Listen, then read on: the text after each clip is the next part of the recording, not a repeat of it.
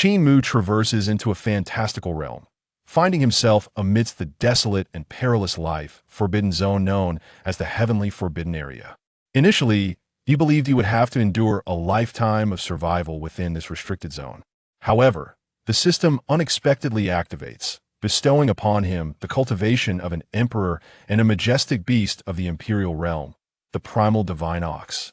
It compels him to recruit disciples, fortifying the forbidden zone and establishing it as the preeminent power across the heavens. By accepting the fated child as a disciple, he is rewarded with 2 imperial guardians. By taking in a peerless Empress as a disciple, he receives a volume of the 9 transformations celestial method and 10 kinds of divine materials of the imperial realm. By accepting the reincarnation of a Sword Immortal as a disciple, he is granted the celestial method of the reincarnation sword cannon. For every disciple he recruits, Qin Mu is rewarded with an abundant supply of divine resources and treasures. After taking in several disciples, the mention of the Heavenly Forbidden Area sends shivers through the hearts of all who speak of it. The Heavenly Forbidden Area is indeed the supreme domain of the heavens. Have you heard? The gatekeepers of the Heavenly Forbidden Area are all emperors. What does that matter? The 9 disciples of the Lord of the Heavens each possess terrifying power capable of dominating the world. That Lord of the Heavens, Qin Mu, is indeed fearsome beyond measure. It is said that merely to avenge his disciples, he flattened the reincarnation sea, another life forbidden zone, with a single palm strike. An ancient ancestor from certain sacred land declared, "My greatest wish in this life is to be accepted into the heavenly, forbidden area. Even if it is merely to serve as a humble janitor, I would be content."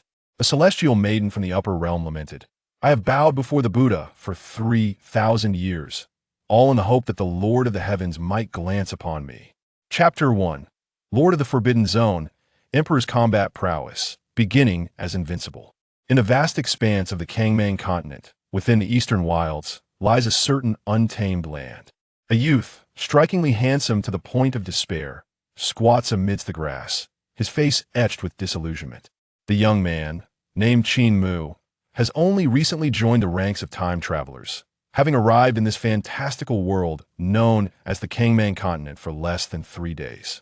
Yet, just as Qin Mu believed he could shed his past life as a mere beast of burden and rise as a distinguished time traveler, and as he envisioned a glorious ascent, treading upon geniuses and embracing divine maidens on his path to the pinnacle of life, reality dealt him a crushing blow.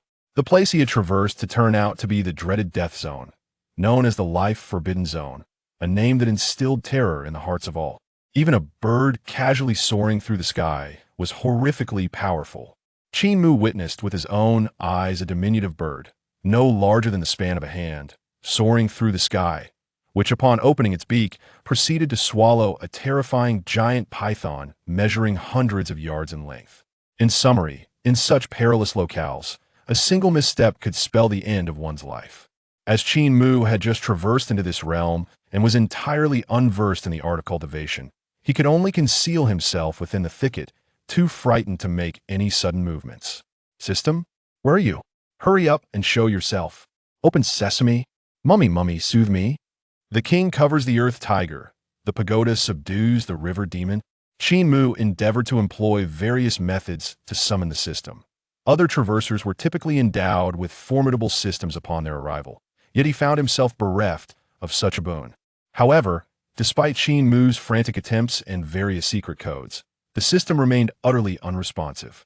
"Hey, with my short temper, if you don't show yourself soon, I swear I'll give up on life." Qin Mu was incensed. If that useless system refused to appear, then he might as well cease to exist. Just as Qin Mu was about to leap from a thicket and engage in a reckless assault on any fearsome beast, such as the thunderbolt divine tiger or the 9-headed lion that happened to pass by, a flustered voice from the system finally resonated in his ears. "Host, do not be so hasty to embrace death. It was my fault." The traversal consumed an inordinate amount of the system's power, and it has only just recovered. It was not intentional neglect towards the host. Upon hearing the system's cautious explanation, Qin Mu paused in his tracks. Since the bonded system had revived, he certainly could not relinquish his life so easily. "System, what utility do you provide?" Qin Mu squatted in the thicket, preparing to investigate the capabilities of his system. This system is the supreme sect system of the myriad realms, capable of assisting the host in establishing the strongest power in the universe. Upon establishing a faction, the host must recruit disciples widely to strengthen the sect. This system will also periodically issue various tasks to the host. Completing these tasks will yield substantial rewards, and rest assured, there will be no penalties for failure. Satisfied with the system's assurances, Qin Mu retracted the foot that was poised to step out of the thicket. If this dog system dared to threaten him with penalties for failing tasks, he might as well end it all right now. By the way, system, given my current predicament, where am I supposed to establish a sect? Qin Mu remarked with a pout. In such a terrifying place, he feared that merely taking a few steps outside would lead him to become excrement for some fearsome beast awaiting digestion. Where could he possibly establish a sect? After analysis, this system determines that the host is currently situated in the upper celestial forbidden zone of the eastern wilds on the vast continent. The upper celestial forbidden zone was originally the dwelling place of supreme taboo beings above the 9 heavens of the vast continent. But after the demise of the supreme beings, it fell into ruin and plummeted from the heavens to the eastern wilds. Considering the host's present situation, it is advised that the host immediately inherit the life forbidden zone upper celestial and become its master. Upon becoming the master of the upper celestial, the system can grant the host a beginner's reward package, aiding him in overcoming the current dangers. What are we waiting for? I shall immediately inherit this upper celestial forbidden zone and become its master. Upon hearing of the rewards, Qin Mu hesitated not for a moment and decisively chose to claim the upper celestial forbidden zone, eager to secure his rewards first. After all, the system had just indicated that the original sovereign of the upper celestial had perished. Thus Qin Mu harbored no fear of retaliation. Ding! Detection confirms the host has become the master of the upper celestial forbidden zone. Task initiated. Ding! The host is requested to recruit disciples widely to strengthen the upper celestial forbidden zone. The system will assist in transforming it into the most powerful force among the myriad realms. Ding! The host task is commenced. Beginner's reward package being distributed. Ding! Congratulations to the host for receiving an unlimited realm enhancement card. Purple. Ding! Congratulations to the host for receiving a level 1 sect construction card. White. Ding! Congratulations to the host for obtaining the Imperial Realm Celestial Beast, the Wild Divine Bull. Ding! Congratulations to the host for acquiring the Celestial Grade Vehicle, Celestial King Battle Chariot, Purple. The melodic chimes resonated one after another, leaving Qin Mu utterly entranced. Was this the fabled system reward package? It was simply delightful. Qin Mu first picked up the white level sect construction card and began to examine its description. Level 1 sect construction card. White upon use, it can instantaneously generate a portion of fundamental sect architecture in a designated area. It turns out this is meant for constructing sections. A look of understanding spread across Qin Mu's face as he then grasped the Unrestricted Realm Enhancement card. Unrestricted Realm Enhancement card. Purple upon use, it can instantaneously and permanently elevate the host's strength to the early stages of the Emperor Realm, with no side effects whatsoever. 6. Upon reading the description of this Unrestricted Realm Enhancement card, Qin Mu could hardly contain his elation. To use it and instantly elevate his strength to the Emperor Realm, and without any side effects, this reward is simply extraordinary. The cultivation realms of the vast continent are categorized into 12 stages. Qi Refinement, Foundation Establishment, Golden Core, Nascent Soul, God Transformation, Void Cutting, 10,000 Methods, Celestial Phenomenon, Saint, Great Saint, Saint King, and Emperor. In other words, after utilizing this realm enhancement card, Qin Mu's power would render him invincible across this vast continent. I truly relish this reward. Without a moment's hesitation, Qin Mu activated the realm enhancement card. Instantly, an overwhelming and immeasurable aura surged violently from within Qin Mu. Mortal, Qi Refinement, Foundation Establishment, God Transformation, Saint, Saint King. In merely a breath or two, Qin Mu's strength soared from that of an untrained mortal to the Emperor Realm. Delightful. Feeling the tumultuous power surging within him, Qin Mu imagined that a single punch could obliterate the very stars beyond this vast continent. What truly constitutes invincibility? This is the epitome of an invincible beginning. Finally, he no longer had to hide in the grass as a mere sixth wheel. With newfound confidence, Qin Mu rose from the thicket, unleashing an overwhelming imperial aura that instantaneously rendered a passing purple-eyed, ferocious tiger, nearly 10 feet in length and with fur as white as snow, utterly paralyzed on the ground, its enormous purple eyes reflecting boundless fear and a sense of grievance. The purple-eyed, ferocious tiger was almost frightened to the point of losing control. As a creature dwelling in a life-restricting zone, it possessed an acute sensitivity to aura. It could even sense that the presence of this human before was scarcely inferior to that of the previous sovereign of the heavens. A dignified emperor, yet crouching in the grass to intimidate a harmless little tiger with mere god transformation cultivation. Is this proper etiquette? Chapter 2. The Celestial Beasts of the Imperial Realm, the Chariot of the Celestial King, the First Disciple. At the moment when Qin Mu attained the cultivation of an emperor and released a wisp of emperor's aura, a series of gazes ignited throughout the eastern wilderness domain, all directed towards the heaven's forbidden zone, their expressions rife with astonishment and uncertainty. Heavens, this is the aura of an emperor. Hasn't the forbidden existence within this life-constricting zone already passed into eternal rest? Even the forbidden zone itself has plummeted from the ninth heaven. How can there still be the presence of an emperor's aura? The existence of such an aura signifies that this life-constricting zone is beyond our reach. Swiftly notify the experts within our clan. We must not entertain any further designs on this life-constricting zone. The aura of an emperor foretells that this era shall not be tranquil. Within the entire eastern wilderness, countless supreme powerhouses were plunged into shock and bewilderment by the emperor's aura emitted by Qin Mu. Meanwhile, within the celestial forbidden zone, Qin Mu was observing a divine bovine before him. This was a colossal old bull, its entire body resplendent in golden fur. Even its two horns appeared as if forged from pure gold. Wild primordial divine bull, celestial beast, possessing an unparalleled noble bloodline, currently at the emperor's realm. Noticing Qin Mu's scrutiny, the old bull gracefully stepped forward, lowering its head to gently lick the palm of Qin Mu's hand. A celestial beast bloodline? An emperor's strength?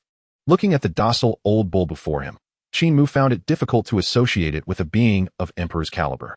At that moment, a purple-eyed divine tiger, previously terrified by Qin Mu's wisp of emperor's aura, seemed to regain some strength and attempted to stealthily slip away. However, in its escape, it inadvertently brushed past the wild primordial divine bull, inadvertently rousing its attention. The wild primordial divine bull lifted its head slightly, snorted disdainfully at the purple-eyed tiger, and made no further movement. With a mere glance, that purple-eyed divine tiger at the transformation realm was instantly petrified, collapsing to the ground without a trace of breath. Qin Mu observed the lifeless purple-eyed divine tiger and nodded slightly. With just a gaze, he had effortlessly dispatched a creature of the transformation realm. This wild primordial divine bull was indeed terrifying. Naturally, Qin Mu was elated to acquire such a formidable steed. He stroked the bull's horns and joyfully declared, "Since you are entirely golden, I shall name you Old Huang." Mu. Upon receiving its name, Old Huang appeared pleased, nudging Qin Mu's palm as if to express its delight. Shifting his gaze from Old Huang, Qin Mu's attention was drawn to another object nearby. It was an ancient war chariot, crafted from an unknown material. The surface of the chariot bore numerous scars, remnants of weapons assaults, such as cuts from blades, gashes from swords, and marks from axes. The chariot's weathered exterior seemed to recount tales of glorious battles from yesteryears. Atop the chariot rested an ancient throne, exuding an aura of unrivaled nobility. It was as if those who could ride in this war chariot were truly supreme beings. Chariot of the Celestial King, a vehicle for the supreme beings during their travels. Whereupon their passage, all shall bow down, weaving through myriad phenomena, and all beings shall submit. Marveling at the exquisite and unparalleled ancient war chariot before him, Qin Mu was filled with joy. This chariot far surpassed any luxury vehicle like the BBA of his previous world. What were luxury cars? When compared to this unmatched ancient war chariot, they were but mere trifles. What a delightful bounty this was. Qin Mu nodded in satisfaction, convinced that the system he had received was quite remarkable. Starting with the cultivation of an emperor, he was inherently invincible. Moreover, he had acquired a divine bovine steed of emperor's realm and an even more prestigious chariot for his travels. It was as if a young cow was flying on an airplane, soaring to the heavens, just as Qin Mu was reveling in his acquisitions. The system's voice echoed once more in his ear. Ding!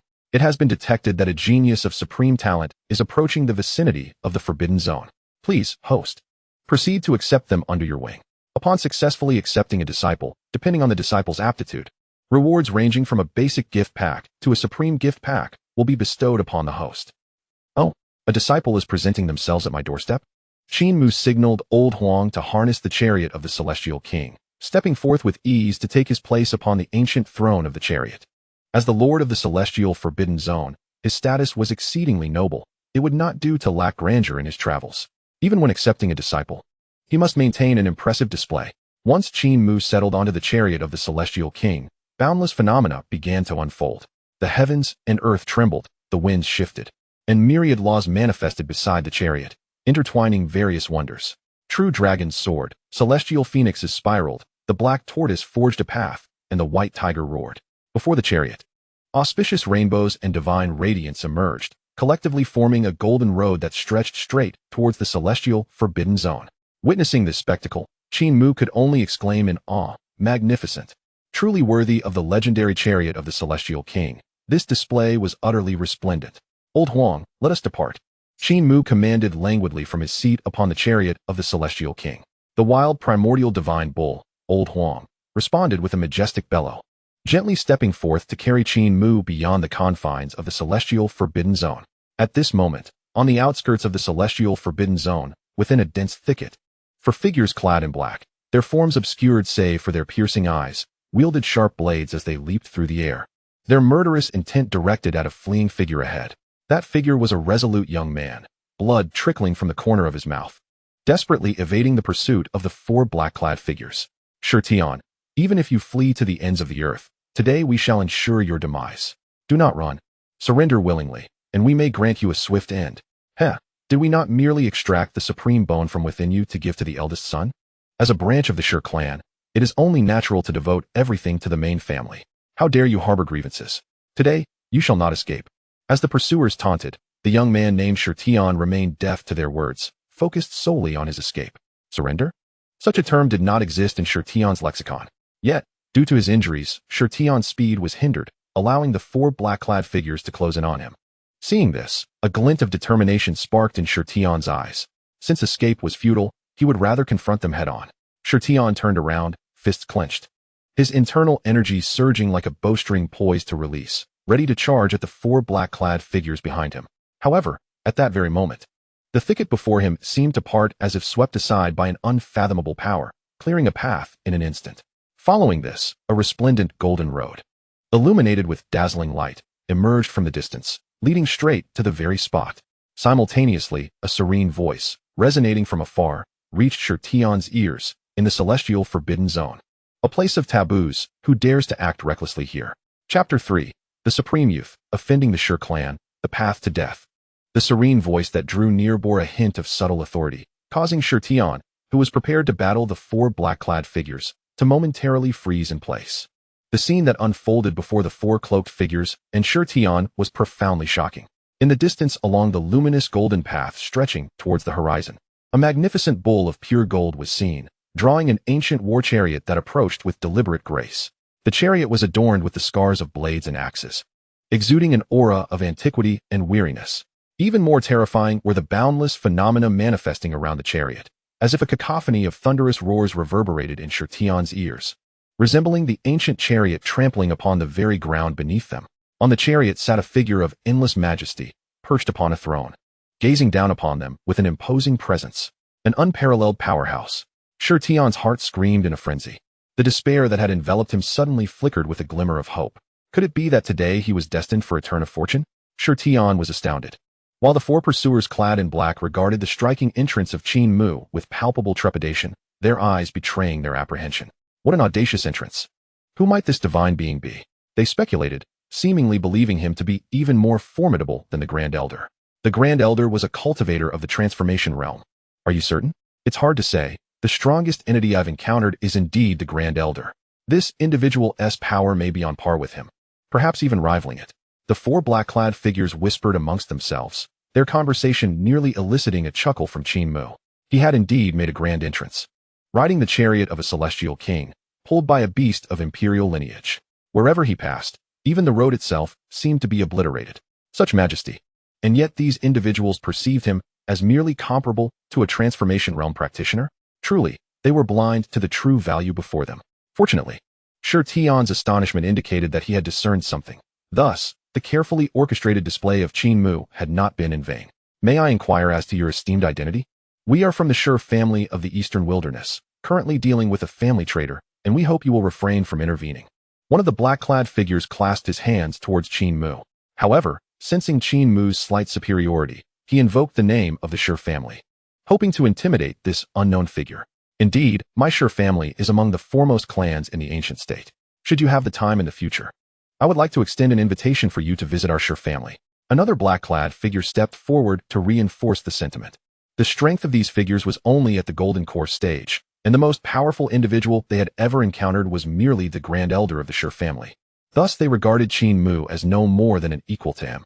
It was akin to an ant confronting a dragon. The ant could only sense the dragon's might, yet was utterly oblivious to the insurmountable chasm that lay between them. Qin Mu paid no heed to their words.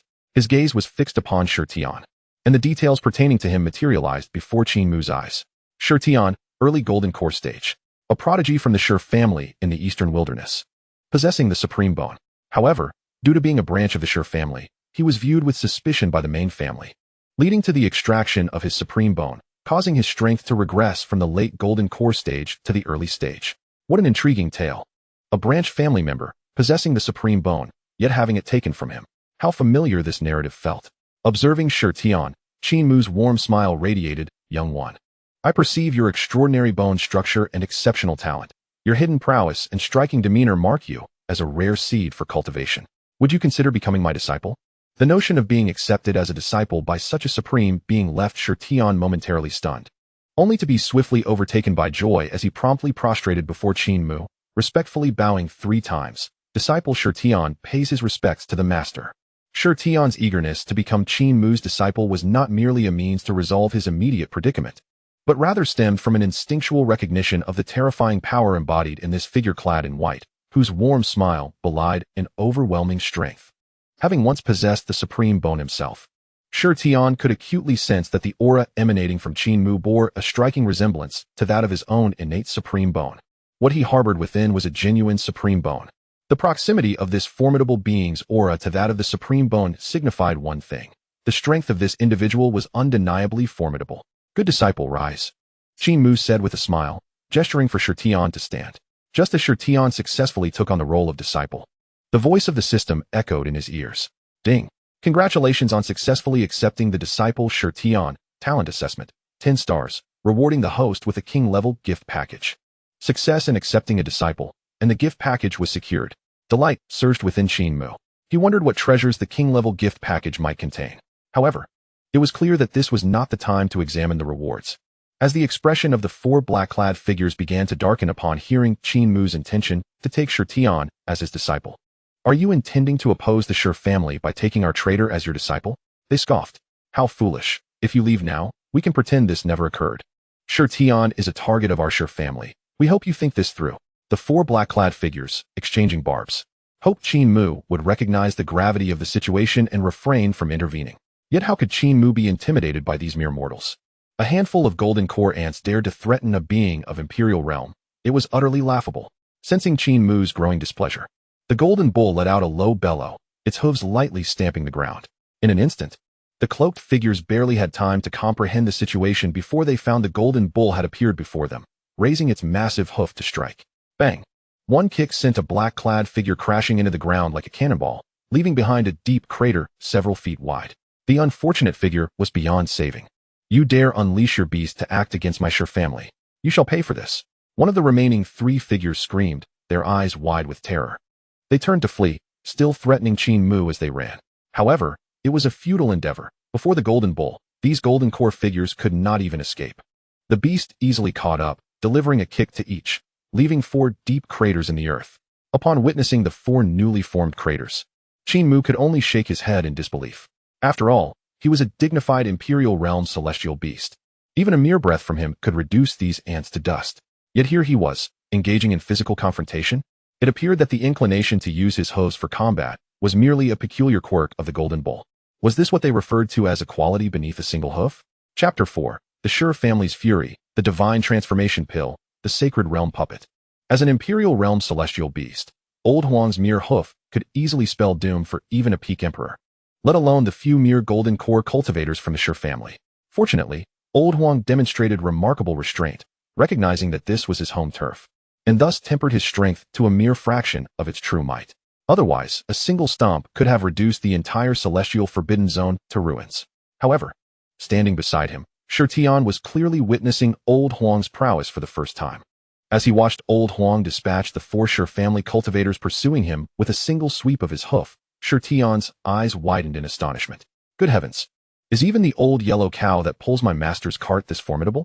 It seems my decision to become a disciple was indeed the right one. Xianxian rejoiced inwardly. Who wouldn't desire a powerful master? Now, witnessing the terrifying strength of the very cow that serves his master, Xianxian realized that his master's power was likely even more unfathomable. Disciple, come with me. Qin Mu smiled at Xianxian, having finished dealing with the 4 Shi family cultivators. Before he could inquire about his master's teachings, Xianxian could not help but ask, "What is the name of our sect?" "I hail from the celestial forbidden zone, and I am the sovereign of the celestial realm." Qin Mu replied with an air of tranquility. "The celestial forbidden zone? The sovereign of the forbidden zone?"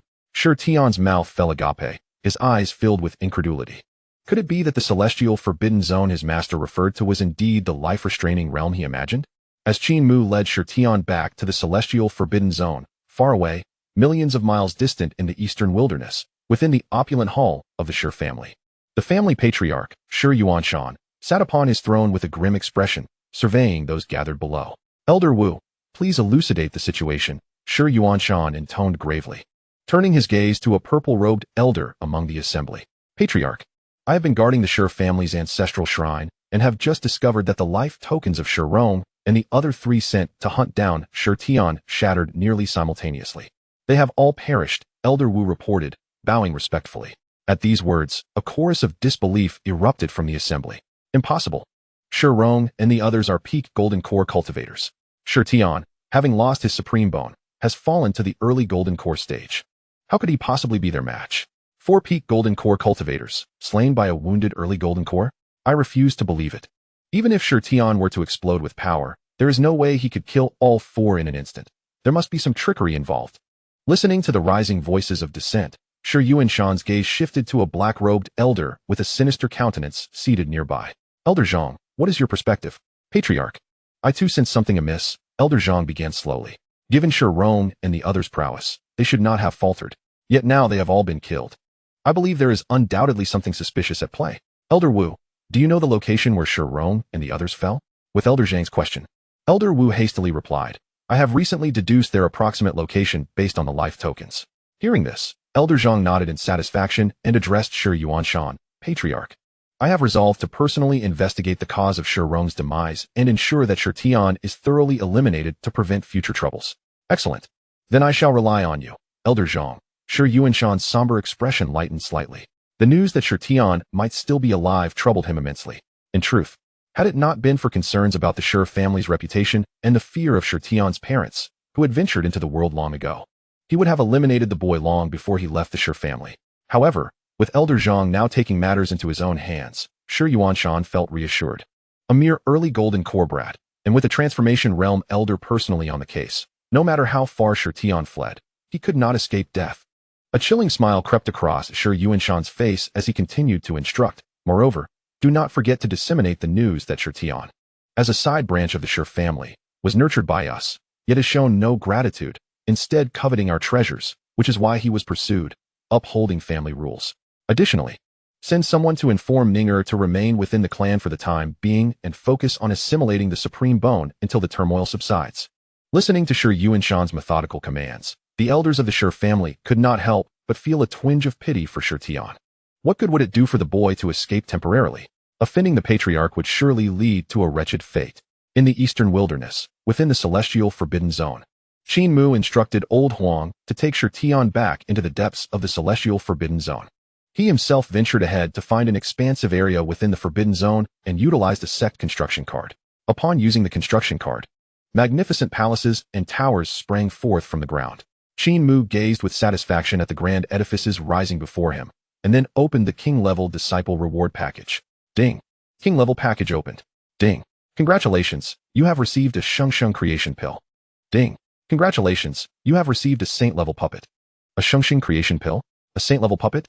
Qin Mu's heart stirred as he eagerly examined the rewards. The first reward was a pill the size of a longan, exuding a rich fragrance. Xianxiang creation pill, a treasure of the great saint level. When consumed by cultivators below the saint realm, it can gradually eliminate all internal injuries and ailments, rapidly restoring the body. This pill could heal all injuries for cultivators below the saint realm, rendering it useless to him. However, his first disciple, Xianxian, had just had his supreme bone extracted and bore hidden injuries. This xianxiang creation pill would be perfect for aiding his recovery. Qin Mu had been fretting over what suitable gift to present Xianxian upon his acceptance as a disciple. Now, bestowing this xianxiang creation pill upon him was quite fortuitous. With a smile, Qin Mu tucked the pill away and turned his attention to the second reward. It was a humanoid puppet, roughly the size of an ordinary person. Its body a deep black, standing silently nearby. Saint-level puppet, capable of unleashing peak saint-level combat power, absolutely loyal to its master. Simply infuse it with spiritual energy to issue commands. A puppet capable of wielding peak saint-level power? This reward was rather impressive. Qin Mu nodded in satisfaction. Although he had already attained the Emperor realm and had no need for protection, the nascent celestial forbidden zone required such a puppet to help safeguard it. After all, as the sovereign of the celestial realm, his status was exalted, and it was unthinkable for him to attend to every matter personally. With this saint-level puppet, he would have a reliable assistant. Qin Mu stepped forward, channeling his spiritual energy into the saint-level puppet. In an instant, the black puppet seemed to come to life, respectfully kneeling on one knee before Qin Mu, awaiting his command. From now on, you shall be responsible for guarding the entrance of the celestial forbidden zone. Qin Mu casually instructed, pointing to a nearby gate inscribed with the characters for celestial. In the nascent establishment of the celestial forbidden zone, there was a pressing need for a sentinel. Employing a saintly realm puppet to guard the entrance of this sacred domain would certainly preserve the dignity of the celestial forbidden zone. Chapter 5. The Rules of the Celestial Realm. Revenge is inevitable. The Stone Clan strikes. When the venerable Lao Huang arrived with Xianxian, Qin Mu had already completed all the necessary arrangements. Gazing at the sprawling complex of sect buildings before him, Xianxian couldn't help but express a look of astonishment. He had not anticipated that the desolate wilderness beyond the dense forest would reveal such a hidden paradise. This land, indeed, belonged to the celestial realm. Qin Mu pointed towards one of the edifices, declaring, "That shall be your abode." "Master, I understand," Xianxian nodded, acknowledging his comprehension. However, his gaze soon drifted toward the imposing black puppet station before the gates of the celestial hall, and with a hint of curiosity, he inquired, "Master, what is this?" Merely a puppet tasked with guarding the celestial forbidden zone, Qin Mu waved it off nonchalantly. "Should anyone dare to wreak havoc within our domain, he shall handle it accordingly." Upon hearing Qin Mu's casual tone, Xianxian's expression shifted to one of gravity. He understood that, given his master's unwavering confidence, this puppet must possess extraordinary power, far beyond the mundane. With an enigmatic master, the formidable Lao Huang, and this powerful and mysterious puppet at his side, Xianxian felt an overwhelming sense of gratitude for his recent decision to join the celestial forbidden zone. Undoubtedly, aligning himself with such a potent and enigmatic force was a privilege of the highest order. By the way, Qin Mu seemed to recall something, snapping his fingers, causing a fragrant pill to gracefully descend into Xianxian's palm. "This is the life-rejuvenating elixir, capable of healing all your internal injuries and ailments. Once consumed, your wounds will mend in no time."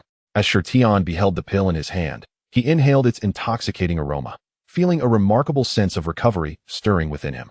He immediately realized that this life-rejuvenating elixir was indeed an extraordinary treasure. "Thank you, Master," Xianxian exclaimed, kneeling in gratitude. Ever since the supreme bone had been extracted from his body, his injuries had remained unresolved. He had been troubled about how to heal. But now his master had bestowed upon him such a miraculous remedy. With this elixir, he was certain of a swift recovery. "Shi Ning, Shi Yuanshan, and the Shi clan. Prepare yourselves. The grievances of the past will be repaid in full." Xianxian's heart raced with excitement.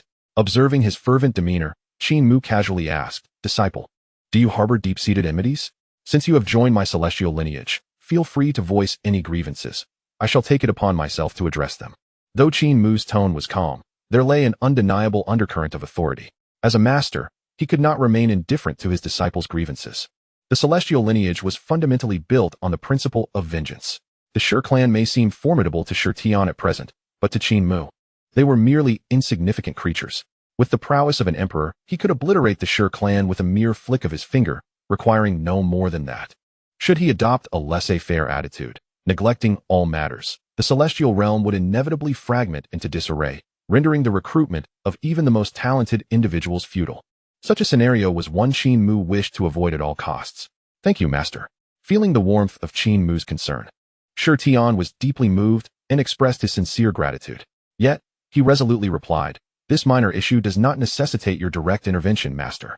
I wish to resolve it myself." Despite having the backing of his master, Shi Tian was determined to confront his grievances with the Shi clan independently. Very well, Qin Mu acquiesced to Shi Tian's insistence. Continuing to advise, "In our celestial lineage, we repay kindness and seek vengeance for wrongs. Pursue your course without fear of provoking anyone, should any troubles arise. I will stand as your shield and advocate. Life and death are but trifles. If one refuses to yield, then fight. Kindness must be repaid, and vengeance must be exacted. Treat your allies with the warmth of spring, yet be as unyielding as winter towards your foes." These were the principles Qin Mu established for the celestial lineage. Should anyone dare to bully his sect, he would not hesitate to obliterate both the aggressor and their backing forces with ease. Such was the arrogance bestowed upon him by his imperial might, a testament to his unparalleled strength. Upon hearing Qin Mu's commanding words, Shi Tian felt an even deeper sense of gratitude. Within the Shi clan, he had witnessed countless displays of human treachery and the caprices of fate. Not even the closest of kin, such as fathers and sons, were exempt from betrayal and conflict. Yet now, having just entered his master's fold, he was met with such profound care. Indeed, he had chosen the right master. After respectfully bidding farewell to Qin Mu, Shi Tian made his way to his residence, consumed the life-rejuvenating elixir, and commenced his recuperation. Upon ingesting the pill, he was astounded to discover that not only were his internal injuries rapidly healing, but an ethereal force of rejuvenation surged within the space where the supreme bone had been extracted, as if a new supreme bone were on the verge of forming. Shi Tian, not daring to delay, focused intently and began his arduous path of recovery and cultivation. One day later, at the periphery of the celestial forbidden zone, within a dense forest, the Grand Elder of the Shi clan, Xianxiao, led several clan members to this location. According to the shattered command tile S instructions, the site where Shi Rong and others had perished should be here. The fifth elder surveyed the surroundings and reported to the Grand Elder, "Indeed, this appears to be the place. You all disperse and search for any signs of battle," Xianxiao instructed, nodding in acknowledgement. The remaining Shi clan members promptly scattered to investigate. Before long, a startled cry echoed, "Grand Elder, I have found the body of Shi Rong, and the remains of Shi Zhuang, and the others are here as well." Upon hearing this, Xianxiao swiftly appeared beside the Shi clan member. Gazing at the gaping pits in the ground and the pitiful remains of Shi Rong and the others lying within, Xiao's pupils constricted before fury surged within him. "Cursed be it! Who dares commit such an atrocity? To slaughter my Shi clan sons, what audacity!" Xiao was seething with rage. Not only had they slain Shi Rong and the others, but they had also tortured them in such a horrific manner. Even more despicable was the fact that the corpses of Shi Rong and the others lay within these very graves. Were these prepared pits meant for their burial? Such a brazen act was a blatant disregard for the Shi clan. Fuming with wrath, Xiao unleashed a powerful aura, rendering the nearby Shi clan members silent and breathless, afraid to even dare to exhale. Yet at that moment, from within the nearby forest, a languid mooing sound resonated. As Xiao turned his gaze, he beheld an ancient bovine with lustrous golden fur, leisurely swaying its tail while grazing on the verdant grass. Chapter 6. The Grand Elder's Demise, a New Disciple. The leisurely bovine in the forest was none other than Lao Huang. Upon returning to the celestial forbidden zone, Qin Mu had granted Lao Huang the freedom to roam. Old Huang, possessing the cultivation of the imperial realm, felt no threat from the wild exotic beasts within the forbidden zone. By mere coincidence, he encountered the members of the Stone clan, who had come seeking vengeance. A magnificent golden divine bull caught the eye of a stone cultivator, who gazed greedily at old Huang, leisurely grazing. Such an extraordinary creature, if tamed, could serve as a mount or in other capacities, undoubtedly bringing immense prestige. As the esteemed elder of the Stone clan, a formidable cultivator at the transformation realm, he could not help but feel a surge of excitement, contemplating the lack of a worthy steed for his journeys. The other stone warriors nearby could not contain their admiration. A bull entirely cloaked in gold must be an exceptional wild exotic beast. What a tremendous opportunity. Had it not been for the elder's presence, they would likely have never encountered this golden divine bull. Undoubtedly, this was a fortuitous encounter for the elder, listening to the flattering remarks of his companions. The elder felt his spirits lift. Ah, fortune favors the bold. Since this golden bull has crossed paths with me today, it is destined to be mine. Very well. Let me demonstrate my prowess in taming this divine beast. With a gleeful chuckle and a stroke of his beard, the elder leapt into the air, soaring towards old Huang. Mu? Old Huang, who was blissfully chewing on grass, turned to see an elderly human approaching and was filled with confusion in his large bovine eyes. Good bull, why linger in this wild forest? Come with me, and I shall grant you a life of luxury and splendor. With a beaming smile, the elder reached out to touch old Huang, blissfully unaware of the impending danger. Mu. As the unfamiliar human elder reached out, old Huang's expression shifted to one of fury. Normally docile, he only exhibited such behavior before Qin Mu. Who was this audacious creature daring to touch him? Enraged, old Huang raised his hindquarters and delivered a powerful kick towards the elder. The strike of an imperial realm beast, even if delivered casually, was beyond the resistance of a mere transformation realm cultivator. The elder had scarcely registered the threat before he found himself at the bottom of a pit. The overwhelming pain coursing through his limbs made him gasp, nearly crying out in agony. It hurt immensely. However, just as he opened his mouth to scream, he was met with darkness overhead. A colossal bovine rear appeared above him, followed by a generous plop of warm, fresh dung landing squarely on his face. Guh. The elder's vision faded to black. His demise was anything but peaceful. The existence of an imperial realm being rendered even a pile of dung capable of effortlessly dispatching a lowly transformation realm cultivator. Mu. After relieving himself, old Huang felt quite refreshed, flicked his tail, and departed, not sparing a glance at the elder still trapped in the pit. Silence enveloped the forest as the remaining stone warriors stood petrified, gazing at the pit where their elder lay, trembling and unable to utter a word. After a prolonged silence, the fifth elder mustered the courage to approach, peering cautiously into the pit. Upon a mere glance, he could not suppress his gaze, retching as he exclaimed, "The elder is dead. The elder has passed away in excruciating agony. Now I understand how those pits came to be," another stone warrior murmured. Previously, the corpses of Shi Rong and others had also been found in similar pits. At that time, they had wondered who could be responsible. It appears the original culprit was none other than this old Huang bull. What shall we do next, fifth elder? Should we continue searching for Shi Tian? One of the warriors asked, swallowing hard as his gaze shifted to the fifth elder. With the elder's death, the fifth elder naturally became the pillar of support for the remaining stone warriors. What to do? We must hasten back to inform the clan. Without hesitation, the fifth elder declared, promptly leading the charge back through the dense forest. This place was far too terrifying. He genuinely feared that old Huang might return and deliver a similar kick to him. The fifth elder was not afraid of death, but meeting the same fate as the elder would be a fate worse than death. Seeing the fifth elder flee in a panic, the remaining stone warriors exchanged glances, scrambling to follow suit. As they fled, they contemplated how they would explain the elder's sudden demise upon returning to their clan. Would they say the elder was kicked to death by a golden bull? Or would they shockingly reveal he had drowned in excrement? Or perhaps, they would spin the unbelievable tale of the elder's encounter with a golden bull? In an instant, various narratives formed in their minds. They understood that their accounts would undoubtedly attract the attention of many within the Stone Clan, making them the center of attention. The clan members had come with great fervor, only to retreat in disarray. Meanwhile, deep within the Forbidden Zone, Qin Mu gazed contentedly at Shi Tian's residence, a look of satisfaction gracing his face. He could see that after consuming the life-transforming pill, Shi Tian's internal injuries and hidden ailments were not only healing rapidly, but a new supreme bone appeared to be slowly forming in his chest, likely more powerful than the one he had previously possessed. Excellent, excellent. Qin Mu nodded in approval. It brought him joy to witness his disciple's exceptional progress as a mentor. Just as he took delight in observing Shi Tian's growth, the melodious sound of the system chimed in his ear once more. Beep. A genius of unparalleled talent is approaching the Forbidden Zone. Please await the host's preparation to accept them as a disciple. Upon successful acceptance of the disciple, rewards ranging from a beginner's package to a supreme package will be granted based on the disciple's potential.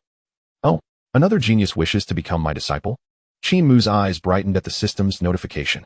This second prospective disciple was promising, arriving without him needing to venture out in search. He could not help but wonder what background and talent this new disciple might possess. As anticipation brewed within him, Chapter 7, The Body of Misfortune, a Maiden Seeks Apprenticeship. Shi Tian's predecessor? Outside the Forbidden Zone, a young girl clad in a white dress quietly approached, her gaze fixed downward. Tall and graceful, her youthful visage bore a hint of innocence, yet her dark, glistening eyes shone with unwavering determination. This must be the forbidden zone, in this lifetime. I will surely succeed in becoming Xianxia's disciple. The girl bit her lip, her beautiful eyes reflecting her steadfast resolve. Her name was Qinxia. Though she was merely 17, she harbored a monumental secret within her heart. She did not belong to this era. Rather, she hailed from 10,000 years hence. Qinxia was originally born on the vast continent a millennium into the future, endowed with a rare and extraordinary constitution known as the Body of Calamity. From the moment of her birth, she possessed a unique trait that, to ordinary cultivators, would undoubtedly be a momentous boon, propelling them along their path of cultivation far beyond their peers. However, Qinxia's Body of Calamity was an exception. This particular constitution was one that all beings on the vast continent dreaded and sought to avoid. Those who bore this physique were perpetually surrounded by misfortune from the instant they entered the world. They might choke on water, be crushed by a boulder that seemingly fell from the sky while walking, or perish unexpectedly during cultivation due to a sudden bout of madness. Such improbable calamities were inconceivable to ordinary individuals, yet they were a constant threat to the bearers of the Body of Calamity. Consequently, few who bore this physique survived to maturity. Most perished at a tender age. Even more terrifying was the legend that this Body of Calamity not only cursed the individual, but also those around them. To live in close proximity to a bearer of this physique meant enduring various misfortunes, akin to being marked by the heavens as a solitary star of disaster. Qinxia had lived her life in the shadow of her calamity. Despite her utmost caution, she had encountered death-defying crises more than once. Yet she managed to narrowly escape each time. However, as Qinxia continued to grow stronger, the power exuded by her Body of Calamity seemed to intensify, ushering in even more perilous misfortunes. Initially, Qinxia had contemplated ways to mitigate the threat posed by her Body of Calamity, perhaps by joining a powerful sect, where the multitude of strong practitioners could help suppress the calamity within her. Yet this endeavor ended in utter failure. She inadvertently brought misfortune upon the sect, which soon succumbed to various calamities and met its demise. Thus, Qinxia became increasingly wary of interacting with anyone, refraining from extending kindness, lest she bring misfortune upon those who drew near. Due to the peculiar nature of her Body of Calamity, Qinxia was regarded as a harbinger of disaster across the vast continent, prompting all to shun her. Just as she began to accept the futility of her predicament, a glimmer of hope emerged. During an expedition into a supreme secret realm to contend for a coveted treasure, Qinxia encountered a senior named Xianxian. Initially, she aimed to intimidate him with the threat of her calamity. However, the senior Xianxian displayed no fear whatsoever. The calamities she summoned appeared to dissipate before him, rendered powerless, and he posed no threat to him at all. Subsequently, Qinxia was unsurprisingly defeated by Xianxian. She was astonished. It was the first time she had encountered someone completely immune to the calamity of her physique. She vividly recalled the imposing words he had spoken. A body of calamity? Before my lineage of the celestial heavens, all paths must bow. What is a mere calamity? Those domineering words left an indelible impression on Qinxia, reigniting her hope. Perhaps there truly existed someone capable of subduing the misfortunes within her. Xianxian, the celestial heavens. After departing from the secret realm, Qinxia resolved to seek out Xianxian and the celestial heavens. Alas, during her pursuit, the calamity within her erupted violently, summoning a thunderstorm that far exceeded her current realm, leading to her demise amidst the tempest. Upon regaining consciousness, Qinxia discovered that she had returned to her youthful days and had arrived in the vast continent a millennium prior. In this new life, the singular thought occupying her mind was to locate the senior Xianxian, who was immune to her body of calamity, and find his celestial heavens. After all, enduring countless years in solitude had proven unbearably lonely. Xianxian was now her sole hope for resolving her corporeal affliction. Qinxia prepared herself. Should Xianxian and the celestial heavens prove unable to alleviate her calamity, she would withdraw into the wilderness and never reemerge. With such hope in her heart, Qinxia scoured the world and ultimately uncovered information pertaining to the celestial heavens within the eastern wilderness.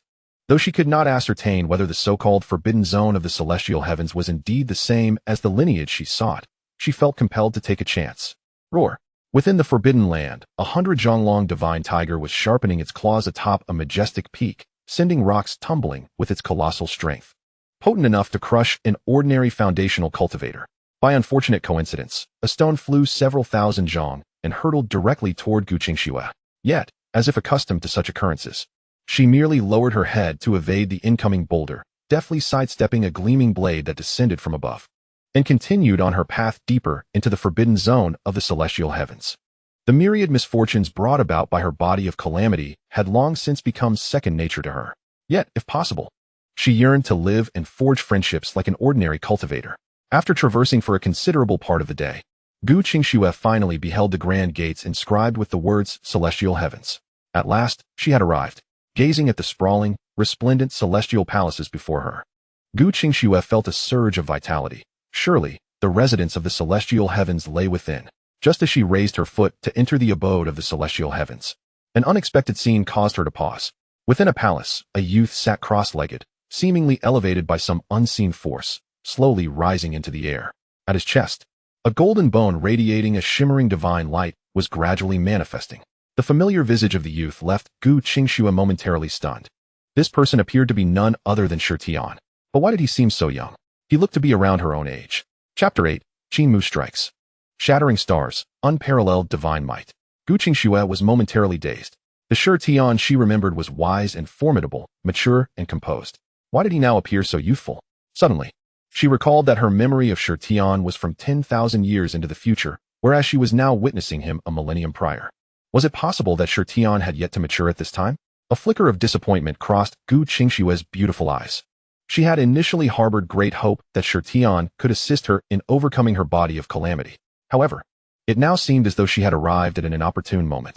Hee, little girl, what brings you to my abode in the celestial heavens? Just as Gu Qingxue wallowed in her disappointment, a gentle voice resonated beside her. She trembled at the sound, only to find a man clad in white robes, exuding an ethereal quality, smiling at her. Greetings, senior, Gu Qingxue said, unable to discern the depth of this man's cultivation, and thus she offered a slightly reserved greeting. Qin Mu gazed upon the young maiden before him, as an intriguing message materialized in his mind. Gu Qingxue, late stage of foundation establishment, possesses a body of misfortune, which easily invites calamity upon herself and those around her.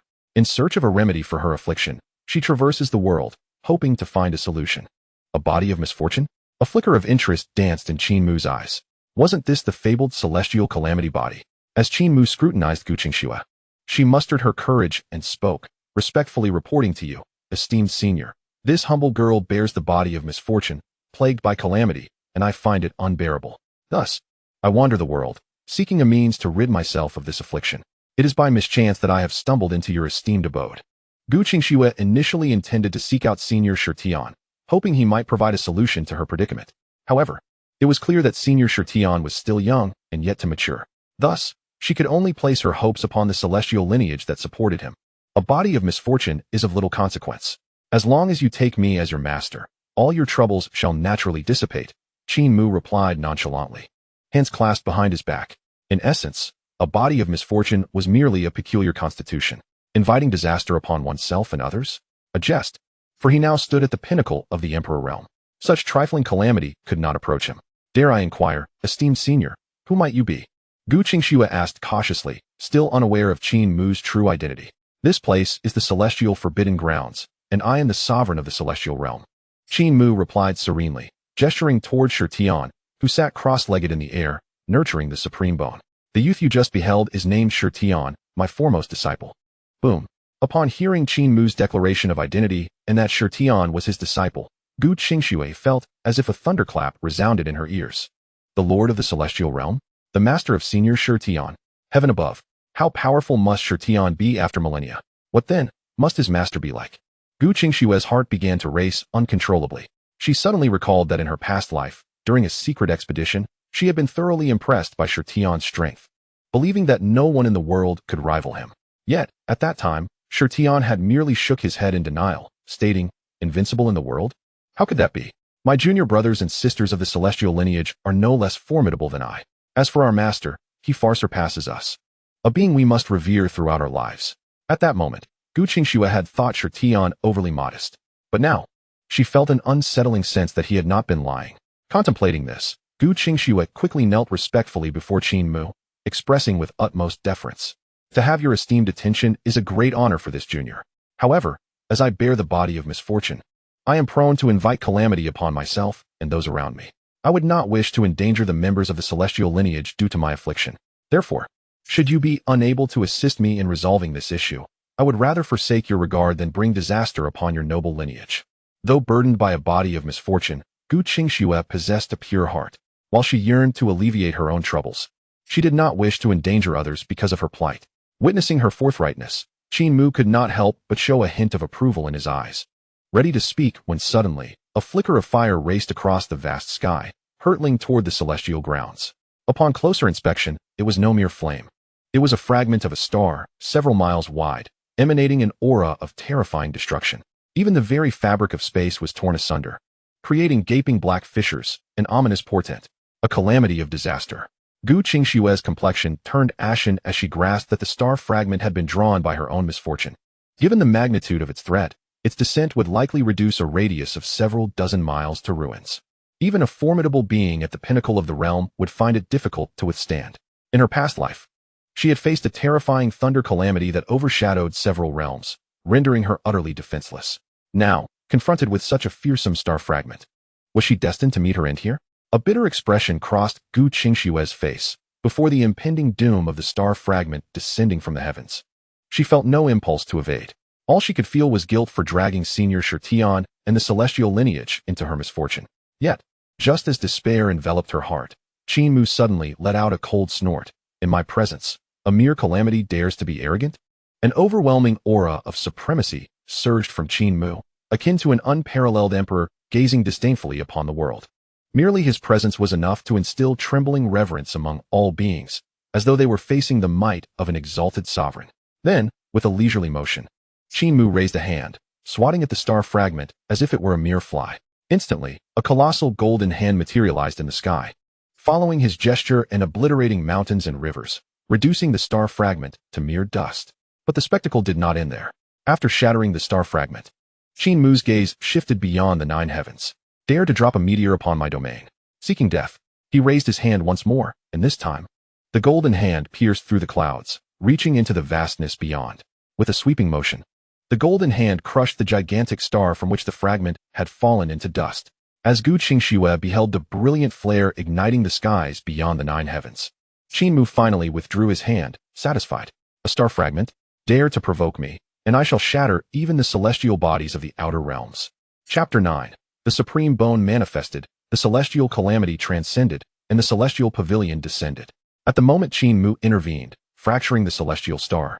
Across the vast and desolate continent, in several life-threatening zones that sent shivers down the spines of myriad beings, cold and indifferent gazes ignited, all directed toward the east wilderness. It seemed that the source of the disturbance was the celestial forbidden grounds. Oddly enough, had not the beings within already perished? To display such supreme might merely to obliterate a celestial star. What could this mean? Was it a show of force, or an announcement of the emergence of a new sovereign in the celestial forbidden grounds? Let it be, mused a voice resonating with unparalleled authority, as divine thoughts intersected in the void before falling into silence, devoid of any further turbulence. Within the celestial forbidden grounds, Gu Qingxue's mouth fell agape, her eyes fixed upon the heights of the 9 heavens, filled with astonishment. With just a single strike, not only had the fragment of the celestial star been reduced to dust, but even the very star itself had been obliterated? Just how terrifying was this lord of the celestial realm? At this moment, Gu Qingxue realized just how absurd her previous misconceptions had been. It was laughable to think that she had been despairingly awaiting death in the face of the fragments of the foreign celestial body. Who could have imagined that this lord of the heavens possessed such terrifying power, with such an immensely formidable master at her side? What did her ill-fated body's misfortunes amount to? In the presence of this lord of the heavens, they were likely nothing more than a mere slap away. If the future ascendant Shirtian was considered a pillar of support, then this lord of the heavens was undoubtedly a pillar of pillars. What choice could she possibly make? Was there any room for hesitation? With this thought, Gu Qingxue cast aside all doubt and promptly knelt before Qin Mu, bowing her head 3 times. Disciple Gu Qingxue pays respects to the master. As she pledged her allegiance, the melodious sound of the system notification echoed in Qin Mu's ears. Ding! Congratulations on successfully accepting Disciple Gu Qingxue. Talent assessment, 10 stars. Reward for the host, 1 king-level gift package. Haha, good disciple, rise. Qin Mu said with a satisfied nod, gesturing for Gu Qingxue to stand. The second disciple acceptance task was accomplished. After rising, Gu Qingxue gazed at Shirtian, who was still seated in the air, unable to restrain her curiosity. Master, what is the senior brother doing? Just moments ago, she had been puzzled, observing that Shirtian, sitting cross-legged in midair, did not appear to be in a state of cultivation. Your senior brother is nurturing a new supreme bone, Qin Mu replied with a smile. The effects of the life creation elixir were indeed formidable, judging by Shirtian's current state. He would soon be able to utilize its astonishing medicinal power to regenerate a new supreme bone. Supreme bone? Gu Qingxue gasped. She had heard that only prodigious talents endowed with supreme constitutions could possess such a thing. Such beings were exceedingly rare, appearing only once in a millennium across the vast continent. It was no wonder that her senior brother, a millennium hence, would be so powerful. Gu Qingxue's beautiful eyes sparkled as she focused on Shirtian, who was enshrouded in an aura of transformation. The golden bone in his chest radiated light, with resplendent runes continuously rising from it, evolving and intertwining on its surface. Countless brilliant runes transformed into dazzling crystalline towers and then into ethereal swords that emitted an indomitable aura, ringing with a resonant chime. As these runes evolved, the golden bone became increasingly transcendent and sacred, shining like a small sun. A terrifying aura, capable of suppressing the heavens and the earth, gradually manifested within that golden bone. At this moment, Shirtian abruptly opened his eyes, and the golden bone in his chest released a streak of white celestial radiance, akin to a flying sword cleaving through the heavens, vanishing into the distant sky. The new supreme bone was complete. Peering within at the golden bone in his chest, Shirtian could hardly contain his excitement. He had thought that after losing the supreme bone, he would forever be estranged from it. Who could have anticipated that merely a few days later, he would regenerate a new supreme bone within himself? Moreover, he sensed that this newly formed supreme bone was even more formidable than the one that had been taken from him. The various terrifying powers contained within would require him to explore and comprehend them gradually. Having regained the supreme bone, now even stronger, Shirtian could not help but let out a howl of elation, expressing his joy. At the same time, he was filled with immense gratitude towards Qin Mu. Without the life creation elixir bestowed by his master, how could he have so easily healed his injuries and regenerated a new supreme bone within himself? All credit was due to his master. Overwhelmed with emotion, Shirtian promptly descended from the sky, eager to find Qin Mu and express his thanks. As he touched down, he spotted his master standing nearby, smiling at him, accompanied by a peculiar-looking girl in white. Instantly, a large question mark appeared in Shirtian's mind. Where did this white-clad girl come from? However, in a fleeting moment, he recollected, oh no, did my earlier display of emotion not go unnoticed by my master and this girl? His face flushed with embarrassment as he realized he might have made a fool of himself. Steeling himself, Shirtian approached Qin Mu respectfully, saying, Master. Qin Mu nodded in approval at his eldest disciple, Shirtian. The life creation elixir not only healed Shirtian's injuries, but also restored his strength to the pinnacle of the golden core realm while nurturing a new supreme bone. This was undoubtedly due to the elixir's extraordinary effects, but it was also inseparable from Shirtian's unrivaled talent. As for Shirtian's earlier lapse, Qin Mu understood completely. Who hasn't experienced youthful folly? Shirtian, this is my newly accepted disciple, Gu Qingxue. From today forth, she shall be your junior sister, Qin Mu introduced, gesturing towards Gu Qingxue. Having been absent for merely 2 days, Qin Mu had already taken on another disciple. Upon hearing his master's words, Shirtian looked up, curiosity piqued, and examined Gu Qingxue closely. With grace, Gu Qingxue returned the greeting, junior sister Gu Qingxue, greetings to senior brother. Cough, cough, Shirtian acknowledges junior sister. And junior sister is most courteous, Shirtian replied somewhat awkwardly, his demeanor causing Gu Qingxue to chuckle. Who could have predicted that the mature and formidable Shirtian of a millennium hence was now just a spirited young lad who would become her senior brother? All right, Shirtian. Please take Qingxue around the vicinity of our celestial residence to familiarize her with the surroundings and teach her the customs of our lineage. I shall take my leave for now.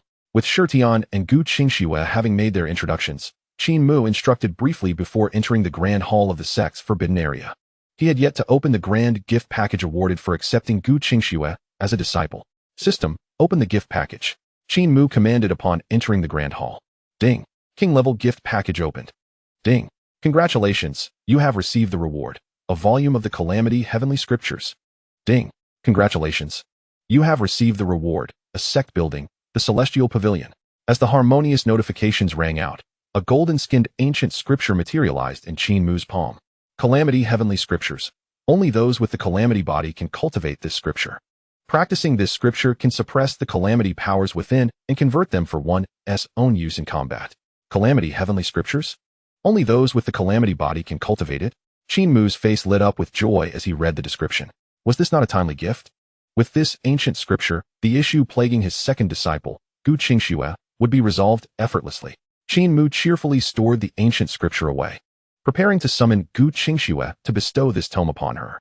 Unexpectedly, Shi Tian and gu xianxia arrived simultaneously to pay a visit. Master, while I was taking my junior sister on a tour of our celestial residence, I suddenly discovered a peculiar pavilion appearing within our domain. Shi Tian eagerly reported as they entered the grand hall of the sect. A suddenly emerging strange pavilion? It must be the Xian pavilion awarded by the system. Qin Mu replied calmly, a smile gracing his lips. No need to be alarmed. It is indeed my handiwork. Both Shi Tian and gu xianxia were left speechless. The unexpected appearance of the ethereal pavilion had startled them, prompting their hasty report to Qin Mu. Now, with the revelation that it was his creation, Shi Tian felt a wave of understanding wash over him, marveling at his master's extraordinary methods, which seemed to defy logic. Rising, Qin Mu led Shi Tian and gu xianxia out of the sect's grand hall to stand before the Xian pavilion. In truth, he too was curious about the purpose of this architectural reward from the system. The pavilion was an ancient structure with 9 levels, imbued with an aura of celestial beauty and sanctity. As Qin Mu's gaze fell upon the pavilion, pertinent information materialized before him. Xian Pavilion, a building of the 7 Stars sect. It contains the Lake of 10,000 Paths, divided into 9 levels. Disciples of the sect may enter the various levels of the Lake of 10,000 Paths according to their cultivation, using spiritual energy as bait to fish for insights into the myriad paths. A glimmer of interest illuminated Qin Mu's face as he absorbed this description. This Xian Pavilion seemed to hold considerable significance. This is a place for you to cultivate insights, prepared by your master. Come inside with me. Qin Mu beckoned with a smile, inviting Shi Tian and gu xianxia to enter the pavilion. Upon stepping inside, they felt as if they had transcended into another realm. The space within the pavilion was vast, revealing a shimmering lake that glowed with 9 vibrant hues. At the center of this lake, a staircase led to the next level. Suspended above the water's surface, the trio stood aboard a small boat, gently drifting across the resplendent lake. Master, what is this place? Shi Tian and gu xianxia exchanged astonished and puzzled glances, taken aback by the vastness concealed within the seemingly modest 9-story pavilion. Their confusion stemmed from their lack of understanding regarding the nature of the 9-colored lake and how it could facilitate their cultivation. Their gazes instinctively turned to Qin Mu, awaiting his elucidation. Chapter 10, Celestial Phenomena, the Demon Rock, the Might of the Holy Puppet. With a slight smile, Qin Mu remained unperturbed. Having gleaned the specific function of this place from the pavilion's introduction, he addressed his disciples. Pay attention, my apprentices. He calmly extended a hand over the boat's edge, gathering spiritual energy that transformed into a fishing line and bait, descending into the depths of the 9-colored lake. Before long, the line began to tremble. Qin Mu lifted his hand, and a small fish, radiant with fiery red hues, emerged. Wandao fish, path of fire, a rare species dwelling solely in the Lake of 10,000 Paths, embodying the principles of myriad paths. Consuming it grants instantaneous enlightenment regarding related doctrines. Consume it. Qin Mu offered the fiery red fish to Shi Tian, gesturing for him to eat it. Trusting his master implicitly, Shi Tian did not hesitate. He accepted the fish and promptly tossed it into his mouth. In a miraculous turn of events, the ethereal fish transformed into a fiery stream of light that entered Shi Tian's body. A surge of warmth ignited within him, and he was astonished to discover that his comprehension of the path of fire had deepened significantly. Consuming this extraordinary fish grants enlightenment of the myriad principles. Shi Tian marveled. No wonder his master had named this sect edifice the Xian Pavilion. What they were fishing for in this 9-colored lake was not merely fish, but profound insights into the myriad paths. With 9 levels in total, the ability to grasp such insights from just the first level's Wandao fish left Shi Tian in awe of the potential awaiting him at higher tiers. He dared not contemplate further. He simply knew that this Xian Pavilion was indeed a transcendent realm, worthy of being revered even among the most prestigious sects as a treasured asset.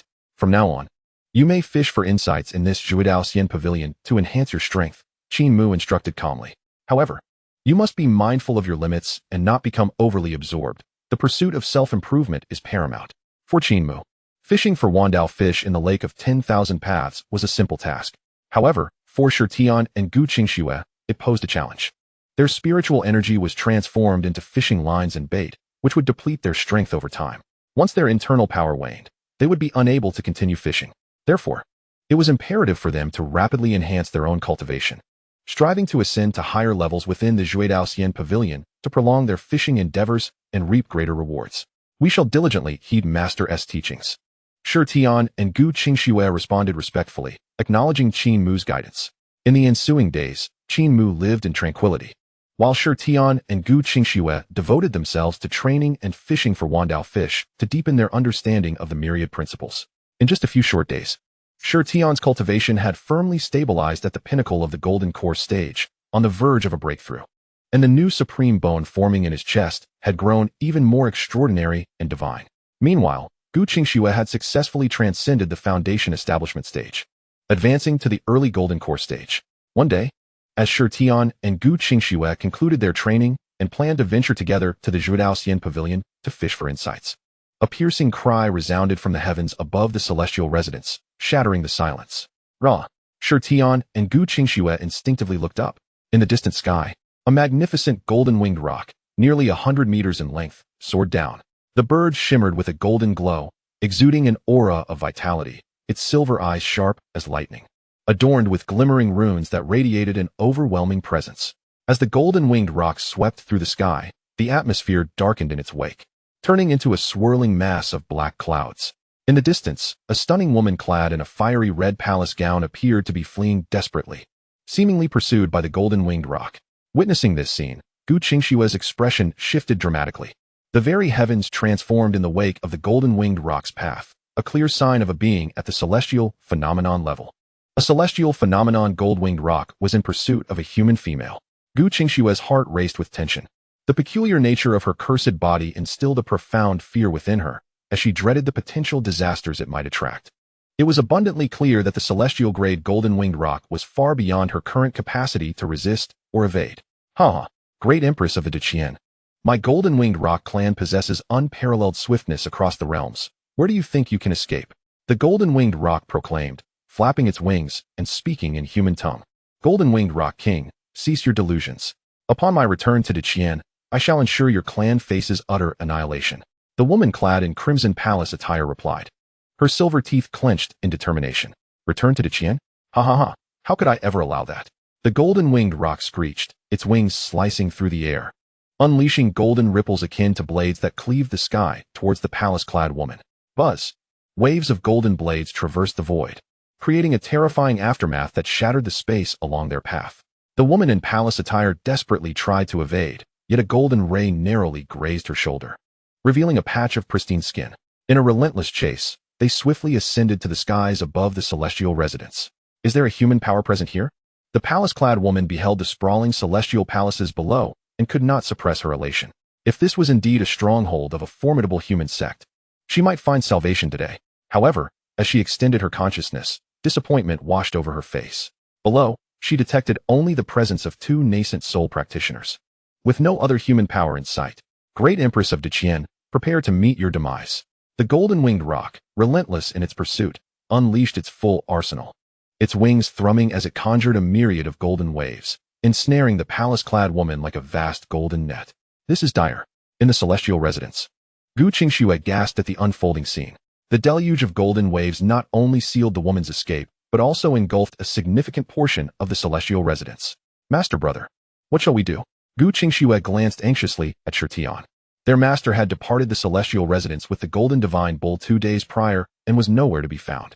How could they withstand the onslaught of a celestial-grade demon king? Do not panic, junior sister. Despite Gu Qingxue's evident distress, Shi Tian remained composed. He offered her a reassuring smile before bowing slightly to a dark-hued puppet standing quietly at the side. It is all in your hands, esteemed elder. This dark puppet was the sacred realm sentinel that Qin Mu had previously stationed at the entrance of the celestial residence. Consider it my duty. The sacred realm sentinel's voice was cold and hoarse, devoid of any emotion. In the next moment, the sentinel extended its hand towards the heavens. Boom! An astonishing scene unfolded before Gu Qingxue's eyes. As the sentinel moved, boundless spiritual energy surged forth, manifesting an enormous dark hand that spanned thousands of feet. The sky darkened. The colossal hand obscured the heavens, effortlessly blocking the golden rays unleashed by the golden-winged roc. The razor-sharp golden beams, capable of rending space, could not stir even a ripple against the dark hand, which remained unscathed. Not only did the dark hand easily extinguish the onslaught of golden rays, but it also descended upon the golden-winged roc with the force of a mountain, much like the Buddha's 5 Fingers Mountain. Chapter 11. The Demise of the Roc. The enchanting Empress, and unceasing shockwaves. The golden-winged rock trembled, taken aback that its attack had been effortlessly thwarted. Yet, upon sensing the overwhelming aura emanating from the gigantic dark hand, it was consumed by terror, for it detected the unmistakable scent of death and annihilation. Howl! The Rock King screeched, beating its wings in an attempt to escape the impending doom of the colossal palm. However, its efforts appeared utterly futile beneath the immense hand. With a slow yet deliberate grip, the dark hand crushed the golden-winged rock as easily as one would squish a chick. Boom! The Rock King fell from the heavens, its carcass crashing to the ground, sending up a cloud of dust. The woman in crimson palace attire stood in stunned disbelief, gazing at the fallen body of the golden-winged rock, feeling as though she were caught in a dream. Just moments ago, she had believed she would not escape the clutches of the rock's pursuit. Yet, in the blink of an eye, the tide had turned. Not only was she unharmed, but the very demon king that had hunted her had been obliterated in a single stroke. Such a stark contrast plunged her into profound shock. Meanwhile, below in the celestial residence, Xianxiaaudiobooks was equally astounded. She could scarcely fathom that this seemingly unremarkable dark puppet, which had guarded the entrance since her arrival, possessed such immense power. A celestial-grade demon king had been dispatched with such ease. It was evident that this dark puppet, casually assigned to guard the celestial residence by their master, would stand as a formidable presence even among the great sanctuaries. Just how powerful was the lineage of the celestial residence? Xianxiaaudiobooks' heart raced with astonishment and gratitude, silently vowing to cling to her master's formidable support, no matter the cost. After dispatching the golden-winged rock, the dark puppet returned to its original motionless stance, standing like a mountain at the entrance of the celestial residence. Cough. Cough. I am Luo Bingyao, pursued by the golden-winged rock and inadvertently stumbled into your esteemed domain. I am unaware of where this place is, and what are your names? The woman in the crimson palace gown descended before Xianxiaaudiobooks and Xianxiaaudiobooks, cautiously inquiring, her gaze inadvertently drifting towards the immobile dark puppet, aware that it was the one that had just annihilated the Rock King. This is the stronghold of our celestial residence. I am Xianxiaaudiobooks, and this is my senior brother, Xianxiaaudiobooks. Xianxiaaudiobooks scrutinized the woman named Luo Bingyao warily. One could not deny that despite her name suggesting a chilliness, this palace-clad woman possessed an alluring figure. Beneath the fiery red gown, her form was entrancing, her legs long and graceful, exuding an innate air of pride. The celestial residence? Luo Bingyao searched her mind for any associations with this name, but found none. Nevertheless, she continued, I, having been pursued by the golden-winged rock, inadvertently found my way into your esteemed abode. I am currently injured and unable to move. Might I request a moment of respite to recover? I am the Empress of the Qin dynasty, and upon my return, I shall express my profound gratitude to your esteemed domain. The Empress of the Qin dynasty? Xianxiaaudiobooks had yet to respond, but Xianxiaaudiobooks was already taken aback. As the residence of the Shi family lies within the realm of the Qin Empire, it can be said that the entire Shi clan must heed the commands of the Qin dynasty. Prior to this moment, Xianxiaaudiobooks had merely heard whispers of the illustrious Qin Empress, unaware that her true name was Luo Bingyao. However, as the foremost disciple of the celestial lineage, he would not readily acquiesce to her requests, regardless of her esteemed status. Your Majesty may go wherever you please, but who may enter the celestial domain is a matter solely determined by my master. As my master is currently away, I must kindly request that your Majesty refrain from stepping within the boundaries of our domain, Xianxiaaudiobooks stated calmly. Fear not, I shall not intrude upon your sacred grounds. I merely wish to recuperate here, Luo Bingyao replied with delight. With the imposing and formidable black puppet by her side, she felt a profound sense of security, even without entering the celestial precincts. Witnessing Luo Bingyao meditating respectfully outside the celestial gates, Xianxiaaudiobooks felt it inappropriate to voice any objections. The fate of the Qin Empress was a matter for his master to decide. Disciples, I have returned. A voice resonated from afar, prompting Luo Bingyao to open her eyes and gaze in the direction from whence it came. As she beheld the scene, a profound sense of astonishment welled up within her beautiful eyes. What she saw was a young man clad in white, exuding an extraordinary and ethereal aura, approaching with his hands clasped behind his back. Trailing behind him was a magnificent golden bull, its entire form shimmering in gold, including its horns. However, what truly astonished Luo Bingyao was not the magnificent bull itself, but rather what it towed behind it. A colossal dragon, hundreds of feet long, was bound like a rope to the golden bull, while the other end dragged behind, laden with the carcasses of various ferocious beasts. The remains of a thunderbird with wings nearly 100 meters wide, a yellowish earth dragon resembling a pangolin, and a vibrant striped tiger with a coat of purple fur piled together like a small mountain, all being slowly towed forward by the golden bull. Despite their demise, the ferocious beasts emanated an aura of unparalleled terror and strength. Upon a cursory assessment, Luo Bingyao was astounded to discover that among these fearsome creatures, she sensed several presences rivaling that of the golden-winged Peng King. Heavens! Who is this young man in white? She pondered in disbelief. Could it be that the carcasses dragged by the golden bull are his trophies? The Duchian Empress, Luo Bingyao, found herself enveloped in profound shock. In the next moment, as Shi Tian and Gu Qingxue rushed from the celestial precinct, they revealed the identity of the young man in white to Luo Bingyao. Master! Master! They greeted respectfully before Qin Mu. Master?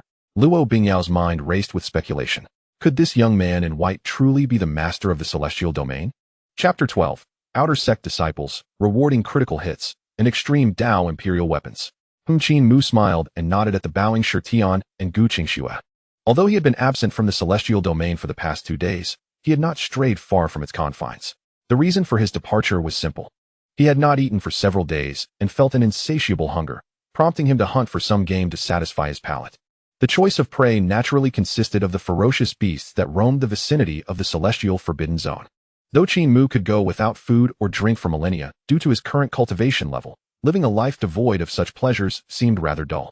These are the spoils from my recent hunts. We shall feast upon them today. Noticing the puzzled expressions on Shi Tian and Gu Qingxue's faces, Qin Mu gestured towards the mountain of beast carcasses behind him with a smile. This revelation left Shi Tian and Gu Qingxue in a state of astonishment. Such formidable and terrifying creatures were merely viewed as sustenance by their master. It was a testament to his extraordinary prowess. By the way, Master, some events unfolded just now. After regaining his composure, Shi Tian hurriedly recounted the recent occurrences to Qin Mu, gesturing towards Luo Bingyao. Master, this is Her Majesty, the Duchian Empress. As Shi Tian pointed her out, Luo Bingyao quickly stepped forward, bowing respectfully to Qin Mu. Junior Luo Bingyao pays her respects to the senior. Despite her elevated status in the Duchian Empire, commanding respect and authority, she dared not display any airs before the young man clad in white. All that Qin Mu had spoken resonated in her ears. To effortlessly hunt beasts of the celestial realm for mere sustenance was beyond her comprehension. This young man, though appearing youthful, might very well be an ancient and formidable entity. Before such a terrifying powerhouse, Luo Bingyao felt compelled to maintain utmost decorum. Qin Mu acknowledged her respectful gesture with a mere nod. He perceived that this woman possessed remarkable cultivation within the myriad realms and, as the Duchian Empress, held sway over her domain. Yet, what significance did that hold in his eyes? To him, a non-disciple of the celestial lineage was akin to an ordinary passerby, deserving little attention. Feeling somewhat awkward at being so casually dismissed by Qin Mu, Luo Bingyao was taken aback. In the Duchian Empire, who would dare belittle her? Yet, faced with Qin Mu's indifference, she could not afford to express any displeasure, fearing it might provoke his ire. Mu, as if sensing that Qin Mu had lingered too long, the golden bull called out and gently nudged Qin Mu with its massive head, its large eyes brimming with anticipation, seemingly eager for the impending feast. Observing the bull's eagerness, Qin Mu couldn't help but feel bemused. Wasn't a cow meant to graze? Why did it seem so keen on meat? However, gazing at the mountain of exotic beast carcasses behind him, Qin Mu suddenly realized a pressing dilemma. Although he had hunted these creatures, he possessed no knowledge of how to prepare them. Which of you is adept in the culinary arts? Qin Mu inquired, looking towards Shi Tian and Gu Qingxue. Culinary arts? Shi Tian and Gu Qingxue exchanged glances, both shaking their heads in unison. This indeed touched upon a blind spot in their knowledge. Seeing their bewildered expressions, Qin Mu felt a headache coming on. His 2 disciples, much like himself, knew only how to eat and not how to cook. What was to be done? Just as Qin Mu was pondering this predicament, Luo Bingyao timidly spoke up. Senior, I have some knowledge of cooking. Oh, you can cook? Qin Mu turned to regard Luo Bingyao for the first time, his eyes lighting up slightly. In that case, I shall entrust these beast carcasses to you. Luo Bingyao eagerly nodded, akin to a chick pecking at grains. She was more than willing to cultivate a good rapport with this mysterious and powerful presence. Amidst her joy, Luo Bingyao could not help but harbor a bittersweet smile within. In the past, she was revered and respected by the world's strongmen solely due to her title as the Empress of Duchian. Yet today, her esteemed title paled in comparison to the prowess of culinary skills. 2 hours passed at the celestial abode. A large pot was set over a roaring flame, filled with meticulously selected beast meat. The meat simmering within was the essence that Qin Mu had extracted from the formidable creatures of the wild. Even the flesh of the recently fallen celestial realm beast, the demon roc, was not wasted. Qin Mu had salvaged portions of its exquisite meat and tossed them into the pot. The multitude of meat chunks piled together exuded a rich essence of life, coalescing into vibrant, auspicious vapors that danced above the pot. Standing beside the cauldron, Luo Bingyao skillfully controlled the heat, adding an assortment of seasonings that intensified the mouth-watering aroma wafting through the air. Before long, the savory broth was finally ready. Qin Mu beckoned the eagerly awaiting Shitian and Gu Qingxua to come forth and indulge, inviting Luo Bingyao to join in the feast as well. As Luo Bingyao took a bite of the delectable meat from the earth dragon, she felt an overwhelming surge of life essence burst within her, a warm current enveloping her, causing her to involuntarily close her eyes in rapture. This was indeed the meat of a celestial realm beast. Its flesh was imbued with a formidable life energy, akin to the legendary flesh of Tang Sung for cultivators, a supreme nourishment. To consume the flesh of a celestial realm beast was an indulgence so extravagant that even the exalted Empress of Deqian had never experienced such lavish treatment. The group feasted heartily, and even the old yellow dog managed to snatch a fair share of meat. In the end, every last morsel of the meat broth was devoured, with not a trace remaining. After the sumptuous meal, feeling the vigorous life essence surging within her, Luo Bingyao bit her silver teeth, her beautiful eyes shimmering with determination as if she had made a significant decision. She respectfully bowed to Qin Mu and said, "Senior, I wish to join the celestial abode and become one of its disciples. I humbly request your permission." This was a decision Luo Bingyao had pondered deeply. The experiences she had just undergone made her acutely aware of the unfathomable strength of this mysterious celestial lineage. Even though she was the Empress of Deqian, being able to join the celestial abode and become a part of it was an unparalleled honor for her. Such a divine opportunity was not one she wished to let slip away easily. At the moment of her earnest plea, a melodious voice echoed in Qin Mu's ears. "Ding! Task to recruit outer disciples has commenced. The host has accepted 2 personal disciples, yet to establish the foremost power in all realms. Fresh blood must be continuously infused to expand the celestial abode. Please recruit the Empress of Deqian under the celestial abode. Upon completion, the reward will be a holy artifact." Recruiting outer disciples? Observing the kneeling Luo Bingyao before him, Qin Mu contemplated. The system's assertion held merit. To elevate the celestial abode into the premier force of all realms, merely accepting a handful of personal disciples would be utterly insufficient. A substantial number of disciples were essential for the rapid flourishing of the celestial abode. This esteemed Empress of Deqian appeared to be an excellent choice. Her cultivation level was inconsequential. What mattered most was her remarkable culinary prowess. By accepting this Empress, he would no longer need to worry about the lack of a skilled chef to prepare ingredients. With this thought, Qin Mu nodded slightly and declared, "Your request is granted. However, considering your age, I can only accept you as an outer disciple." As soon as Qin Mu consented, the pleasant system voice chimed once more. "Ding! Task to recruit outer disciples completed. Reward, a holy artifact. Ding! Congratulations to the host for triggering a rare probability event, resulting in a 10-fold reward. The reward has been upgraded from a holy artifact to a supreme emperor artifact. Congratulations to the host for acquiring the supreme emperor artifact, Tai Wang's sword. A 10-fold reward?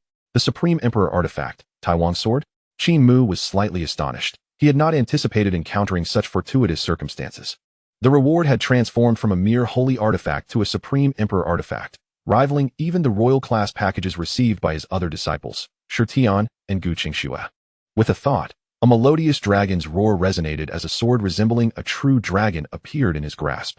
The blade's edge resembled a dragon's head, its patterns akin to dragon claws, and the hilt mimicked a dragon's tail.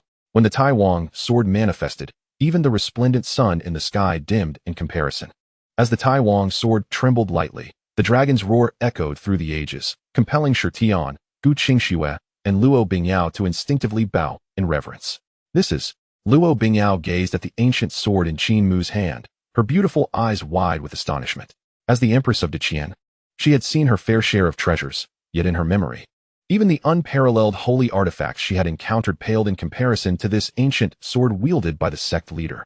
Grasping the supreme emperor's sword, Qin Mu felt an urge to test its might, and casually swung the Tai Wang sword toward the sky.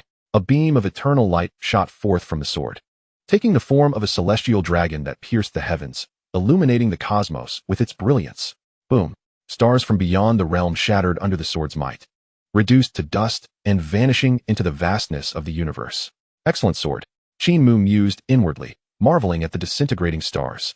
Indeed, it was a supreme emperor artifact. Wielding it was a delight. Meanwhile, Gu Qingxue, witnessing her master cleave the stars, immediately speculated whether her calamity physique was at play again, attracting fragments of the shattered stars. Her master's actions were likely a preemptive measure to avert the impending disaster. With that thought, admiration filled Gu Qingxue's gaze as she looked at Qin Mu.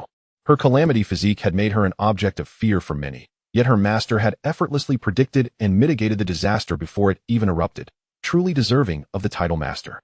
After a brief display of the Taiwan sword's power, Qin Mu contentedly sheathed the Emperor's sword. Meanwhile, Luo Bingyao, still kneeling, quickly prostrated herself, exclaiming, "To be accepted as an outer disciple by you, senior, is already an immense honor for me.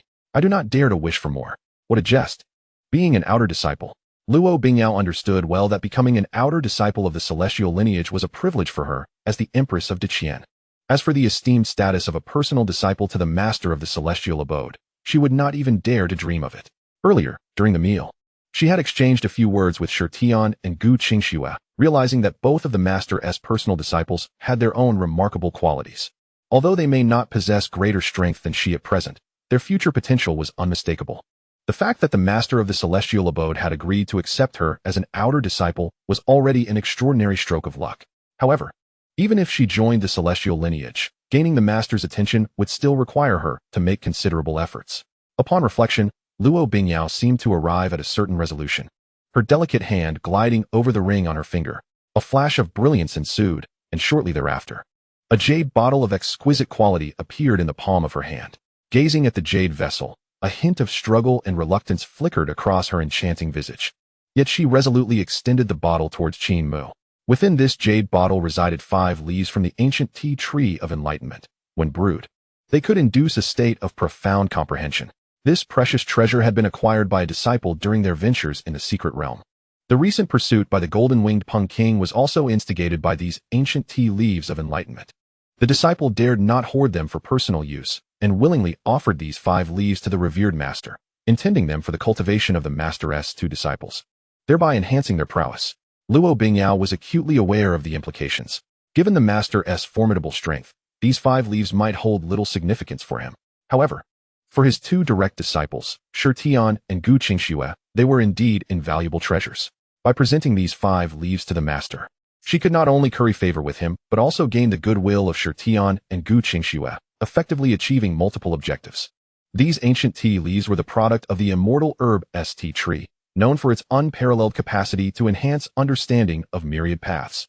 The moment a cultivator consumed them, their insights would flourish, rendering them a supreme treasure. This was evidenced by the relentless pursuit from the golden-winged Peng King, which underscored the immense value of these leaves to practitioners across various clans. Upon hearing Luo Bingyao's words, Shitian and Gu Qingxue leaned in with curiosity to glimpse the jade bottle she held. Ancient tea leaves of enlightenment, such a divine artifact, of which they had only heard but never seen, was now before their very eyes. As they focused intently, they beheld 5 translucent leaves, adorned with intricate patterns, resting serenely within the petite jade bottle, emanating an ethereal aura of myriad pathways. However, after a brief inspection, their interest waned. Despite the leaves' rarity, such treasures were not uncommon in the celestial realm. Within the Dao fishing pavilion, one could effortlessly fish for myriad path fish, whose effects were nearly identical to those of the ancient tea leaves. The sheer abundance of these path fish in the myriad lake far surpassed the value of the 5 leaves. Their initial curiosity stemmed from never having encountered such leaves before. Now that they had, their intrigue dissipated.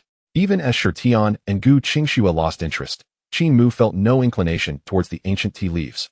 Indeed, even the entire tea tree held little allure for him at this moment.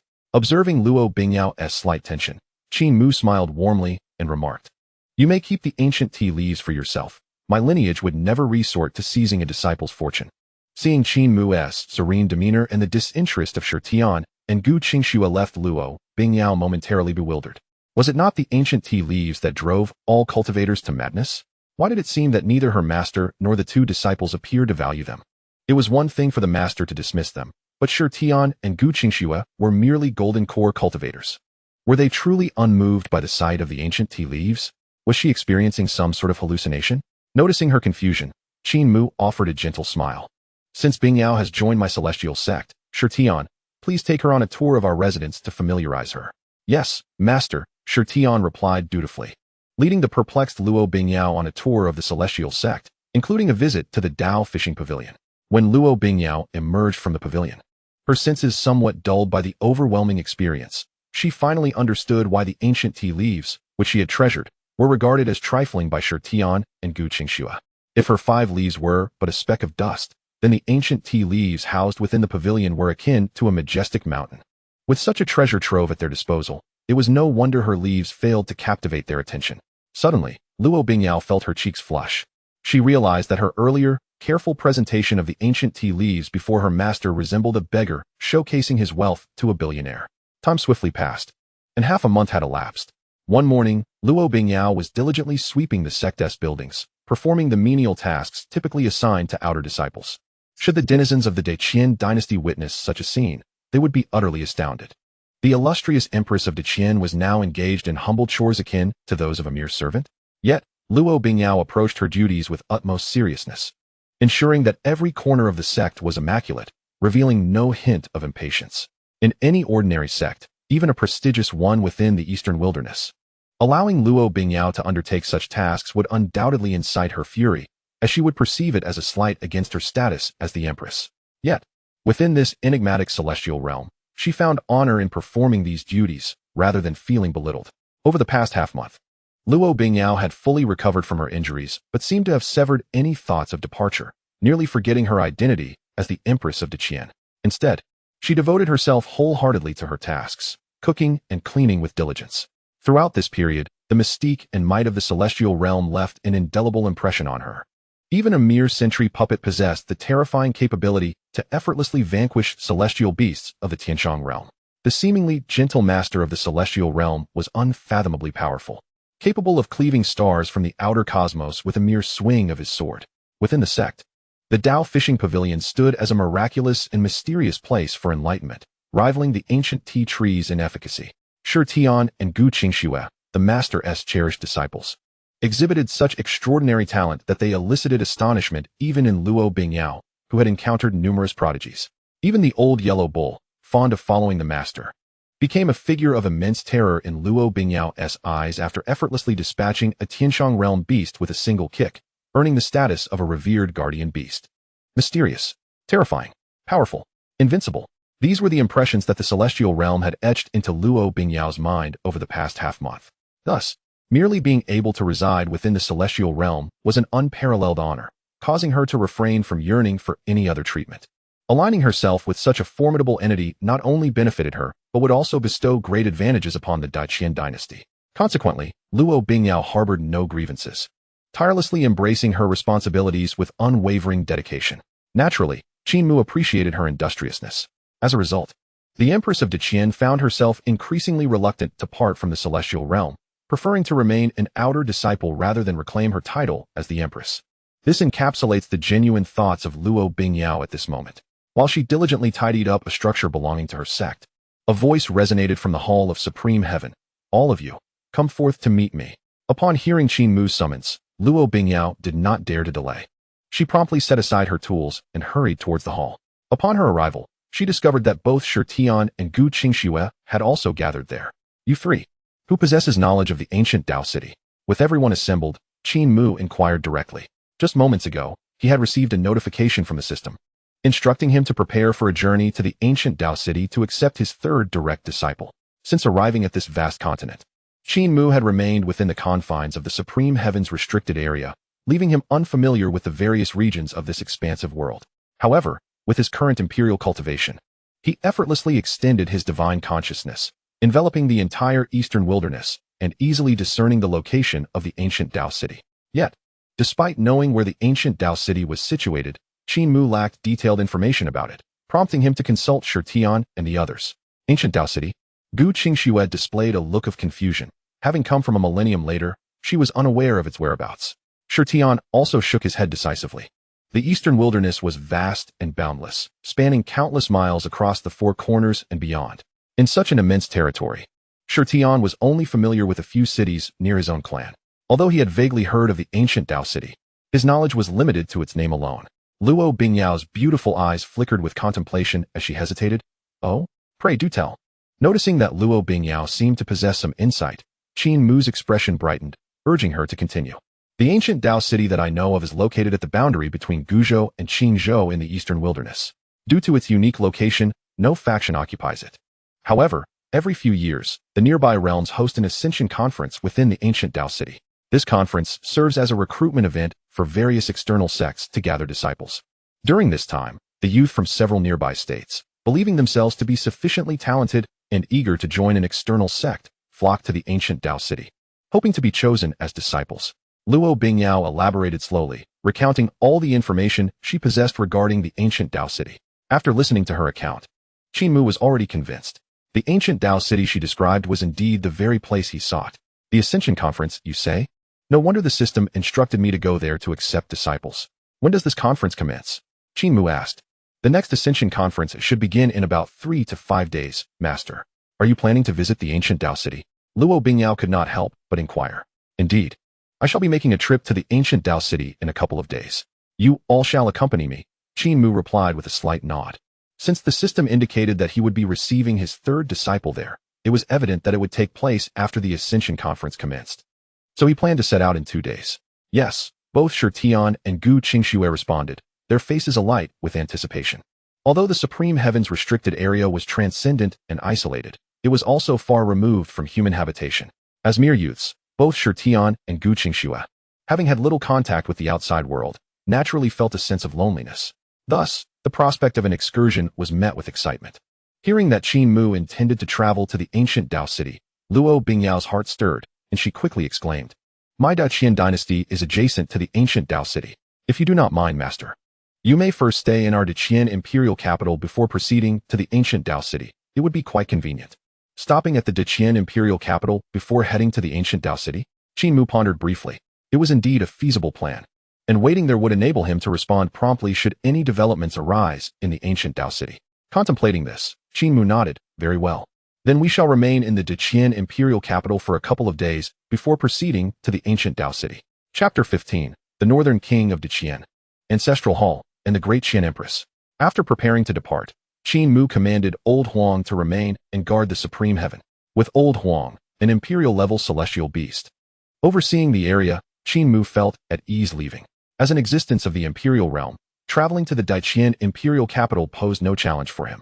Once his divine consciousness spread forth and pinpointed the location of the Daqian imperial capital, he simply took a step forward, and in an instant, the mountains and rivers of the world fell behind him.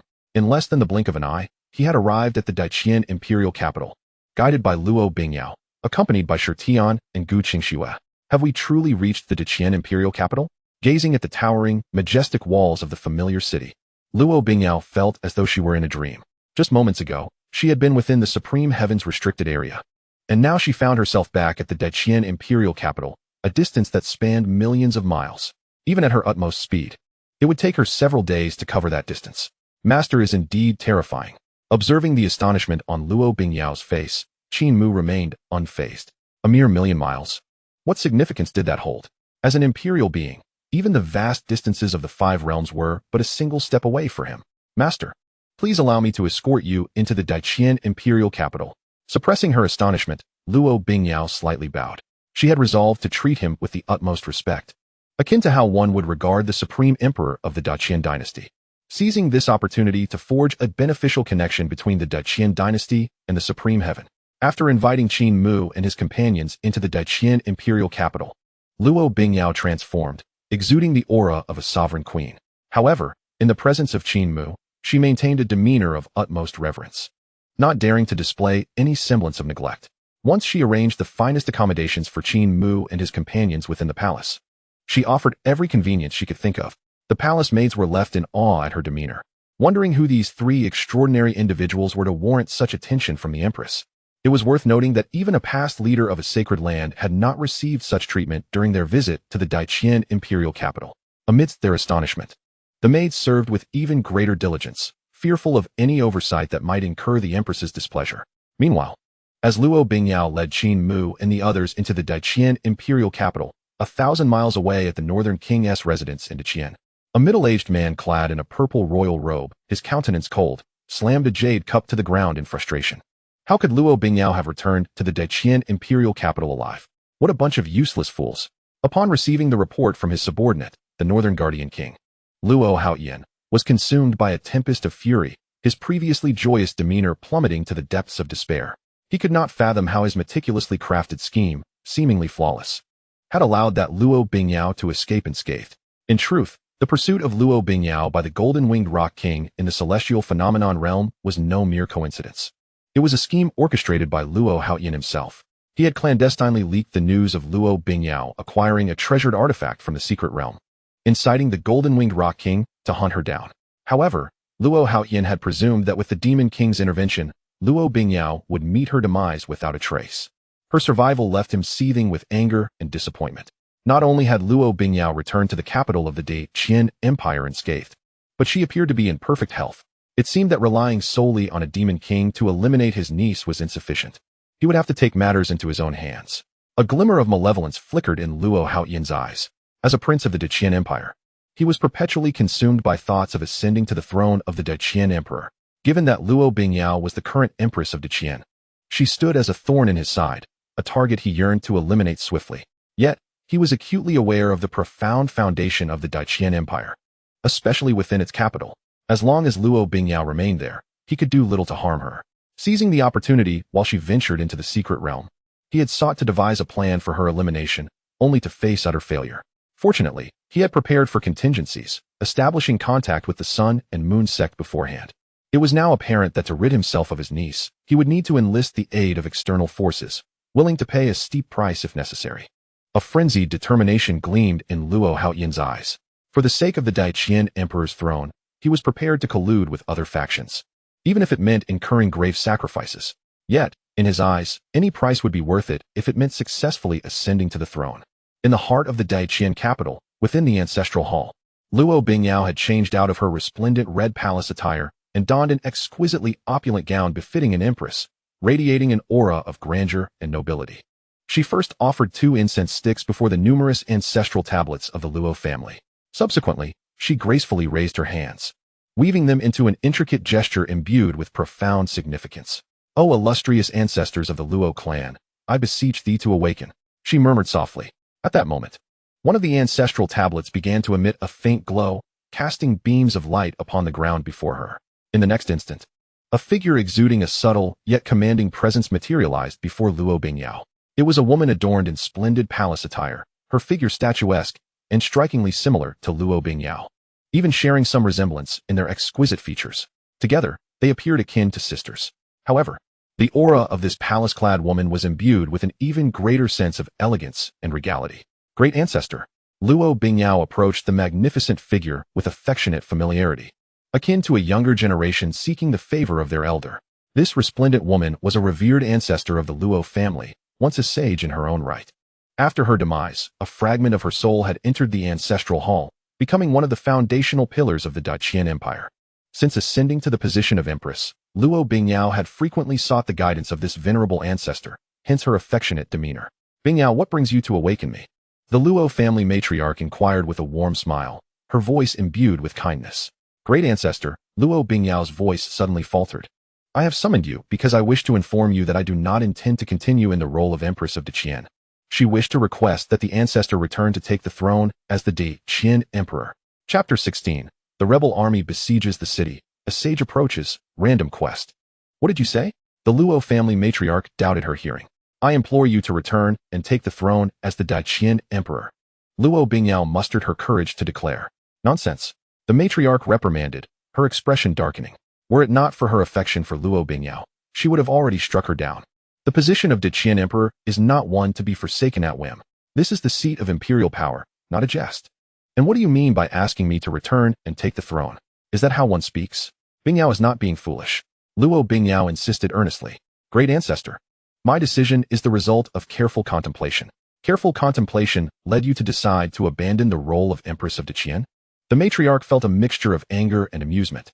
Nevertheless, she sought to understand what had transpired to prompt her otherwise exceptional descendant to suddenly wish to relinquish the imperial throne. "The matter is as follows. Not long ago, I ventured into the secret realm." Luo Bingyao gathered her thoughts and recounted the events of her recent experiences in detail. As she spoke, the expression of the Luo family matriarch grew increasingly remarkable. "The celestial lineage? The sovereign of the celestial realm?" slaying the demon king of the celestial phenomenon realm as if it were a mere chicken? An outer sect disciple? Nonsense, absolute nonsense. The Luo family matriarch trembled, her rage palpable. You forsake your exalted position as the Empress of Qin to become an outer sect disciple of an obscure sect? If this is not madness, what is? You are tarnishing the dignity of our Qin and the Luo family, she exclaimed with indignation. She believed Luo Bingyao had fallen under some delusion. Otherwise, there was no explanation for her incomprehensible actions. Great ancestor, I assure you, I am not deluded. Everything I have said is the truth. Seeing her ancestor's disbelief, Luo Bingyao became increasingly agitated. Everything she had witnessed with her own eyes could not possibly be false. Bingyao, you have undoubtedly been deceived, the matriarch said, suppressing her anger. If I am not mistaken, the place you visited is one of the life-restricting zones of the Celestial Forbidden Zone. Long ago, a supreme being within the Celestial Forbidden Zone perished, leading to its decline and eventual fall from the heavens, landing in the eastern wilderness. Henceforth, the name of the Celestial Forbidden Zone was stricken from the records of life-restricting zones. This is knowledge only known to the strongest of the age. Now, a figure of unknown origin claims to be the sovereign of the celestial realm. Is that not a charlatan? The former sovereign of the celestial realm was a genuine imperial being. The Luo family matriarch spoke earnestly, hoping to awaken Luo Bingyao to the truth. However, despite her ancestors' counsel, Luo Bingyao remained resolute. Her conviction was unwavering. She believed solely in what she had witnessed. Everything she had experienced in the Celestial Forbidden Zone could not possibly be illusory. Yet, how could she persuade her ancestor to believe her? Luo Bingyao felt a headache coming on, as she pondered how to articulate her explanation to convince her ancestors. A figure clad in gleaming silver armor rushed into the ancestral hall, falling to his knees with a loud thud. Breathlessly, he proclaimed, Your Majesty, a grave situation has arisen.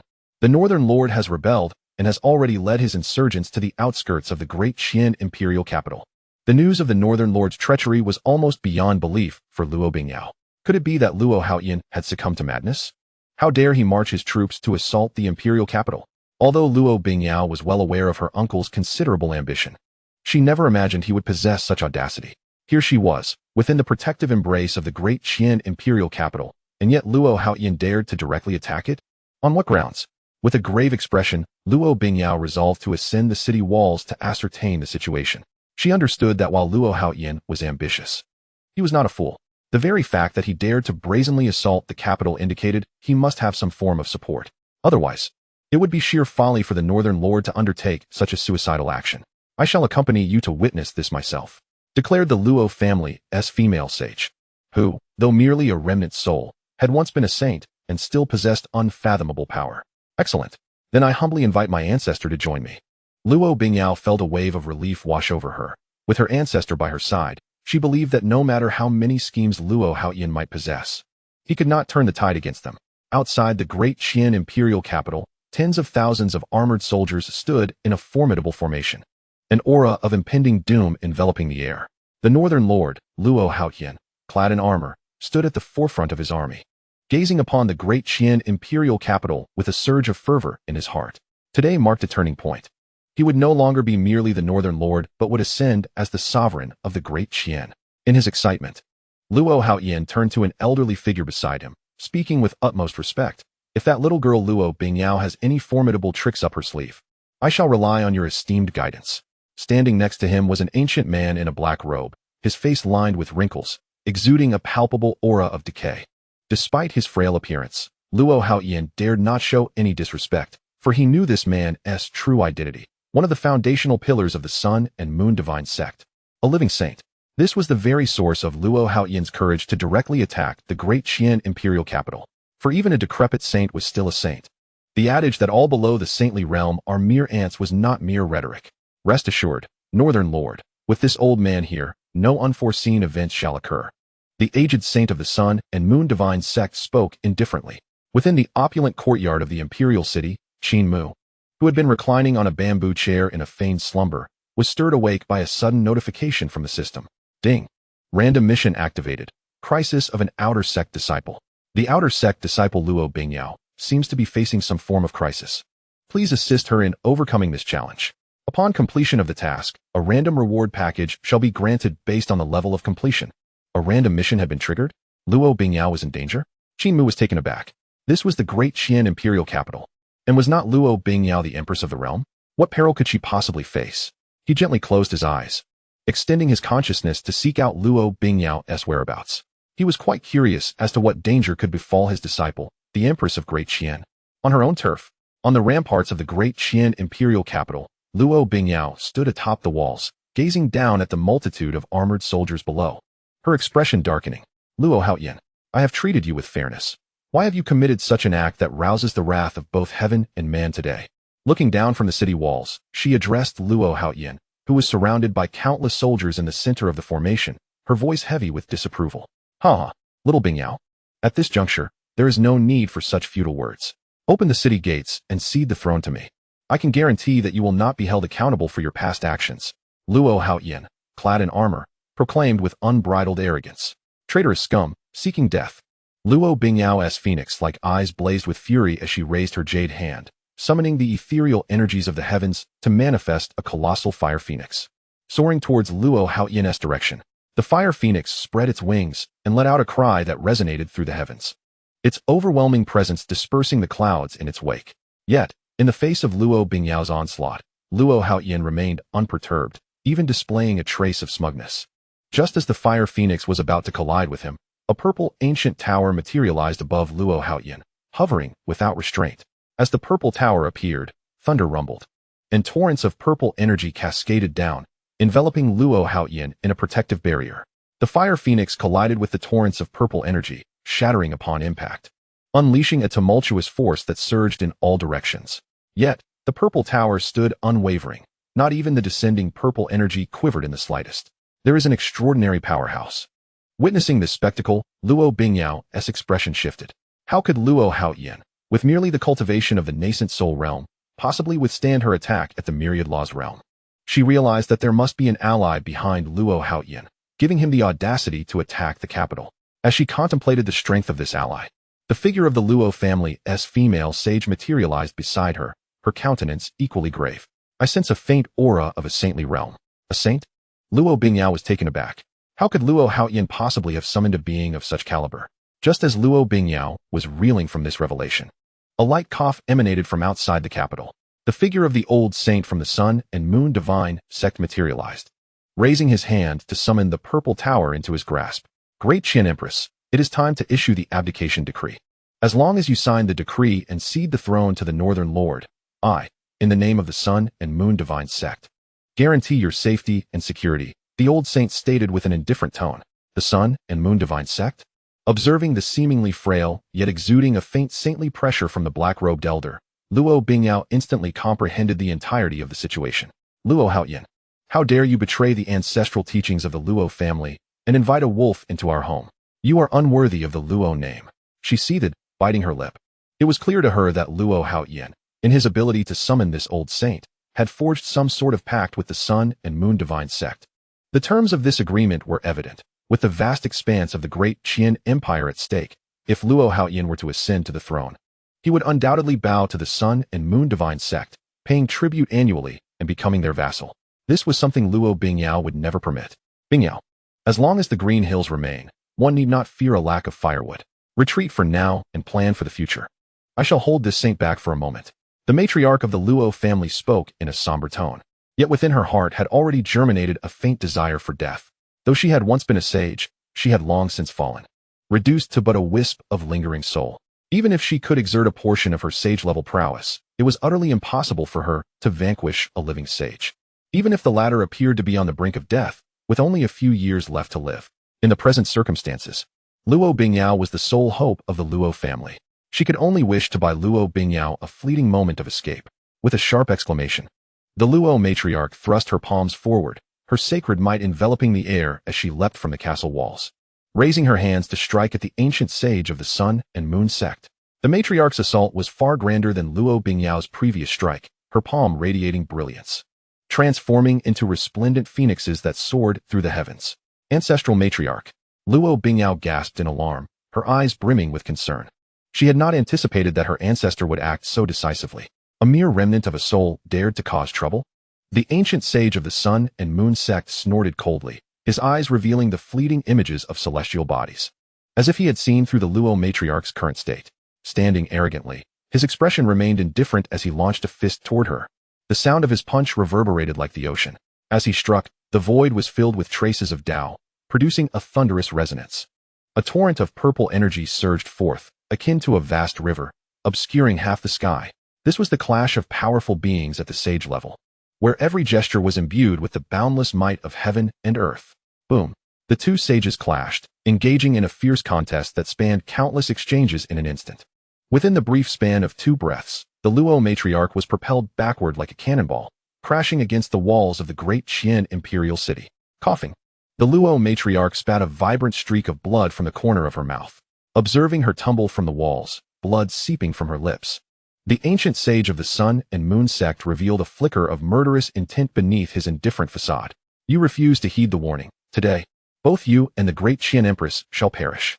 On the walls, the bloodied Luo matriarch paid no heed to her injuries, urgently imploring, Ancestral matriarch, you cannot hold him off for long. You must flee quickly. Flee. At the sound of her ancestor's anxious voice, Luo Bingyao could not help but smile wryly. Even if she were to escape, where could she go?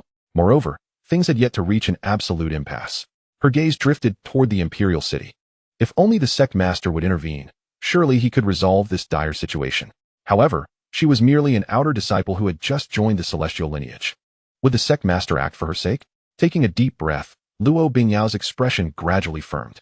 Regardless of the outcome, one must at least attempt to find out. Under the puzzled gaze of the Luo matriarch, Luo Bingyao slowly turned, facing the direction of the imperial city, and respectfully knelt, her voice imbued with fervent sincerity. I, Luo Bingyao, an outer disciple of the celestial lineage, humbly beseeched the sect master to intervene and rescue the great Qin from peril. Upon hearing this, the Luo matriarch could not help but smile bitterly. What a time this was! Had Bingyao not yet awakened to reality? To request aid from the sect master of the celestial lineage seemed far less reliable than invoking the spirits of the Luo family's ancestors. Yet, in merely the blink of an eye, the Luo matriarch's body froze in place. She gazed toward the imperial city, her eyes wide with incredulity. For at that moment, she could sense a terrifying aura rising from within the imperial city, one that could shake the heavens and earth. Even she, once a sage, found herself trembling at the sheer intensity of that presence. Chapter 18. Qin Mu takes action, his finger points to the celestial, eradicating the sage with a flick. Could it be that the ancestors of the Luo family have manifested? A thought flickered in the Luo matriarch's mind, yet it was swiftly dismissed. The reason was simple. Among the ancestors she knew of, none possessed such a horrific aura. Just as doubt swirled in her heart, she seemed to see a figure clad in white, an otherworldly man, opening his eyes within the great Qin imperial city and casting a gaze toward this place. A single glance, just one glance. When the Luo matriarch met that distant, serene gaze, she was instantly engulfed in an overwhelming sensation of being frozen, unable to move from body to soul. It was a suppression on the level of existence, a natural reverence of lower beings before an unparalleled entity. The Luo matriarch's heart raced. She had once been an ancient sage. Though now fallen and reduced to a mere remnant of a soul, her very essence still bore the mark of a sage. Yet upon seeing him, she felt an impulse to kneel and pay her respects. Who was this man in white? Could it be? The Luo matriarch suddenly recalled Luo Bingyao's earlier actions, and a shocking conjecture emerged in her mind. Could this man in white be the celestial lord that Bingyao spoke of? Just as the Luo matriarch was engulfed in astonishment, a figure in white suddenly materialized before Luo Bingyao. Master, Luo Bingyao exclaimed. Her beautiful eyes filled with excitement as she gazed at the figure before her. Rise, Qin Mu said, observing the great Qin Empress kneeling before him with a calm demeanor. But remember, my intervention is not for the sake of the great Qin, but solely because you are a disciple of the celestial lineage. Even if you are merely an outer disciple, you shall not be insulted.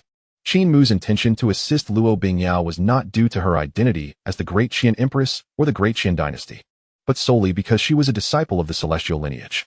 As the celestial lord, he would not stand idly by while his disciples were bullied under his watch, regardless of their status as mere named disciples. Thank you, master. Upon hearing Qin Mu's response, Luo Bingyao quickly expressed her gratitude, her heart fluttering with warmth. The fact that the sect master would act on her behalf was not for the great Qin or her status as the empress, but simply because she was a disciple of the celestial lineage. This illustrated just how much the sect master valued the celestial lineage. In that moment, Luo Bingyao felt immense relief at her decision to join the celestial lineage. With such a protective sect master, even if it meant sacrificing herself for the celestial lineage, it would be worth it. As she gazed upon the formidable figure clad in white before her, Luo Bingyao felt an unprecedented tranquility wash over her. What girl does not harbor youthful affection? Even as the exalted and unparalleled great Qian Empress, at her core, Luo Bingyao was merely a woman. She yearned for a powerful protector, a champion to shield and bless her. And now, Qin Mu undoubtedly fulfilled every fantasy that resided in her heart. In an instant, her gaze upon Qin Mu's back grew entranced. Who are you? The elder sage of the Sun and Moon sect gazed at Qin Mu, who had suddenly appeared atop the city wall. In his typically indifferent tone, a rare gravity seeped through. He realized, to his astonishment, that he could not discern the true strength of this individual. You are not yet worthy to know my identity. Qin Mu stood with his hands clasped behind his back, gazing down upon the elder sage of the Sun and Moon sect, and spoke calmly, since you dare to insult a disciple of the celestial lineage, prepare to pay with your life. With that, Qin Mu had no desire for further words. He merely extended a single finger towards where the elder sage stood, pointing languidly. Arrogant. The elder sage's face contorted with rage at Qin Mu's gesture. Who was he? An ancient sage of yore, a being revered by countless cultivators. This person merely extending a finger to confront him. Was this not a grave insult? However, before the elder sage could strike, an expression of sheer horror instantaneously replaced his anger. As Qin Mu nonchalantly pointed, a colossal chaotic finger, immense and boundless, descended from the vast heavenly expanse, looming over the elder sage of the Sun and Moon sect. This chaotic finger, resplendent and immeasurable, descended slowly, akin to the collapse of myriad heavens, harboring a terrifying power capable of annihilating the very fabric of existence. The overwhelming might emanating from this colossal finger instilled within the elder sage a profound sense of insignificance, akin to an ant daring to challenge the heavens. As the gigantic finger bore down, it felt as if the will of the heavens had descended. If the heavens decree your demise, how can you possibly escape? In this vast continent, the will of the emperor's realm is synonymous with the decree of heaven. This wretch has misled me. Before the descending chaotic finger, the elder sage felt every hair on his body stand on end, his thoughts racing with curses for Luo Haoyan's ancestors. Such a terrifying existence lurked behind the great Qian Empress. How could this crucial information have been omitted by Luo Haoyan? Had he known, the elder sage would never have dared to wade into these treacherous waters, for he was merely nearing the end of his lifespan, not seeking death. Infuriated beyond measure, the elder sage of the Sun and Moon sect found himself paralyzed with fear, while beside him, the northern king of Great Qian, Luo Haoyan, had already been rendered speechless. Trembling uncontrollably, he had never heard of such a terrifying existence standing behind the little girl, Luo Bingyao. This white-clad man was a complete stranger to him. Senior, spare my life. Beneath the overwhelming pressure descending from the heavens, the previously cold and commanding elder sage of the Sun and Moon sect fell to his knees, desperately pleading for Qin Mu's mercy. He understood full well that this white-clad youth was a terrifying presence that neither he nor the entire Sun and Moon sect could afford to provoke. Yet, in response to the elder sage's pleas for mercy, Qin Mu remained unperturbed, the colossal finger from the heavens showing no sign of hesitation. Now you seek mercy? Why did you not do so sooner? Seeing that his pleas were in vain, the elder sage, though trembling, gritted his teeth and summoned the ancient purple tower once more. Raising it above his head, hoping that this ancient weapon he had cherished for half a lifetime might save him. But all his efforts were evidently futile. As the chaotic finger descended, it bore down with the intent of the heavens, unstoppable and destructive. The purple tower, before even making contact with the colossal finger, was reduced to dust by the overwhelming force contained within. The elder sage of the Sun and Moon sect and Luo Haoyan beside him met the same fate. Their bodies obliterated in an instant, reduced to mere ashes by the terrifying aftermath. When the clouds of dust finally settled, outside the great Qian imperial city, only a massive imprint, several hundred miles wide, remained etched into the earth, devoid of any signs of life. Chapter 19. The Empress's Affection, Ninefold Rewards, the Saintly Dragon. Ding. Congratulations to the host for successfully completing the random task, Crisis of the Outer Sect Disciples. Task completion, perfect. Ding. Congratulations to the host for receiving a king-level gift package. After the elder sage of the Sun and Moon sect was obliterated by a mere finger from Qin Mu, the melodious voice of the system echoed in his ears. Another king-level gift package? Qin Mu felt a flicker of anticipation, wondering what rewards might be hidden within this one. Upon the city wall of the great Qian imperial city, as Qin Mu dispatched the elder sage and all the rebellious forces beneath with a single finger, the holy maiden of the Luo family was left utterly stunned, her mind in a daze. That was a veritable sage, even in the twilight of his years. He was a true being of the saintly realm. To think he could be dispatched so effortlessly, merely with a finger's gesture, was unfathomable. The holy maiden of the Luo family was in shock, but it was the voice of Luo Bingyao beside her that jolted her from her stupor. Thank you, esteemed leader, for aiding Bingyao in quelling the great Qin turmoil. Luo Bingyao knelt respectfully before Qin Mu, her eyes brimming with gratitude and admiration. His recent display of dominance had thoroughly captivated the Empress of the great Qin dynasty. It is my duty to protect the disciples of the celestial lineage. Qin Mu replied with serene composure, then took a step forward, his figure vanishing from the city wall.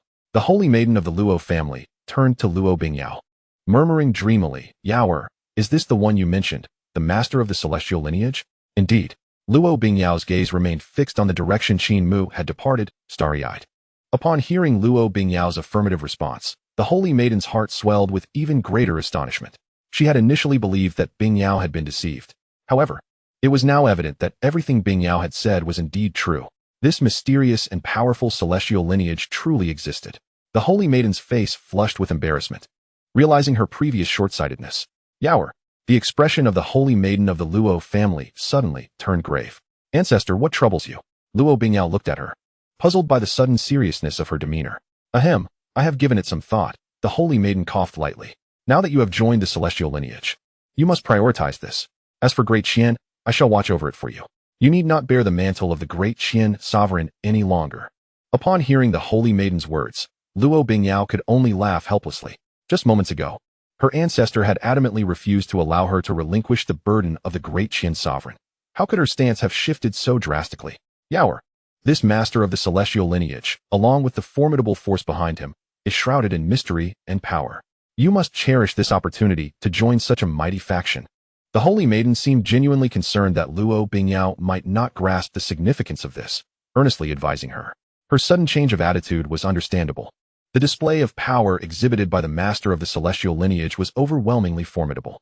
To have the fortune of joining such a terrifying force, one must hold tightly to this lifeline and never let go. As for great Qian, as long as Luo Bingyao is nurtured by this Lord of Heaven and grows even stronger, she will undoubtedly be able to safeguard the prosperity of the great Qian for generations to come. The balance between the two is something the Luo family's holy maiden can certainly weigh. Rest assured, ancestor, I am well aware of this, Luo Bingyao remarked, a mixture of amusement and exasperation in her tone. She naturally understood what the ancestor meant. Otherwise, she would not have acted with such humility in the celestial abode.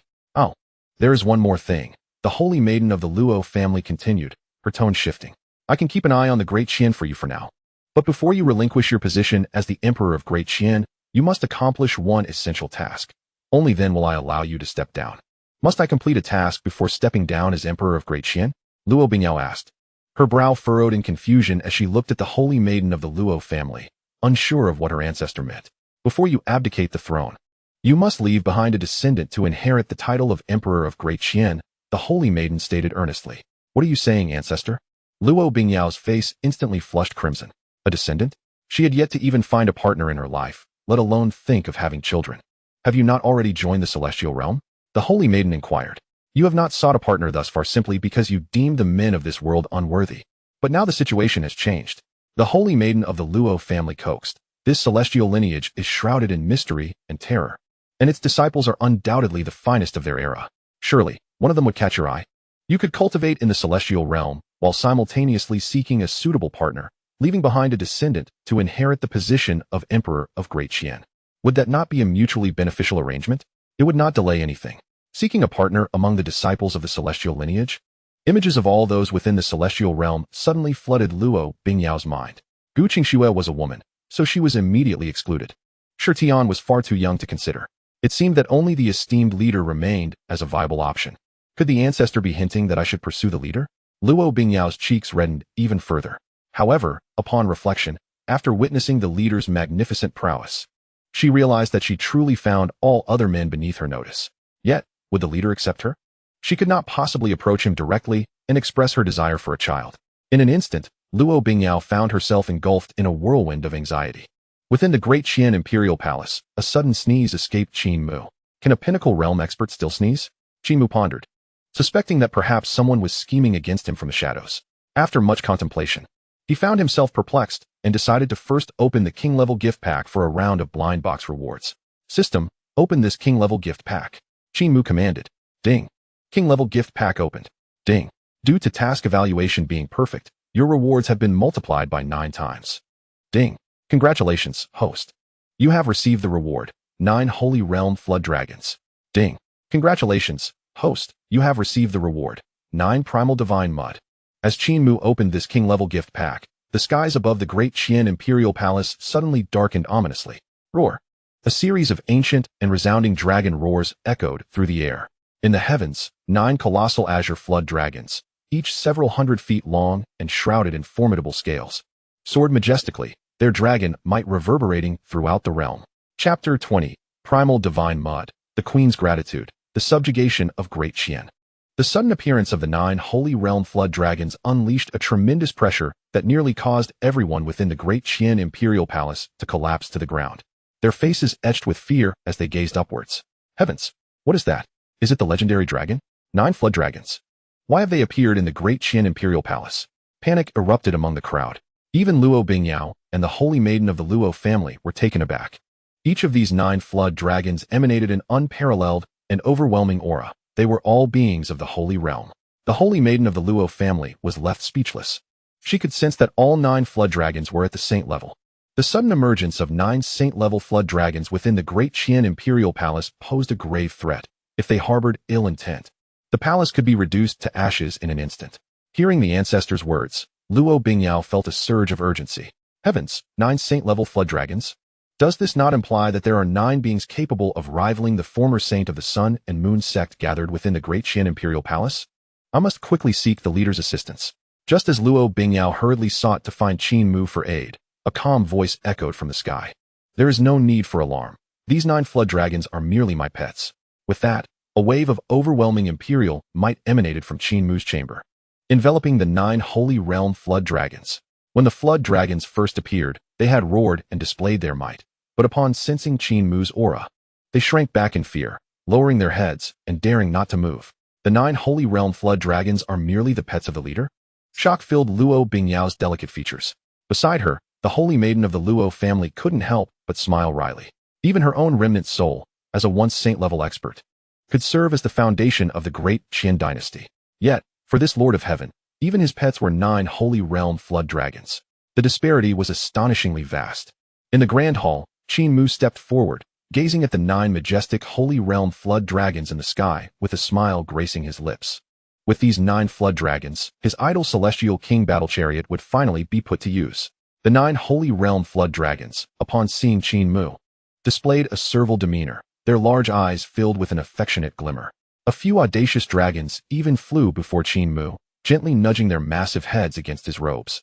Resembling eager puppies, entirely shedding their earlier fierce appearances, Qin Mu patted the head of a flood dragon, and with his palm open, 9 colorful clumps of divine mud appeared within his grasp. Primal Divine Mud, a treasure that can assist cultivators in reconstructing their physical forms. Usable for those below the Great Saint Realm. A treasure for reconstructing the physical form? While this item held no utility for him, it could prove to be a life-saving boon for the disciples of the celestial lineage. In the event that a disciple of the celestial lineage found themselves in peril while adventuring and their body was shattered, leaving only a remnant soul, this primal divine mud could grant them a second chance at life. Pleased, Qin Mu stored away the 9 clumps of primal divine mud. His journey to the Great Qian Imperial capital had yielded substantial rewards. After securing the primal divine mud, Qin Mu began training the 9 Holy Realm Flood Dragons to work together to pull the Celestial King Battle Chariot. In order to avoid inciting panic, he departed from the Grand Palace of Deqian, opting instead to train in a desolate wilderness outside the imperial city. As the sun set and the moon rose, night swiftly enveloped the land. Qin Mu halted his training and returned to the palace, preparing to retire for the night. However, upon entering his chamber, he sensed the presence of another. As he stepped inside, he noticed that the candles had been extinguished, casting the spacious room into darkness, save for the faint moonlight streaming through. Yet, with Qin Mu's current prowess, perceiving objects in the darkness was a trivial task to him. The shadowy chamber appeared as bright as day. Upon entering, Qin Mu was taken aback to find a woman reclining upon his bed. This woman was none other than the outer disciple of the celestial lineage, the Empress of Deqian. Clearing his throat softly, Qin Mu coughed to announce his arrival, while a sense of bewilderment swirled within him. What could this late-night visit from the Empress, who had come to rest on his bed, signify? Upon hearing Qin Mu's voice, Luo Bingyao, lying on the jade couch, blushed a deep crimson. Yet, she did not rise, remaining ensconced within her silken quilt, her voice barely a whisper. Lord Sect Master, you have returned? Today, you saved me from peril and rescued the Qian Empire. I am eternally grateful, and can only. As her words trailed off into an inaudible murmur, Qin Mu comprehended the implication. The Empress had come to offer herself in gratitude. Amused yet exasperated, Qin Mu maintained a serious demeanor. Since you have joined my celestial lineage as a disciple, it is only natural for me to protect you. There is no need for any form of recompense. Now, please rise, for I wish to rest. Luo Bingyao, still on the couch, felt a mix of hope and anxiety. She had mustered great courage to make such an audacious decision, yet it seemed the sect master had misunderstood her intentions. Nevertheless, she dared not defy his command. After a moment of rustling as she dressed, Qin Mu ignited the candles in the chamber with a wave of his hand, revealing the slightly disheveled Empress kneeling gracefully before him. Lord Sect Master, Luo Bingyao spoke softly, her earlobes tinged with red. There is no need to go out of your way to please me. As a disciple of the celestial lineage, one must remain true to one's heart and never betray the sect. Qin Mu continued his stern admonition, feeling it necessary to educate the Empress. To dare ascend to the bed of the sect master is simply unacceptable. Such impropriety must be addressed forthwith. Yes, disciple understands, Luo Bingyao replied, her face ablaze with shame. After imparting a few more words of wisdom to the Empress, Qin Mu gestured, extend your hand. Confused, yet obedient, Luo Bingyao complied, presenting her delicate hands. This is called the primordial divine clay. With a flick of his wrist, a vibrant mass of 5-colored clay landed in her palms. I see that your ancestor is but a remnant soul, without a physical form. This substance will aid in reconstructing her body. What? At Qin Mu's revelation, Luo Bingyao felt the weight of the clay in her hands, as if it were a mountain. The thought of helping her ancestor regain a corporeal form was something she had long contemplated, yet such treasures were exceedingly rare and typically beyond her reach. Now, the sect master had casually bestowed this invaluable artifact upon her, leaving her utterly awestruck. With the primordial divine clay cradled in her hands, Luo Bingyao was completely captivated by Qin Mu. Biting her lip, she seemed to grapple with a momentous decision. Finally, she raised her head to meet Qin Mu's gaze. Her voice filled with utmost respect. Lord Sect Master, I wish to represent the Qian Empire and submit to the celestial lineage. Becoming a vassal state under your esteemed guidance, I humbly seek your approval. Chapter 21. The Time-Space Tower, a treasure of cultivation, arrival at the ruined city. The Qian Empire becoming a vassal? Hearing Luo Bingyao's earnest plea, Qin Mu fell into contemplation. Undoubtedly, to elevate the celestial lineage to the foremost power across the realms, it would be essential to recruit many outer disciples like Luo Bingyao, in addition to his direct disciples, to bolster the strength of the lineage. Among these new disciples, it was rare to find one like Luo Bingyao, who held dominion over an entire empire. Furthermore, the subsequent intake of these outer disciples would necessitate a considerable supply of resources for their cultivation. As the master of the celestial lineage, Qin Mu could not constantly concern himself with the resource needs of his disciples. Therefore, having subordinate forces akin to the Qian Empire would be immensely beneficial for the celestial lineage.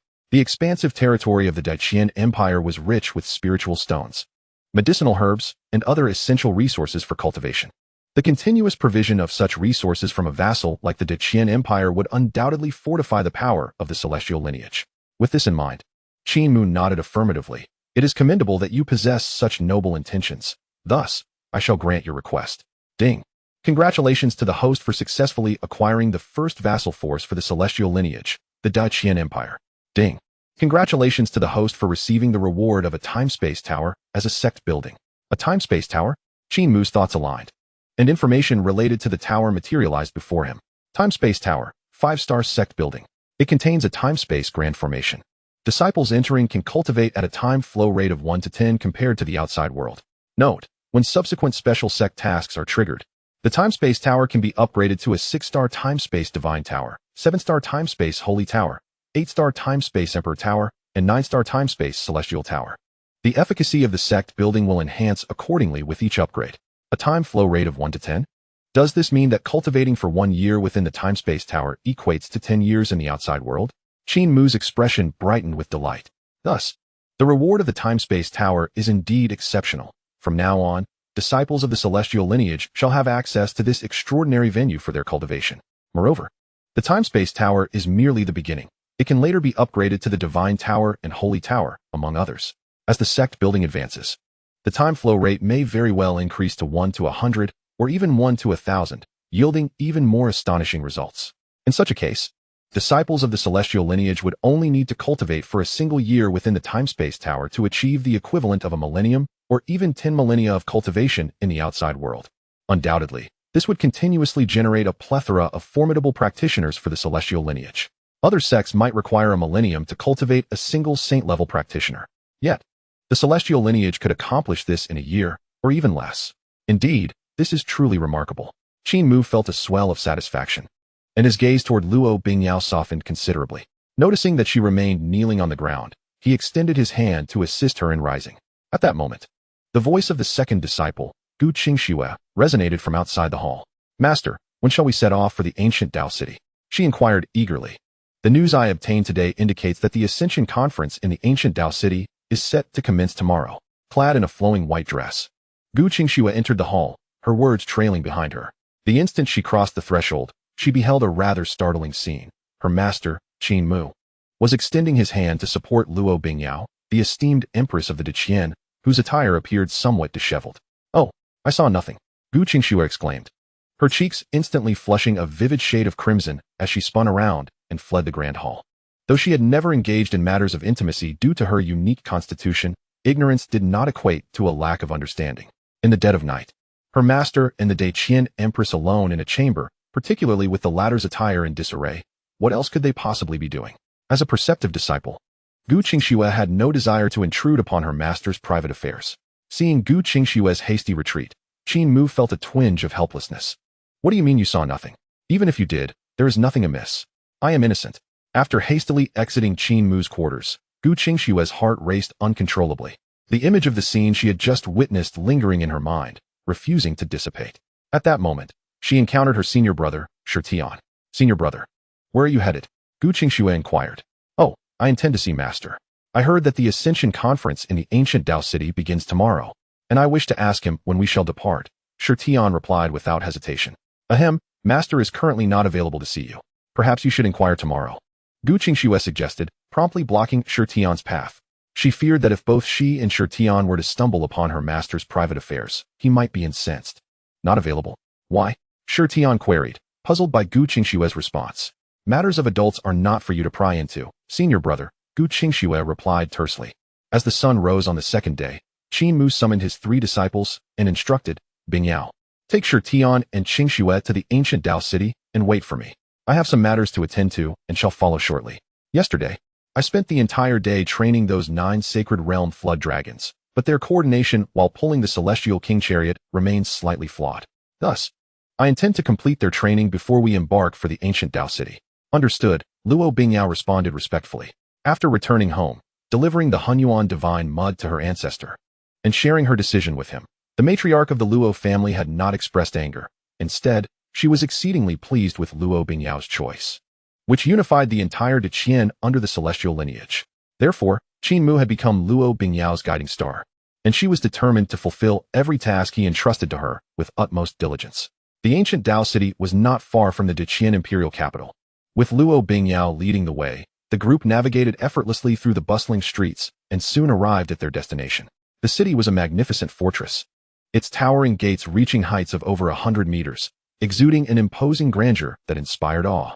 From a distance, it emanated an indescribable sense of pressure. Inside the city, the vibrancy surpassed that of the Deqian imperial capital, with palatial structures rising alongside a mix of mortals and cultivators. The influx of people was evidently greater than usual, likely due to the impending Ascension Conference. Fortunately, the expansive city was capable of accommodating the multitude of beings streaming within. "The conference will commence at the center of the ancient Dao city. Follow me," Luo Bingyao said with a light laugh, clearly familiar with the city's layout as she led Shitian and Gu Qingxue toward the venue of the Ascension Conference. Chapter 22, The Arrival of Many. The ancient wasteland body and the apprentice Yichun. In the central area of the ancient Dao city, a vast square of nearly 100 miles, thrummed with unprecedented excitement and activity due to the Ascension Conference. "This time, I must join the saintly realm beyond the world," exclaimed one participant. "Mother and father, I am off. Brother Wang, having been neighbors for over a decade, please look after my family when I join the immortal sect," another declared. "Go ahead, Brother Lin. My sister-in-law and niece will naturally be under the watch of old Wang next door, so fret not. Outside the square, many bid farewell to their families and friends, resolutely stepping into the stone expanse, embarking on their quest for immortality. A glance across the square revealed no fewer than tens of thousands of attendees gathered to partake in the Ascension Conference. Suddenly, a thunderous rumble echoed from the northern horizon, drawing the attention of the crowd. Hundreds of knights clad in dark iron armor rode upon fearsome beasts, their arrival causing the very skies to tremble with an ominous energy. Following them were numerous ancient bronze war chariots, stained with traces of blood, evoking a sense of desolation and antiquity. Those are the beast knights and bronze war chariots from the Wang family of Qin in the eastern wilds. The Wang family is an ancient lineage, said to have once produced a being of the great saint realm. Who would have thought they would grace the Ascension Conference with their presence? The astonishing spectacle evoked gasps from the assembled crowd. In the southern sky, a similar marvel unfolded. The sound of phoenix cries resonated as a magnificent bird, spanning dozens of lengths, adorned in vibrant plumage, drew a grand palanquin through the heavens. Within, figures radiating an unfathomable aura were seated. The divine phoenix palanquin. The Xianxiao Holy Land has arrived at the Ascension Conference. It is said that the creature pulling the chariot carries a trace of phoenix blood, a descendant of divine birds, boasting a cultivation level akin to the divine transformation realm. The crowd erupted in awe. In the western sky, an ancient palace resembling a purple moon glided through the air, supported by a beast of colossal stature, also of divine transformation caliber. Various splendid palanquins and majestic palaces filled the skies, converging upon the ancient Tao City South Stone Square. These illustrious beings from the eastern wild sacred lands and ancient families had orchestrated such grand entrances to attract genuine talents when recruiting disciples. After all, if they arrived quietly, who would be drawn to their presence? The ostentatious displays of these sacred lands captured the crowd's attention, and as the palanquins and ancient halls descended, throngs of people eagerly surged forward, igniting a vibrant and bustling atmosphere in the stone square. Amidst the throngs of individuals seeking a chance at immortality, there stood a solitary youth clad in coarse linen attire, appearing to be merely 16 or 17 years of age, yet exuding an aura of profound loneliness that starkly contrasted with those around him. It seemed that this celestial ascent conference would once again conclude with him returning empty-handed. The youth, named Yi Chun, sighed despondently, a hint of unwillingness tinged within his voice. He bore the exceptionally rare physique known as the ancient sacred body. Despite having traversed the eastern wilderness, beseeching numerous factions for acceptance, he was met with rejection at every turn. Although the ancient sacred body was formidable, the resources required for its cultivation were staggering. Even the most abundant resources from a holy land could scarcely nurture a practitioner of the myriad laws. In contrast, those very resources could easily cultivate several formidable figures of the heavenly phenomenon realm, or even a singular sage-level existence. Hence, all the holy sects, as well as the lesser caves and paradises, shunned those who possessed such a physique. After all, the expenditure of resources bore no proportionality to the eventual gains. The notion of an ancient sacred body was more akin to a discarded relic than a revered gift, Yi Chun self-deprecatingly mused. Though he yearned intensely for cultivation, no sect would take him in. Presently, it appeared he would have been better off without any physique at all. Recently, Yi Chun had learned of the impending Celestial Ascent Conference in the eastern wilderness Tao City, which compelled him to journey a great distance. However, upon his arrival, he approached the weaker factions with a glimmer of hope, only to be met with continual rebuffs. Not a single one wished to take him under their wing. Even the lesser sects were unwilling to accept him, let alone the more powerful holy sections. Yi Chun's heart sank further into despair. For others gathered in the Azure Stone Square, the Grand Celestial Ascent Conference was merely commencing. Yet for him, this so-called Celestial Ascent had already reached its conclusion. It was time to depart. As he prepared to leave this sorrowful place, he found his path obstructed by two individuals. At the forefront was a youthful man dressed in white, who regarded him with a smile. Behind this white-clad youth stood another boy of similar age. Yi Chun looked at them in confusion, uncertain as to why they were blocking his way. "Little one," the white-clad youth said, smiling at Yi Chun. "I am from the celestial realm, the master of the celestial sect. Would you care to become my third direct disciple?" This white-clad youth was none other than Qin Mu. After training the 9 sacred realm dragon serpents, Qin Mu had arrived at the ancient Tao City. Upon his arrival, Luo Bingyao and Gu Qingxue had departed together, expressing their desire to explore cosmetics. Thus, Qin Mu had wandered about the site of the Celestial Ascent Conference with Shitian, hoping to encounter the third disciple as indicated by the system. As Qin Mu laid eyes on Yi Chun, the system's prompt confirmed that this youth in coarse linen was indeed the third disciple he sought. The mention of the celestial sect, the celestial master, and the third disciple momentarily stunned Yi Chun. He was merely a discarded waste physique, yet here stood someone willing to take him as an apprentice? Internally, Yi Chun wrestled with his thoughts. Although the name Celestial sounded grandiose, he had never heard of it before, and it seemed likely to be a lesser sect within the eastern wilderness. Yet given his current plight, any acceptance into a sect felt like a stroke of fortune. He could hardly afford to be overly ambitious. However, did this individual truly see past the essence of his ancient waste body? What if he realized the truth and withdrew his offer? With these thoughts swirling in his mind, Yi Chun hastily bowed respectfully to Qin Mu, exclaiming, "I am deeply grateful for your benevolence, esteemed senior. I am willing to join the celestial sect. Even if it were a lesser sect, he would accept it. Anything was preferable to being unwanted." Chapter 23. A Narrow Path, Forbidden Powers? Yi Chun was astounded. Ding.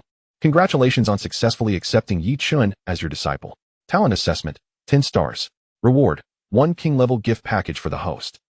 Upon hearing the melodic voice resonate beside him, Qin Mu could not help but smile, gesturing for the kneeling Yi Chun to rise. He had not anticipated the process of accepting this third disciple to be so seamless. This journey to the ancient Dao city had turned out to be quite fulfilling. After successfully taking on Yi Chun as a disciple, the youth stood behind Qin Mu and, unable to contain his curiosity, inquired about Shi Tian. "Who is this senior brother?" "I am the eldest disciple under our master. You may call me Shi Tian." Shi Tian replied warmly, noticing that Yi Chun had been accepted as a disciple. "Brother Shi Tian, could you enlighten me about the location of our celestial sect?" Yi Chun inquired, lingering beside Shi Tian. He still felt a twinge of skepticism. Was it truly possible to be accepted into a sect without any evaluation? After all, even the weaker factions he had approached previously required a series of assessments before one could formally join. "Our celestial lineage resides within the eastern wilderness, in a desolate and perilous forbidden zone," Shi Tian stated. He believed that once Yi Chun returned to the celestial sect, everything would become apparent. So he provided only a brief introduction without divulging too much. Nevertheless, he was not lying. The celestial forbidden zone was indeed desolate, inhabited by various formidable and savage species, rendering it incredibly treacherous. A desolate and uninhabited region? A perilous forbidden zone? Yi Chun's heart began to race with trepidation. Which respectable sect would establish its base in such a location? If a sect were to be founded, it would be amidst majestic mountains and rivers, suffused with spiritual energy, in a tranquil and serene setting. Yet, from the sound of Brother Shi Tian's words, it seemed that the location of his sect was rife with dangers and adversity. Yi Chun, still reluctant to accept this reality, pressed on. "How many members does our celestial sect have?" "Counting you, there are 3 direct disciples and 1 registered disciple." Shi Tian answered earnestly. "Aside from the disciples, currently, there is only our master, and an old yellow bull. However, our master has mentioned that the other elders and powerful beings within the sect are in slumber, so at present, our only elder is our master, the sovereign of our celestial lineage." Listening to Shi Tian's description, Yi Chun felt a wave of despair wash over him. The entire sect, apart from an old yellow bull and himself, amounted to a mere 4 individuals? This was no insignificant sect. It was clearly inferior to even a typical secular faction. Yi Chun began to harbor regrets. As for Shi Tian's earlier mention of the sect's sparse numbers, he certainly did not believe it. Elders and powerful beings in slumber? If the celestial sect were truly a legendary, supreme forbidden force, he might have been inclined to believe it. However, being merely an inconsequential sect, this rationale seems rather flimsy, likely a ruse to lure disciples into joining. It is quite unfortunate that his senior brother, Shi, was deceived by this. Nevertheless, despite his regrets, Yi Chun harbored no intentions of abandoning the celestial sect. After all, it was the first sect that had welcomed him. Out of gratitude for this kindness, Yi Chun, who understood the virtue of appreciation, could not bring himself to betray the sect. Just as Yi Chun was about to inquire further about the cultivation levels of the individuals within the celestial sect from Shi Tian, a sudden voice filled with venomous animosity pierced through the air. "Shi Tian, you little wretch, how dare you still be alive?" Turning his gaze, Yi Chun beheld an elderly man clad in an ornate purple robe, surrounded by a throng of formidable cultivators, his expression dark as he glared at Shi. The head of the Shi family, Shi Tian, also recognized the elder and could not suppress a flicker of hatred in his eyes. The purple-robed elder was none other than Shi Yuanshan, the very one responsible for extracting the supreme bone from Shi Tian's body. "Ha ha ha. What a stroke of luck for this lord today, to encounter you, the traitor of the family. Splendid, splendid." Shi Yuanshan's face contorted into a cruel smile, his heart filled with unbridled satisfaction. Since the demise of the Shi family's grand elder, Shi Xiao, he had been seething with frustration. Not only had 4 of the Shi family's younger generation at the Golden Core stage perished in the pursuit of Shi Tian, but even the Grand Elder of the transformation stage had met a tragic end. Naturally, as the head of the Shi family, Shi Yuanshan felt immeasurable pain, and he attributed all of this misfortune to Shi Tian. Had this wretched creature complied and accepted his fate back then, the Shi family would not have suffered such grievous losses. Today, Shi Yuanshan had initially intended to attend the Ascension Conference in the ancient Dao City to recruit some young prodigies and rejuvenate the family's ranks. Little did he expect to cross paths with Shi Tian here. It truly was a matter of serendipity, a windfall without effort. Shi Yuanshan signaled to his subordinates, and the Shi family cultivators began to encircle the area. Qin Mu, feeling rather bored, observed the unfolding scene with indifference. Had it been according to his temperament, he would have long since struck down Shi Yuanshan and his entourage with a single blow. However, since Shi Tian had previously mentioned that he wished to handle matters concerning the Shi family himself, Qin Mu refrained from intervening, choosing instead to watch the situation unfold like a spectator. Qin Mu remained unperturbed, but the newly initiated disciple of the celestial sect, Yi Chun, was anything but calm. He had just seen Shi Tian, with his thick eyebrows and earnest demeanor, and had not anticipated that he could provoke such trouble. Living within the domain of the great Qin dynasty, Yi Chun had heard of the Shi family's reputation. Although not on par with those great sacred lands, the sect had a significant number of cultivators, certainly comparable to some of the weaker sections. Furthermore, rumors had circulated recently about a monstrous prodigy within the Shi family, favored by an otherworldly master. One could only surmise that the future of the Shi family was indeed promising. Yet now, Shi Tian had offended the Shi family, and Yi Chun felt a sudden headache. Was he truly about to become a solitary wanderer without a sect so soon after joining the celestial sect? No. He was now a disciple of the celestial sect. If the Shi family were to take their anger out on him, his life could very well be forfeit. Fortunately, the other 2 disciples of the celestial sect were not present. Otherwise, wouldn't they be utterly annihilated? As Yi Chun pondered, a commotion erupted from the periphery. 2 exquisitely beautiful women, their graceful forms captivating, gracefully navigated past the Shi family members and approached Qin Mu, respectfully greeting, "Master, respected sect leader, we have returned." This left Yi Chun momentarily dumbfounded. Just as he had been thinking, the other 2 disciples of the celestial sect had arrived. Now, the entire celestial sect was gathered here. Truly, a family should travel together in harmony, should it not? You little wretch, you have actually joined a sect? Shi Yuanshan laughed derisively. Let this old man see which force is so blind as to accept you. He believed that a mere discarded vessel, stripped of the supreme bone, could only join an inconsequential sect. Such a sect posed no threat to the Shi family. However, the woman in the palace dress appeared somewhat familiar, as if he had seen her before, though he could not quite place where. Are you Shi Yuanshan, the head of the Shi family? Just as Shi Yuanshan was about to command his subordinates to capture Shi Tian, a cold, authoritative voice rang out, causing him to falter momentarily. Luo Bingyao turned her gaze upon Shi Yuanshan, her tone frosty yet commanding. Shi Yuanshan, why do you not kneel upon seeing me? And how dare you speak to my senior brother in such a manner? Are you courting death? Upon hearing Luo Bingyao's voice, laden with authority, Shi Yuanshan suddenly remembered why the palace-dressed woman seemed familiar. She was none other than the Empress of the great Qin dynasty. He had seen her from a distance during his previous visit to the great Qin imperial capital to pay his respects. You are the Empress of the great Qin dynasty. Shi Yuanshan was simultaneously astonished and bewildered. Why was the Empress of the great Qin dynasty present here? Moreover, why did she refer to Shi Tian as her senior brother? Was he losing his mind, or had the world gone mad? Both Shi Yuanshan and Yi Chun stood in stunned silence. Living within the domain of the great Qin dynasty, Yi Chun was well aware of the Empress's reputation. But what was happening now? The Empress called Shi Tian her senior brother. Could it be that the Empress of the great Qin dynasty was also a disciple of the celestial sect? However, he had just heard Shi Tian mention that the other direct disciple of their master was of similar age, likely referring to the woman in white.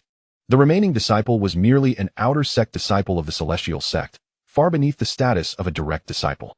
Thus, it could be inferred that the remaining outer sect disciple of the celestial sect was this very Empress of the great Qin dynasty, a figure of immense authority and repute.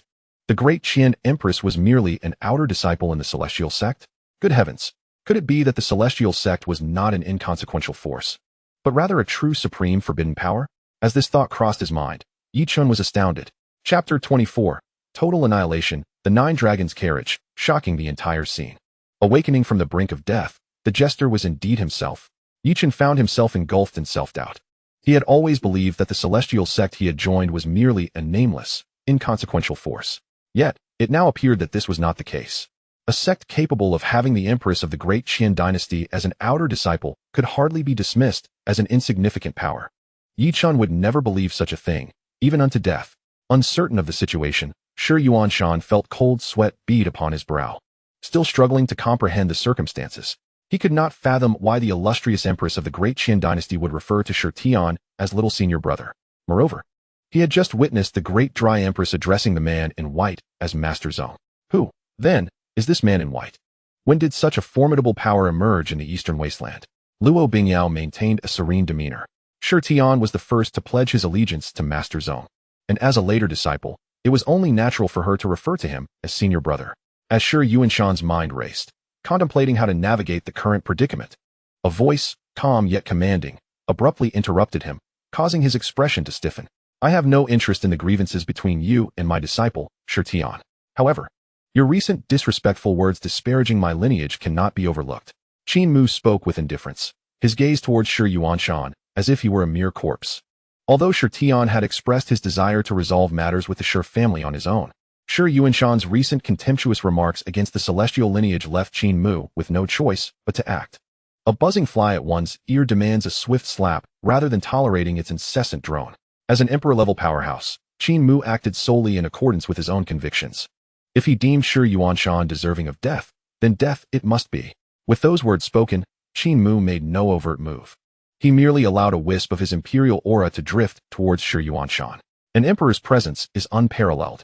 Even a mere fragment of such aura is beyond the resistance of ordinary cultivators. Boom. A wisp of imperial might surged forth. A flicker of terror flashed in Xianxian's eyes, but in the next heartbeat, his body stiffened, his gaze vacant, and he collapsed to the ground, devoid of any breath. The wisp of Qin Mu's imperial aura had utterly obliterated Xianxian's soul. In truth, this was the result of his careful control. Had he allowed his aura to disperse unchecked, no living creature would remain in the ancient Dao city. Such is the authority of an emperor. There was no need for physical confrontation. A mere breath of his aura was sufficient to annihilate a contemporary powerhouse. Of course, Xianxian was not the sole casualty. The Shi family cultivators who had followed his orders and surrounded the group were also obliterated, their souls extinguished. Thank you, Master. Xianxian knelt before Qin Mu, expressing his profound gratitude. He understood that had his master not been present today, facing Xianxian and his cohorts would have spelled disaster for him. It is of no consequence, Qin Mu replied with a dismissive wave of his hand. Meanwhile, Yi Chun, observing this scene, found himself momentarily stunned. Is this the master of the celestial? Is this truly my esteemed teacher? The emperor above? Could it be that my master possesses such overwhelming power? Without even lifting a finger, the formidable members of the Shi family had perished instantly. It was no wonder that even the great dry Empress, despite being a sovereign ruler, willingly chose to join the celestial and become an outer disciple. I have truly latched onto a powerful ally. As Yi Chun reveled in his excitement, many gazes in the Qingstone Square turned towards them. Some cultivators tasked with maintaining order approached with unfriendly expressions. The Qingstone Square was a designated area for various sacred sects to recruit disciples, and killing was strictly prohibited. Qin Mu's obliteration of the Shi family had inevitably drawn the attention of these guards. Yi Chen's heart began to race. The guards of the Qingstone Square were composed of cultivators from various sacred sections. Although his master was formidable, could they afford to provoke these sects? Just as Yi Chen's anxiety mounted, Qin Mu waved his sleeve, stating calmly, "The matter here is resolved. It is time for us to depart." Depart? Yi Chun felt a surge of trepidation. In this situation, could his master truly lead them away safely? However, seeing that neither Xianxian, his senior brother, nor Gu Qingxua, his second senior sister, nor even the great dry Empress displayed any signs of concern, Yi Chen's heart settled somewhat. Just then, a resounding and ancient dragon's roar echoed from the distant horizon, instantly capturing the attention of everyone in the Qingstone Square.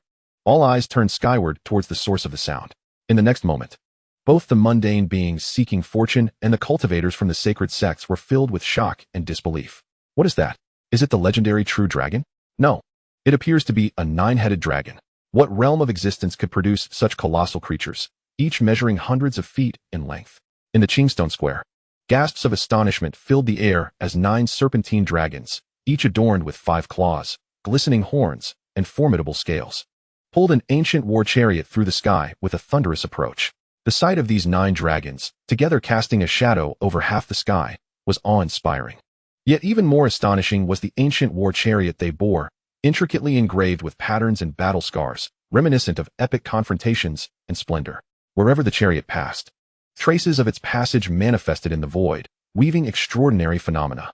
The previously dispatched bronze chariot from the ancient family Wang paled in comparison to this majestic vehicle, appearing almost as a beggar before it, swiftly reduced to mere rubble. Amidst the astonished gazes of the crowd, the 9 dragons drew closer, their regal presence overwhelming the various sacred sects as they descended onto the Qin stone square. The exotic beasts and divine birds summoned by the sects fell prostrate in submission, emitting helpless cries. These creatures were merely at the god transformation level. How could they withstand the pressure from the 9 sacred dragons?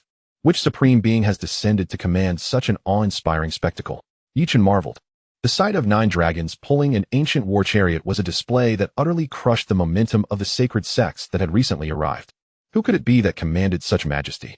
Yet amidst his astonishment, Yichen noticed that upon his exclamation, Shirtian and the others wore peculiar expressions, even unable to suppress their laughter. What could they possibly find amusing? Yichen pondered, perplexed. But only a few breaths later, he understood the source of their mirth. For those 9 colossal dragons, under the multitude of astonished and reverent gazes, had crossed the entire Qin stone square, coming to a halt before Qin Mu, bowing their proud heads in a display of subservience and respect. This Yichen felt his mind reel, a staggering realization dawning upon him. Could it be that this 9-dragon chariot was sent by my master? Chapter 25, Master S. Majesty, returning to the celestial, the ancient royal family. Upon the verdant expanse of the blue stone square, all gazes converged upon Qin Mu and his entourage. The reason was simple. The spectacle of 9 dragons drawing a chariot was so astonishing that it overshadowed the prestige of the various sacred lands and grand sects, presenting an overwhelming display. 9 majestic dragons of the sacred realm bowed their heads in reverence. Qin Mu stepped gracefully upon the head of a dragon and ascended the celestial king chariot, gesturing to Shirtian and the others below, inviting them to join him. This celestial king chariot was nothing short of miraculous, though it appeared to accommodate only a single occupant. It possessed the ability to contain the entirety of the ancient Dao city's inhabitants within its confines. However, the privilege to ascend this chariot was granted solely to Qin Mu and those disciples of the celestial lineage whom he permitted. For everyone else, such fortune was simply unattainable. As Qin Mu perched atop the dragon's head, standing proudly on the celestial king chariot, Yichen couldn't help but emit a soft groan of awe. Was his master truly this formidable? No wonder Shirtian and the others had been laughing moments ago. It turned out they were all aware that this magnificent display was orchestrated by their master, while he remained blissfully ignorant. Having received Qin Mu's nod of approval, Shirtian, Gu Qingxue, Yi Chun, and the others promptly followed suit, standing upon the venerable celestial king chariot. From their elevated position, they surveyed the multitude of astonished and reverent gazes cast upon them from the blue stone square. Yi Chun felt an overwhelming sense of bittersweet triumph. Just moments ago, he had been akin to an orphan, shunned by every sect. Yet now, he had become the envy of all. A transformation brought about by his fortunate acceptance into the celestial lineage as a disciple of his esteemed master. At that moment, Yichen yearned to shout, "The celestial lineage is magnificent. My master is magnificent." Standing upon the celestial king chariot, Qin Mu waved his hand gently, and the 9 sacred realm dragons let out a resounding dragon roar, lifting the chariot into the air as it soared gracefully, dominating the heavens. As the silhouettes of the 9 dragons receded into the horizon, the once silent blue stone square erupted into fervent discussions. Who were these divine beings that drew the chariot? Surely, even the leaders of the sacred lands would not possess such grandeur. I have never encountered anything like this before. Yet I sensed that those 9 dragons could effortlessly vanquish everyone present. They must be an unimaginable, unparalleled powerhouse. How fortunate I am that I refrained from approaching them too eagerly, or I might have met an untimely end. Those responsible for guarding the blue stone square, cultivators from various sacred lands, remained shaken, expressing their ire. Just moments ago, they had nearly approached Qin Mu and his companions to restore order. Thankfully, they had refrained, or they would have faced dire consequences. With a thud, the corpses of Shi Yuanshan and his ilk were discarded like refuse into a shadowy alley outside the blue stone square.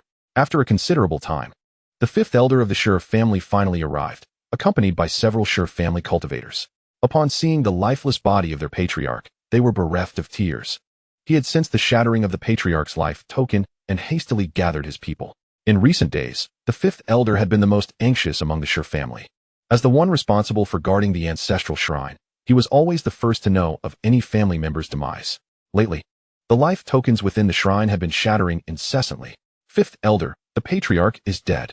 What shall we do now? A panic-sure family cultivator exclaimed, feeling as if the sky were collapsing.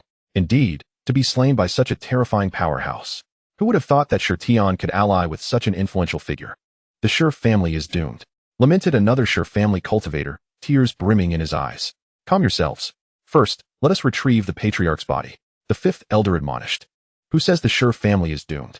Do not forget that Shi Ning has taken a true master from beyond the world as his teacher. As long as Shi Ning is here, our family still holds hope. Upon hearing the fifth elder's rebuke, the remaining Sure family cultivators were momentarily shaken. Yes, they still had young Master Ning. Young Master Ning was a prodigy, possessing the supreme bone, and had recently been accepted as a disciple by a powerful being from a hidden realm, currently in seclusion. As long as young Master Ning was around, the Sure family still had hope. The news of the patriarch's death cannot be concealed. Sure Hai, go swiftly to that hidden realm and inform Ning. The fifth elder said darkly. Does Shi Tian think that by clinging to a powerful ally, he can overturn the Sure family's fate? How naive. The Sure family still has Shi Ning. Unbeknownst to Qin Mu, the aftershocks of the Bluestone Square were far-reaching. At that moment, he had already led his disciples back to the celestial residence. Along the way, Yi Chun was left in awe. Was what senior brother Shi Tian referred to as desolate and peerless truly meant to convey this? It seemed he had misunderstood. The 9 sacred realm dragons brought the celestial king chariot to a steady halt before the celestial gate. Yet, the scene before Qin Mu caused him to pause in surprise. He saw Lao Huang lounging leisurely on the ground. Beside him was an alien being clad in a purple robe, adorned with a crystalline horn atop its head and covered in green scales, clumsily attempting to cook, struggling to prepare a meal of exotic beast meat. Once the meat was cooked, the alien hurriedly offered it to Lao Huang, who promptly devoured it in one gulp.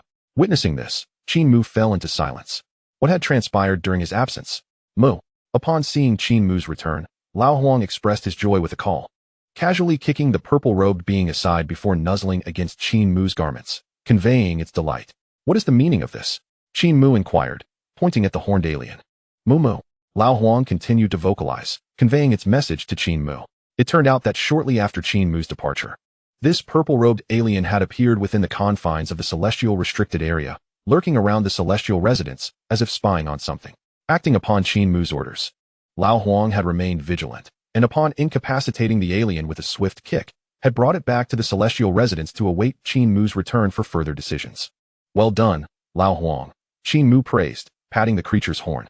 The purple-robed alien, noticing the arrival of Qin Mu and his companions, scrambled to its feet, indignantly shouting at Qin Mu, I am of the ancient royal lineage, hailing from the life-forbidden zone of the ancient royal mountain.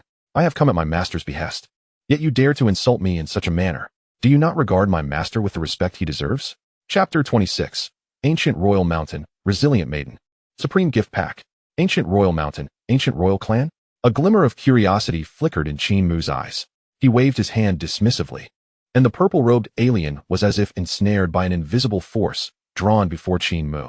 Subsequently, Qin Mu refrained from inquiring further and nonchalantly extended a finger to press against the forehead of the purple-robed alien being, initiating a soul search.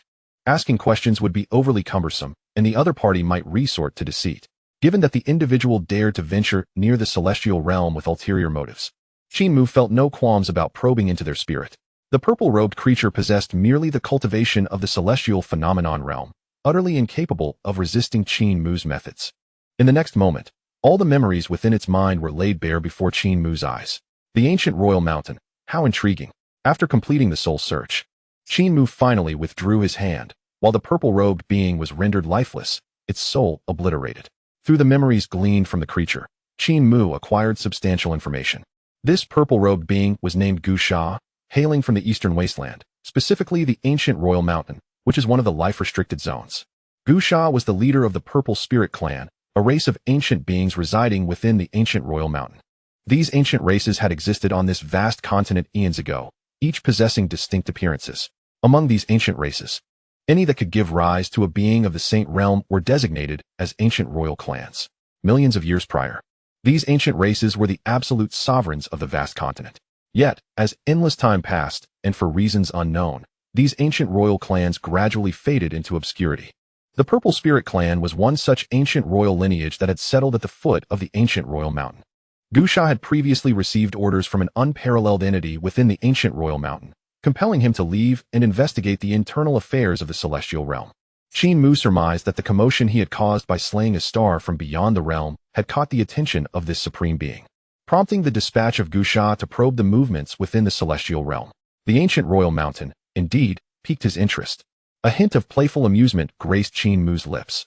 As one of the life-restricted zones, the ancient royal mountain undoubtedly harbored more than one supreme being. Most of these ancient existences were once formidable emperors, yet succumbed to the ravages of time, their lifespans depleted and bodies decayed, leading them to seal their power and enter a slumber within the life-restricted zone. Collectively, these ancient beings in slumber are referred to as the sovereigns of the Forbidden Zone. Qin Mu felt no trepidation towards these ancient sovereigns within the life-restricted zones. He was now a bona fide emperor-level powerhouse, with both his spirit and physique far surpassing those ancient beings who had sealed themselves away. Moreover, he wielded the supreme imperial weapon, the Taiwan sword, and had the emperor-level celestial beast, Old Huang, by his side. Not to mention, he would not flinch even against an ancient sovereign, let alone the entirety of the ancient royal mountain.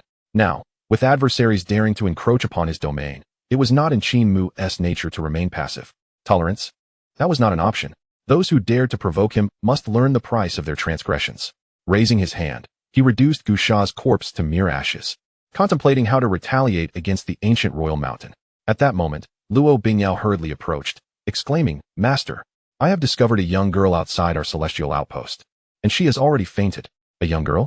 Qin Mu turned to Luo Bingyao, noticing a frail girl, seemingly around 15 or 16 years of age, cradled in her arms. The girl was dressed in a somewhat tattered white garment, her delicate face adorned with closed eyes, clearly having succumbed to unconsciousness. The skirt she wore was stained with dirt, indicating she had been kneeling outside the celestial outpost for quite some time. With a mere glance, Qin Mu discerned that this girl was an ordinary mortal, lacking any cultivation, and her fainting was likely due to a combination of hunger and exhaustion. He looked up at Old Huang, who should have been aware of how the girl ended up at the celestial outpost. "Mu." Old Huang called out a few times, conveying its meaning. It turned out that the girl had inadvertently wandered to the celestial outpost a couple of days prior and had since been kneeling there. Being a mere mortal without any cultivation, Old Huang had chosen to ignore her. Qin Mu turned his gaze back to the girl in Luo Bingyao's arms, and had only just begun to assess her when he heard the melodious voice of the system ringing in his ears. "Ding! A mortal girl of unparalleled talent has been detected within the celestial outpost. Please, host, take her as a disciple." Upon successful acceptance as a disciple, depending on the disciple's innate talent, the host will receive rewards ranging from a beginner's gift to a supreme gift. A mortal girl? Present within the celestial outpost? Qin Mu looked in surprise at the sleeping girl in Luo Bingyao's arms. Could it be that the system referred to her? Qin Mu extended his hand, channeling a strand of spiritual energy into the girl's body. In the next moment, her pallid complexion visibly brightened, and her tightly shut eyes fluttered, slowly opening. Upon awakening, the girl initially surveyed her surroundings with confusion.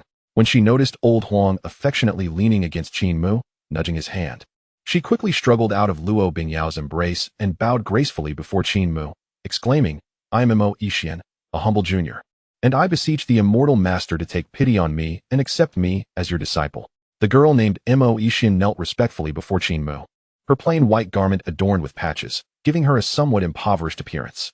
Dust clung to her skin and small face, rendering her somewhat unkempt. Yet, within her eyes, akin to sparkling black gems, there flickered an unwavering spirit of determination and resilience. Like a tender sprout pressed beneath a heavy stone, she remained steadfast and tenacious despite bearing the weight of 1,000 burdens. Qin Mu regarded the kneeling Mo Yixian before him. With his strength, he could effortlessly recognize that this girl, like his third disciple Yi Chun, was an untrained mortal. However, unlike Yi Chun, who possessed the unique and formidable physique of the ancient sacred land, the girl before him was an entirely ordinary mortal without any remarkable attributes. Nonetheless, Qin Mu understood that since the system had identified Mo Yixian as possessing unparalleled talent, there must be something extraordinary about her. Seeing that Qin Mu did not immediately acquiesce, the girl continued to bow fervently, stating, "Junior knows she is lacking in innate talent, but rest assured, immortal master, I will strive to cultivate diligently. Regardless of the menial tasks within the sect, I am willing to undertake them, simply hoping that the immortal master will accept me." With that, she attempted to bow once more, only to be halted by Qin Mu's outstretched hand. Since you earnestly seek the path of immortality, I shall accept you into the celestial lineage as my fourth disciple. Upon uttering these words, a delightful notification from the system chimed in his ears. Ding! Congratulations on successfully accepting the disciple Mo Xian. Talent assessment, 11 stars. Reward, 1 supreme level gift for the host. Listening to the system's announcement, Qin Mu was taken aback. 11 stars for talent? A reward of a supreme gift? It seemed he had stumbled upon a treasure. Chapter 27. Template of the Empress, Reward Crit. Approaching Elder of the Emperor. Thank you, Master. Upon receiving Qin Mu's consent to take her as a disciple, the young maiden Mo Xian could not help but reveal a glimmer of excitement on her face. Your body is still quite frail. Rise swiftly. Qin Mu urged as he extended his hand to assist Mo Xian to her feet, simultaneously channeling a stream of spiritual energy into her body to nourish her weakened form. Please recount your circumstances in detail, he inquired, his curiosity piqued by the extraordinary assessment of her potential as an 11-star talent by the system. Indeed, Mo Xian replied respectfully. Divulging her story, it turned out she was merely an ordinary girl from the vast wilderness, orphaned with only an elder sister to rely upon. Though their life was marked by hardship and poverty, the companionship of her sister brought her immense joy. Unfortunately, their bliss was short-lived. A powerful cultivator, recognizing her sister's innate talent, forcibly abducted her, whisking her away to distant lands. In her quest to locate her sister, Mo Xian traversed the surrounding sects, seeking to join a celestial order, hoping that one day her cultivation would lead her to her sister's whereabouts. However, in comparison to her sister, Mo Xian seemed devoid of any exceptional talent, merely an ordinary mortal. Consequently, every sect she approached turned down her pleas for mentorship. Yet, undeterred by the relentless rejections, she persevered with unwavering determination, continuing her search for a master. By sheer luck, she inadvertently found herself within the celestial forbidden zone. Fortuitously, she encountered no ferocious beasts during her journey, allowing her to reach the celestial stronghold unscathed. Upon arriving at the entrance of the celestial stronghold, she witnessed an awe-inspiring scene of an ancient bull subduing a powerful royal entity. Instantly, she deduced that if such a seemingly ordinary creature as the old bull possessed such might, the sect within must be extraordinary and unfathomable. Thus, she knelt outside the celestial stronghold, hoping to move the celestial masters within with her fervent devotion and be accepted as a disciple. After regaining consciousness, Mo Xian observed the old bull displaying deep affection for Qin Mu, leading her to conclude that he was undoubtedly an unimaginable powerhouse. It was then that she boldly beseeched Qin Mu to accept her as his disciple. I seek to cultivate not for immortality, but to trace my sister's footsteps in the mortal realm, awaiting her return, Mo Xian declared with unwavering resolve. Listening to Mo Xian's tale, Qin Mu finally grasped the essence of her journey. A mere mortal, cultivating not for immortality but to reunite with a loved one. How familiar this experience felt to him. Was this not a quintessential embodiment of a legendary empress? It was no wonder the system deemed Mo Xian to possess such astonishing talent. Memories of a similarly tenacious empress surfaced in his mind. She, too, had been an ordinary mortal, yet through sheer will, she defied the heavens, overcoming celestial powers and ultimately ascending to unmatched heights. It appeared that his fourth disciple shared a kindred spirit. Feeling pleased, Qin Mu patted the old bull affectionately, exclaiming, "Old Huang, well done. Tonight, I shall treat you to a special meal." Old Huang, with wide, inquisitive eyes, was filled with confusion. Although delighted at the prospect of an extra meal, he pondered why his master praised him, as he had done nothing extraordinary. Qin Mu merely smiled in silence, for there was indeed a reason for his commendation. The celestial forbidden zone was initially rife with ferocious creatures, and Mo Xian, as an ordinary human, would have had no chance of reaching the celestial stronghold. However, due to old Huang's insatiable appetite, he had been relentlessly hunting these aberrant beasts, prompting them to sense danger and retreat from the vicinity of the celestial stronghold, thus allowing Mo Xian safe passage. Very well, Shirtian.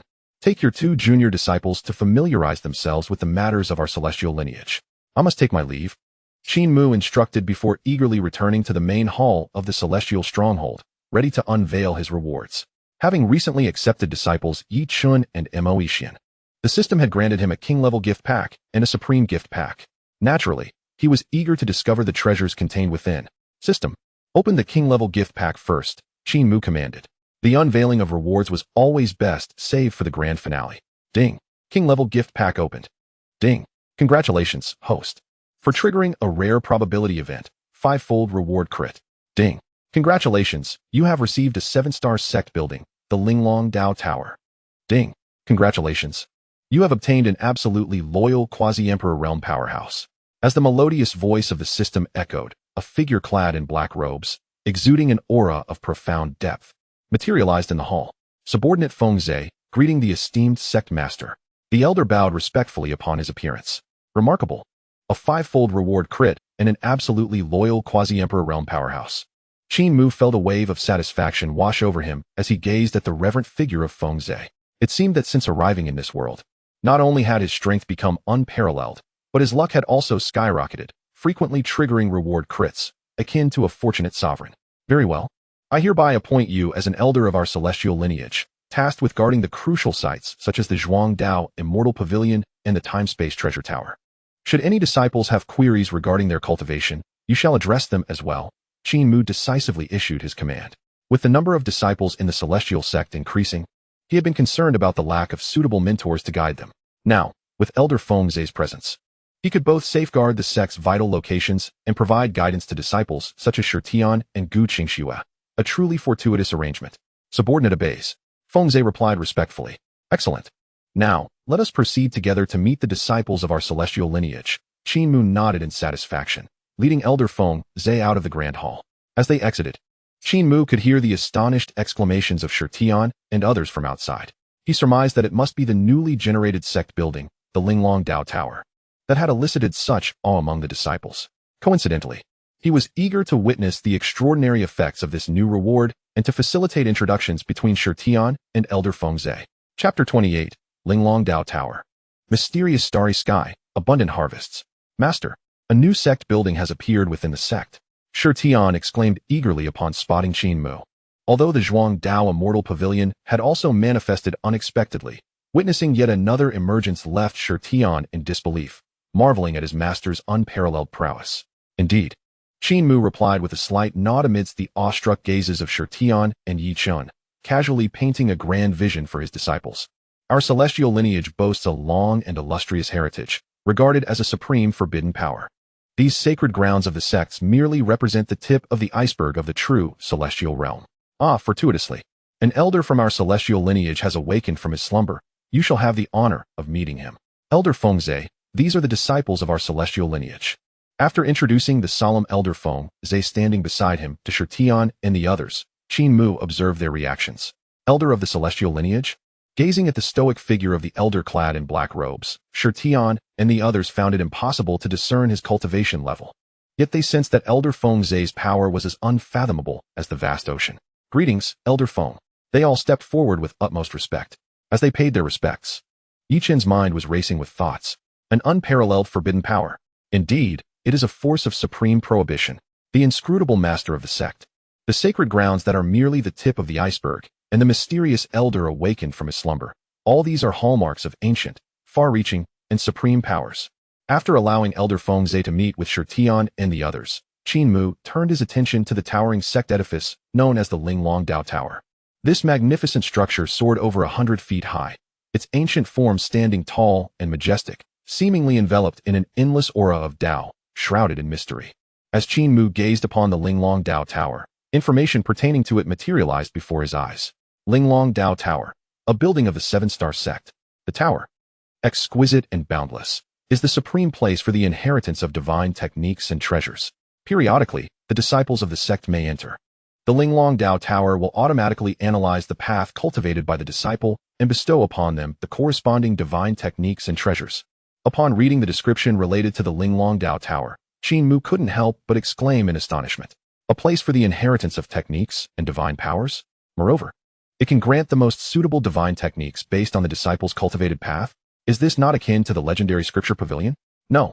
The Linglong Dao Tower is far superior to the Scripture Pavilion.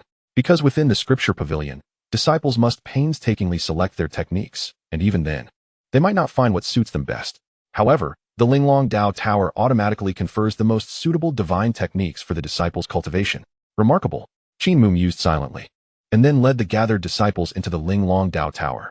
Upon entering, they were greeted with a breathtaking transformation, finding themselves amidst a boundless starry expanse. Here is Yi Chun was astonished as he surveyed his surroundings, realizing he was indeed within an infinite cosmos. Above, the stars sparkled brilliantly. A multitude of celestial bodies scattered across the firmament, casting down a cascade of starlight. Within the Linglong Dao Tower, there existed another realm, as though it concealed an expansive universe. As the group stepped into this vast starry sea, the myriad stars above immediately showered rays of starlight upon each individual, locking onto them with an ethereal brilliance. As the starlight descended, a surge of enigmatic information instantaneously filled the minds of all disciples of the celestial lineage, revealing the purpose of the Linglong Dao Tower. Using starlight to probe the body, and based on their current realm and cultivated path, it automatically bestows the most appropriate divine techniques. Upon grasping the function of the Linglong Dao Tower, Luo Bingyao was nearly overwhelmed with shock. Within the great Qin dynasty, there existed a similar repository known as the Dao Repository, which accumulated various scriptures and techniques gathered over centuries, serving as the most cherished place of inheritance. Only those cultivators who made significant contributions to the great Qin dynasty could enter the Dao Repository to select techniques. Yet now, standing within the Linglong Dao Tower, although its effects were somewhat akin to the Dao Repository, the disparity between the two was as vast as heaven and earth. Through the information received from the starlight, Luo Bingyao understood that within this starry realm, each twinkling star harbored no less than myriad divine techniques, and the number of stars here exceeded not merely hundreds, but tens of thousands. With so many stars, how many divine techniques could they conceal? Luo Bingyao could hardly fathom. Moreover, the Linglong Dao Tower could automatically bestow the most suitable techniques based on the cultivation level of the disciples who entered. Such a method was nothing short of miraculous. In simpler terms, compared to the Linglong Dao Tower, the Dao Repository within the great Qin dynasty was utterly insignificant. Not just Luo Bingyao, but Shitian, Yi Chun, and Mo Yixian were all equally astonished. Only Qin Mu felt a tinge of boredom, for upon entering the Linglong Dao Tower, he realized that, given his current level of cultivation, there was nothing within the tower that could bestow upon him any divine techniques. Alas, his strength was too formidable. Invincibility can indeed feel quite lonely. However, observing the astonished expressions of his disciples, Qin Mu cleared his throat and said, "Each disciple entering the Linglong Dao Tower is subject to a time limit and cannot re-enter shortly after. You must remain true to your hearts and meditate deeply. Do not squander this rare opportunity." Upon hearing Qin Mu's words, Shitian and the others seemed to awaken from a daze and began to focus their minds. The entire sky sparkled with resplendent starlight. Mysterious beams of starlight cascaded down, scanning over Shitian and the others in a sweeping manner. After a brief moment, stars began to illuminate within the brilliant firmament, each casting down dazzling rays, which entered the bodies of Shitian, Gu Qingxue, and the others.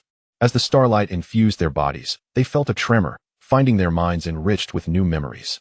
These memories were the divine techniques bestowed upon them by the Linglong Dao Tower. "I believe I have acquired a divine technique called the Sea Overturning Seal," Shitian exclaimed, unable to contain his excitement. Within his consciousness, he visualized an image of a powerful figure soaring in the air, performing hand seals, and unleashing a palm strike that stirred the vast ocean beneath, as if it were about to be upended. Undoubtedly, this Sea Overturning Seal is an immensely powerful divine technique.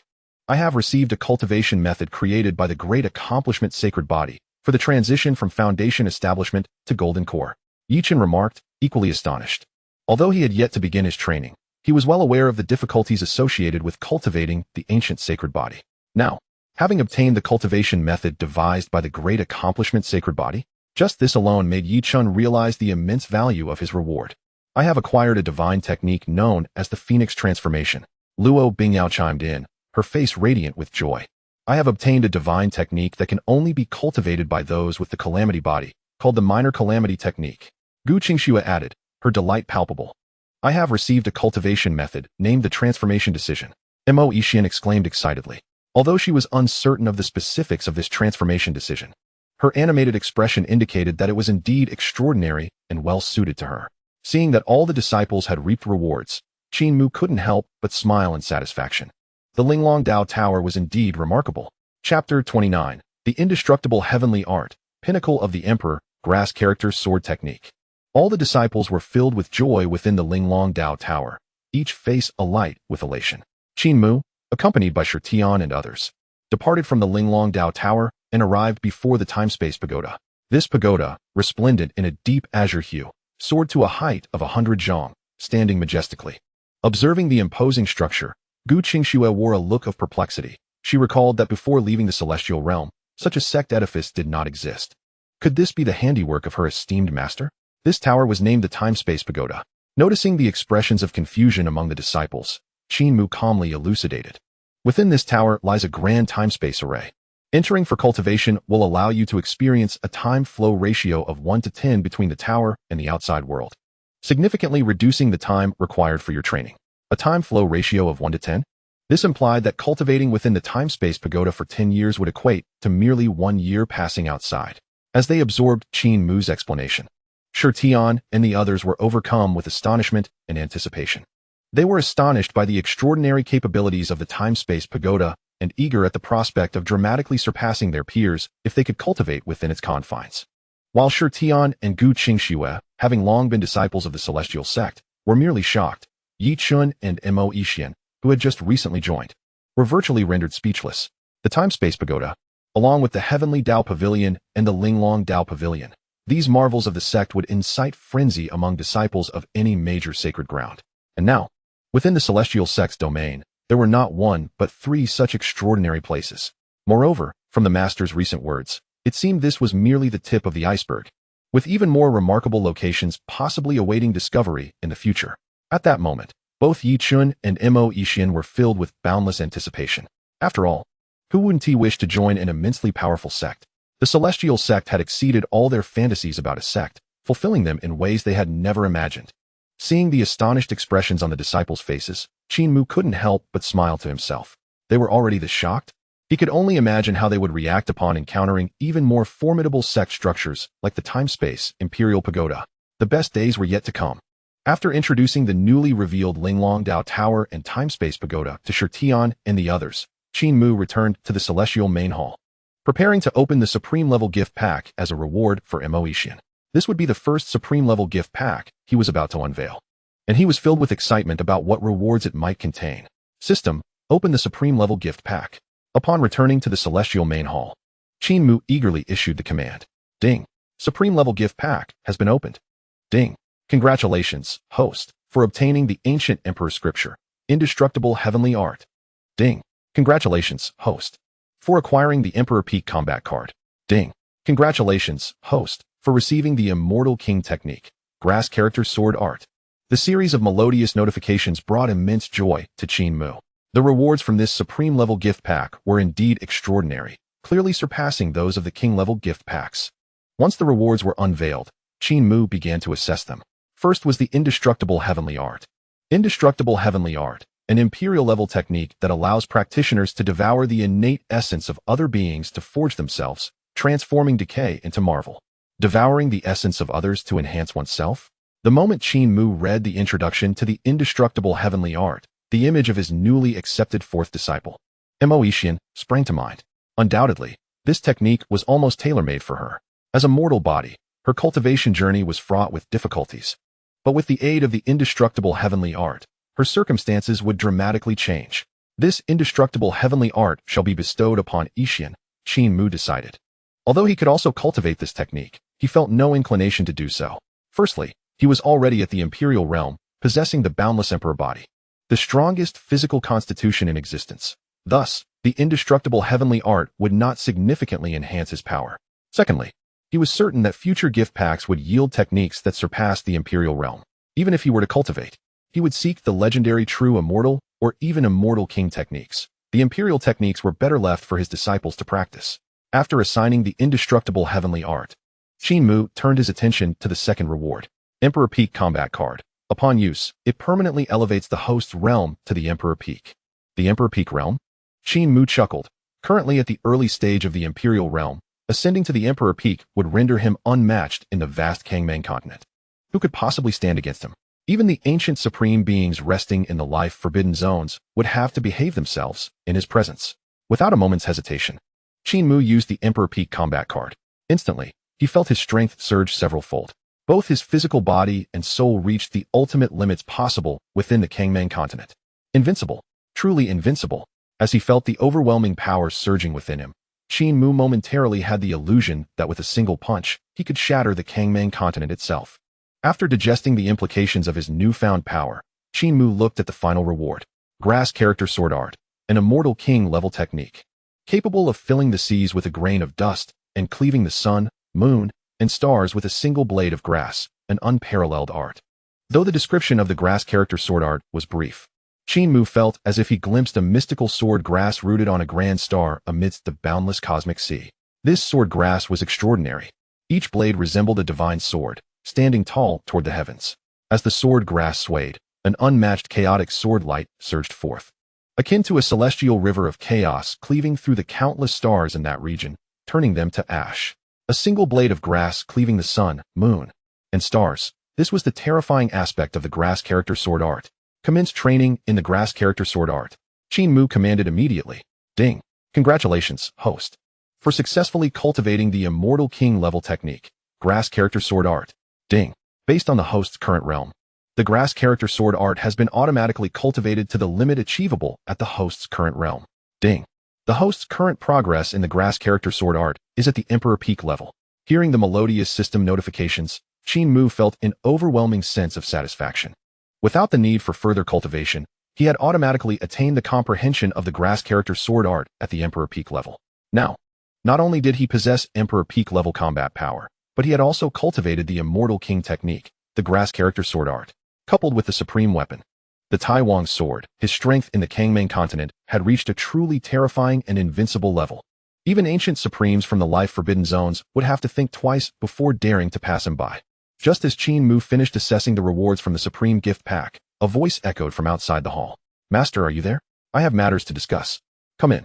Upon seeing Yi Chen arrive, Qin Mu spoke with a calm demeanor, gesturing for him to enter. As Yi Chen stepped into the celestial master hall, he glanced at Qin Mu seated in the main position, feeling a wave of apprehension wash over him. Master, I have come with an important matter to consult you about. Noticing Yi Chen's anxious demeanor, Qin Mu's curiosity was piqued. What could his third disciple possibly need to discuss? Speak. Qin Mu waved his hand, inviting him to continue. Master, I wish to inquire how I might step into the realm of qi refinement. Yi Chen replied, his complexion slightly flushed. Yet he voiced the pressing issue that troubled him. After Qin Mu had acquainted everyone with the various sacred grounds of their sect, Shitian, Guqingxua, and Luo Bingyao had eagerly entered the time-space tower to cultivate. Even his fourth junior sister, who was still merely at the mortal realm, could not contain her excitement upon obtaining the transcendence formula and hastily followed suit to attempt cultivation within the time-space tower. Only Yi Chen remained, feeling quite embarrassed. He too yearned to enter the time-space tower for cultivation, yet as an ancient sacred body, it was not time that he lacked for practice, but rather the essential resources required for training. For one with an ancient sacred body, each level of cultivation demanded an exorbitant amount of resources. However, upon returning to the celestial realm, although Yi Chen discovered numerous treasures, he found none that could aid him in breaking through from the mortal realm to the qi refinement stage. Seeing Shitian and the others deeply engrossed in their cultivation, Yi Chen felt an overwhelming urgency. He did not wish to lag behind his brothers and sisters, prompting him to hasten to seek Qin Mu's assistance. Listening to Yi Chen's concerns, Qin Mu's expression shifted to one of understanding. He had almost forgotten this detail. His third disciple possessed the ancient sacred body, requiring vast amounts of resources for cultivation. Particularly for the breakthrough from the mortal realm to the qi refinement realm, such resources were even more critical. Without the aid of cultivation resources, it would be nigh impossible for Yi Chen, still immortal, to absorb sufficient spiritual energy from the heavens and earth to advance to the qi refinement realm. Noticing Yi Chen's flustered and anxious expression, Qin Mu comforted him, saying, "There is no need for concern. Your problem has long been considered by your master. Does master have a solution?" A flicker of hope ignited in Yi Chen's heart upon hearing Qin Mu's words. He had previously worried that his unique physique would require substantial resources for cultivation, causing master to harbor misgivings about him. Yet it seemed that master was unfazed and had already devised a plan. Seeing Yi Chen's anxiousness, Qin Mu chuckled lightly. Although the celestial realm presently lacked cultivation resources, other places certainly did. When the topic of cultivation resources arose, Qin Mu immediately thought of the ancient royal mountain. He had previously been contemplating how to punish those who had disrespected the ancient royal mountain by intruding upon its secrets. Now, an opportunity had presented itself. The ancient royal mountain housed many ancient sovereigns in slumber, and it was likely rich in treasures. Given that his third disciple Yi Chen required a substantial amount of resources for cultivation, he believed that those ancient sovereigns would not mind lending some resources for this purpose. With this thought, Qin Mu smiled and beckoned to Yi Chen. "Come, "My disciple, let us go. I will take you to acquire the cultivation resources you need." Upon hearing Qin Mu's words, Yichun felt a surge of excitement and hurriedly followed behind him, ready to procure the necessary resources. However, when Yichun noticed Master ascending the Celestial King war chariot and inviting him to join, he was momentarily taken aback. "Where is Master taking me?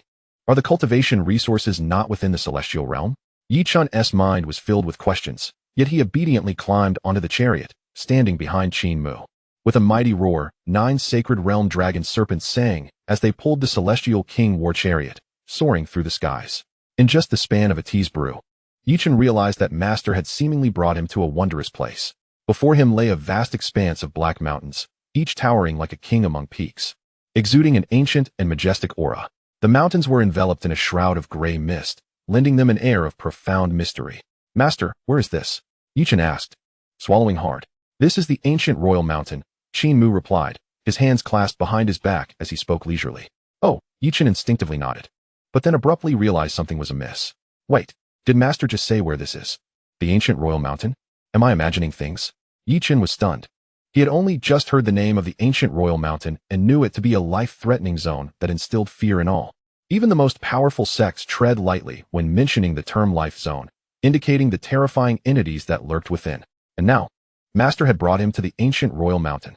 Heaven above, what was Master thinking, bringing him to this perilous life zone? Yichun's heart raced, and just as he was about to inquire further, he found that Qin Mu had already guided the Celestial King war chariot directly into the depths of the ancient royal mountain. The dragon serpents roared as they propelled the chariot forward.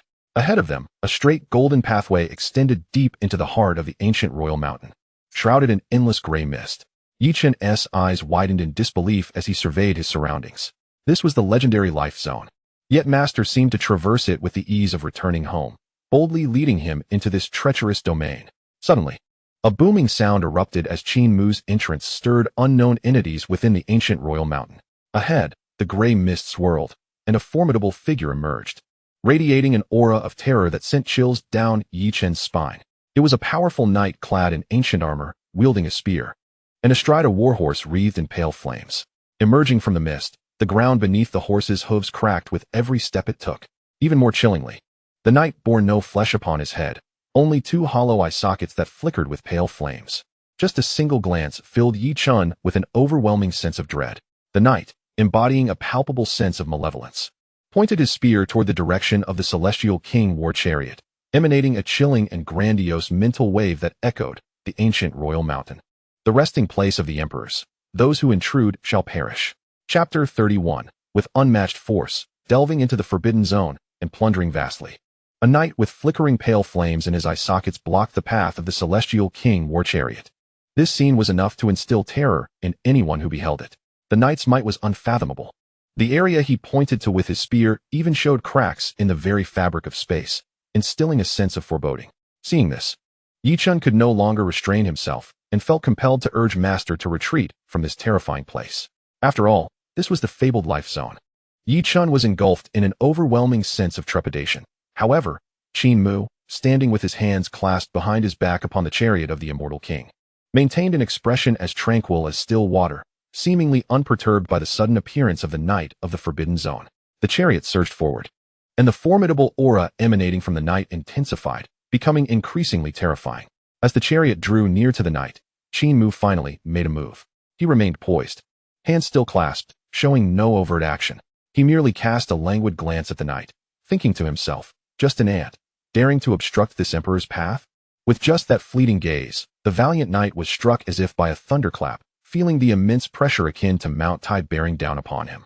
His body cracked instantly, his armor riddled with fine fissures, while his steed let out a mournful cry under the unbearable weight, collapsing with a thunderous crash.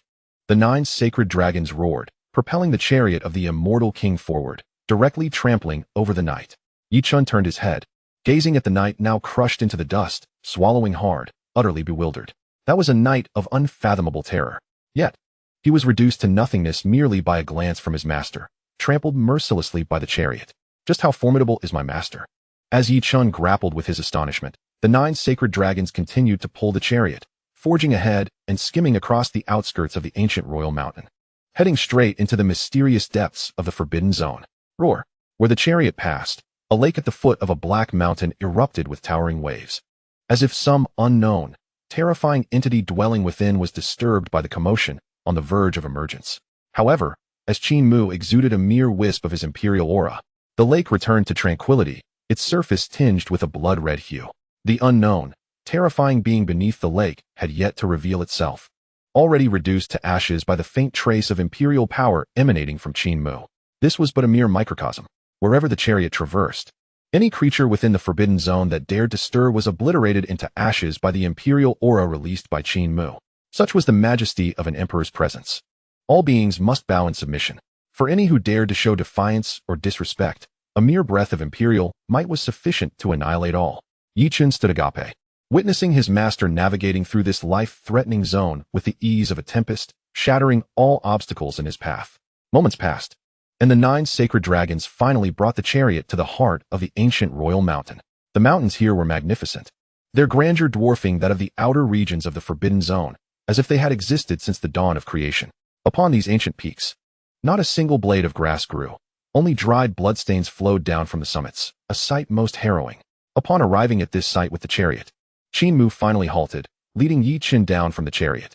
At the base of these towering, majestic ancient mountains lay various unimaginable divine artifacts that left Yi Chen in awe. At the foot of one ancient mountain, there was a small lake, several meters square, shimmering like emerald, exuding a crystalline radiance. Above the lake, the spiritual energy seemed almost tangible, as ethereal droplets of spiritual rain began to fall from the air. Beside this small lake, 9 diminutive trees stood, each crowned with a fruit radiating a resplendent golden glow, crystalline and translucent, as though forged from pure gold, utterly extraordinary. Each golden fruit, bathed in the spiritual rain, exuded a fragrant aroma, appearing even more delectable, compelling any onlooker to desire to consume them. Noticing Yi Chen's gaze drawn to this place, Qin Mu strolled leisurely towards the verdant lake, casually refining a spatial ring capable of containing vast volumes, which he tossed into Yi Chen's hands. Gather it. Qin Mu gestured towards the green lake, indicating to Yi Chen. What? Yi Chen stood stunned, holding the spatial ring. Had he misheard? Gather it. Qin Mu reiterated. Do you not lack resources for cultivation? Just take all the divine medicines and treasures from here. But, Master, is that appropriate? Yi Chen stammered, a sheen of sweat forming. These treasures are rooted deep within the life-threatening zone. Surely they must belong to someone. In truth, Yi Chen was already tempted, yet fear held him back. This was the depths of the ancient royal mountain, and the treasures rooted here were undoubtedly claimed. If he were to take them, would he not provoke the wrath of the supreme beings dwelling within? If I say to gather, you shall gather. Qin Mu observed the trepidation in Yi Chen's heart, his tone imbued with an undeniable authority. I shall bear the responsibility for your actions.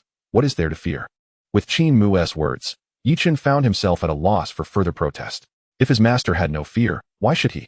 With resolve, Yi Chen steeled himself, leaping to the edge of the lake and embarking on a spree of plunder. Golden fruits were swiftly plucked. The verdant liquid of the lake was not to be wasted. All gathered into the spatial ring, the 9 small trees by the lake, all uprooted, witnessing Yi Chen ravaging as if a bandit. Within moments he had filled the spatial ring with every divine medicine and treasure, at which point Qin Mu finally wore a smile. Now this is more like it. I merely came to collect some interest from the ancient royal mountain. What ancient supreme dares to surface? Should anyone be so bold? Qin Mu would not hesitate to let them experience the might of an emperor at the pinnacle of power, coupled with the terrifying prowess of the grass character sword technique. Master, I've gathered everything. Yi Chen exclaimed, panting, staring at the nearly empty pit where the lake had been, his heart racing. His agitation stemmed not from exhaustion, but from the sheer thrill of the day's events. Who could have imagined his master would dare to venture into the depths of a life-threatening zone to reap the rewards? Master, I've finished gathering. Should we not take our leave? Yi Chen cautiously surveyed the imposing ancient mountains surrounding them, whispering. Having amassed such an abundance of divine medicines, Yi Chen felt satisfied and believed it wise to retreat. However, in response to Yi Chen's suggestion, Qin Mu shook his head dismissively. Leave? We are but just beginning. Did you not see the divine medicines and liquids at the base of that mountain? Clean that area out as well. Retreat? What nonsense is this? Does a dignified peak emperor care for his reputation? To collect merely this little and think of retreating? Where would that leave my face? Chapter 32, The Enlightenment Tea Tree. The revival of the supreme, the overbearing suppression. What is it like to harvest divine medicines within the life-threatening zone? A place that instills fear and caution in the hearts of all. Yi Chen could only say it was exhilarating beyond measure. With the spatial ring bestowed by his master in hand, Yi Chun was consumed by a fervor, leaving no trace of vegetation in his wake as he collected all the divine medicines and treasures from the depths of the ancient royal mountain. After all, his master had permitted him to take as much as he could. What was there to hesitate about? In the ancient sacred land, cultivation demands an immense wealth of resources. The more divine elixirs and treasures one acquires now, the smoother the path of future cultivation will be. Contemplating this, Yi Chun felt an invigorating surge of determination, eager to scour every inch of the ground and seize all that could be claimed. After an exhaustive search, Yi Chun had collected all the divine elixirs and treasures within his sight into his spatial ring. He turned to gaze at Qin Mu, wondering if it was time to depart, given that he had thoroughly pillaged the area. Upon meeting Yi Chun's gaze, Qin Mu merely smiled faintly, showing no intention of leaving. Instead, he slowly extended a hand towards the core area surrounded by ancient mountains, gently waving it. An invisible wave emanated, dispersing the mist that shrouded the space, revealing a scene that left Yi Chun awestruck. As the fog lifted, his eyes fixated on a wondrous sight. In the convergence of the ancient mountains stood an extraordinarily mystical ancient tree, its gnarled trunk suggesting it had existed for eons. Even more astonishing were the hundreds of translucent leaves adorning the tree, each uniquely shaped, some resembling small cauldrons, others akin to daggers, and still others resembling miniature towers. Each leaf exuded an aura steeped in profound mystery, radiating an enigmatic energy. Yi Chun gazed at the extraordinary ancient tree, feeling parched with anticipation. An instinctive realization dawned upon him. Compared to this ancient tree, the divine elixirs he had previously gathered were mere trifles. This was the immortal divine herb, the enlightenment ancient tea tree. Qin Mu, hands clasped behind his back, advanced leisurely, intent on claiming this immortal divine herb to complete his journey. To Qin Mu, the elixirs Yi Chun had collected were trivial pursuits. As a formidable peak emperor, it was only fitting he secure an immortal divine herb or a supreme divine material capable of refining imperial weapons. Conveniently, an immortal divine herb, the enlightenment ancient tea tree, was present here. Although the celestial Taoist pavilion diminished its efficacy, it would still serve splendidly for brewing tea. As Qin Mu approached, the enlightenment ancient tea tree seemed to possess a spirit of its own, its branches rustling as if sensing an unwelcome gaze, displaying signs of agitation. However, just as Qin Mu was about to reach the tree, a terrifying aura surged from the depths of the ancient Emperor Mountain, a force so formidable it seemed to rend the heavens and earth. It felt as though an ancient sovereign, unable to tolerate the disturbance, had finally awakened. The awakening of this sovereign was naturally cataclysmic. The heavens echoed with ghostly wails, the void alternated between a rain of golden lotuses and torrents of blood. As sacred and terrifying phenomena unfolded in succession, Yi Chun was suddenly enveloped by a chilling sensation, as if an unparalleled existence had roused from slumber, causing his body to tremble involuntarily. This was bad. His master had stirred something monumental. A sense of dread gripped Yi Chun as he realized that their actions had likely provoked the supreme being of the ancient Emperor Mountain, leading to its revival. Would his master be able to withstand this? Anxiety etched across Yi Chun's face. The awakened entity was a genuine supreme being, a true ruler of this realm of life, incomparable to the knights they had previously encountered. In the face of such an unparalleled powerhouse, Yi Chun was left wondering if his master could hold his ground. The atmosphere was charged with the mighty presence of the sovereign, filling the depths of the ancient Emperor Mountain. On that colossal black mountain, a pair of indifferent eyes glimmered, directing their gaze towards Qin Mu. A wave of cold, formidable divine intent surged forth, conveying the ancient sovereign's will. Fellow Taoist, you have overstepped your bounds. Fellow Taoist. Upon hearing the ancient sovereign's voice, Yi Chun's body quaked with astonishment. Could it be that his master was also a sovereign? Just as Yi Chun was reeling from this revelation, an even more incredulous scene unfolded. In response to the ancient sovereign's inquiry, Qin Mu remained composed, calmly retorting, "What is the matter? Are you dissatisfied?" Without waiting for a response, Qin Mu raised his hand, summoning the extreme Tao imperial weapon, the Tai Huang sword, into his grasp. With a swift motion, he slashed the sword, unleashing a radiant, dragon-like light that surged forth, aimed at the ancient and imposing black mountain. The roar of the dragon echoed through the heavens. With a thunderous crash, the ancient black mountain was cleaved in two by Qin Mu's strike. "What are you to address me as a fellow Taoist?" With the mountain severed, Qin Mu's gaze shifted towards the remaining towering ancient peaks, his voice calm, yet commanding. "You of the ancient Emperor Mountain dare to send someone to spy on my celestial forbidden land? I have merely come to collect some interest. Who else dares to oppose? Step forth, and I shall subdue you all." Though Qin Mu's tone was unassuming, It concealed an undeniable aura of dominance, rendering Yichen speechless, his heart racing with exhilaration. The Emperor reigns above. Is this truly my master, Yichen? Faced with an ancient sovereign of the life-restricting zone, his master boldly questioned their compliance and proclaimed his intent to suppress them all. Such audacity, such grandeur, was simply astounding. Yichen trembled with excitement, realizing he had grossly underestimated his master. To casually declare the intent to subdue ancient sovereigns within a life-restricting zone was a display of might unparalleled across the vast continent. His decision to follow his master and join the celestial sect was indeed the wisest choice he could have made. As Yichen reveled in admiration of Qin Mu's supreme might, a sudden tumultuous rumble echoed from deep within the ancient Emperor Mountain, startling Yichen into a moment of stillness. The master had just instilled awe among the supreme beings residing within the ancient Imperial Mountain. Who else could be so blind as to dare to show themselves? Did they not fear being slain by his sword? However, when Yichen focused his gaze towards the source of the sound, he couldn't help but feel a mix of amusement and disbelief. It turned out that it was not the stirrings of any creature emerging, but rather the ancient tea tree of enlightenment, which was shaking its trunk and uprooting itself from the ground, revealing roots that resembled little feet, racing towards Qin Mu. Yichen stood there, dumbfounded, watching this spectacle unfold. What on earth was the ancient tea tree doing?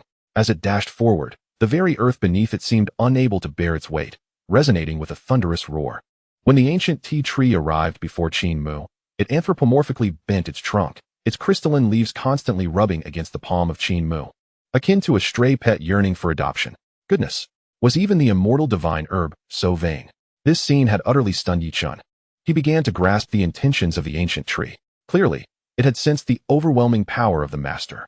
Recognizing that even the ancient supremes of the ancient Imperial Mountain could not provoke him, and thus it eagerly approached, seeking to be taken under his wing.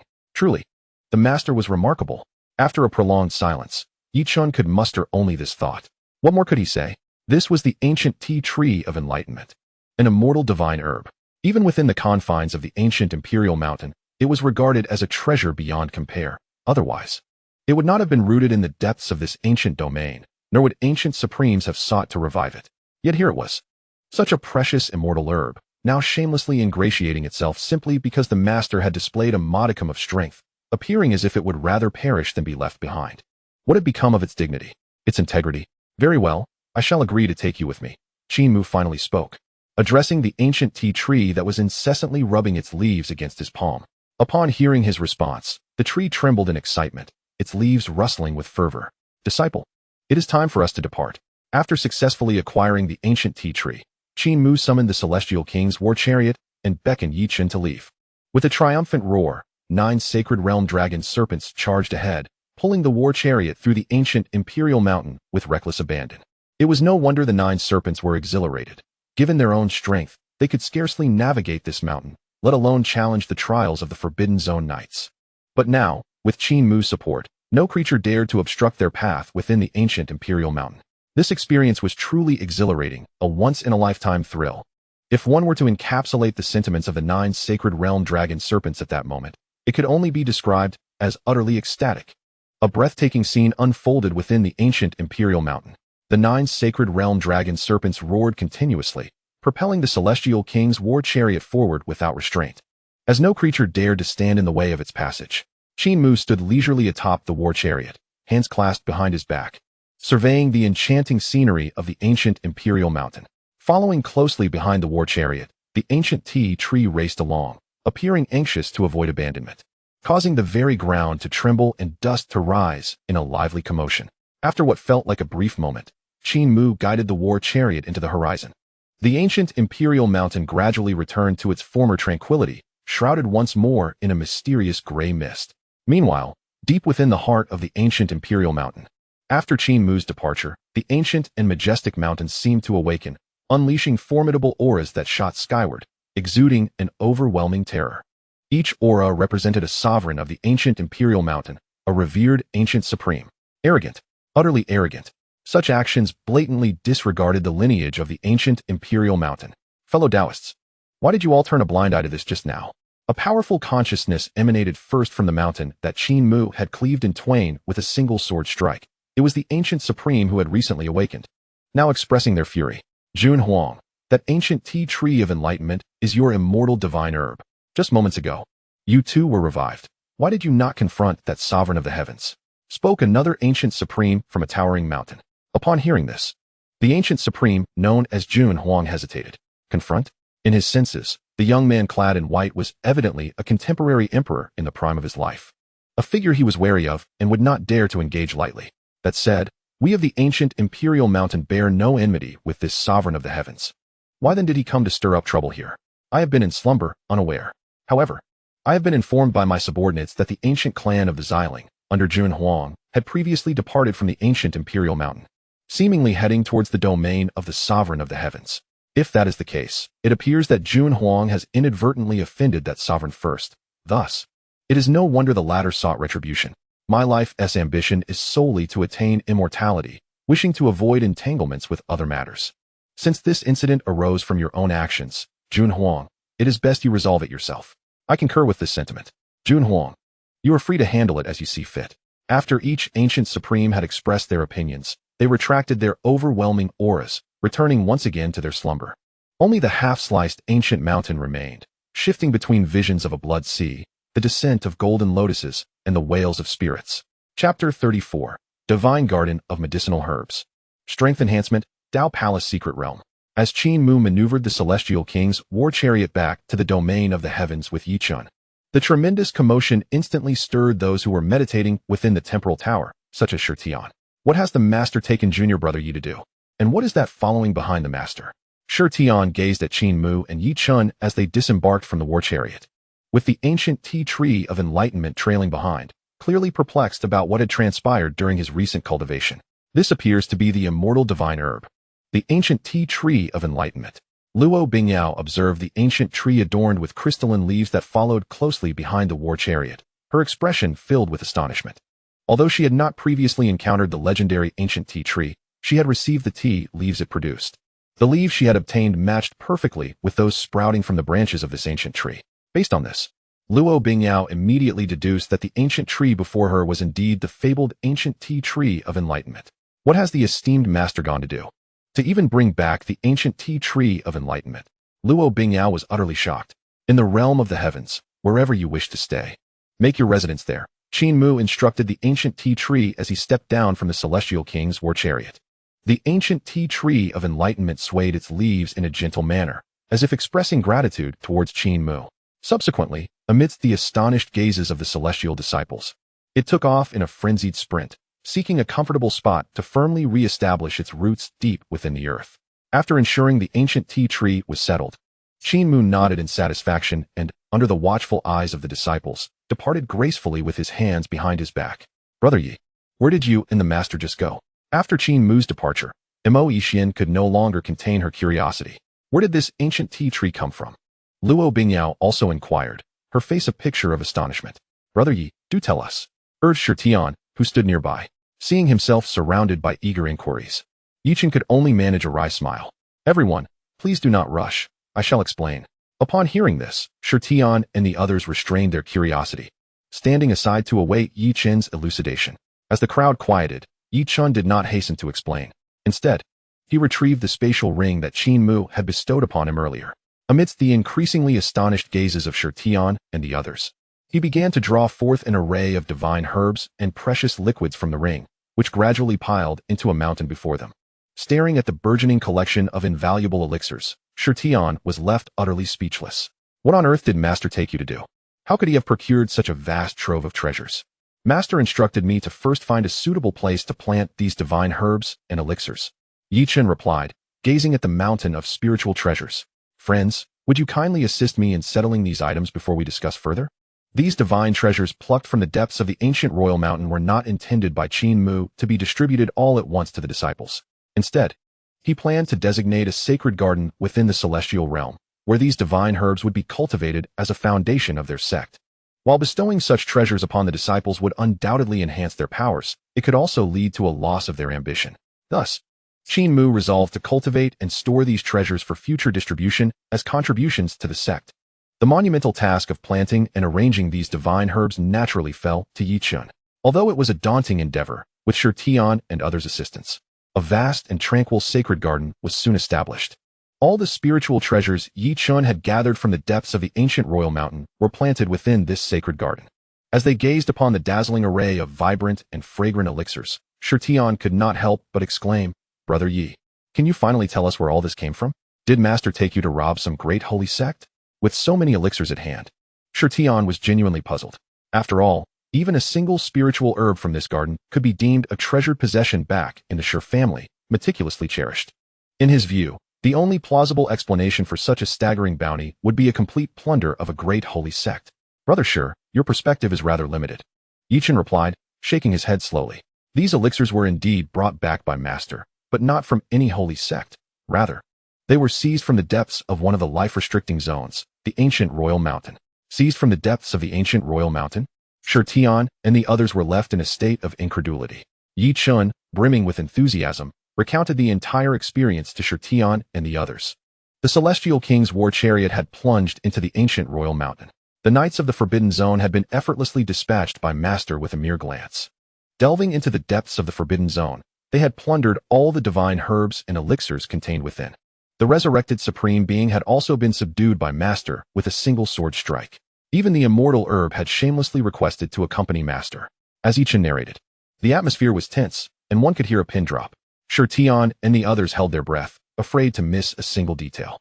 They had just spent a brief period cultivating within the time-space tower, and yet Master had accomplished such earth-shattering feats. Entering a life-restricting zone without hesitation, plundering its treasures, and even intimidating an ancient Supreme Being, all while securing an immortal herb, was nothing short of extraordinary. Master is magnificent. The sect leader is truly fearsome. The disciples could hardly contain their astonishment. Master is simply unparalleled. What life-restricting zone? It seems our celestial realm is the true supreme forbidden land. The disciples were filled with admiration and awe.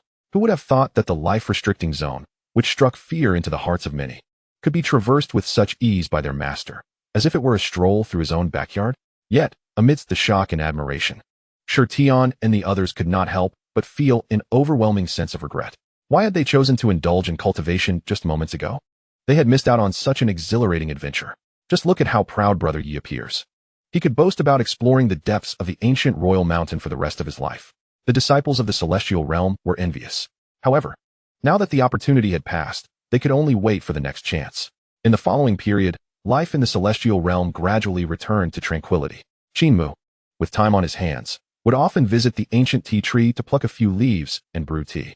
The tea made from the leaves of the ancient tea tree was undeniably delightful, crisp and sweet, with an aftertaste as enchanting as an elixir fit for the divine.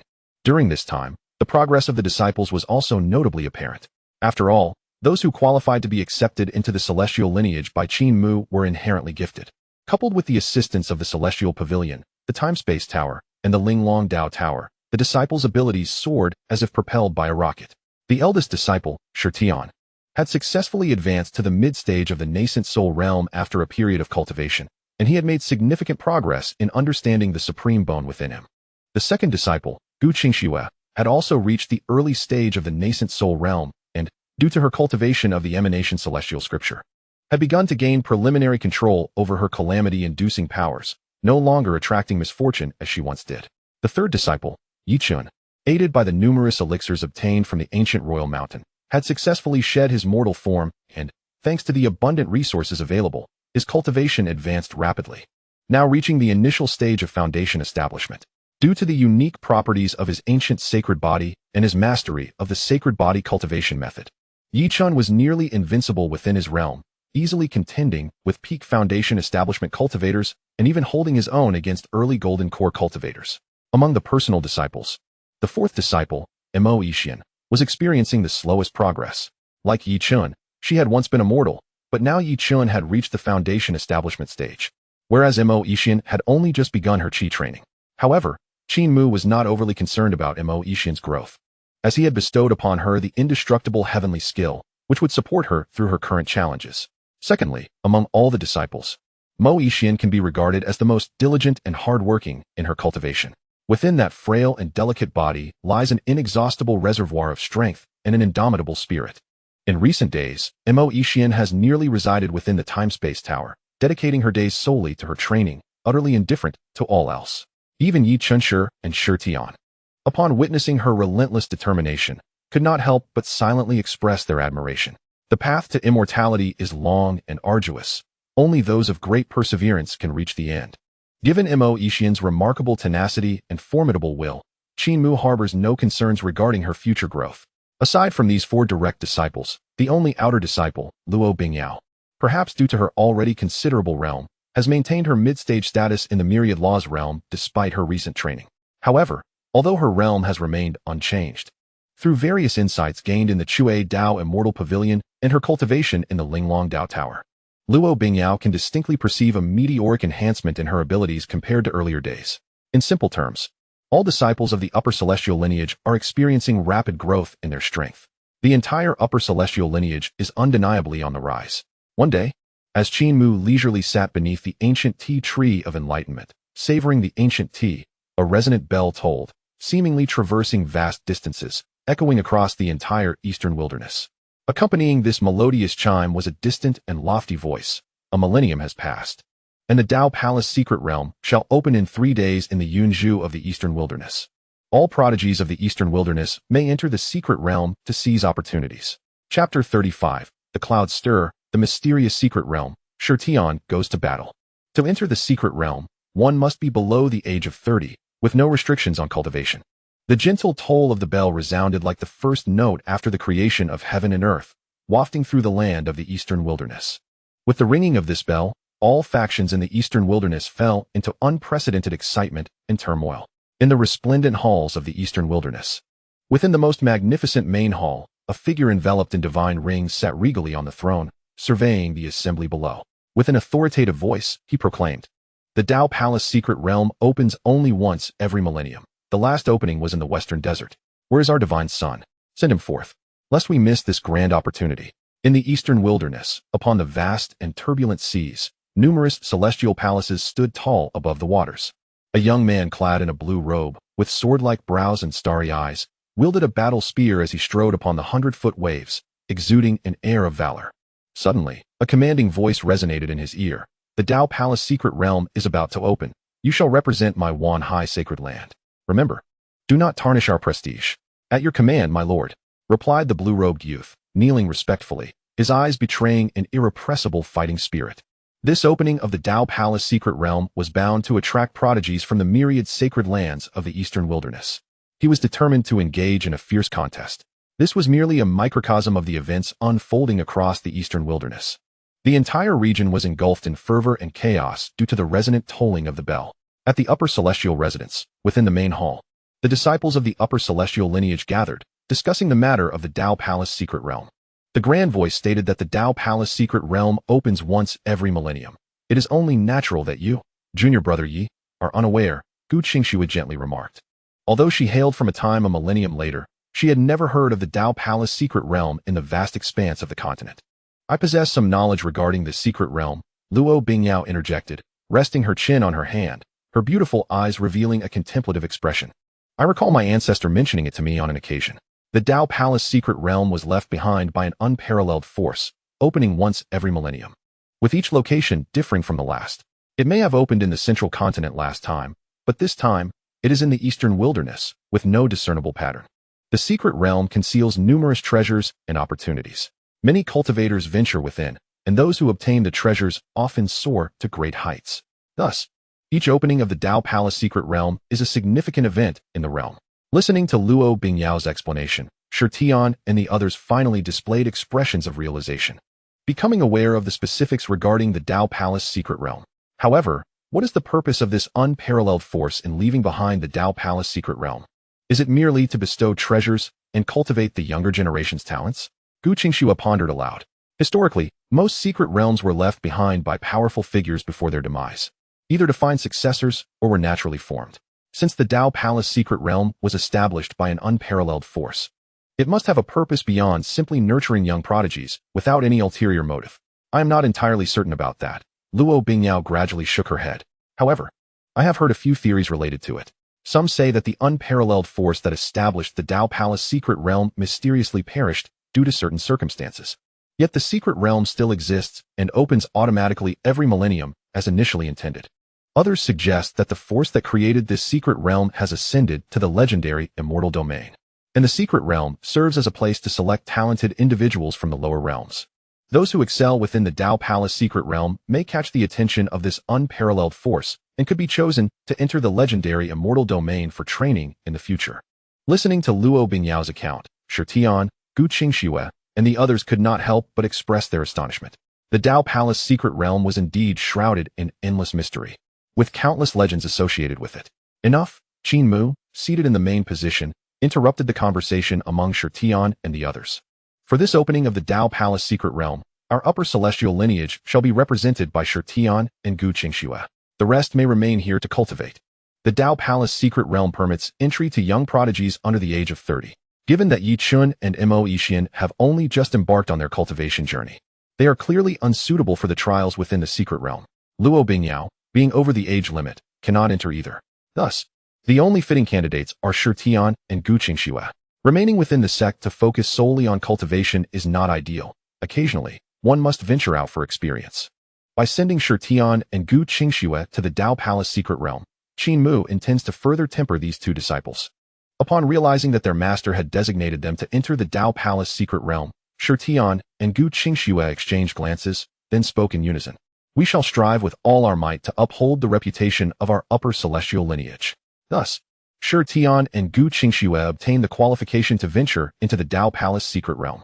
Although Yi Chun and Mo Yixian were envious, they were acutely aware that, given their current strength, venturing into the Dao Palace's secret realm would yield no benefits, but rather expose them to myriad dangers.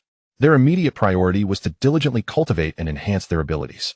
Only when their prowess reached new heights would they have the opportunity to explore the world beyond.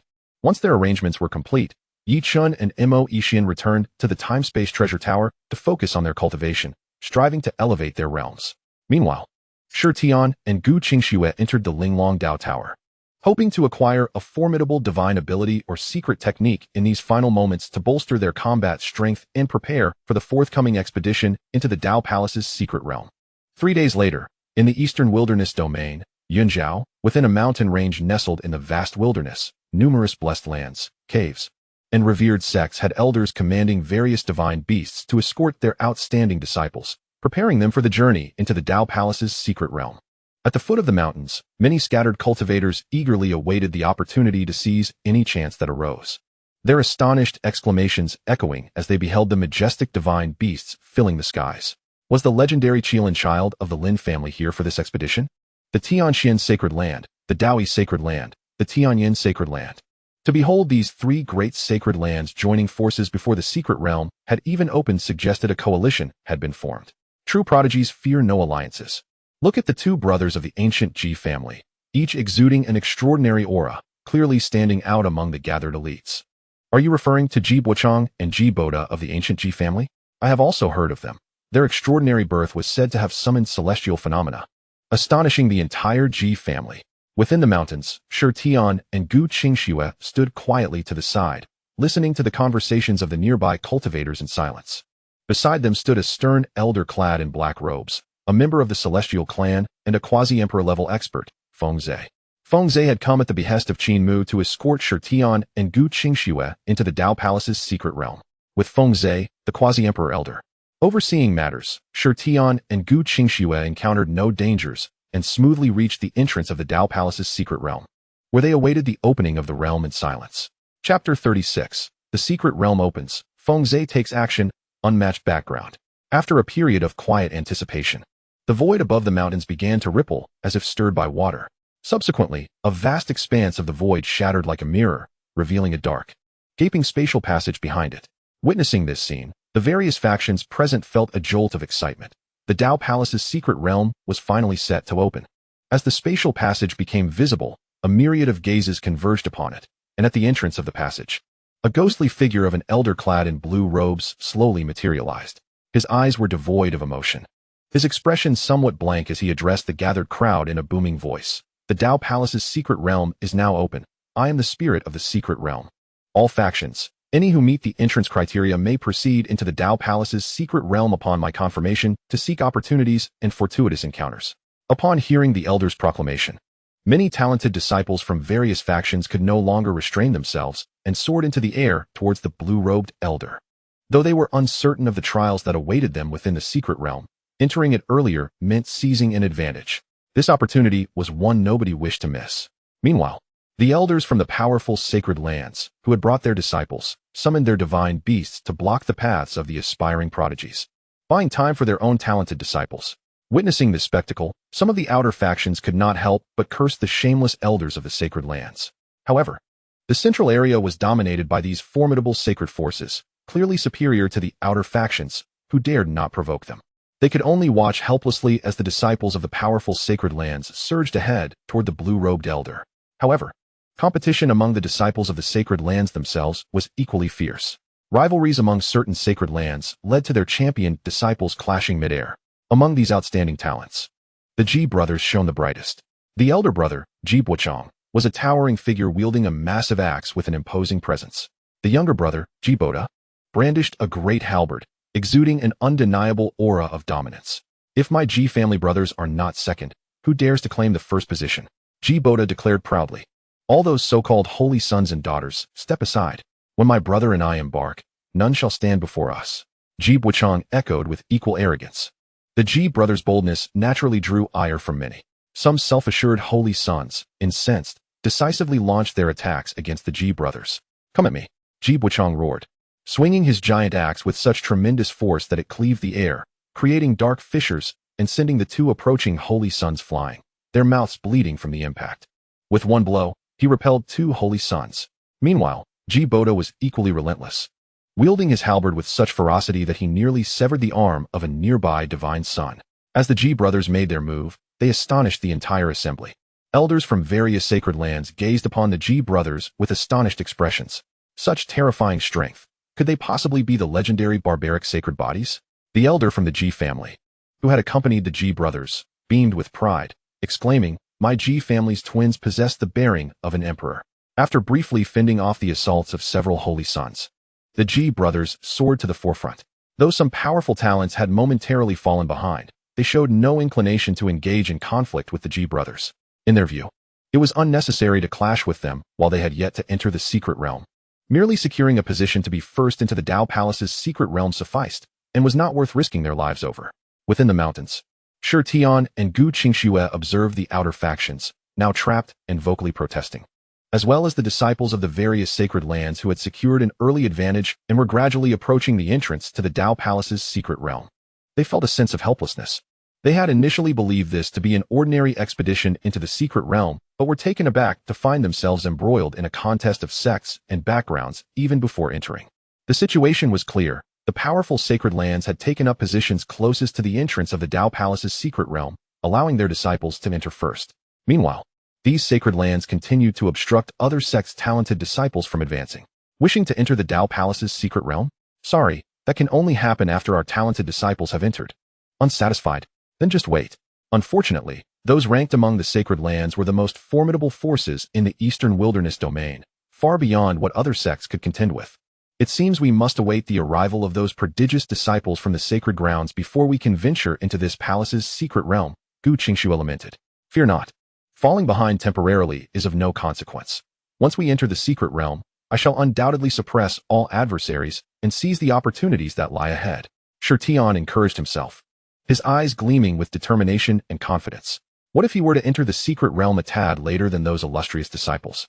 He was assured that his current combat prowess would allow him to shine brightly within the secret realm, overpowering all enemies.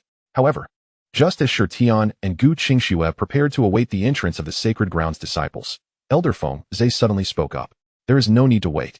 You two should prepare to enter this palace's secret realm at once.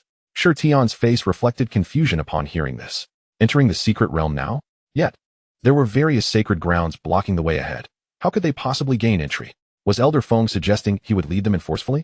As Shi Tian pondered this, he observed Elder Feng Zhe calmly extend a hand and, with a slow motion, carve through the void. Immediately, the space appeared to tear like fragile parchment, revealing a passage barely wide enough for a single person. A spatial channel emerged before Shi Tian and Gu Qingxue. Previously, I was unaware of the precise location of this palace's secret realm, thus unable to act. Now that its spatial coordinates have been revealed, Opening a passage to this secret realm is a trivial matter, Elder Feng Zhe explained, his demeanor tranquil. Shi Tian felt a shiver run down his spine as he witnessed Elder Feng Zhe effortlessly create a pathway to the secret realm. Trivial matter? How could it be so? If it were indeed simple, why had the elders of those sacred grounds not similarly carved out a passage for their own disciples? Shi Tian understood that it was not due to their reluctance to engage. Rather, they were entirely incapable of such feats. And now, Elder Feng had nonchalantly opened such a spatial channel for him and Gu Qingxue. This only served to highlight the unfathomable extent of Elder Feng's power. As they gazed at the chaotic throng of disciples from various sacred grounds scrambling for position, an overwhelming sense of superiority surged within Shi Tian and Gu Qingxue. Competing on the basis of sex? Competing on backgrounds? It was no boast. The disciples of the celestial lineage had never feared anyone when it came to such contests. Chapter 37. Seizing the Initiative, Minor Calamity Technique, Shi Tian's Fortune. While the disciples of the sacred grounds vied fiercely for the privilege to enter the palace's secret realm first, Shi Tian and Gu Qingxue had already utilized the spatial channel created by Elder Feng to enter the secret realm ahead of all others. Upon their entrance, the scenery before them transformed dramatically. They found themselves in a vast, primordial paradise, replete with ethereal energy, rolling mountains, and swirling mists, all bathed in resplendent clouds. Gazing around, Shi Tian noticed several locations on the ground shimmering with a crystalline glow. These were clusters of spiritual herbs, resplendent and luminous, with a fragrant aroma wafting through the air for miles. These are all treasures, Shi Tian exclaimed. Junior sister, let us divide and conquer. His spirit surged at the sight. With so many spiritual herbs growing freely and untouched, if the talented disciples from the sacred grounds had already entered the secret realm, they would have to battle fiercely to claim these treasures. But now, thanks to Shi Tian and Gu Qingxue's early entry, all the spiritual herbs lay ripe for the taking. Without hesitation, Gu Qingxue dispersed from Shi Tian and began to harvest the local spiritual herbs. 4 blood-red orchids, Shi Tian exclaimed as he landed before a rocky cliff, his heart racing at the sight of the precious herbs. 4 ancient vines, resembling coiled dragons, clung to the cliffside, each adorned with a blood-red orchid, their bodies radiant with a crimson hue and exuding a delightful fragrance. These were rare herbs utilized by cultivators in the god transformation realm to refine their spirits. Exceedingly precious and invaluable. Without delay, Shi Tian flew to the ancient vines and swiftly plucked the 4 blood-red orchids, stowing them into his spatial pouch. Meanwhile, Gu Qingxue was also busy, having found a patch of spiritual herbs to harvest. In a mere moment, both of them had amassed a significant bounty. Just as Shi Tian and Gu Qingxue were savoring their successful gathering of spiritual herbs, the azure sky suddenly shattered like glass, revealing a dark, profound spatial passage. The Ji brothers emerged first from the passage, followed closely by the talented disciples of various sacred grounds, all wearing expressions of excitement and anticipation.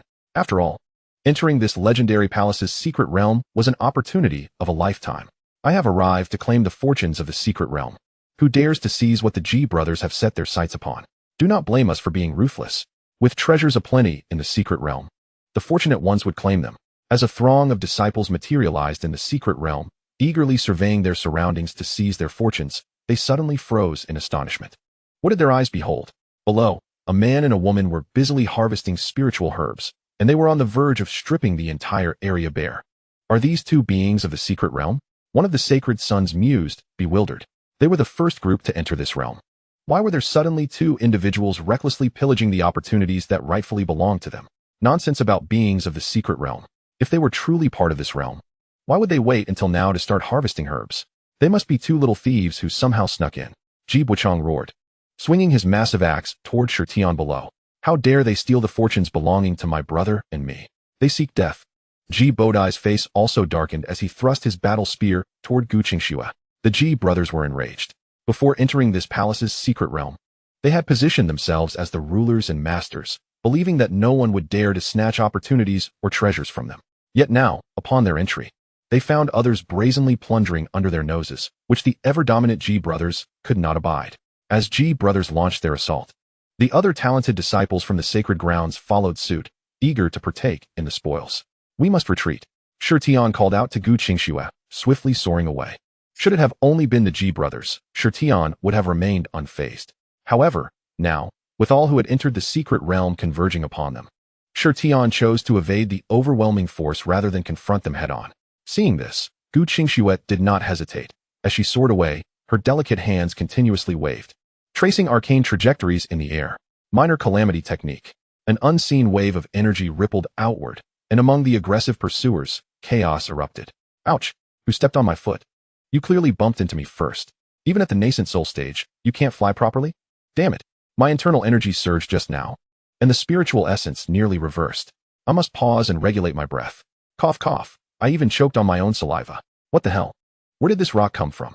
The crowd descended into turmoil, with incidents occurring left and right, significantly slowing the pursuit of Xianxian and Gu Qingxue. This situation was, of course, orchestrated by Gu Qingxue. Having cultivated the calamity scriptures, she had begun to master her calamity powers, using them to thwart her enemies. The disciples of the major sacred sects were affected by her calamity energy, resulting in the frequent mishaps.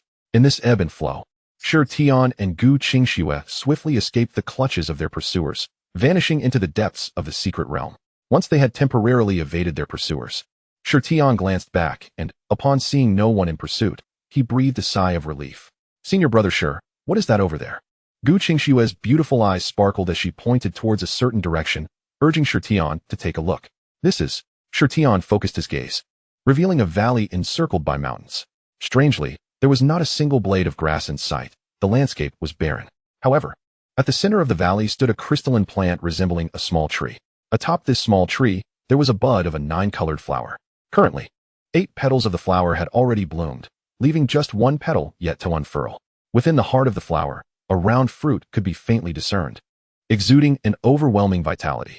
As Xianxian gazed at this extraordinary plant, he was astonished to find that the supreme bone in his chest was vibrating slightly, seemingly expressing a deep yearning. This divine herb is immensely beneficial for nurturing the supreme bone within me, Xianxian exclaimed, his body quivering with excitement. Though he was unaware of the name of this divine herb, he could distinctly sense that consuming the fruit encased by the 9-colored flower would have a tremendous effect on nurturing his newly formed supreme bone. Since this divine herb is of great use to you, senior brother, let us wait here, Gu Qingxue suggested, noticing Xianxian's excitement. Indeed, Xianxian nodded, realizing that the divine herb had not yet matured. Hastily harvesting it could lead to undesirable consequences. Therefore, he decided to wait until all the 9 petals had completely blossomed before attempting to pick the divine fruit. However, with 8 petals already open, only 1 remained, suggesting they would not have to wait long. Yet, just as Xianxian and Gu Qingxue were waiting patiently for the divine herb to fully mature, 2 figures approached rapidly from the distant horizon. Ha! 2 little thieves, I wonder where you think you can escape to. Hand over all the spiritual herbs you've just harvested, and I might spare your lives. The haughty and indifferent voice echoed from afar. It was none other than the Ji brothers, who relentlessly pursued them. Observing Xianxian and Gu Qingxue below, the Ji brothers' gazes turned cold, a hint of anger bubbling up within them. As the elite participants in the secret realm, the Ji brothers had long regarded the treasures and opportunities within as their rightful claims. Upon entering, they discovered their prize had already been snatched by others, a slight they could not tolerate. Eliminating these 2 will serve as a warning to other sect disciples. Whoever dares to covet what the Ji brothers desire shall meet their demise. Ji Buochang declared with murderous intent. Perfect. There is also a divine herb here that we can claim, Ji Bodo announced, having spotted the divine herb rooted in the valley, completely disregarding Xianxian and Gu Qingxue guarding it, and brazenly declaring the herb as theirs. Upon witnessing the relentless pursuit of the Ji brothers, Xianxian felt a surge of anger. He had initially chosen to avoid confrontation due to their numbers, but now they had followed him here and demanded he surrender all his gains, as if this secret realm belonged to the Ji family. First, we will defeat these 2. Then we will wait for the divine herb. Xianxian resolved decisively. I share your sentiments, senior brother. Gu Qingxue agreed, having grown weary of the Ji brothers' arrogance. Let us kill them, Xianxian declared with unwavering determination, soaring into the air to confront the elder Ji brother. Meanwhile, Gu Qingxue faced off against the younger Ji brother. You dare to challenge me? Seeking death, Ji Buochang scoffed, swinging his large axe, producing a roar akin to a tiger as it descended upon Xianxian. However, Xianxian remained unfazed by Ji Buochang's attack. He swiftly executed intricate hand seals, conjuring a mountain that loomed majestically, towering into the clouds, filling the sky as if it could crush the very heavens. Great Mount Seal, Xianxian shouted, propelling the colossal mountain toward Ji Buochang. The towering mountain, oppressive and vast, rushed through the sky as if it could collapse the firmament, exuding terrifying power. Boom! The titanic mountain clashed with Ji Buchang's massive axe, resulting in a deafening roar. The formidable force contained within the mountain was enough to push Ji Buchang back repeatedly. What? Ji Buchang exclaimed in shock and fury. As a vessel of the barbarian's sacred body, his strength was inherently formidable. Yet, being forced back by a peer he had never encountered before was utterly unacceptable. Seeing Ji Buchang retreat from his strike, Shi Tian maintained an expression of calm. The Great Mount Seal was another divine technique he had acquired from the Linglong Dao Tower within his sect, perfectly suited to his abilities. Suppressing Ji Buchang with it was merely a matter of course. Meanwhile, on the other side of the battlefield, Gu Qingxue effortlessly faced Ji Boda. Having been a prodigy from a millennium hence, she had cultivated to higher realms, making it exceedingly simple to deal with someone at the nascent soul stage. Minor Calamity Technique. Gu Qingxue commanded, her jade hands forming seals and invoking another powerful technique from the Linglong Dao Tower. This Minor Calamity Technique was even more potent than the previous one she had cast. Suddenly, around Ji Boda, thunder rumbled as bolts of lightning struck down, followed by a rain of meteors crashing from above, each disaster overwhelming him, leaving him struggling to cope. Which sect do you two belong to? The Ji brothers were astounded. These two were not only powerful, but their techniques were also ceaselessly formidable. If such prodigies existed in the eastern wilderness, they would surely be renowned. Why had they never heard of them before? Listen well, we are disciples of the celestial lineage, the disciples of the celestial. Shi Tian declared fiercely, his palms moving once again to summon the sea-covering seal, hurling it toward the elder Ji brother. The brothers of the Ji family were engulfed in fury, for upon entering this secret realm of the palace, they encountered an unprecedented adversary. Yet, despite their fervent struggles, they were utterly no match for Shi Tian and Gu Qingxue. A cry of agony echoed from above. It was none other than Ji Buchang, the eldest brother of the Ji family, who had been struck in the chest by Shi Tian's Taiyue seal, instantly spewing blood and sustaining grievous injuries. Shi Tian's expression remained cold and unyielding, seizing the opportunity to advance and unleash a flurry of strikes, shattering the bones of this once promising talent and leading him to his demise. Eldest brother. Upon witnessing the fall of his sibling, Ji Boda let out a furious roar. His eyes reddened with hatred and resentment as they fixed upon Shi Tian. However, Shi Tian remained unfazed by Ji Boda's venomous gaze. The Ji brothers had relentlessly pursued them before, and upon their encounter, they had struck with lethal intent. Had Shi Tian possessed even a modicum less of strength, he would have been the one to perish at this moment. In the throes of such a deadly confrontation, Shi Tian was resolute and devoid of mercy. Therefore, after eliminating Ji Buchang, he decisively rejoined the fray, aiding Gu Qingxue. Within a matter of mere exchanges, Ji Boda, too, fell victim to the combined onslaught of Shi Tian and Gu Qingxue. The Ji brothers were no more. Following the slaying of the Ji brothers, the divine herb within the valley bloomed with its 9th petal.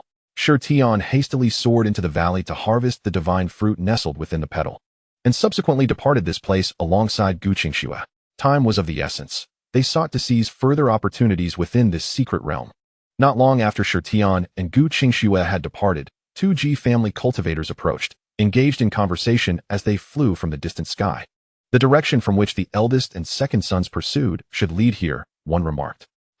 Those 2 fellows, upon their arrival, were immediately beset by the pursuit of our young masters. I dare say their situation is dire. They brought this upon themselves. To dare seize so many spiritual herbs in the presence of our young masters, their demise is but just retribution.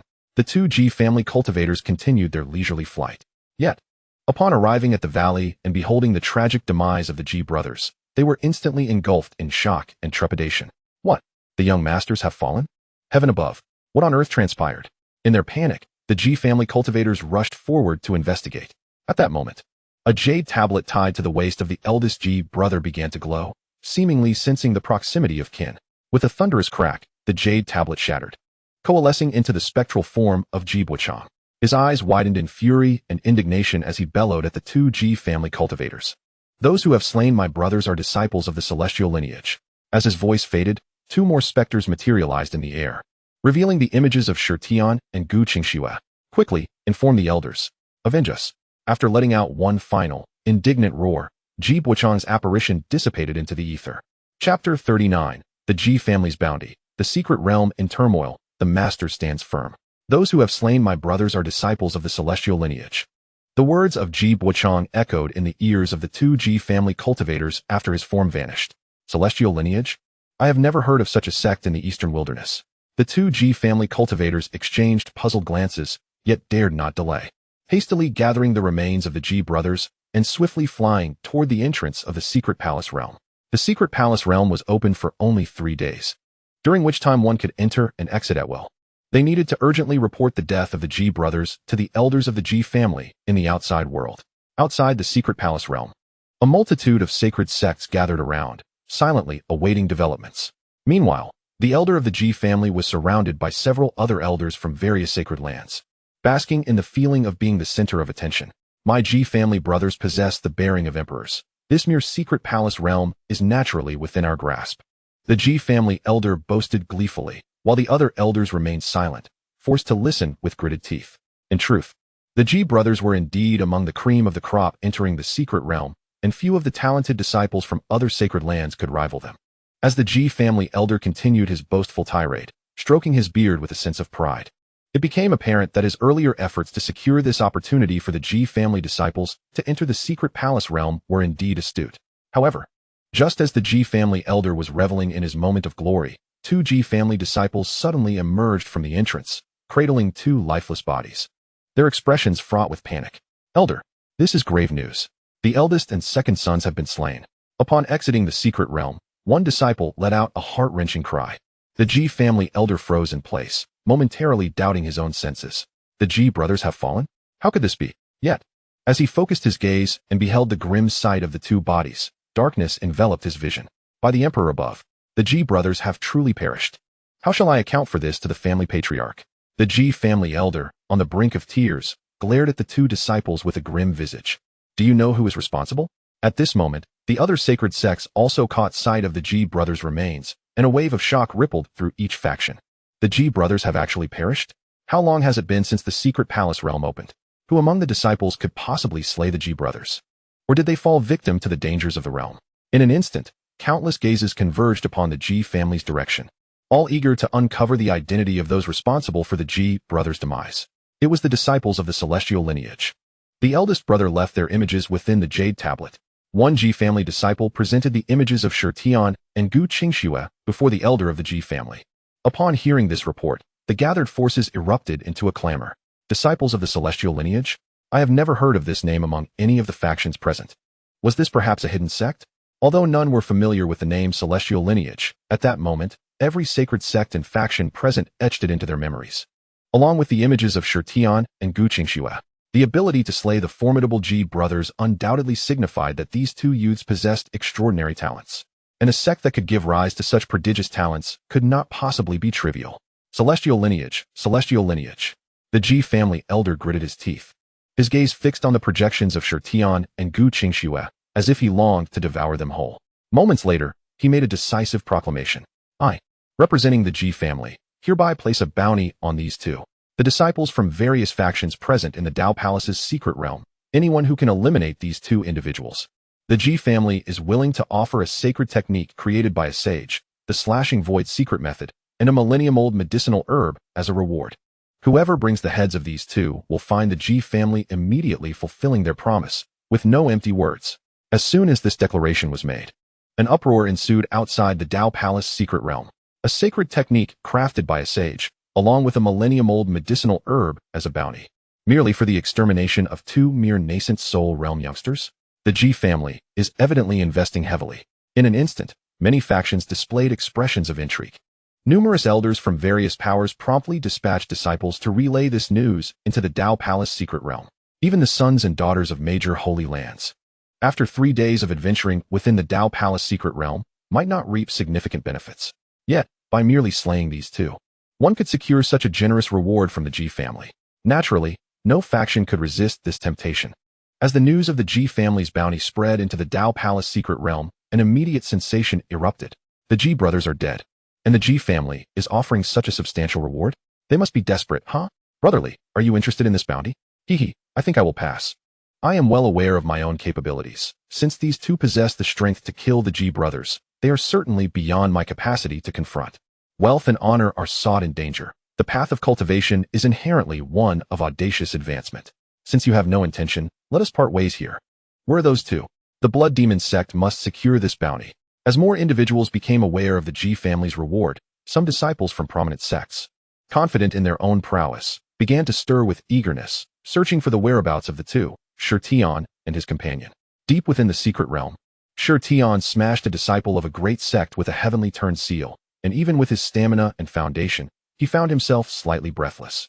In a mere half-day, he had already faced 5 or 6 waves of disciples from various factions, who wasted no time with pleasantries and attacked him on sight, intent on taking his life. If they could not win, they resorted to underhanded tactics. Does the Ji family truly think they can play this game? Shi Tian spat in disdain, speaking bitterly. If this continues, we may end up with a mortal enmity against all these great sects. Gu Qingxue glanced at the numerous corpses strewn about and expressed her concerns. It would be one thing to kill the Ji brothers and oppose the Ji family, but if we eliminate all these disciples from various sects, wouldn't we be making enemies of all these powers in the eastern wilderness? Junior sister, there's no need for worry. Shi Tian chuckled heartily, appearing utterly unconcerned. Before coming to the Dao Palace secret realm, my esteemed master had specifically instructed me. In disputes among juniors, as long as we are not the aggressors, I should have no reservations. We can fight to our heart's content. If any faction dares to retaliate, one and all, my master will take responsibility. Shi Tian's audacity to slaughter the incoming talented disciples from various factions stemmed from the confidence instilled in him by Qin Mu's parting words. With my master backing me, what do I have to fear? No matter how powerful these holy lands may be, can they rival the life-forbidden zone, the ancient Emperor Mountain? Remember, my master is a terrifying being capable of traversing even the life-forbidden zone.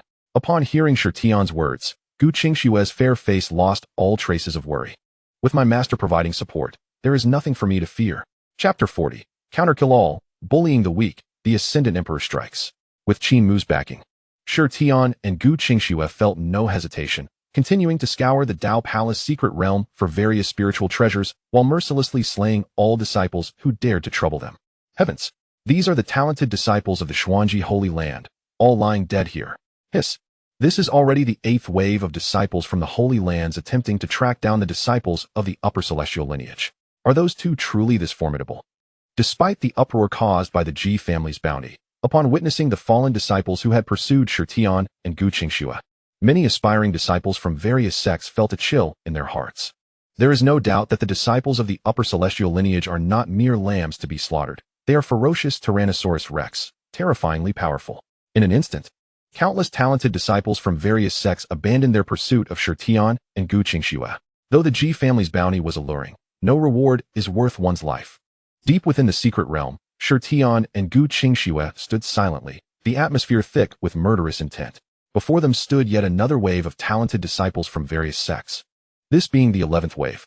Our Wanhai Holy Land has always been on good terms with the Ji family. Allow me to handle these two. The son of the Wanhai Holy Land, clad in golden battle armor, was tall and imposing, wielding a great halberd, radiating an aura as fierce as the sun. His blue hair flowed like a waterfall as he stepped forward, exuding confidence and disdain. Swinging his halberd to unleash a tidal wave of golden fury toward Shi Tian and Gu Qingxue. Seeking death, Shi Tian's gaze turned icy. His killing intent surging as he waved his hands in a series of intricate patterns, his aura suddenly ascending as if an emperor had descended, igniting an irresistible urge to bow before him. This was a brand new divine ability known as the Emperor's Seal, acquired by Shi Tian after his cultivation ascended to the nascent soul realm within the Linglong Dao Tower. Once unleashed, it propelled Shi Tian's aura to an unimaginable height. As if an ancient emperor had arrived, reigning supreme. Emperor's Seal. Shi Tian bellowed, concentrating his energy, raising his palm to strike at the son of the Wanhai Holy Land. His hand moved with a force capable of swallowing mountains and rivers, as if it could obliterate all under heaven. The overwhelming might instilled in the onlookers a surreal sensation, akin to confronting an ancient emperor. Boom! The clash of their attacks reverberated, with Shi Tian standing firm, while the son of the Wanhai Holy Land staggered, as if struck by lightning. A trickle of blood escaping from the corner of his mouth. Shi Tian offered no respite, advancing with a disdainful gaze, unleashing a tempest of strikes with blinding speed. In just a few exchanges, he utterly annihilated the son of the Wanhai Holy Land on the spot. Witnessing this scene, the disciples from various sects who had accompanied the son of the Wanhai Holy Land now bore expressions of shock. The son of the Wanhai Holy Land was considered one of the elite among them. Yet, in merely 3 or 4 exchanges, he was slain by Shi Tian. Such strength would surely spell defeat and demise for any of them who dared to take the stage. Run! Someone screamed, and in an instant, the crowd scattered like frightened birds, fleeing in panic. Thinking of escaping? Too late. Shi Tian and Gu Qingxue, in perfect synchrony, began pursuing the fleeing disciples from various sections. They were no benevolent souls. If a person does not offend me, I shall not offend them, but if they offend me, I will retaliate. This was the rule imparted to them by their master upon joining the upper celestial lineage. The disciples of various sects, emboldened enough to pursue their own demise, must be prepared to face death. The disciples of the celestial lineage are not to be trifled with. Outside the Tao Palace's secret realm, Elder Ji awaited with a countenance as still as water. In his perspective, after issuing a bounty, the two disciples from the celestial lineage would undoubtedly find themselves with no path to heaven and no door to earth, being relentlessly hunted by the talented disciples of various sections. Perhaps they had already been thoroughly exterminated, and he would soon receive the good news. Meanwhile, the elders from other sacred lands displayed varying degrees of intrigue, contemplating which of their disciples would ultimately claim the bounty offered by the Ji family. As the various sects congregated outside the Tao Palace's secret realm, a number of panicked disciples emerged, utterly disheveled from within, crying out in terror. The two demons of the celestial lineage are pursuing the disciples of the various sects within the secret realm. They are indeed two formidable demons, far too powerful. All those who sought to hunt them have been slain. Now they are cleansing the remnants of those who dared to pursue them. The holy son of the Wan High sacred land has also perished. Yet, none dared to retrieve his corpse. Upon hearing this, an eerie silence enveloped the area outside the Tao Palace's secret realm. Surely, they could not have misheard. The current situation was not one where the various sects were hunting the two disciples of the celestial lineage. Rather, it was reversed, with the two disciples from the celestial lineage actively pursuing the talented disciples of the sects. As time passed, more and more disciples from the sacred lands fled in a state of panic from the Tao Palace's secret realm. Although these individuals had not participated in the pursuit of Shi Tian and Gu Qingxue, their fellow disciples had. Thus they too were driven out by the combined efforts of Shi Tian and Gu Qingxue. The commotion was palpable. The various sects were in a state of upheaval. The elders of the sacred lands gathered, their agitation palpable, for the disciples of the sects had been entirely expelled from the secret realm. Such disgrace was beyond comprehension. How could they allow such audacity from mere youth to go unpunished? What could they accomplish within the Tao Palace's secret realm? Once they exited, they would face dire consequences. Standing guard here, should the two from the celestial lineage dare to emerge, they would surely meet their end upon the ground. With the Ji family and the Wan High sacred land taking the lead, several other sacred land elders gathered, their murderous intent palpable as they blocked the entrance to the Tao Palace's secret realm. Regardless of how strong the two disciples from the celestial lineage might be, daring to offend these sacred sects would undoubtedly compel them to pay a bloody price. Witnessing this, some smaller sects outside the Tao Palace could not help but gasp, feeling a deep sense of sorrow for Shi Tian and Gu Qingxue. Having offended so many sacred sects, what good would their innate talent and strength do them?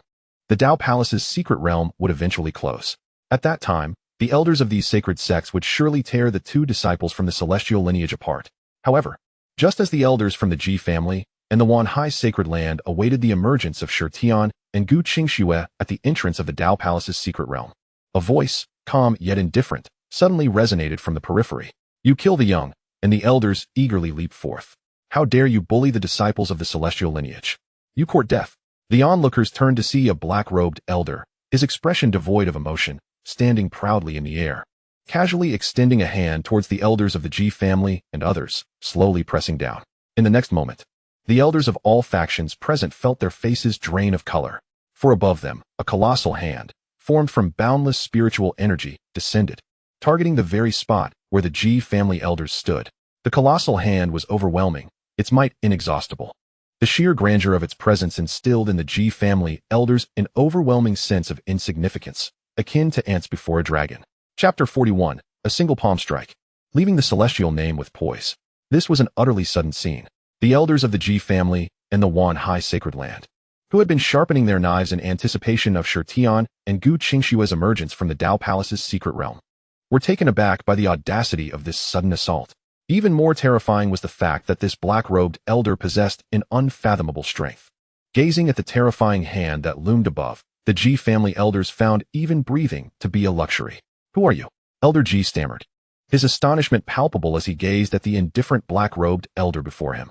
I am an elder of the celestial lineage, Feng Zhe replied, his tone as devoid of emotion as his expression, as he commanded the massive hand of spiritual energy to strike down upon the Ji family elders.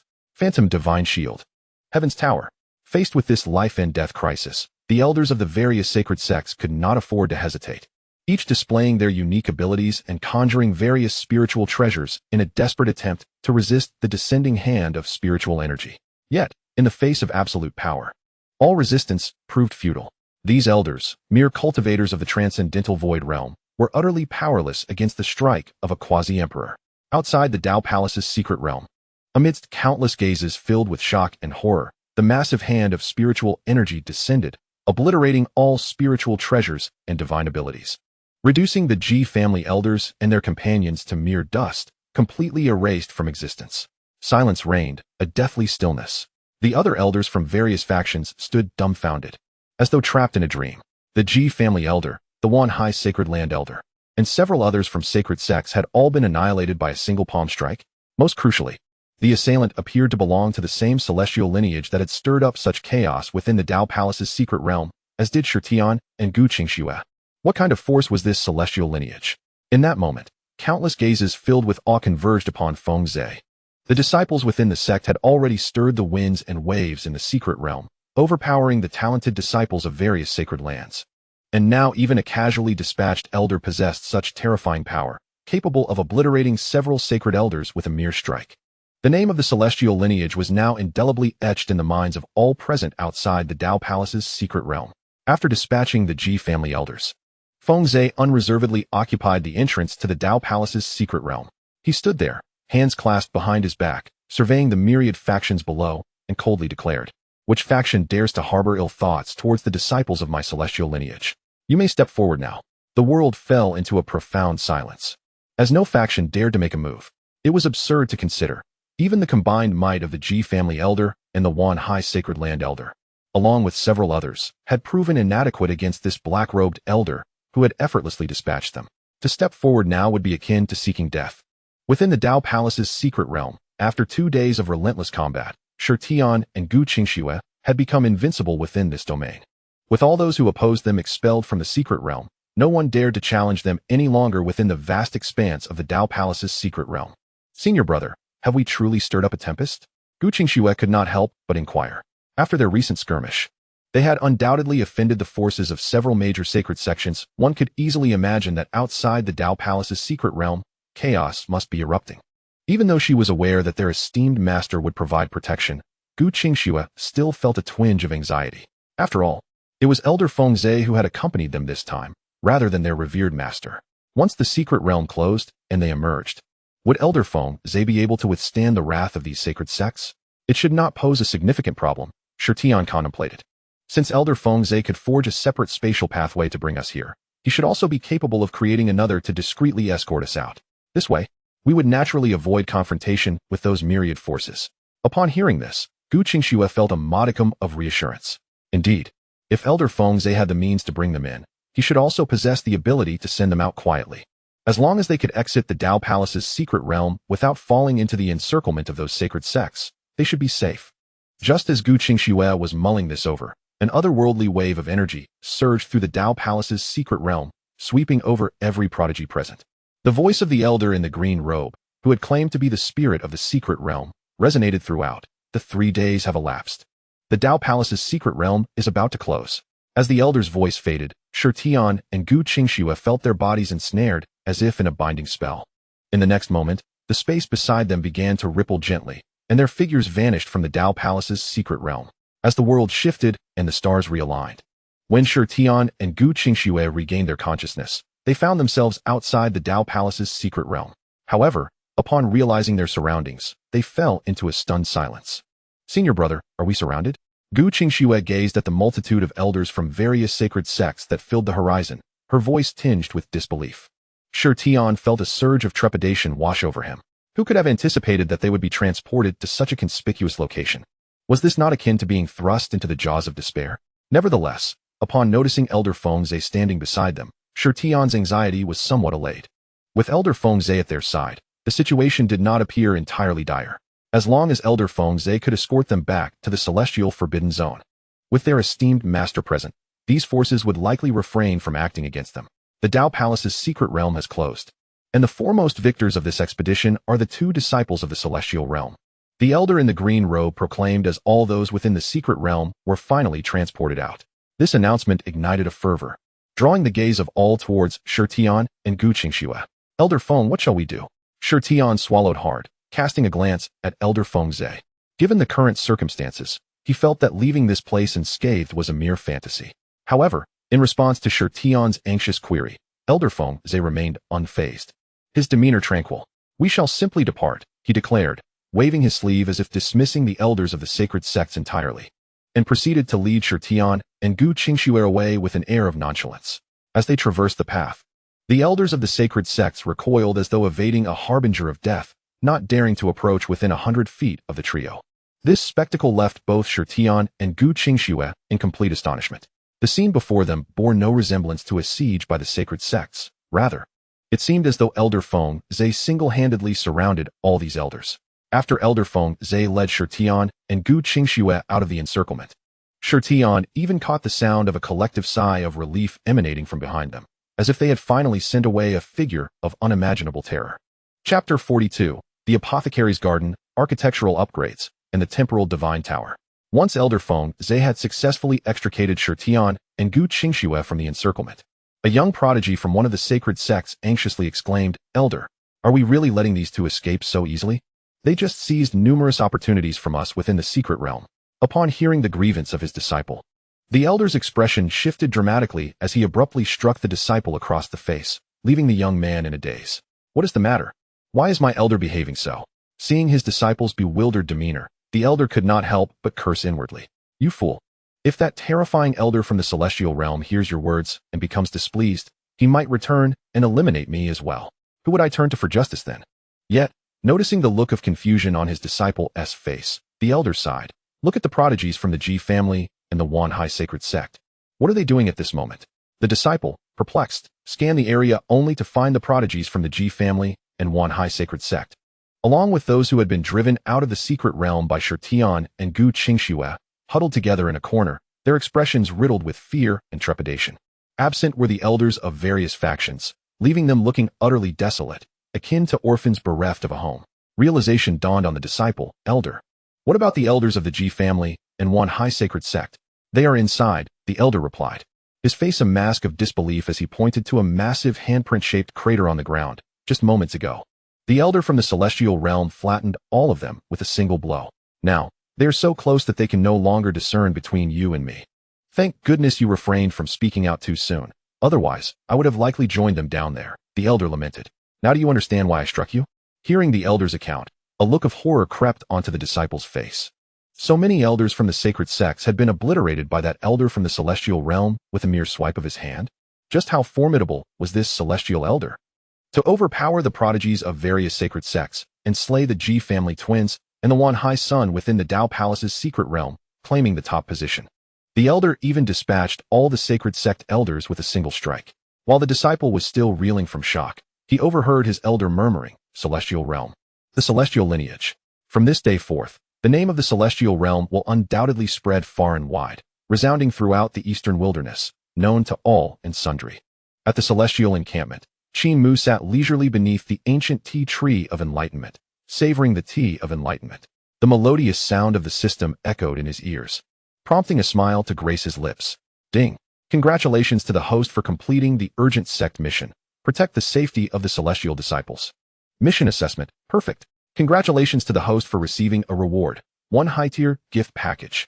Just moments ago, the system unexpectedly issued a task to Qin Mu, indicating that after Shirtian and Gu Qingxue exited the Dao Palace secret realm, they might encounter danger, and he was tasked with ensuring their safety. Upon receiving this mission, Qin Mu did not hastily rush to the Dao Palace secret realm. Instead, he leisurely remained beneath the ancient tea tree of enlightenment, sipping tea. He believed that with Elder Feng Zhe, who possessed the strength of a quasi-emperor, present, Shirtian and Gu Qingxue were merely venturing into a secret realm and were unlikely to encounter any peril. As anticipated, the outcome aligned with his expectations. Not long after the system issued the task, it promptly notified him that he had completed it, rating the task as perfect, which suggested that Feng Zhe had undoubtedly managed the situation well. Was this akin to sitting idly at home while fortune fell from the sky? Qin Mu mused, then instructed the system to open the reward package. Ding! Advanced reward package has been opened. Ding!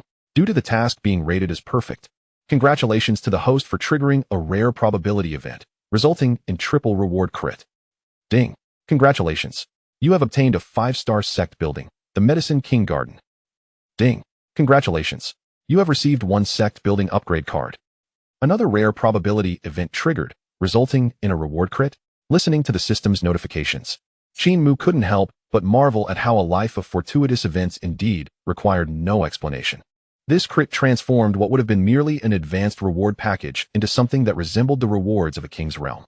After reflecting on the prizes, Qin Mu's figure shifted, and he appeared before a peculiar medicine garden spanning 10 acres within the celestial residence, where an introduction related to the Medicine King Garden materialized before him. Medicine King Garden, 5-star sect building, covering an area of 10 acres, capable of enhancing the growth rate of spiritual herbs planted within by 20%. It can cultivate holy-grade medicinal herbs at most. Note, when subsequent special sect tasks are triggered, the Medicine King Garden can be upgraded to a 6-star Medicine God Garden, 7-star Medicine Saint Garden, 8-star Medicine Emperor Garden, and 9-star Medicine Immortal Garden. A sect treasure that can enhance the growth rate of spiritual herbs? A smile of delight crept across Qin Mu's face. It was as if a pillow had arrived just as he was about to doze off. He had been troubled about where to plant the spiritual herbs he had seized from the ancient Emperor Mountain, and now the system had rewarded him with this Medicine King Garden. He would soon instruct Yi Chun and the others to transplant all the spiritual herbs taken from the ancient Emperor Mountain into this Medicine King Garden. After reviewing the first reward, Qin Mu turned his attention to the second one. Sect Building Upgrade Card can elevate a specific sect building's level by 1 star. Currently upgradable sect buildings: Medicine King Garden, Time-Space Tower. The ability to elevate the level of a sect building. Qin Mu pondered for a moment, stroking his chin. Currently, Celestial Residence was not lacking in various spiritual herbs, so upgrading the Medicine King Garden was not of utmost importance. However, since the disciples of Celestial Residence were still relatively weak, enhancing the Time-Space Tower's level would undoubtedly accelerate their cultivation speed, allowing the disciples of Celestial Residence to grow stronger more swiftly. With this thought in mind, Qin Mu no longer hesitated and commanded, "System, upgrade the Time-Space Tower." Ding! You have used the sect building upgrade card on the Time-Space Tower. Ding! The Time-Space Tower has been upgraded to the Time-Space Divine Tower. Time-Space Divine Tower, 6-star sect building. It contains a grand time-space array when sect disciples enter to cultivate. The time flow ratio between the Time-Space Divine Tower and the outside world is 1:30. Previously, the ratio was 1:10. Now it has become 1:30, tripling. Does this not imply that while a year passes in the outside world, the disciples of Celestial Residence will have cultivated for a full 30 years in the Time-Space Divine Tower? With such a sect treasure at their disposal, one can only imagine how astonishing the growth rate of the disciples of Celestial Residence will be. Chapter 43, The Fate Fishing Line, The Sea of Void, Angling for Talents. Gazing at the upgraded Time-Space Divine Tower, Qin Mu felt immense satisfaction, coupled with a hint of anticipation. Merely upgrading to the Time-Space Divine Tower yielded such extraordinary effects. What of the subsequent Time-Space Holy Tower, or even the Time-Space Emperor Tower? Just as Qin Mu was contentedly tallying the rewards from this task, outside the Celestial Residence's restricted area, the slightly excited voices of Shirtian and Gu Qingxua echoed, "Master, we have returned." As the words fell, Elder Fengzhe appeared before Qin Mu, accompanied by Shirtian and Gu Qingxua. Observing the exhilarated expressions on Shirtian and Gu Qingxua's faces, Qin Mu smiled and inquired, "How was the harvest from this journey?" "Returning to Master, we have reaped considerable rewards," Shirtian replied, still wearing an expression of excitement. This expedition into the Dao Palace secret realm had proven to be immensely fruitful for him. The most significant gain was obtaining a divine fruit that could promote the growth of his supreme bone. He had yet to consume the divine fruit, but Shirtian was already filled with anticipation, wondering just how much his supreme bone would grow after he ingests it. Beside him, Gu Qingxua also bore a look of satisfaction. "While senior brother Shirtian has made substantial gains, I too have gathered quite a bit." Seeing that both disciples had benefited greatly, Qin Mu nodded in satisfaction. However, as his gaze swept over Shirtian and Gu Qingxua, he sensed something amiss. Qin Mu scrutinized Shirtian and Gu Qingxua, his eyes shimmering with insight, as if probing and analyzing something. Feeling his master's gaze fixed upon them, Shirtian's heart raced. He wondered what was troubling him. Did the two of you encounter any formidable opponents in the Dao Palace secret realm? Or was there something unusual? After a thorough examination, Qin Mu spoke in a deep voice. He had faintly sensed a peculiar aura within Shirtian and Gu Qingxua, akin to parasites, lurking within their bodies. This aura was exceedingly subtle, imperceptible even to powerful individuals below the imperial realm. Something unusual? Shi Tian and Gu Qingxue exchanged glances, beginning to recall their entire experience within the Dao Palace secret realm. When we were about to leave the Dao Palace secret realm, there seemed to be an imperceptible wave that swept over the entire realm, passing through our bodies as well, Shi Tian recalled. Could the anomaly you mentioned, Master, be related to this? Possibly, Qin Mu nodded slightly. He could sense that the aura lingering within Shi Tian and Gu Qingxue served as a coordinate and anchor, locking onto their positions. The imperceptible wave within the Dao Palace secret realm. Qin Mu's expression grew cold. Regardless of who left this aura within Shi Tian and Gu Qingxue, the fact that they had executed it so covertly indicated that they harbored ulterior motives. How dare they pry into the disciples of celestial residents? They were courting death. With a cold snort, Qin Mu extended his finger to point at Shi Tian and Gu Qingxue's foreheads. In the next moment, the hidden aura within their bodies revealed its true form. As if startled by an arrow. What is this? Shi Tian and Gu Qingxue both wore expressions of shock. Above their heads, an ethereal thread appeared. One end rooted within their bodies, while the other vanished into the vastness of the sky, an unknowable distance away. This thread resembled the fabled thread of fate, anchoring Shi Tian and Gu Qingxue's positions and instilling an uncomfortable sensation in both of them. Master, what is this? Shi Tian raised his gaze towards the thread that intertwined with his fate, a hint of confusion crossing his features. A single thread of destiny anchored to us, akin to a fishing line. Could it be that the Dao Palace's secret realm was merely bait to lure us in? Gu Qingxue pondered thoughtfully. Regardless of its nature, we need only to find the end of this thread, and all will become clear. Qin Mu spoke with indifference, his hand reaching towards the heavens. As he grasped the drifting thread that extended into the boundless distance, aiming for its terminus. No matter who dared to set their sights on a disciple of the celestial sovereign, Qin Mu would ensure they paid the price.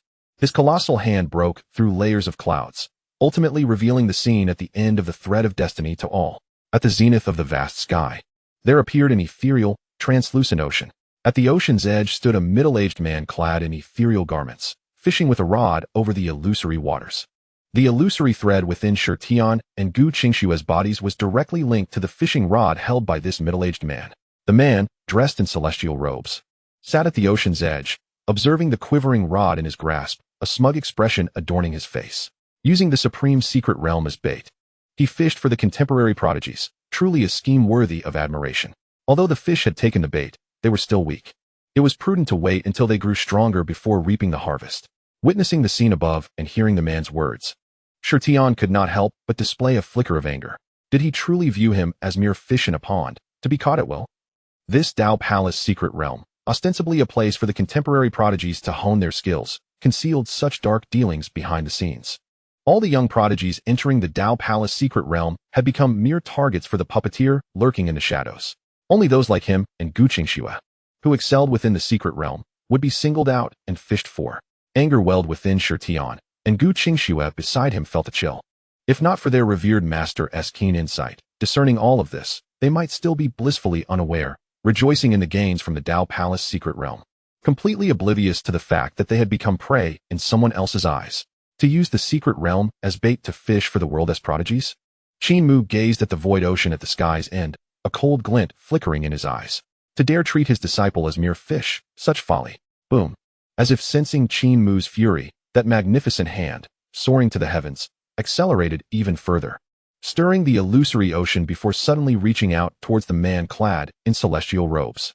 At the edge of the illusory sea, the middle-aged man, who had been leisurely fishing, felt the rod of fate in his hand tense abruptly, while the ocean before him erupted into a tumultuous surge. What was happening? The man was bewildered, and before he could comprehend the situation, a colossal hand emerged from the roiling ocean, severing the thread of destiny entangled around his fishing rod, and then seized him, pulling him into the depths of the sea. In that fleeting moment of being grasped, a single thought flashed through the middle-aged man's mind. Oh no! Had he inadvertently hooked a legendary great shark? Chapter 44. The puppeteer, the sacred land unites, conspiring against the celestial sovereign. Qin Mu's palms spread across the heavens, effortlessly snapping the thread of destiny entwined with Shi Tian and Gu Qingxue, while simultaneously capturing the fisherman at the edge of the illusory sea. Upon witnessing the scene unfolding in the skies, Shi Tian and Gu Qingxue were left utterly astounded. Initially, they were merely fish in a pond, the targets of the fishermen. However, with their master's intervention, everything had turned on its head. Not only was the thread of destiny meant to ensnare them severed, but the fisherman himself was also grasped by their master as easily as one would hold a chick. Gazing at the disheveled fishermen clutched in their master's grip, Tian felt an urge to laugh. A fisherman of prodigies? At this moment, he might appear to the fisherman as nothing more than an unresisting fish. Yet, little did the fisherman know, behind this seemingly helpless fish stood a presence more terrifying than a great shark. His master was magnificent. I am in awe? Tian silently cheered. A few breaths later, the colossal hand descended from the heavens, bringing the fisherman before Qin Mu. You, the fisherman, dressed in celestial robes, gazed at Qin Mu with shock, ready to speak, but was abruptly silenced by Qin Mu's hand. Qin Mu pressed his palm against the middle-aged man's forehead, unwilling to waste time, and began the soul search. After a brief interval, Qin Mu withdrew his hand. The middle-aged man collapsed to the ground, his eyes vacant as his soul had been utterly shattered, dead beyond revival. From the memories within this man's mind, Qin Mu discerned that the Dao Palace secret realm was indeed bait left by a supreme existence. Its purpose was to attract contemporary prodigies and sift through the outstanding among them for fishing. This man, garbed in celestial robes, was an underling of that mysterious existence, tasked with opening the secret realm and selecting the most exceptional participants, anchoring the thread of fate to these prodigies. As for the subsequent fishing and harvesting, that was solely the domain of his master. However, the supreme existence behind this middle-aged man was exceedingly mysterious and cautious. Even this man had never seen his master, merely carrying out tasks on his behalf, unable to even call or contact him. Truly meticulous, Qin Mu mused calmly. In his search of the man's consciousness, he found no information related to the enigmatic being behind him. It seemed he would have to wait for the other party to reveal themselves. Qin Mu's thoughts shifted, and he casually placed a mark, anchoring the location of the illusory ocean within the sky. In the future, should the true fisherman dare to descend here, Qin Mu would sense it immediately and act accordingly. After resolving this upheaval, the celestial residence returned to its former tranquility. Tian and Gu Qingxue both entered seclusion to digest the gains from their venture into the Dao Palace secret realm. Yi Chun, Moe, and the others, now that the Time and Space Tower had upgraded to the Time and Space Divine Tower with greatly enhanced capabilities, were eager to reside within it daily, diligently striving to enhance their own strength. Yet, while everything thrived splendidly within the celestial residence, the entire eastern wilderness began to churn with undercurrents. After some time, the events that transpired within the Dao Palace secret realm began to circulate among the great sacred lands of the eastern wilderness. For the first time, the name of the celestial sovereign entered the consciousness of all the major powers in the region. However, as many sacred lands had suffered losses within the Dao Palace secret realm, they were reluctant to allow such embarrassing news to spread widely. Thus, only some of the top powers within the eastern wilderness were aware of the celestial sovereign's name. The celestial sovereign? Before the endless passage of time, what connection could there be with the celestial forbidden zone that fell from the heavens? Surely none, for it was said that the supreme being within that celestial domain had long since perished, well before the ages turned. Otherwise, the celestial forbidden zone would not have plummeted from the night sky. It is rumored that the Ji clan and the Wanhai Holy Land wasted no time in launching an investigation after the closure of the Dao Palace's secret realm. Indeed, discovering that two disciples who claimed to be of the celestial lineage entered the forbidden zone shortly after departing from the Dao Palace. Oh, so it is the supreme power within the forbidden zone. No wonder both disciples and elders possess such formidable strength. The ancient Ji clan and the Wanhai Holy Land are about to face a hidden calamity. Yet, one must not be so hasty in judgment. If the supreme being within the celestial forbidden zone were still alive, the Ji clan and the Wanhai Holy Land would naturally refrain from provoking them. However, that supreme being has now fallen. Even if there are remnants of power within the celestial forbidden zone, they are likely mere shadows of their former selves. The Ji clan and the Wanhai Holy Land, as esteemed sanctuaries, each harbor formidable foundations. They need not fear these remnants of the celestial lineage. Whispers and rumors spread wildly among the top factions in the eastern wasteland. Most notably, the Ji clan, having suffered a hidden loss in the Dao Palace's secret realm. And the Wanhai Holy Land, what course of action will they take? Will they silently endure this significant setback, or will they seek vengeance against the celestial lineage?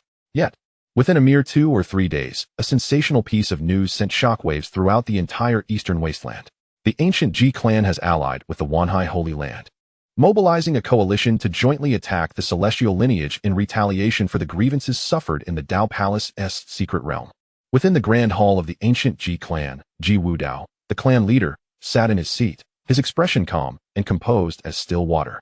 Opposite him, on an imposing throne, sat a formidable figure cloaked in azure robes, surrounded by divine halos, the holy master of the Wanhai Holy Land. These sanctuaries, it seems, grow increasingly timid with the passage of time. Their talented disciples and elders have been slain, yet they dare not make a sound. How utterly unworthy of their title as top powers in the Eastern Wasteland. Ji Yuandao slammed his hand on the armrest and snorted disdainfully. Brother Ji need not be angered. With my Wanhai Holy Land joining forces with your Ji clan to deal with the remnants of the celestial lineage, we are more than adequate. The Holy Master of Wanhai replied with a smile. Moreover, with one less faction involved, there will be less competition for the treasures within the celestial realm. What is there for Brother Ji to be dissatisfied about? Upon hearing the Holy Master's words, the clan leader of the Ji clan's expression softened slightly, and he responded with a laugh. Ha, those sanctuaries are merely a bunch of short-sighted fools.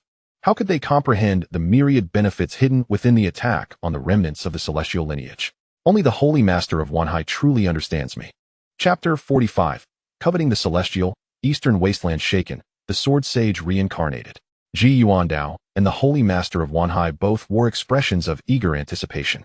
Their decision to attack the celestial lineage was motivated not solely by the desire for vengeance for their fallen genius disciples and elders. The deeper reason lay in their covetousness for the treasures hidden within the celestial forbidden zone. The twin heirs of the Ji clan and the Holy Son of Wanhai, no matter how gifted, were merely juniors among their respective factions. A genius who has not yet matured is no more than a talent. What worth is there in avenging those who are already deceased? It is hardly justifiable for two top-tier powers in the Eastern Wasteland to unite in such a grand endeavor solely for a handful of fallen disciples. The true impetus for their actions lies in the immense allure of profit. The celestial forbidden zone, having fallen to the Eastern Wasteland eons ago, is said to have done so due to the demise of its supreme being. Now, after so many ages, although the ruler within the celestial forbidden zone has perished, remnants of the celestial lineage undoubtedly remain. More importantly, within that forbidden zone, there surely exists divine artifacts that would make all powers in the Eastern Wasteland green with envy. After all, this was once a life sanctuary presided over by a supreme being. It is precisely for this reason that the ancient Ji clan has allied with the Wanhai Holy Land to jointly assault the celestial realm. While avenging their disciples is secondary, the true motivation is their greed for the divine items within the celestial forbidden zone. As time flowed slowly by, days passed. Under the watchful gaze of countless eyes across the Eastern Wasteland, the ancient Ji clan and the Wanhai Holy Land finally made their move. Above the Ji clan, rows of knights clad in divine iron armor, their eyes ablaze with murderous intent, mounted upon powerful and mystical beasts, soared into the sky, forming an imposing array that enveloped the heavens in a tide of killing intent. Squadrons of armored knights, like a black cloud, overshadowed the entire sky. As those Ji clan warriors ascended, a thunderous roar followed, as hundreds of bronze war chariots took to the air, their momentum akin to a boundless tsunami. On those chariots stood robust Ji clan cultivators, each exuding a presence even mightier than the armored knights riding the beasts. The chariots soared into the sky, a forest of armor. The overwhelming aura they emitted threatened to shatter the heavens themselves, their might surging for miles. Simultaneously, above the Wanhai Holy Land, enormous warships ascended into the air. Each vessel bore hundreds of powerful cultivators from the Wanhai Holy Land. From a distance, dozens of ancient, colossal ships lined the sky, nearly blotting out the heavens, casting a shadow that dimmed the light above. This was a display of the depth and power of two of the Eastern Wasteland as foremost forces. Once they moved, the world itself would change. With both the Ji clan and the Wanhai Holy Land mobilizing under the command of Ji Yuandao and the Holy Master of Wanhai, their combined forces surged forth. A colossal power advancing toward the celestial forbidden zone with unyielding intent. The stir caused by the Ji clan and the Wanhai Holy Land could not escape the notice of other sanctuaries. Witnessing the Ji clan and Wanhai Holy Land boldly take to arms shocked the top powers throughout the Eastern Wasteland. The Ji clan and the Wanhai Holy Land truly dared to assault the celestial forbidden zone. Such a grand spectacle of two sanctuaries joining forces had not been witnessed in quite some time. Gambling has begun. The Ji clan and Wanhai Holy Land versus the remnants of the celestial lineage. Who shall emerge victorious? I wager a piece of Wanfaging armor, betting on the victory of the Ji clan and Wanhai Holy Land. The supreme being within the celestial forbidden zone has long since fallen. It is no longer worthy of being called a life sanctuary. How could they possibly prevail? Haha, I bet 20,000 spirit stones. Also wagering on the Ji clan and Wanhai Holy Land to win. Ah, since so many are betting on the Ji clan and Wan Hai Holy Land. I will take the risk and wager 5,000 spirit stones that the celestial lineage will triumph. The top-tier force, Wan Bailu, seizing this opportunity, has set up a betting pool, gauging the outcome of the Holy Coalition versus the remnants of the celestial lineage. Many powerful figures from various sanctuaries have rushed to join in the excitement, placing their bets. However, the majority of wagers favored the coalition of the Ji clan and Wan Hai Holy Land, while very few believed the celestial lineage would prevail. The decision made by the formidable forces is not arbitrary, it is grounded in a profound rationale. To ascend as a premier power within the Eastern Wilderness domain and to be counted among the esteemed sacred sects, one must inherently possess an extraordinary foundation of strength. This is the secret behind the enduring legacy of these venerable sects, which have thrived for millennia. The celestial lineage, once the supreme authority within the celestial forbidden zone, has long since perished. The celestial forbidden zone itself has descended from the heavens, experiencing a complete decline. After thousands of years of evolution, it is likely that within the celestial forbidden zone, only a handful of beings remain, barely amounting to anything significant. Thus, the choice of whom to favor becomes undeniably apparent. The vastness of the Eastern Wilderness domain stretches endlessly. Although the alliance formed by the Ji family and the Wan Hai Sacred Land has set forth, marching towards the celestial forbidden zone, it will require several days before they arrive. Consequently, the periphery of the celestial forbidden zone remains tranquil. At this moment, amidst the dense forests surrounding this zone, a youth clad in azure robes, with sharp brows and bright eyes, traverses silently, a treasured sword resting upon his back. The youth bears a solemn demeanor, and within his pitch-black eyes flickers an intense sword intent. Is there truly no one in this vast world who can guide me in the way of the sword? Gazing up at the blazing sun, the azure-robed youth lets out a deep sigh, his words betraying a wisdom that belies his youth. This youth, named Lin Xianbai, is a wandering cultivator from the Eastern Wilderness domain. Recently, during a breakthrough in his cultivation, he unexpectedly awakened memories from a past life. In that previous existence, he hailed from an era long past, and was renowned as a legendary Sword Immortal on the vast continent, having attained the quasi-emperor realm, with sword light traversing the heavens. Unmatched by any. In his former life, Lin Xianbai was captivated by the way of the sword, dedicating his existence to seeking breakthroughs in this path. Yet, as time wore on, constrained by the limitations of the world, both his swordsmanship and cultivation stagnated, yielding no further progress. Ultimately, the once great Sword Immortal Lin Xianbai succumbed to despair, passing away in the wilderness, his spirit unfulfilled. In this life, however, having awakened the memories of his past, Lin Xianbai vows to achieve breakthroughs in the path of the sword, to shatter the shackles of his previous existence, and to ascend to greater heights.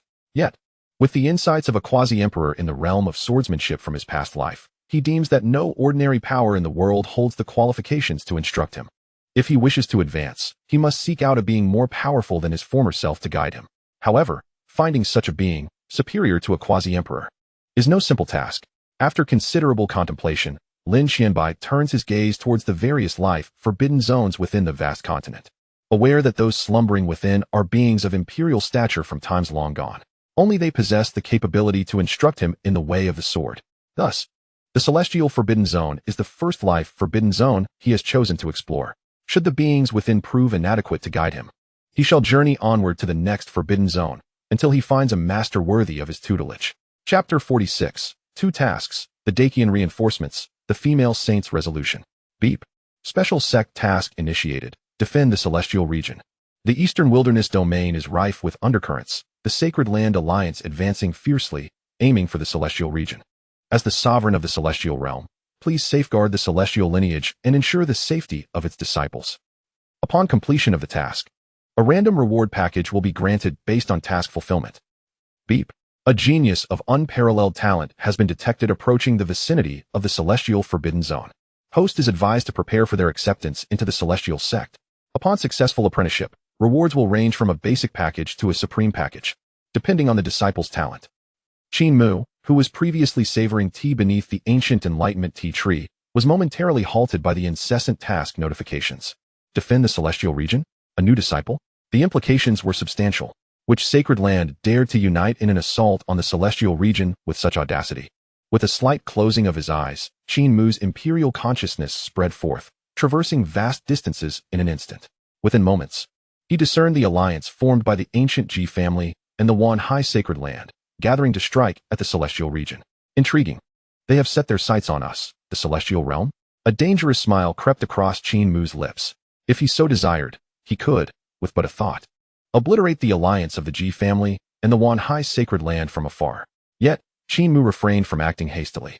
The rise of the celestial realm was inevitable and unstoppable. He resolved to wait until the Ji family and Wanhai sacred lands alliance arrived at the celestial forbidden zone before extinguishing them, thereby establishing a formidable reputation throughout the eastern wilderness domain. Such actions would serve as a warning to all forces in the eastern wilderness, conveying that the celestial lineage is not to be trifled with by mere mortals. As his gaze shifted from the alliance of sacred lands, Qin Mu's attention fell upon the periphery of the celestial forbidden zone, where he observed the azure-robed youth with sharp brows and bright eyes, his sword resting upon his back. Relevant information soon materialized before Qin Mu. Lin Qianbai, reincarnation of a Sword Immortal.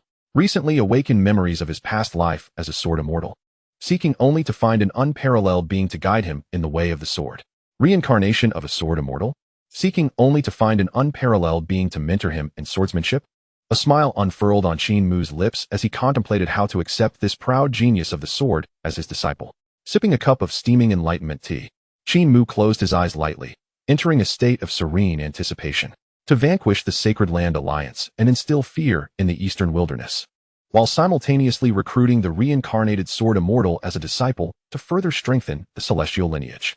How delightful it is to have such fortuitous events unfold. Just as Qin Mu awaited in tranquility, an unexpected guest arrived at the celestial base. A woman clad in resplendent crimson robes, tall and graceful, with an air of noble elegance, approached hurriedly. Her features bore a resemblance to the Dacian Empress, Luo Bingyao. Ancestor, what brings you here? In the celestial base, Luo Bingyao gazed at the approaching figure, her eyes filled with curiosity. The woman in crimson was none other than the holy maiden of the Luo family. After Qin Mu had bestowed the primordial divine mud upon Luo Bingyao in the Dacian palace, she had given it to the holy maiden, who subsequently reformed her body, finally freeing herself from the shackles of her fragmented soul. However, Luo Bingyao was perplexed as to why her ancestor had left the Dacian to rush to the celestial realm in such haste. Responding to Luo Bingyao's inquiry, a hint of urgency flickered in the holy maiden's gaze as she quickly declared, "Yaoer, grave news. The ancient Ji family of the eastern wilderness and the Wanhai sacred land have mobilized their forces and are advancing towards the celestial forbidden zone. They shall arrive within a day or two." With just a few words, the holy maiden conveyed the dire intentions of the Ji family and the Wanhai sacred land to Luo Bingyao. The holy maiden of the Luo family was originally stationed in Qian, but upon hearing the news, she could no longer sit still and hurried to report to the Supreme. After all, the alliance of the two great holy lands, with their full strength on display, was no trivial matter. Upon listening to the elder's account, although Luo Bingyao felt a slight surprise, there was not a shred of panic in her heart, for she was well aware of the immense power and terrifying strength of her sect leader. Even entering and exiting the legendary life forbidden zone, the ancient imperial mountain, was as effortless as strolling through her own backyard. How dare the mere forces of two holy lands provoke the Supreme? Were they courting death? Luo Bingyao understood this, but the holy maiden of the Luo family did not. Seeing Luo Bingyao remain unfazed, the Luo family holy maiden said earnestly, "Yaoer, that is a coalition of two holy lands, and as far as I know, both the Ji family and the Wanhai holy land are pulling out all the stops. This time, they are serious." The elder had already contemplated this upon her arrival. "Since you have joined the Supreme's ranks, and since our Dacian is a vassal of the Supreme, we cannot remain passive in this war. You must take me to meet the sect leader. I have already mobilized all the cultivators and powerful beings from across Dacian who are now on their way here. In this battle, Dacian stands with the Supreme, to live or die together." The resolute words of the Luo family holy maiden revealed that this was a decision made after deep contemplation. Listening to the elder's words, Luo Bingyao felt a mix of emotions, both touched and amused.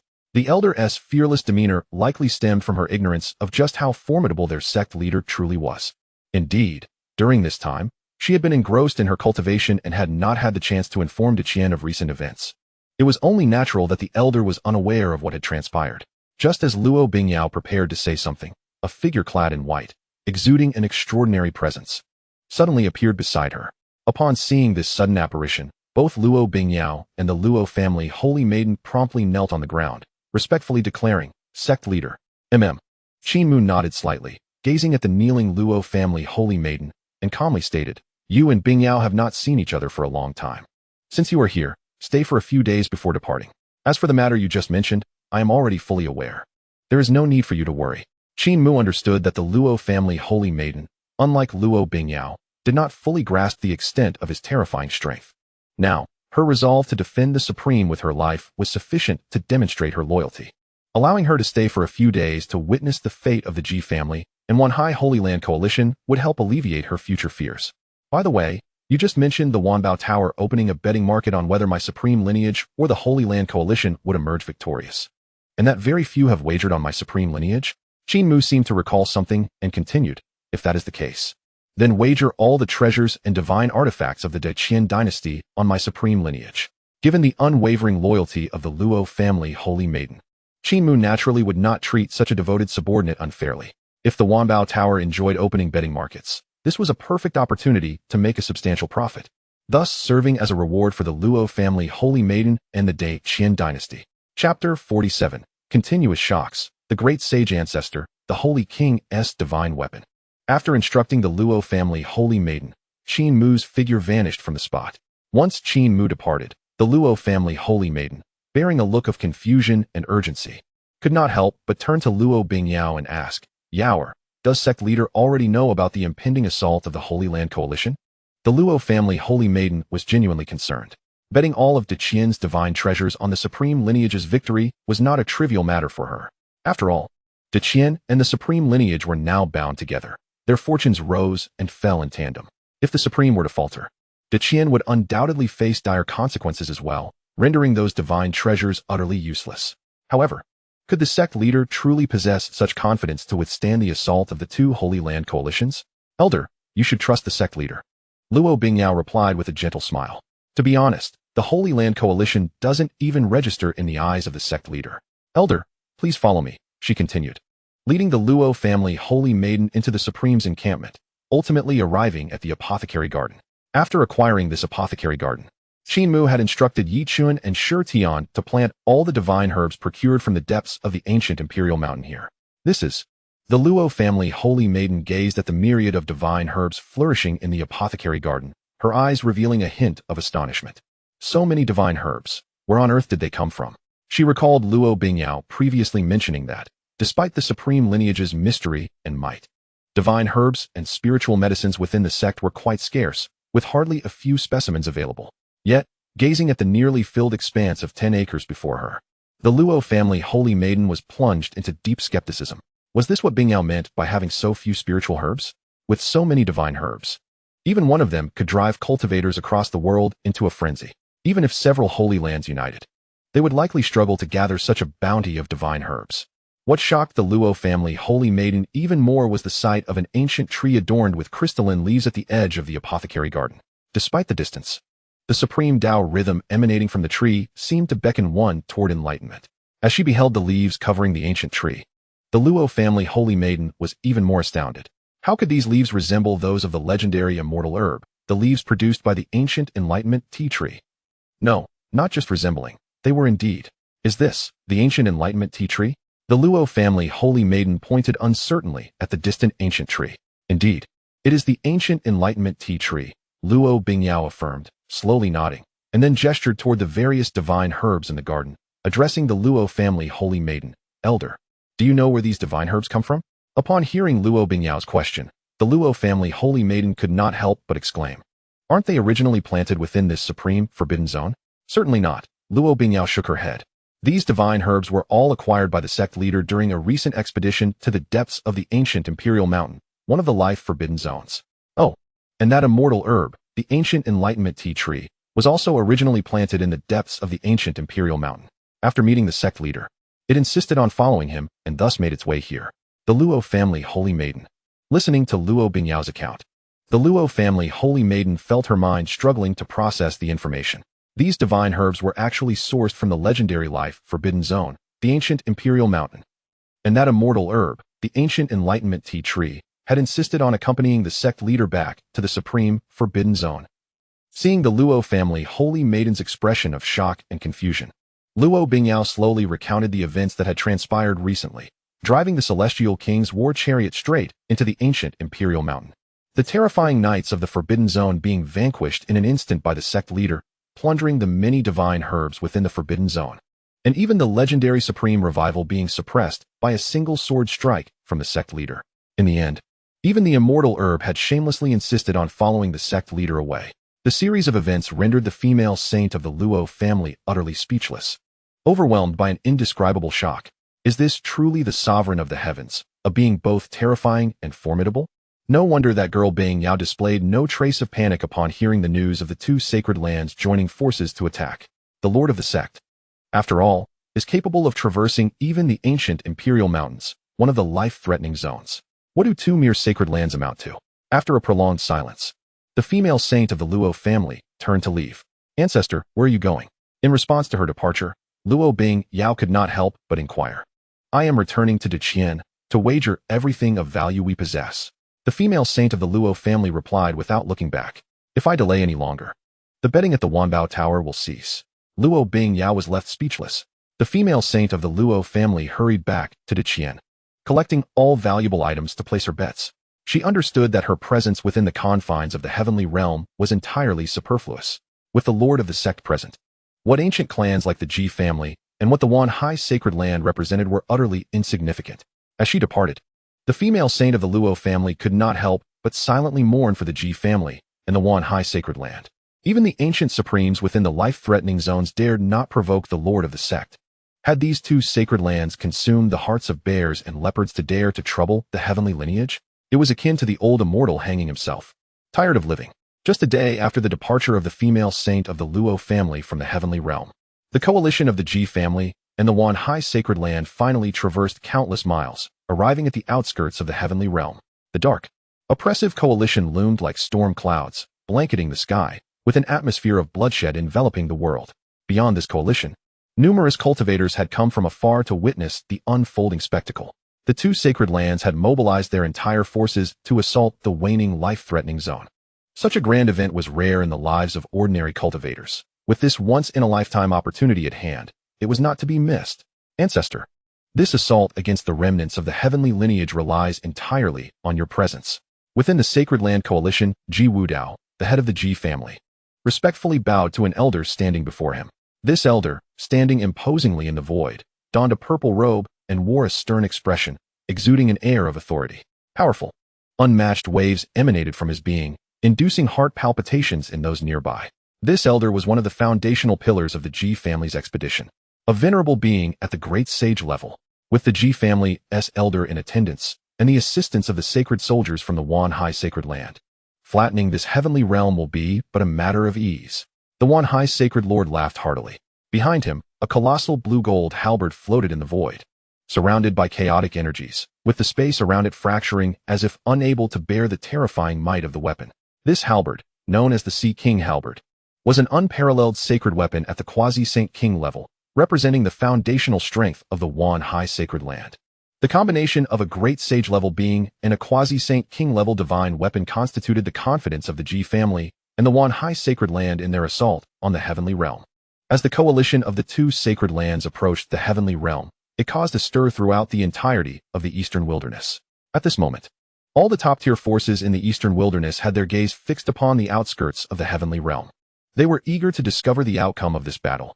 Who would emerge victorious? March 4th, Ji Wudao commanded with a sweeping gesture, filled with confidence. With a great sage elder stationed and backed by the quasi-Saint King-level divine weapon of the Wan Hai sacred land, he saw no possibility of defeat. The Sacred Land Coalition surged forth, darkening the sky as they advanced towards the heavenly realm. Meanwhile, within the confines of the heavenly realm, Lin Xianbai looked up at the coalition that obscured the sun, his expression one of sheer astonishment. What is happening?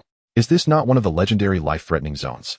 Why are there so many cultivators arriving here, brimming with murderous intent, seemingly ready to invade the forbidden territory?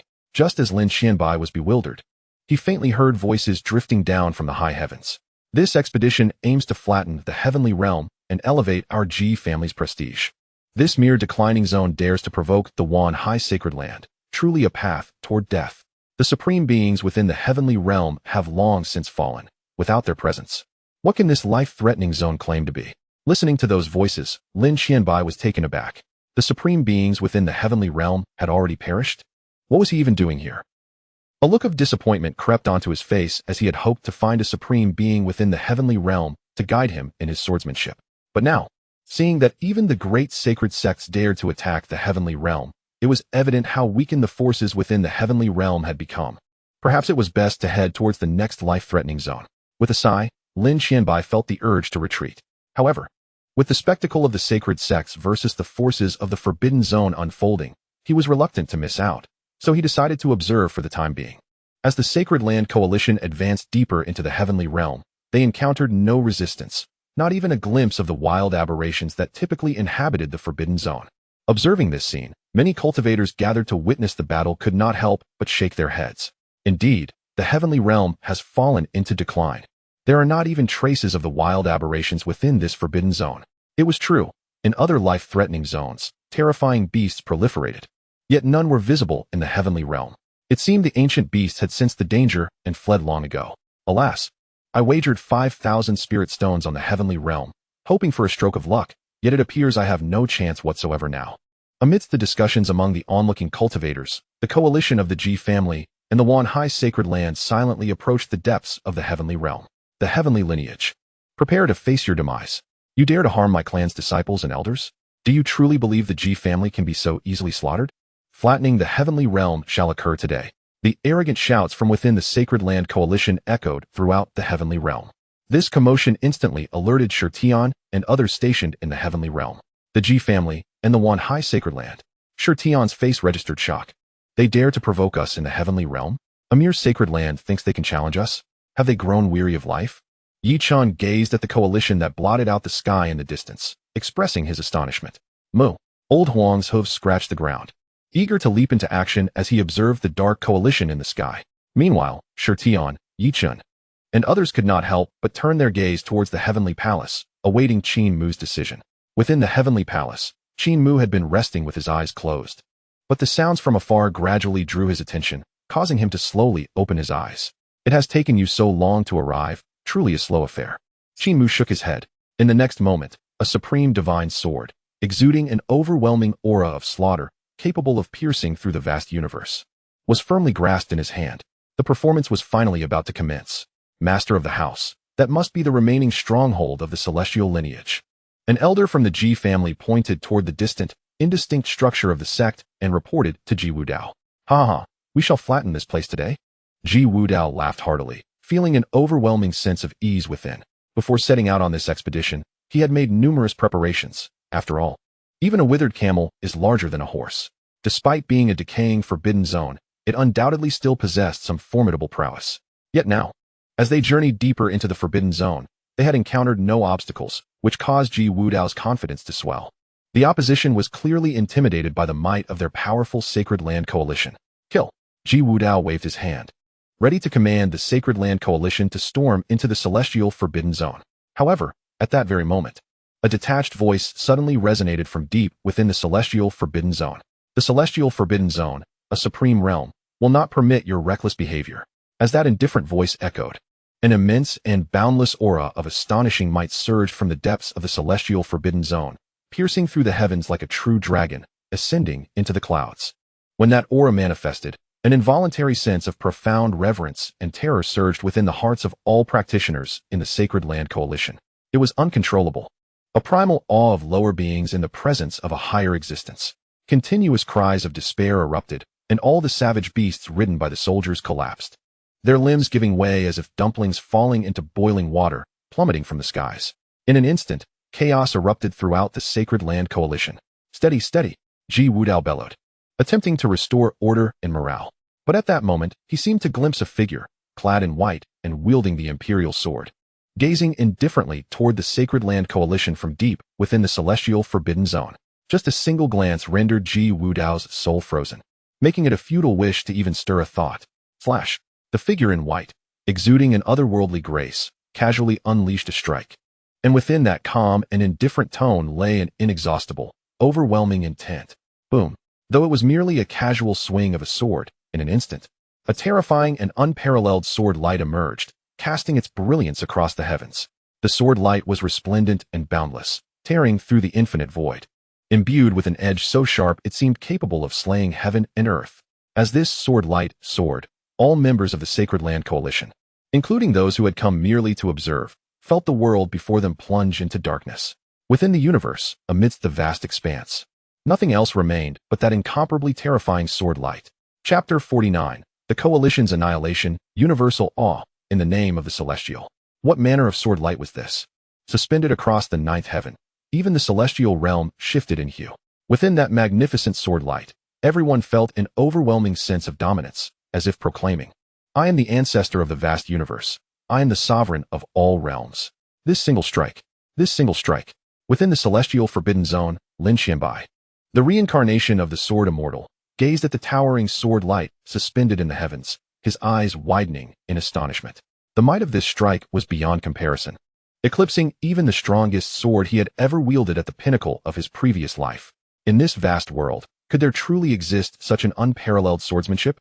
Lin Xianbai's heart trembled. He understood that even the most formidable supreme beings in ordinary forbidden zones could scarcely unleash such a terrifying strike. I must become the disciple of this supreme existence that struck down this sword, Lin Xianbai fervently shouted in his heart. As one born of the supreme sword body, obsessed with the path of the sword throughout his life, how could he let such an opportunity slip away upon witnessing a sword of such terrifying and supreme caliber? If he were fortunate enough to be accepted as a disciple by the being who executed this strike, even if it meant sacrificing his life, it would be worth it. Lin Xianbai's mind was consumed by the singular thought of becoming a disciple. Completely disregarding the matter of the Ji family and the Wan High Sacred Lands coalition attacking the Celestial Forbidden Zone. With such a terrifying swordsmanship present within the Celestial Forbidden Zone, the Ji family and Wan High Sacred Land, the Sacred Land Coalition, they were merely heading to their doom. Just as Lin Xianbai was engulfed in shock, the numerous practitioners and powerful beings gathered outside the Celestial Forbidden Zone were also voicing their incredulous exclamations. Heavens! This strike is terrifying, too terrifying. The vast universe is my ancestor. All realms bow to my supremacy. What a domineering strike. What a terrifying strike. Having unleashed such an unparalleled blow, could the Celestial Forbidden Zone truly be in decline? The onlookers' gazes were fixed upon the terrifying sword light suspended across the ninth heaven, and a unanimous thought arose within their hearts. This time, it seemed the Ji family and Wan High Sacred Land had kicked a steel plate. Oh no! Ji Wudao stood in shock as he beheld the transcendent sword light soaring into the sky. Wasn't the Celestial Forbidden Zone supposed to be in decline? How could there exist a being capable of unleashing such a terrifying sword? Ancestral Master. Ji Wudao was gripped by an overwhelming fear, his gaze involuntarily shifting toward the Ji family's ancestral elder. He found himself so intimidated by the supreme sword intent that even the mere act of moving became a distant aspiration. Everything now depended on the Ji family's ancestral elder. Yet, when Ji Wudao's gaze shifted, he saw the Ji family ancestral elder trembling uncontrollably, as if he were a leaf caught in a storm, his body shaking violently. Saint King. No, perhaps a quasi-emperor. The Ji family ancestral elder stammered, unable to articulate his words fluently. Looking at Ji Wudao, whose face was filled with terror, the ancestral elder couldn't help but curse. You wretched beast. Is this what you call an insubstantial and decayed forbidden zone? You treacherous fool. At that moment, the Ji family ancestral elder felt a surge of murderous intent toward Ji Wudao. How could such a foolish master arise from the Ji family? He was leading the entire Ji family into the abyss. A decayed forbidden zone? What nonsense. The Ji family ancestral elder cursed vehemently. But he knew it was too late to say anything now.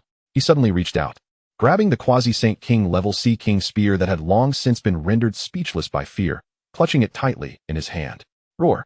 The Ji family ancestral elder bellowed, his hair standing on end, as he elevated his momentum to its peak. He channeled all his power into the Sea King spear. The blue-golden spear radiated an incomparably brilliant divine light, sparkling with endless spiritual energy. Under normal circumstances, wielding such a quasi-Saint King weapon would instill unparalleled confidence in the Ji family ancestral elder. Yet now, faced with that astonishing sword strike, he harbored no certainty.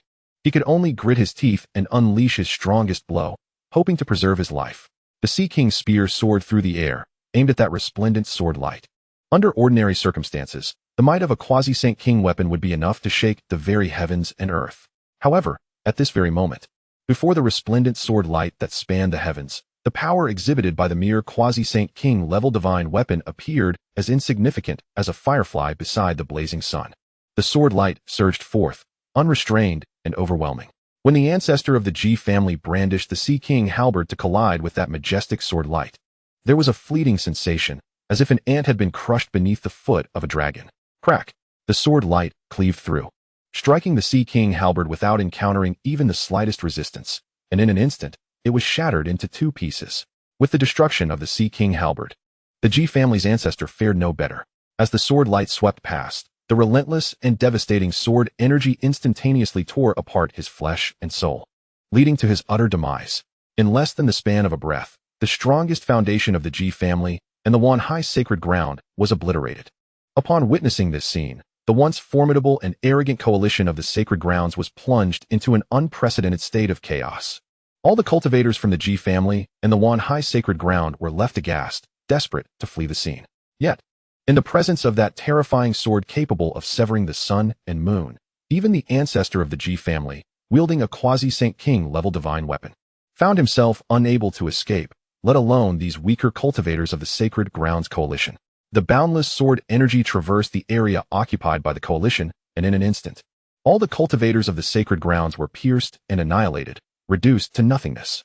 This included the Ji family head, Ji Wudao, as well as the master of the Wanhai Sacred Ground. With a single sword strike, the once mighty coalition of the Sacred Grounds was completely vanquished, leaving not a single soul behind. Observing the results of his strike, Qin Mu could not help but nod in satisfaction. What he had executed was merely a trivial demonstration. A single sword from the grass character sword technique, yet it wielded such formidable power. The might of the Celestial King-level sword techniques was indeed as renowned as its reputation suggested. With just one sword, the coalition of Sacred Grounds was annihilated. Outside the Celestial Forbidden Zone, those cultivators and powerful figures who had come to witness the spectacle were rendered speechless by the torrential rain of blood cascading from the sky, the atmosphere thick with an eerie silence. This was a coalition formed by 2 sacred ground powers. The sheer terror of their strength was enough to cause the entire eastern wilderness to tremble thrice. Yet now, such a fearsome coalition had been effortlessly obliterated. In an instant, countless gazes filled with awe, dread, and shock were directed toward the enigmatic depths of the Celestial Forbidden Zone. Everyone understood that the events of today would soon echo throughout the entire eastern wilderness, creating a sensation across the world. The Celestial Forbidden Zone would once again become a place of terror, one that invoked fear and reverence. Chapter 50. Renowned in the Eastern Wilderness, Astonishing Gains. The Sword Immortal's Apprenticeship. The coalition of the Ji family and the Wanhai Sacred Ground had not even reached the threshold of the celestial forces when they were completely obliterated by a sword light that had cleaved forth from the depths of the Celestial Forbidden Zone. This news began to spread like wildfire among the top powers of the Eastern Wilderness.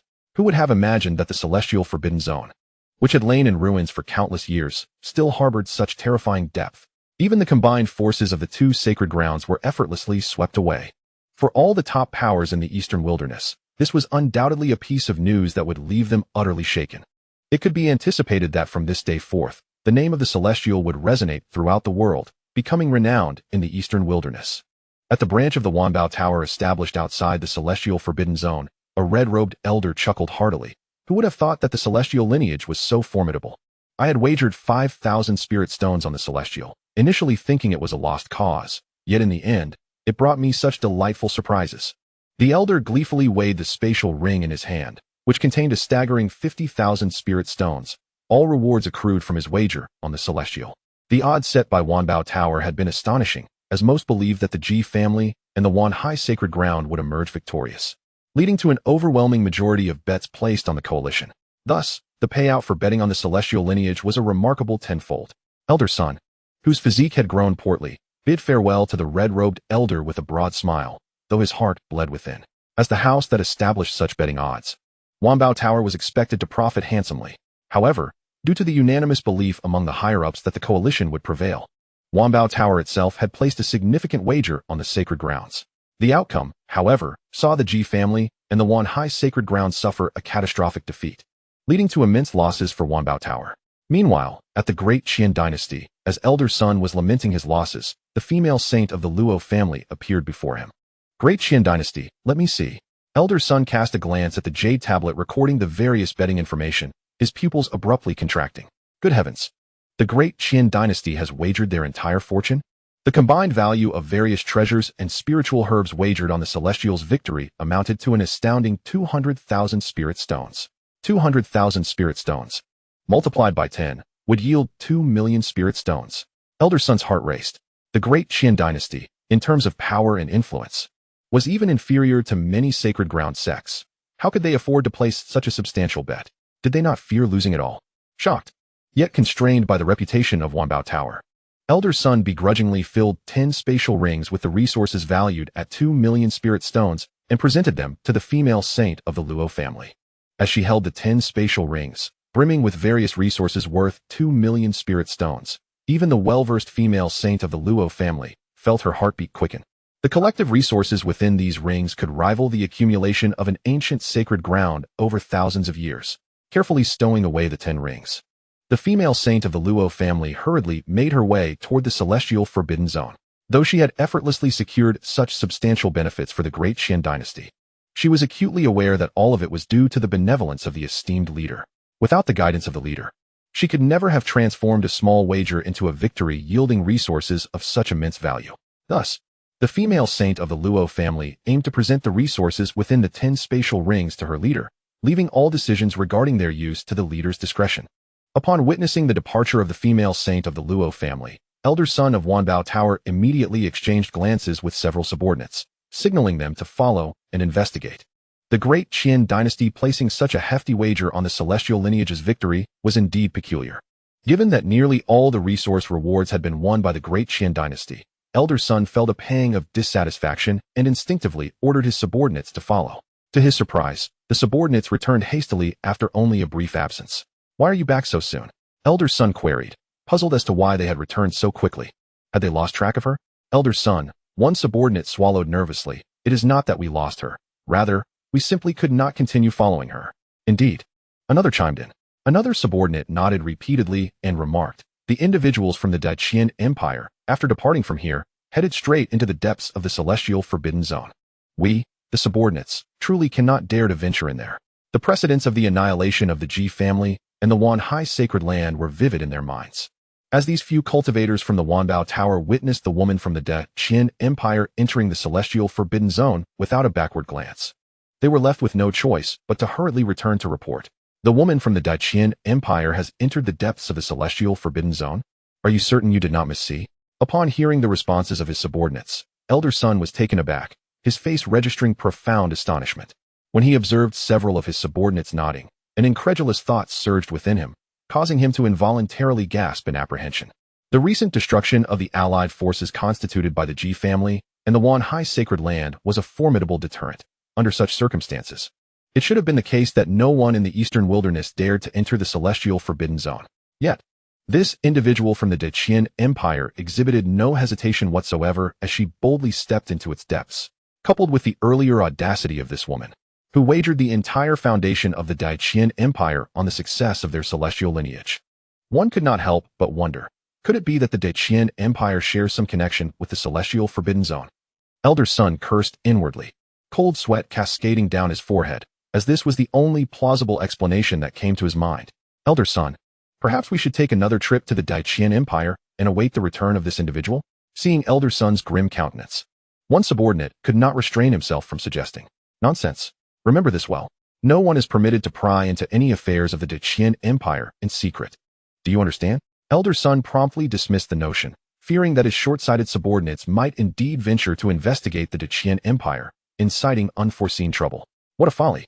Should the Qin Empire truly have any ties to the celestial forbidden zone, it would be tantamount to courting death for Wanbao Tower to attempt such scrutiny. Although Wanbao Tower is regarded as a formidable force within the eastern wilderness, if the sect leader were to discover that one dared to poke the proverbial tiger behind and delve into matters concerning the celestial forbidden zone, it would undoubtedly result in dire consequences. In the depths of the celestial forbidden zone, when the female saint from the Luo family hastily arrived at the entrance, she was met with a remarkable sight.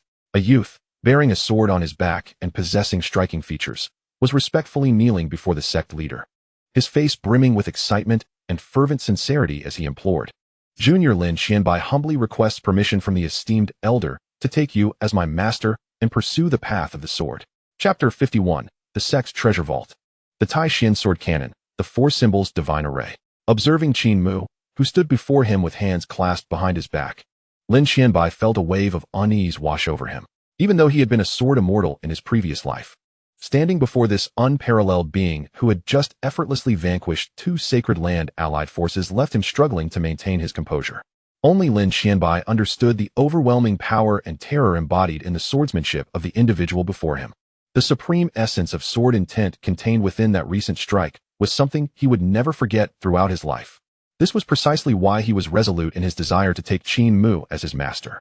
He recognized that compared to this being, even at the pinnacle of his previous life, his swordsmanship paled in comparison. As Lin Xianbai knelt before him, radiating sincerity, Qin Mu couldn't help but smile. He had previously perused Lin Xianbai's introduction and was aware that individuals of such rebirth and sword mastery would undoubtedly possess their own pride. Had he rashly appeared before Lin Xianbai to take him as a disciple, it was certain that Lin Xianbai would have refused. Thus, it was imperative to demonstrate sufficient strength to convince him to submit. Qin Mu had recently showcased his prowess by effortlessly annihilating the two sacred land allied forces with a mere flick of the sword, precisely for this reason. Lin Xianbai was a sword immortal from his previous life, was he not? Therefore, he resolved to decisively defeat Lin Xianbai in swordsmanship, allowing him to recognize the vast chasm between them.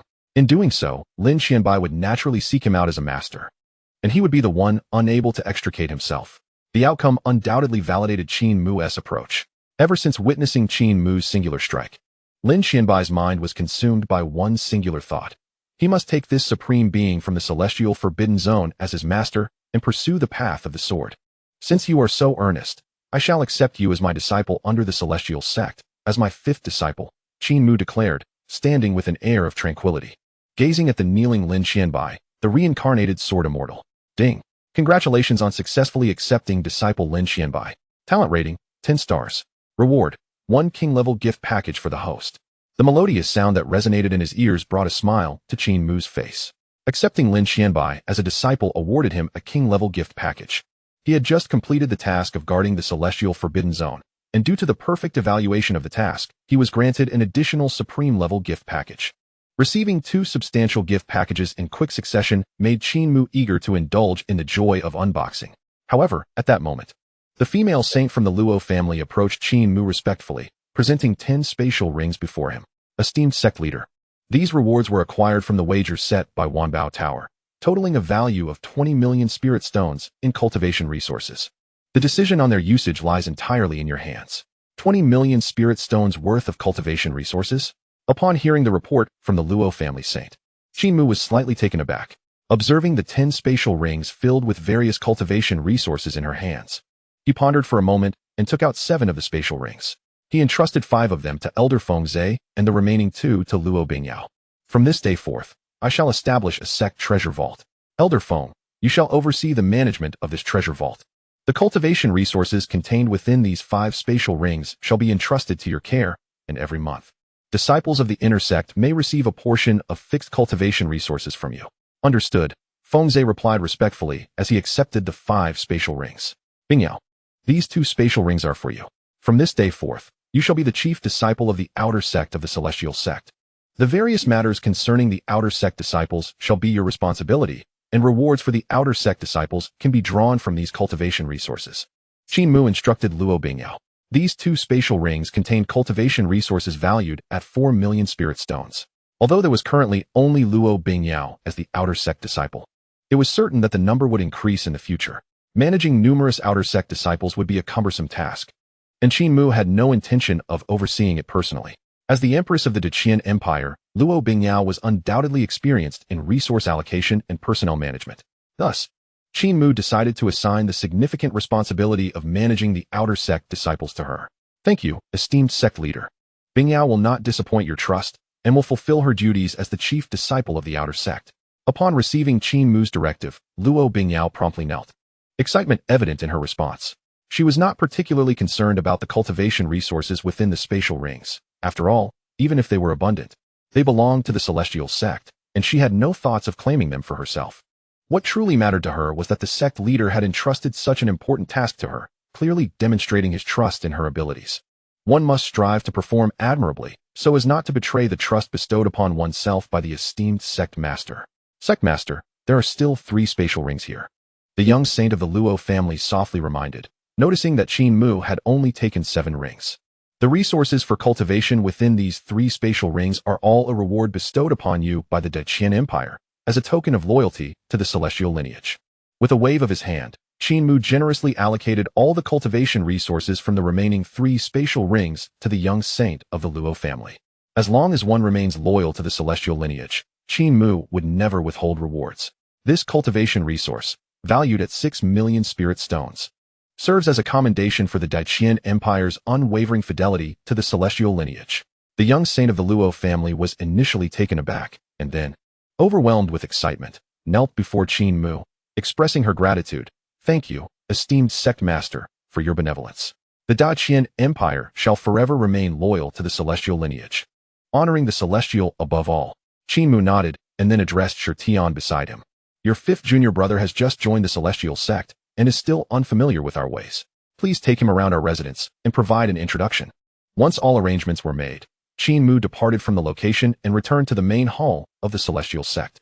He could hardly contain his eagerness to open those 2 gift packages and discover the rewards within. "System, as per tradition, let us first open the king-level gift package," Qin Mu instructed. Ding.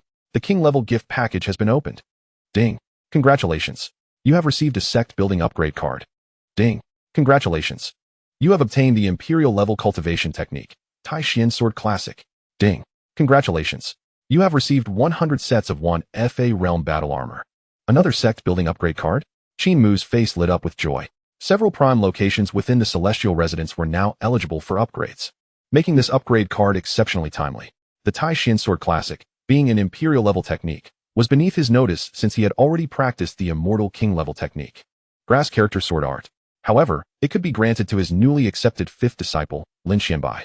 As for the 100 sets of 1FA Realm Battle Armor, while they held little use for Qin Mu personally, they could be handed over to Elder Feng Zhe to enrich the sect's treasury. System, open the Supreme-level gift package. Qin Mu continued his commands.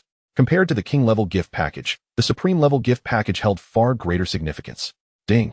The Supreme-level gift package has been opened. Ding. Congratulations. You have obtained the Imperial-level formation for Symbol's Divine Array. Ding. Congratulations. You have acquired a 5-star sect building, Tong Tian King Bridge. Chapter 52. The Terrifying Formation, the Might of the 4 Symbols, Tong Tian King Bridge. Upon seeing the rewards unveiled, Qin Mu's eyes gleamed with delight. An Imperial-level formation? A sect building, Tong Tian King Bridge? The rewards from this Supreme-level gift package were indeed extraordinary. He first examined the details of the 4 Symbols Divine Array. 4 Symbols Divine Array, an Imperial-level formation that, once arranged, can create a protective array around the sect, suppressing the 4 elemental eyes with the spirits of the 4 divine beasts, Azure Dragon, White Tiger, Vermilion Bird, and Black Tortoise. It can withstand all attacks from cultivators below the Imperial realm and can only be breached by the combined efforts of 2 Imperial-level experts. Reading the description of the 4 Symbols Divine Array, Qin Mu's satisfaction deepened. If this formation were to be established, it would signify that the celestial restricted area would be as secure as fortified steel. Even an Imperial-level expert would be unable to breach such a formation. Henceforth, he could leave the celestial sect without fear of ambush. Moreover, with the protection of the 4 Symbols Divine Array, the celestial restricted area would no longer be a place accessible to mere passers-by. System, arrange the 4 Symbols Divine Array within the celestial restricted area, Qin Mu commanded directly. Ding. Arranging the 4 Symbols Divine Array.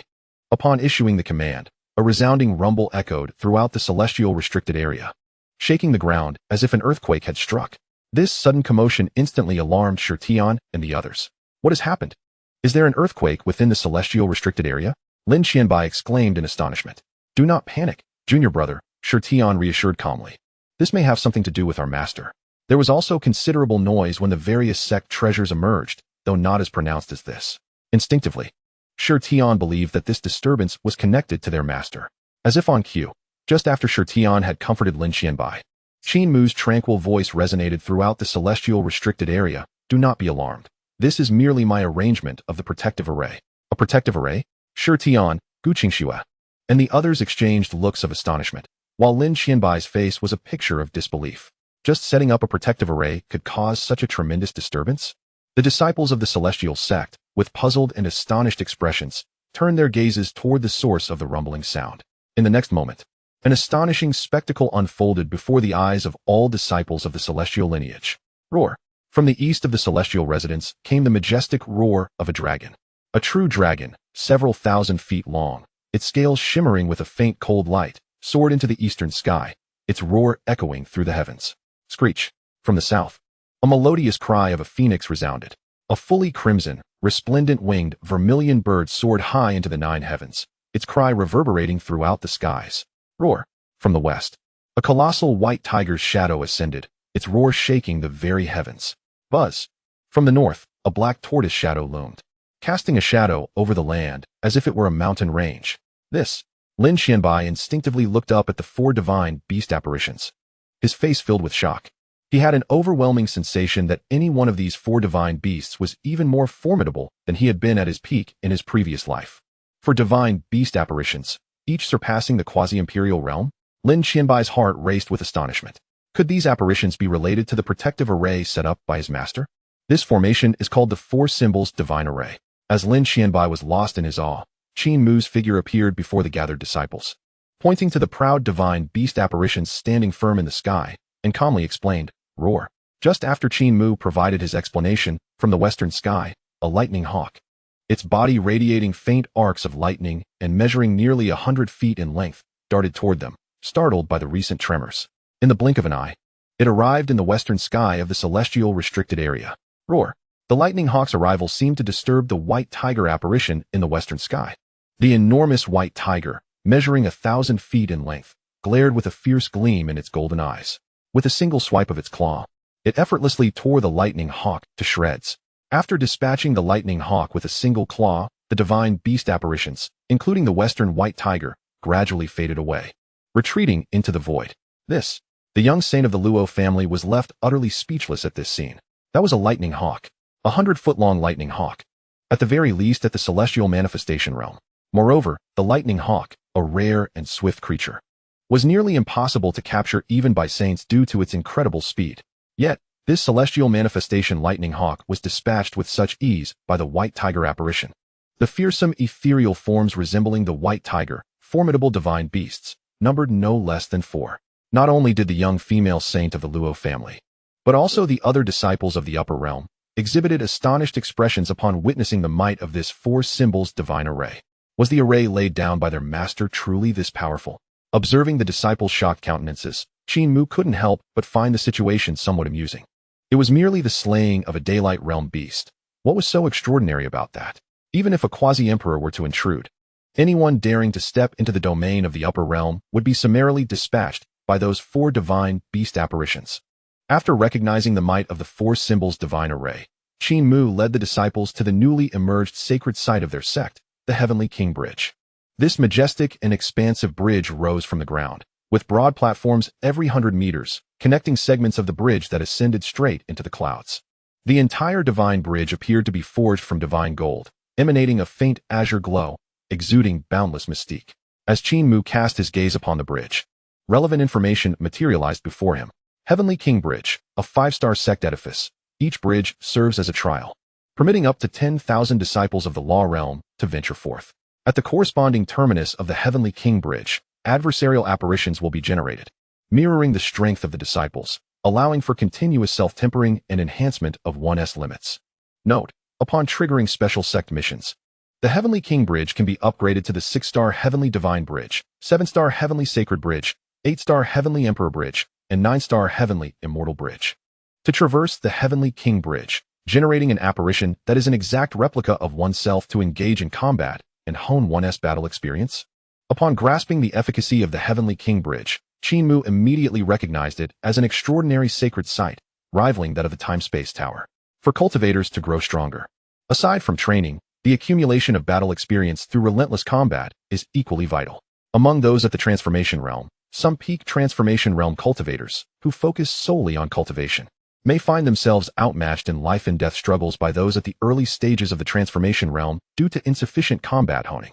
Though the disciples of the Upper Realm previously benefited from the Time-Space Tower, their singular focus on cultivation did not necessarily translate into formidable combat prowess. However, with the advent of the Heavenly King Bridge, it enables the disciples of the Upper Realm to acquire rich combat experience, effectively addressing their final shortcoming. Chapter 53, Disciples' Requests. Special Tasks, the Taishu Sword Tomb. Master, is this yet another new sacred site for our Upper Realm? Yichen inquired, gazing at the ancient divine bridge that coiled upwards into the clouds. Indeed, Qin Mu nodded affirmatively. Master, What abilities does this sacred site possess? Yichen could not conceal his anticipation upon receiving Qin Mu's confirmation. Each sacred site within the upper realm boasts astonishing capabilities. The Celestial Dao Pavilion allows for the comprehension of myriad laws. The Time-Space Divine Tower accelerates cultivation speed. The Linglong Dao Tower provides access to mystical techniques. Even the Pharmacist's Garden enhances the growth speed of the spiritual herbs cultivated within. With the emergence of yet another sacred site, Yichen and the others were naturally eager to discover the divine effects of the bridge before them. This place is called the Heavenly King Bridge. You shall learn its purpose by ascending. Qin Mu smiled slightly, gesturing for Yichen to step onto the bridge. Upon receiving Qin Mu's directive, Yichen wasted no time and ascended the Heavenly King Bridge. As soon as he set foot upon it, he was automatically transported to the corresponding level based on his cultivation. Yichen stood on the second level of the Heavenly King Bridge, curiously surveying his surroundings. At that moment, at the end of the second level, spiritual energy converged, forming an apparition that slowly materialized. Upon witnessing the gradually appearing apparition, Yichen was left utterly dumbfounded. Was this not himself? The appearance of the apparition was an exact match, even down to the same cultivation level. How could there be an apparition identical to him here? Just as Yichen stood in shock and confusion, the figure at the end of the second level suddenly lunged forward with incredible speed, akin to a bolt of lightning, charging at him. Startled, Yichen instinctively raised his hand to defend himself, only to discover that not only was the apparition's cultivation level identical to his own, but it also possessed the physique of an ancient saint, immense strength that sent him reeling backwards. Below the Heavenly King Bridge, Shi Tian and the others watched in astonishment as Yichen engaged in a fierce battle with the apparition. Master. So the function of the Heavenly King Bridge is to generate an apparition that mirrors one's strength, allowing for combat to refine one's battle experience? Shi Tian could not help but exclaim. Precisely, Qin Mu smiled and nodded, observing the chaotic struggle between Yichen and his own apparition. Although the strength and realm of the apparition were entirely on par with Yichen, its combat experience was vastly superior. Thus, after only a few exchanges, Yichen found himself at a disadvantage. Within mere moments, he was struck down by the apparition and fell from the Heavenly King Bridge. An unparalleled sacred site, indeed. Lin Xianbai murmured to himself, his astonishment nearly overflowing. Having witnessed the efficacy of the Heavenly King Bridge firsthand, he could discern that it was truly an unfathomable sacred site. To engage in combat with an opponent whose battle experience surpassed one's own by several magnitudes, without the fear of mortal peril, presented an unimaginable opportunity for cultivators. As Yichen tumbled from the Heavenly King Bridge, determination etched across his face. Despite their identical realms and strengths, why was he so utterly overwhelmed in battle? Meanwhile, Shi Tian and Gu Qingxue were eager to try their hand on the Heavenly King Bridge, unable to contain their excitement at the prospect of honing their skills through combat. However, it was imperative not to become overly obsessed. After each defeat, one must reflect on the lessons learned. After advising his disciples, Qin Mu gracefully departed from the scene. He understood that his proud disciples would not rest until they tasted the bitterness of defeat at least once. As expected, after Qin Mu left, Shi Tian and the others eagerly ascended the Heavenly King Bridge, their enthusiastic shouts echoing even within the upper realm's main hall, faintly audible to Qin Mu. Upon returning to the upper realm's main hall, Qin Mu intended to take a brief respite. However, he soon noticed that his newly accepted fifth disciple, Lin Xianbai, had followed closely behind him into the hall. Master, Lin Xianbai knelt before Qin Mu, his expression somewhat hesitant. Disciple has a matter that may require your assistance. Oh. Qin Mu regarded his kneeling fifth disciple with curiosity, wondering what Lin Xianbai sought help for, yet he gestured for him to continue. Disciple practices the sword path and requires a suitable sword to enhance my training. In the eastern wilderness region, near the territory of the demon race, lies a secret space known as the Taishu Sword Tomb. It contains numerous insights left behind by sword path masters and their treasured swords. However, this location lies at the intersection of the human and demon realms, rendering the journey exceedingly perilous. Given the current strength of the disciple, it is utterly impossible to reach there alone. Thus, Lin Xianbai humbly beseeched his master for assistance, despite having awakened the memories of a Sword Immortal from his past life. In this lifetime, he is merely a wandering cultivator, possessing only the initial stage of foundation establishment.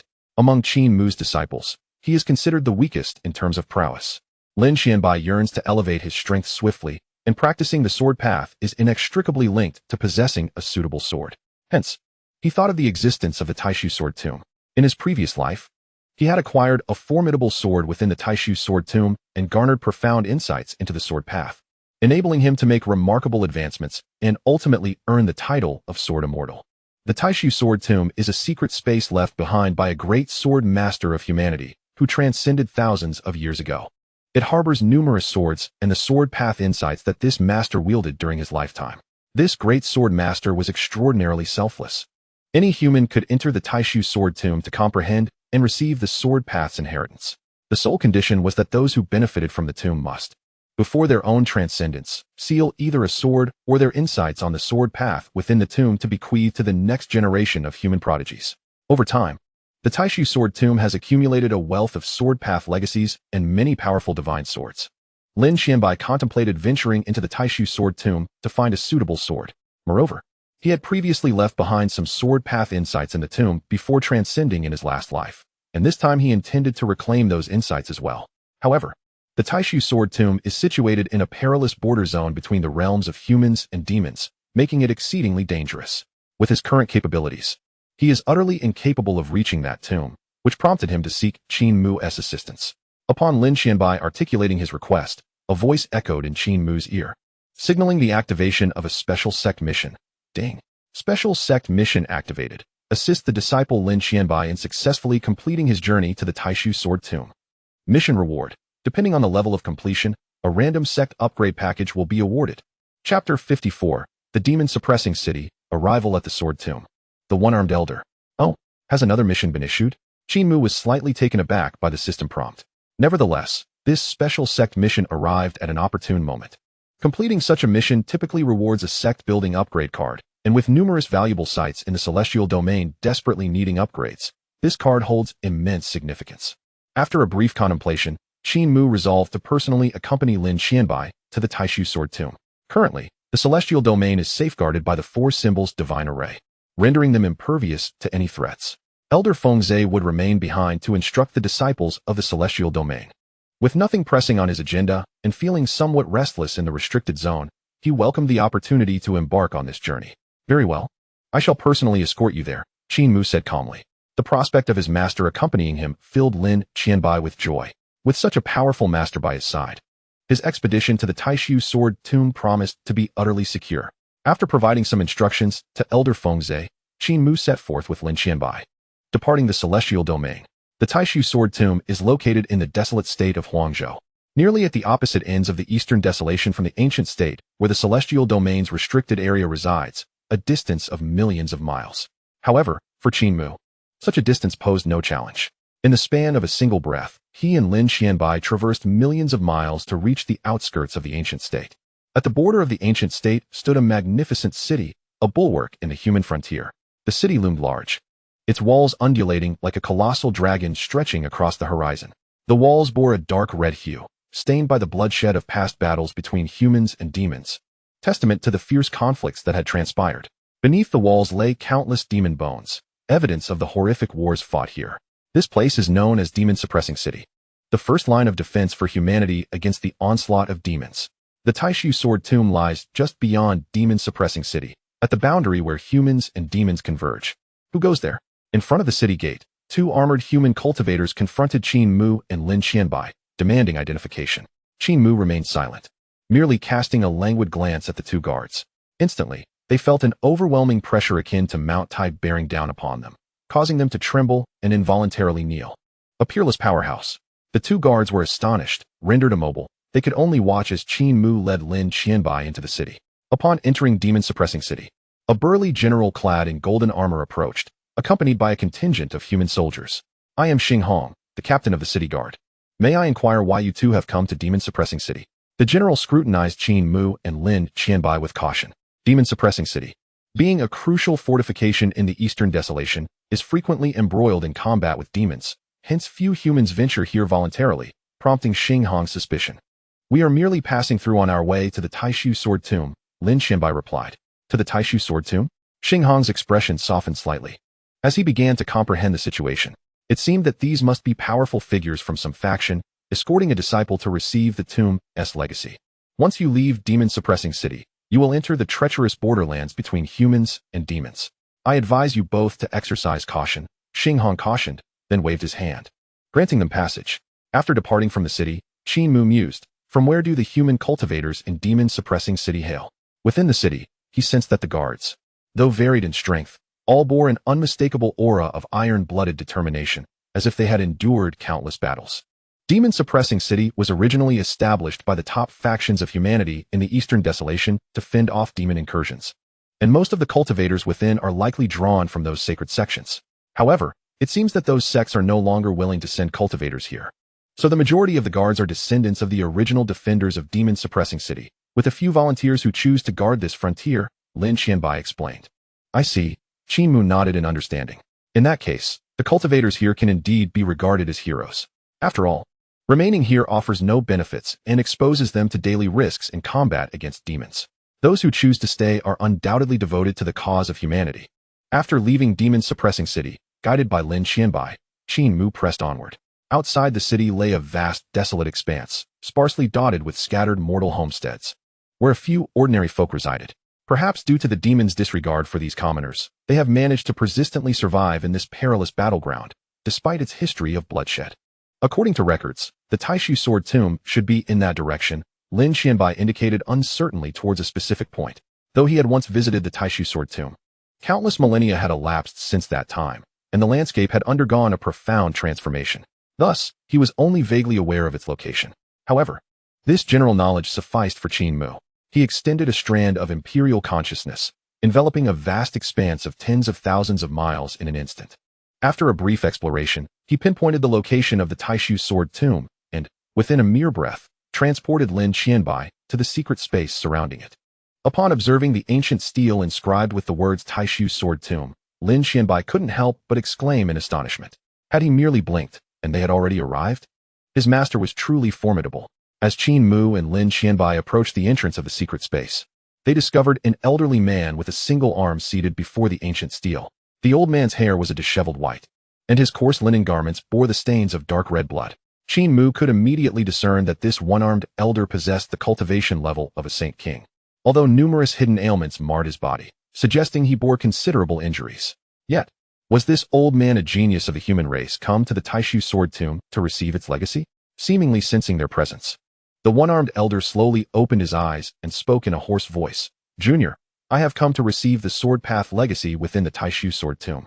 Lin Xianbai respectfully replied, fully aware that this one-armed elder was the guardian of the Taishu Sword Tomb, situated at the boundary between two races. The demon kin frequently attempted to invade, seeking to obliterate the Taishu Sword Tomb and sever the human race's inheritance. Thus, powerful individuals from the human race voluntarily took on the duty of guarding this place, repelling the demons and safeguarding the secret space of the Taishu Sword Tomb. The elder's appearance suggested he had stood sentinel for countless years. This merit, indeed, warranted Lin Xianbai's utmost respect. The one-armed elder nodded slightly, though a hint of surprise flickered in his gaze as he regarded Qin Mu. He had guarded the Taishu Sword Tomb for centuries and had encountered countless human prodigies. Yet the typical escorts sent by various factions were often elderly elders. He had never seen one as youthful as Qin Mu.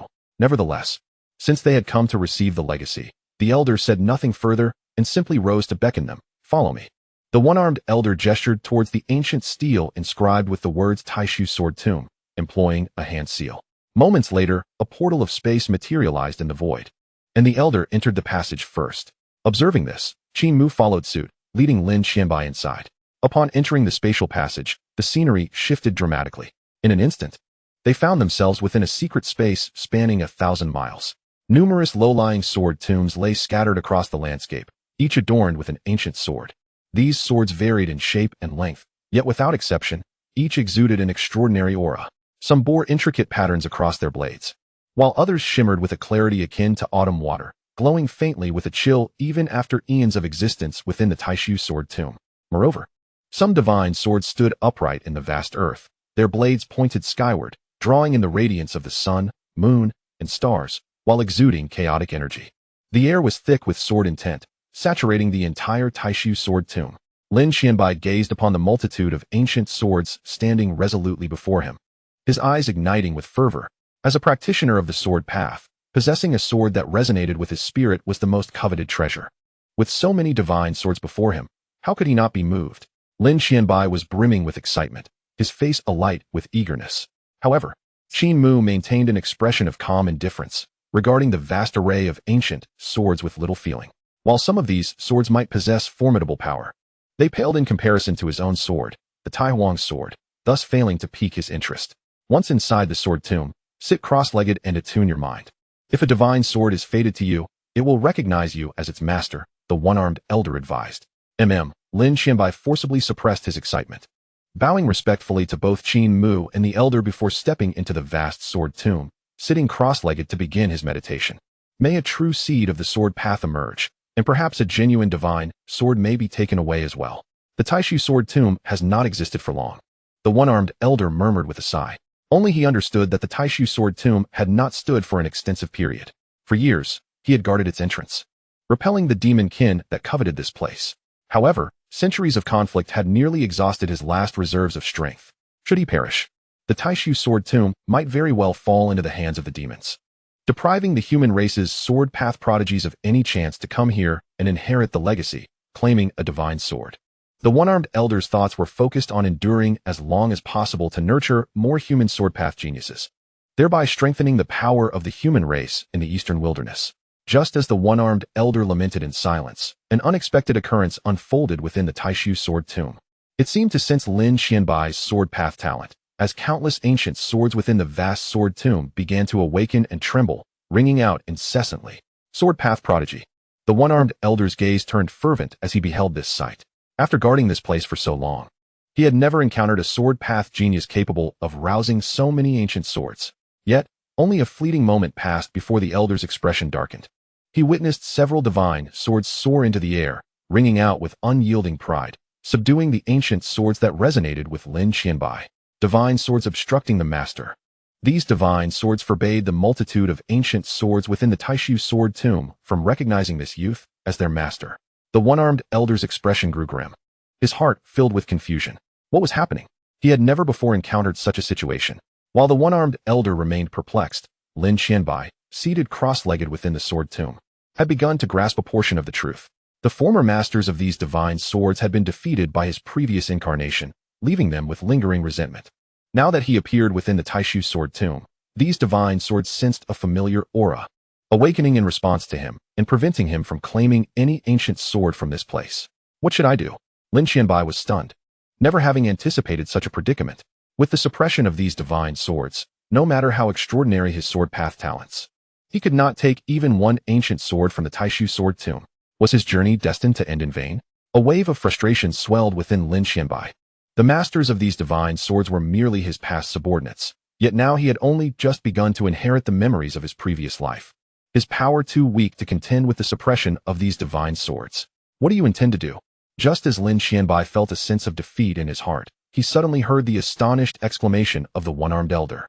Turning his gaze, he beheld a magnificent figure clad in white, effortlessly strolling into the vast expanse of the sword tomb with his hands clasped behind his back. The sword tomb permits only a single individual to enter. Any additional intruder will be deemed an invader by the countless ancient swords within, resulting in their immediate obliteration. The one-armed elder bellowed. Within this sword tomb, the ancient swords had accumulated over countless millennia, numbering in the thousands. With so many divine swords awakening, they would undoubtedly eliminate any lone intruder. Such power was something that even the one-armed elder dared not confront. Has the young man's master gone mad? Yet, in the face of the elder's alarmed shouts, Qin Mu appeared unfazed, stepping boldly into the depths of the sword tomb. Upon his entry, it seemed as though he had triggered some forbidden phenomenon. All the countless ancient swords within the sword tomb awakened, their blades ringing out incessantly, exuding an overwhelming killing intent akin to a surging celestial river. It's over. This man is doomed. The one-armed elder, witnessing the resurgence of the ancient swords exuding a boundless murderous aura, had already condemned Qin Mu to death in his mind. However, in the next moment, the elder's pupils constricted sharply, an expression of sheer terror overtaking his features. To be favored by my disciple is an honor for you all. Qin Mu faced the myriad of ancient swords within the sword tomb with an indifferent expression, declaring, "Dare to act recklessly? You seek death." As the words left his lips, the supreme divine weapon, the Tai Huang's sword, materialized in Qin Mu's grasp. A thread of imperial sword might emanated forth, morphing into a true dragon's phantom that erupted from the Tai Huang's sword, soaring into the heavens, roaring at the sun and moon, and shaking the starry rivers. The unparalleled might of the supreme imperial sword swept across the entire sword tomb. In an instant, every divine sword within the sword tomb trembled as if they were mere mice in the presence of a cat, vibrating incessantly. All the divine swords inclined their blades towards Qin Mu, emitting mournful cries as their tips drooped in submission. At this moment, every sword bowed in reverence. Chapter 56, Master S Might, Grand Sage S Accompaniment, Seizing the Sword Tomb. What does it matter if the sword tomb harbors countless divine swords? With the emergence of the Taiwan sword, all swords in this world must bow in fealty. Qin Mu stood gracefully, wielding the Taiwan sword. The myriad ancient swords in the sword tomb, though awakened, quivered incessantly, lowering their tips in reverence towards Qin Mu, as if collectively paying homage to an exalted emperor. The few divine swords that had previously awakened and obstructed Lin Xianbai's claim were now stricken with sorrow, shattering into dust at the mere display of Qin Mu's imperial might. The dignity of the emperor cannot be insulted, though Lin Xianbai was merely Qin Mu's disciple. The audacity of these few divine swords to target him under Qin Mu's watchful eyes was an affront he would not overlook. A thread of imperial might swept through, and regardless of the supreme materials with which those divine swords were forged, they crumbled to dust. This sight sent tremors through the multitude of ancient swords, compelling them to cower and avert their gaze. The ancient swords that remained in this sword tomb had long since attained sentience. They understood the terrifying power of the Taiwan sword. Yet, they also recognized the even greater horror of the being wielding the dragon-shaped imperial sword. The one-armed elder, witnessing this scene, stood agape, utterly stunned. Never had he witnessed such a spectacle. All the ancient swords within the sword tomb bowed in submission to a single individual. Who on earth is this remarkable figure? The one-armed elder turned his gaze to Qin Mu, his eyes filled with awe and reverence. While he knew not whence this extraordinary man in white hailed, one truth was clear. He was an existence far beyond his comprehension. "Thank you, Master," Lin Xianbai exclaimed with uncontainable excitement as he witnessed Qin Mu intervene on his behalf. Just moments ago, he had felt intimidated by the few divine swords, fearing he might leave the sword tomb empty-handed. To his surprise, his master had decisively turned the tide, transforming the very atmosphere of the sword tomb. "No need for thanks." Qin Mu nodded slightly, his gaze shifting to the myriad ancient swords within the sword tomb. "To be favored by my disciple is your fortune. Should you not come forth and allow him to make his selection?" Upon hearing this, the countless ancient swords exhibited no defiance, regardless of their might. They all flocked to Lin Xianbai's side, obediently suppressing their fluctuations, awaiting his choice. Not a single divine sword dared to refuse, nor did any linger. The presence of this white-clad figure wielding the imperial sword was simply too formidable.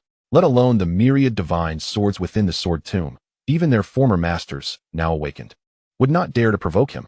Lin Xianbai, gazing in astonishment at the multitude of divine swords surrounding him, was left speechless. All these swords are at his disposal. Can it truly be played this way? It should be noted that he had never experienced such treatment in his previous life. How fortunate it is to have such a powerful and terrifying master. Master S Might is unparalleled. Lin Xianbai fervently cheered within, fully aware that this extraordinary privilege was solely due to Qin Mu's influence. Had his master not intervened, he would have been forced to leave the sword tomb in disgrace when targeted by those few divine swords. With such a formidable master, Lin Xianbai was determined not to miss this once-in-a-lifetime opportunity, eagerly beginning to select from the multitude of divine swords surrounding him. Overwhelmed by the sheer number of divine swords, he spent considerable time deliberating before finally choosing one that resonated most with him, retrieving the fragments of sword insights he had left behind in his previous life. As Lin Xianbai finalized his selection of a sword, Qin Mu prepared to wave his hand, signaling for the ancient swords to disperse. At that moment, the one-armed elder approached Qin Mu, respectfully kneeling before him, and said, "Esteemed senior, I am Li Ruiyu, having cultivated for thousands of years. Yet I have only attained the level of a great sage. If the esteemed senior does not reject me, I would be honored to follow at your side, serving you in all matters." After uttering these words, Li Ruiyu felt a wave of trepidation. Though he had lived for thousands of years, he recognized that the young man in white before him, despite his seemingly youthful appearance, possessed unfathomable and terrifying power, undoubtedly a being of immense ancient prowess. In the presence of such an overwhelming existence, his own age would merely classify him as a junior. Witnessing Qin Mu's formidable strength, Li Ruiyu naturally felt a stirring desire to follow him.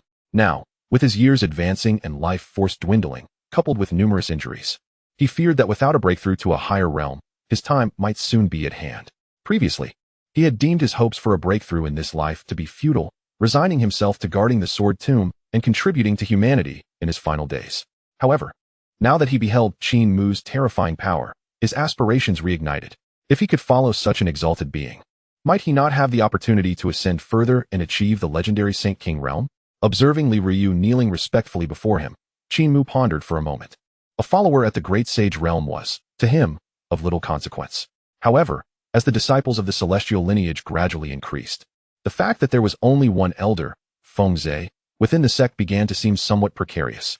Given Li Ruiyu's cultivation, while he could not serve as an inner sect elder, he could at least manage the responsibilities of an outer sect elder, guiding the cultivation of the outer disciples of the celestial lineage. With this thought in mind, Qin Mu nodded and said, "If that is the case, you may depart with me." "Thank you, my lord. Thank you, my lord," Li Ruiyu exclaimed, his joy palpable at Qin Mu's consent.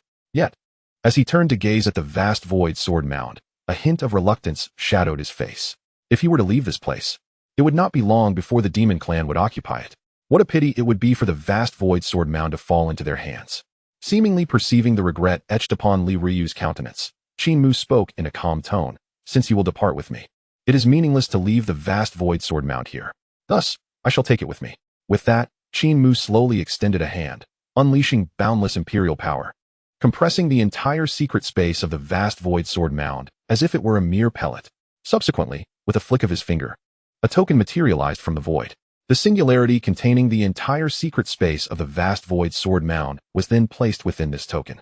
The vast void sword mound lay far beyond the territories of humanity. Rather than allowing the demon clan to seize it for free after Li Ruiyu's departure, it was far better for him to take it himself. For other cultivators, the idea of transporting such a secret space would be akin to shaking the heavens. However, for Qin Mu, it was merely a trivial task. Chapter 57. The Time-Space Array, the Semi-Emperor Elder, the Demon Clan Siege. Witnessing Qin Mu compress the entire secret space of the vast void sword mound into a token, Li Ruiyu's eyes widened in astonishment. He truly took the vast void sword mound. How terrifying is my lord? The secret space of the vast void sword mound had formed thousands of years ago, evolving through the passage of time. It had expanded from an initial radius of 100 miles to nearly 1,000, resembling a small world in its own right. Even with all his might, Li Ruiyu could scarcely budge the vast void sword mound, let alone transport it. Yet now, with a mere gesture, his lord effortlessly relocated it.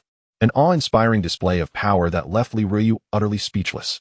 As Qin Mu shifted the entire vast void sword mound, the system's voice echoed in his ears. "Ding! Congratulations on successfully completing the special sect mission, assisting the celestial disciple Lin Xianbai in successfully navigating the vast void sword mound. Ding! Mission evaluation. Perfect. Ding! Congratulations, host, for triggering a rare probability event, 5-fold reward crit. Ding! Congratulations, you have received a sect building upgrade card. Ding! Congratulations, you have obtained a great sage pill. Ding! Congratulations, you have acquired a time-space array. Ding! Congratulations, you have gained an absolutely loyal semi-emperor realm powerhouse." The continuous, melodious notifications brought great comfort to Qin Mu. He had not anticipated that completing the sect mission would trigger a reward crit and yield such a plethora of rewards. With 2 sect-building upgrade cards now in his possession, the Great Sage Pill, upon review, could restore the injuries of a Great Sage Realm cultivator, making it perfect for Li Ruiyu. As for the Time-Space Array, an introduction concerning it appeared before Qin Mu. Time-Space Array, a special treasure consisting of 1 main array and 3 subsidiary arrays. Once the subsidiary arrays are set up with the main array, instant teleportation can occur regardless of distance. Note: the main array holds all permissions and can decide whether to activate the subsidiary teleportation arrays. This time-space array is indeed a rare treasure. The vast expanse of the Eastern Wilderness domain is such that it would take an ordinary cultivator a lifetime to traverse it. With the time-space array, Qin Mu could establish the main array at the Celestial Stronghold and situate the 3 subsidiary arrays at various locations throughout the Eastern Wilderness. This would greatly facilitate the journeys of the celestial disciples as they ventured forth. Content with having secured the time-space array, Qin Mu's gaze shifted to the sudden appearance of a figure. It was an elderly man clad in a gray robe. Upon noticing Qin Mu's attention, he promptly bowed respectfully, declaring, "I am Zhao Tsong, paying my respects to the esteemed sect master." Beside him, Lin Xianbai and Li Ruiyu exchanged astonished glances, both marveling at how this gray-robed elder had appeared beside them without their notice. "Rise," Qin Mu said, waving his hand dismissively. Then turning to the perplexed Lin Xianbai and Li Ruiyu, "Zhao Tsong is an inner-sect elder of my celestial lineage. He has returned after attending to certain matters on my command. Upon hearing this, Lin Qianbai's expression shifted to one of realization. So this gray-robed elder, Xiaozong, was akin to Elder Feng Zhe within the celestial stronghold, both being intersect elders. Understanding Xiaozong's identity imbued Lin Qianbai with newfound respect. He had heard stories from his senior brother, Shi Tian, regarding Elder Feng Zhe's exploits, with power that was indeed unfathomable. Though Li Ruyu still struggled to comprehend the full extent of the celestial lineage's power, he could not help but show respect toward Xiaozong, sensing that this gray-robed elder was even more formidable than himself. Very well, our business here is concluded. Let us depart, Qin Mu declared, satisfied. This excursion had been remarkably fruitful, yielding not only a secret space brimming with countless swordsmanship legacies, but also acquiring a follower at the Great Sage realm. Furthermore, the rewards from the completed mission, a sect-building upgrade card, a time-space array, and a semi-emperor elder, needed no further elaboration. Qin Mu estimated that at this rate of development, it would not be long before the celestial lineage became the most formidable force across the vast continent. Just imagine, a Great Sage realm powerhouse within the celestial lineage would barely qualify as an outer sect elder. As for the inner sect elders of the celestial lineage, all were semi-emperors. Such depth of foundation, what other force on the continent could rival it? To put it in perspective, a powerhouse of Li Riyu's caliber would be regarded as an ancestral figure even in the top sacred grounds of the eastern wilderness, yet in the celestial lineage, he was only a makeshift outer sect elder.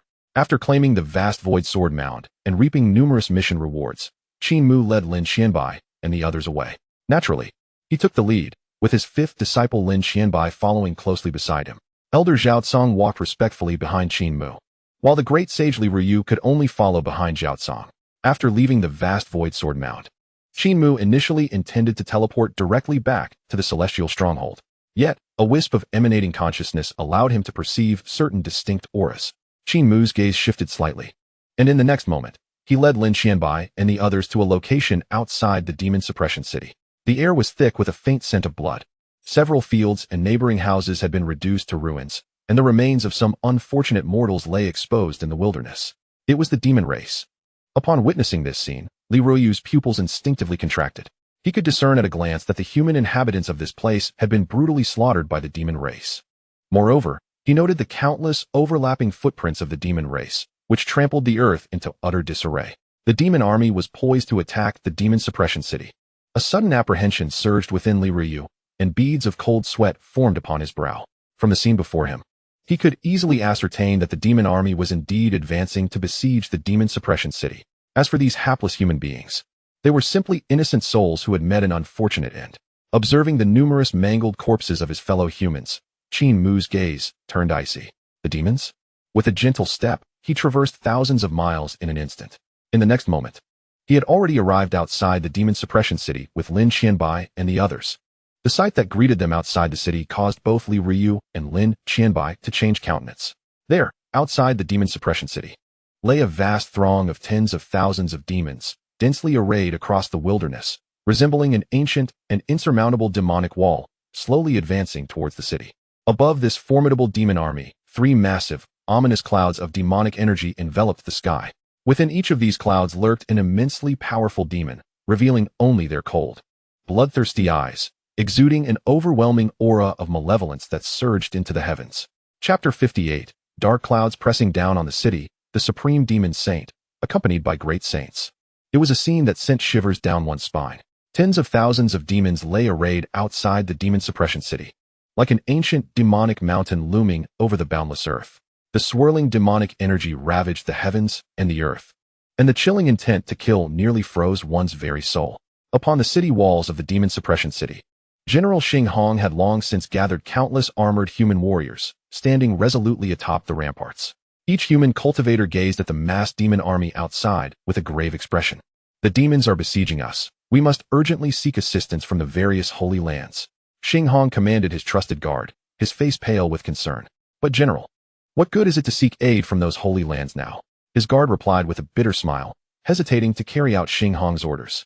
The holy lands of the eastern wilderness have long since forgotten the existence of our demon suppression city. The last time the demons besieged us, it was only through the sacrifice of the great Saint Li Ruyu, who paid with an arm, that we barely repelled their attack. We sought aid from the holy lands then, but what was the outcome? Not a single faction dispatched, even a single soldier to assist us. Hearing his guard's response, A bitter expression emerged on Xing Hong's face. He was acutely aware that the hope of receiving aid from those holy lands was nearly non-existent. Yet, at this juncture, he was reluctant to relinquish even the faintest glimmer of hope. Xing Hong feared not the prospect of battling the demons, nor did he dread death. His greatest fear was that, should the demon suppression city fail to withstand the onslaught of the demon army, the moment the tens of thousands of demons breached the city, they would surge forth unimpeded, penetrating deep into human territory. At that time, countless innocent lives would be cast into despair. That was a vision Xing Hong could not bear to witness. Moreover, the soldiers guarding the demon suppression city were all his brothers. He did not wish for them to spill their blood in vain. General Xing, why seek assistance from those holy lands? They have never regarded us as their own. Since we are tasked with guarding this place, we have long prepared ourselves for death. These little demon brats will have to trample over our corpses if they wish to breach the demon suppression city, exclaimed a burly warrior clad in iron armor, grinning widely. Indeed, over the years, I have slain countless demons. My life has already repaid its debt. If these little demon brats want to breach the demon suppression city, they must step over my dead body. Another armored defender roared defiantly. Little Xing, with us here, this demon suppression city shall never fall. An elderly voice resonated from below the city walls. A troop emerged from within the city, silently making their way to the ramparts. Upon seeing this troop, both Xing Hong and the other defenders instinctively lowered their heads, their eyes filled with respect. This was a special battalion. The members of this formation were all elderly warriors. Their hair white with age, they donned tattered armor, their battle gear marred with various scars, bearing witness to innumerable fierce battles of yore. These elders, some missing an arm, others blind in one eye, and still others lacking legs, had somehow managed to drag themselves forward with their hands. Yet, the one commonality among them was the palpable aura of iron-blooded resolve radiating from their beings. These were the veterans who once defended the demon suppression city, the forebears and mentors of Xing Hong and the others. Now, as the city faced peril, these battle-hardened elders, who should have been enjoying their twilight years, were donning their armor once more and preparing to fight. Old Li, old Guyu. Xing Hong gazed at these veterans, who had returned to the battlefield after so many years, his voice choked with emotion. In this moment, he felt a deep hatred for himself, lamenting his lack of power to single-handedly guard this place and eliminate the encroaching demons. A somber and heroic atmosphere enveloped the walls of the demon suppression city. Outside, the tens of thousands of demon soldiers stood in formation, baring their sharp teeth and sharpening their blades. Yet, their gazes were fixated upon the three colossal clouds of demonic energy in the sky, as if awaiting the command to launch their assault from the formidable beings concealed within. Today, this demon suppression city shall become a relic of history. We shall breach the city, slaughter the defenders, and invade the heart of human territory, drinking deeply of their blood. The lives of our demon kin shall surely be repaid with the blood of these humans. Echoed a chilling voice from within the three massive clouds of demonic energy. These were three inconceivably powerful demon beings. One was a terrifying demonic ape, towering hundreds of meters high and shrouded in darkness, standing as if a primordial mountain. Another was a resplendent golden crow, nearly 1,000 meters in length, with wings that split the heavens, exuding an air of cold authority. The last was a golden lion, 900 meters long, its magnificent golden mane gleaming, its eyes as cold as ice, resembling a supreme demon saint. 3 supreme demon saints. Li Ruoyu gazed at the terrifying clouds of demonic energy above. Drawing in a sharp breath, he could sense that the entities within those clouds were all of the pinnacle cultivation of the great saint realm. This wall is truly despicable. Let this saint be the one to shatter it, enabling my kin to charge forward. The demonic ape's voice was frigid as it swung an arm, spanning hundreds of miles, crashing down upon a section of the demon suppression city wall, unleashing a tremendous pressure akin to a collapsing celestial force, instantly creating a breach nearly 100 meters wide in the city wall. Upon witnessing this, Xing Hong could not help but draw in a sharp breath, a wave of faint despair surging within his heart.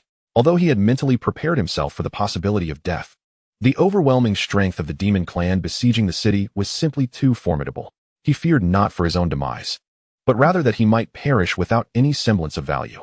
Li Ruoyu, the great sage. I believe I have glimpsed the great sage Li Ruoyu.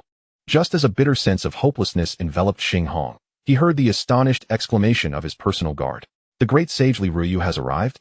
A flicker of hope ignited in Xing Hong's heart as he hurriedly turned his gaze towards the city walls. He knew that only the great sage Li Ruoyu could possibly stand against these 3 terrifying demon sages. As Xing Hong followed the direction indicated by his guard, he indeed saw the silhouette of the great sage Li Ruoyu. However, The scene before him left him momentarily stunned.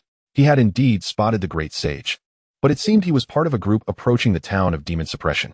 At the forefront was a young man clad in white, walking leisurely with his hands clasped behind his back.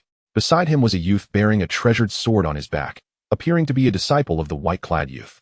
Following closely behind the boy was an elderly man in a gray robe, standing with a stern expression, as though he were a loyal servant to the white-clad young man. Only after this gray-robed elder did the great sage Li Ruyu appear. Yet, it seemed that Li Ruyu occupied the lowest position among this group, merely trailing behind them. Xinghong gazed at the figure in white with a mixture of astonishment and confusion. Was this not the person who had just departed from the town of demon suppression, escorting his disciple to the Taishu sword tomb for the inheritance? Why was the great sage Li Ruyu following behind him? Moreover, he appeared to be in a subservient role. Xinghong was at a loss. The elder was a being of the great sage realm. Such an individual, even when traveling, would undoubtedly be the center of attention. Revered like a star surrounded by the moon. Even among a congregation of sage leaders, his strength and status would warrant the most esteemed position. Yet, before his eyes, it appeared that the elder's status was the lowest amongst this group. How could this be possible? What was the identity of this white-clad youth that could compel the great sage Li Ruyu to willingly follow him, as if he were a mere attendant? Xinghong was utterly shocked. Chapter 59. Under my command, the mountains and rivers resound, suppressing the demon sages. Just as Xinghong discerned the whereabouts of Li Ruyu, the three demon sages outside the town of demon suppression also turned their gazes towards the direction of Li Ruyu. The human great sage Li Ruyu. You have yet to perish. The great sage of the demon ape's eyes glinted with a murderous intent. The last encounter had seen him lead numerous demons to assault the town, only to be met with Li Ruyu's fierce resistance, which had forced him to retreat in disgrace. Thus, upon seeing his nemesis, his rage flared anew. Do not be angered, brother ape. Today, the three of us demon sages act in unison. A mere half-damaged human sage is of no concern, the great sage of the Golden Crow remarked coldly, his gaze devoid of any flicker of emotion as he regarded the wounded human sage Li Ruyu. To him, Li Ruyu was merely a half-damaged being. Under the combined might of the three demon sages, eliminating him would be a trivial task. In the third group of demon clouds, the Golden Lion sage cast his gaze downward, a hint of perplexity flashing in his eyes. He was curious about the identities of those accompanying this human sage. Why did it seem that the human sage held a relatively low status among this group? The three demon sages averted their eyes, but the overwhelming murderous intent emanating from them was palpable enough to render the very air around them tense. On the walls of the town of demon suppression, Xinghong witnessed this scene, his expression fraught with urgency. While he was indeed overjoyed by the arrival of the great sage Li Ruyu, the demon sages approaching the gates were three in number. The last time Li Ruyu had clashed with the great sage of the demon ape, he had lost an arm and still bore lingering injuries. How could he possibly contend against all three demon sages united? Open the city gates. Rally the cultivators and charge out to disrupt the demon formation, buying time for the great sage to return to the town of demon suppression. Xinghong bellowed. He had no time to ponder other matters. His only thought was to lead the cultivators of the town in forming a great array to charge forth. Even if it meant merely delaying the three demon sages for a fleeting moment, to afford Li Ruyu the opportunity to safeguard the town. As long as Li Ruyu and his companions could successfully enter the town of demon suppression, the protective grand formation would at least provide a temporary defense against the onslaught of the demon army. However, while Xinghong was quick to react, the three demon sages were even swifter. Upon seeing Li Ruyu appear outside the town, a torrent of murderous intent surged forth from the three demon sages, all locking onto Li Ruyu's position. If Li Ruyu were within the town, they would have to expend considerable effort to slay him. But now, with him daring to manifest outside the town of demon suppression, the three demon sages would not let this rare opportunity slip by. Feeling the overwhelming tide of murderous intent approaching, Li Ruyu's expression shifted slightly, yet he felt no profound despair. Had he been alone, he might have succumbed to hopelessness, aware that he was destined to face this calamity. However, gazing at the figure clad in white, standing calmly with his hands behind his back, a sense of serenity washed over him. With such a formidable powerhouse present, the three demon sages were surely about to crash against an insurmountable barrier. The three demon sages surged forth, their overwhelming demonic energy soaring into the heavens. Even the tens of thousands of demon soldiers brandished their weapons, roaring incessantly to bolster the three demon sages. Li Ruyu, prepare to meet your end. After many years, they were finally set to taste the blood of a human sage once more. Kill. The three demon sages spoke coldly, their expressions icy as they descended from the heavens, bearing down upon Li Ruyu. As for Qin Mu and the others nearby, They were completely disregarded by the three demon sages.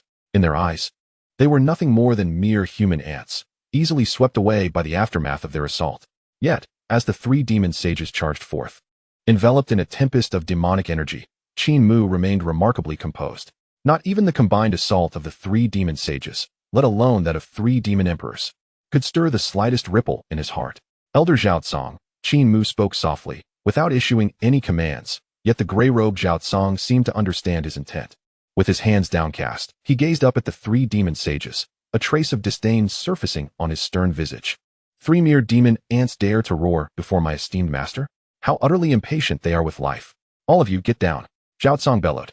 And without any visible movement, his furious roar transformed into a resounding wave of sound, crashing toward the three demon sages. Get down, down.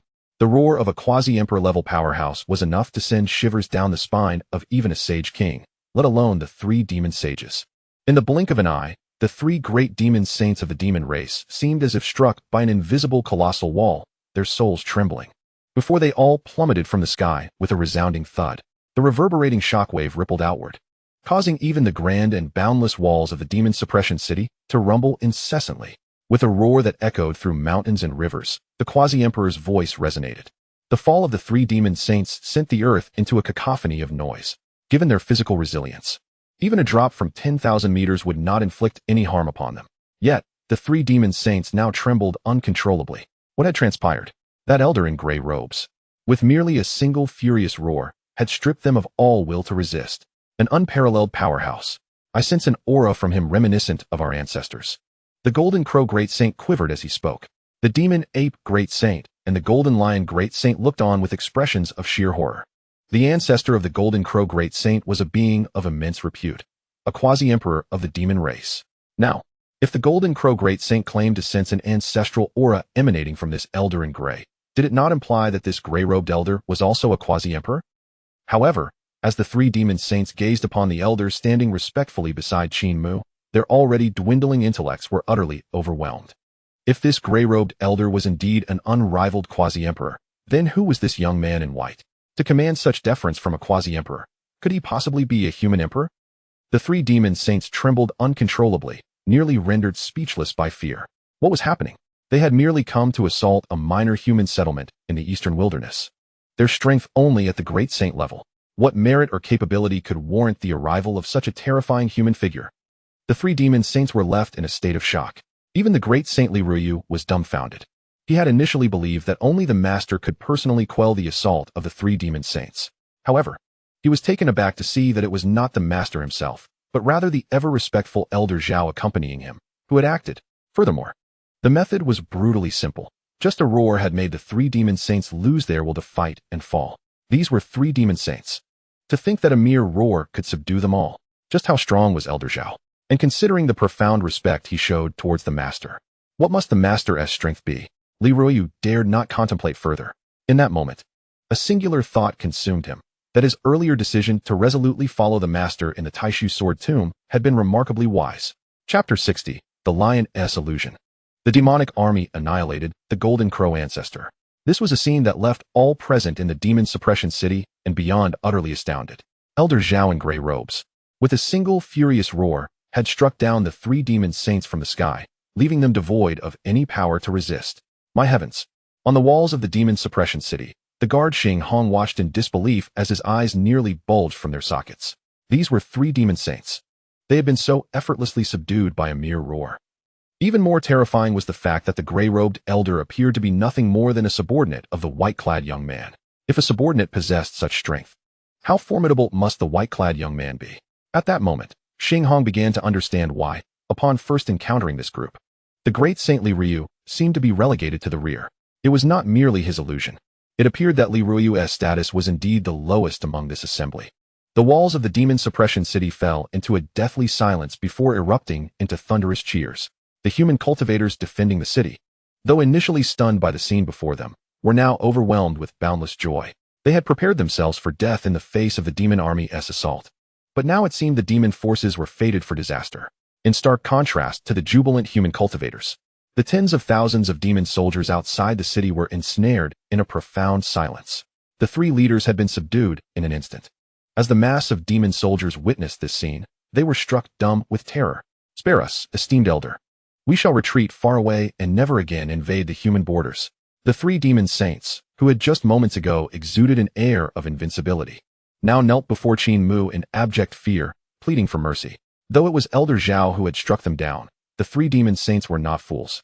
They could clearly see that the most esteemed figure among this group was the white-clad young man before them. It was far more prudent to plead with him. The three demon saints prostrated themselves repeatedly, their massive movements causing the very ground to tremble. However, in response to their desperate pleas, Qin Mu's expression remained as tranquil as still water, showing not the slightest change. Now they wished to beg for mercy? It was too late. These trifling demon saints were beneath his notice. He could not be bothered to utter a word. With a mere flick of his sleeve, he commanded, "Kill them all." Upon receiving the directive, Elder Zhao bowed and complied, advancing toward the three demon saints. In their terrified gaze, he raised his hand, decisively striking down toward their heads. The demon ape great saint and the golden lion great saint, upon witnessing this, were gripped by panic as they attempted to flee. But the quasi-emperor aura exuded by Zhao had already ensnared them, rendering them utterly immobile. In a moment of desperation, the golden lion great saint bellowed, "Human powerhouse. The ancestor of the golden crow is a quasi-emperor and still lives. If you dare to kill us, the golden crow ancestor will sense it and surely bring calamity upon you.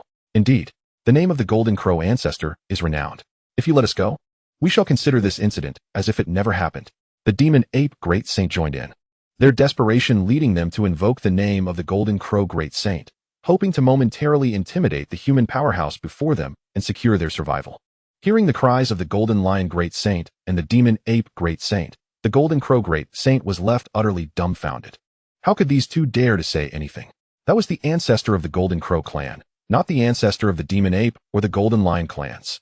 Furthermore, if invoking the name of the ancestor could indeed intimidate their opponent, the golden crow great saint would have done so long ago. There would have been no need for these two to intercede.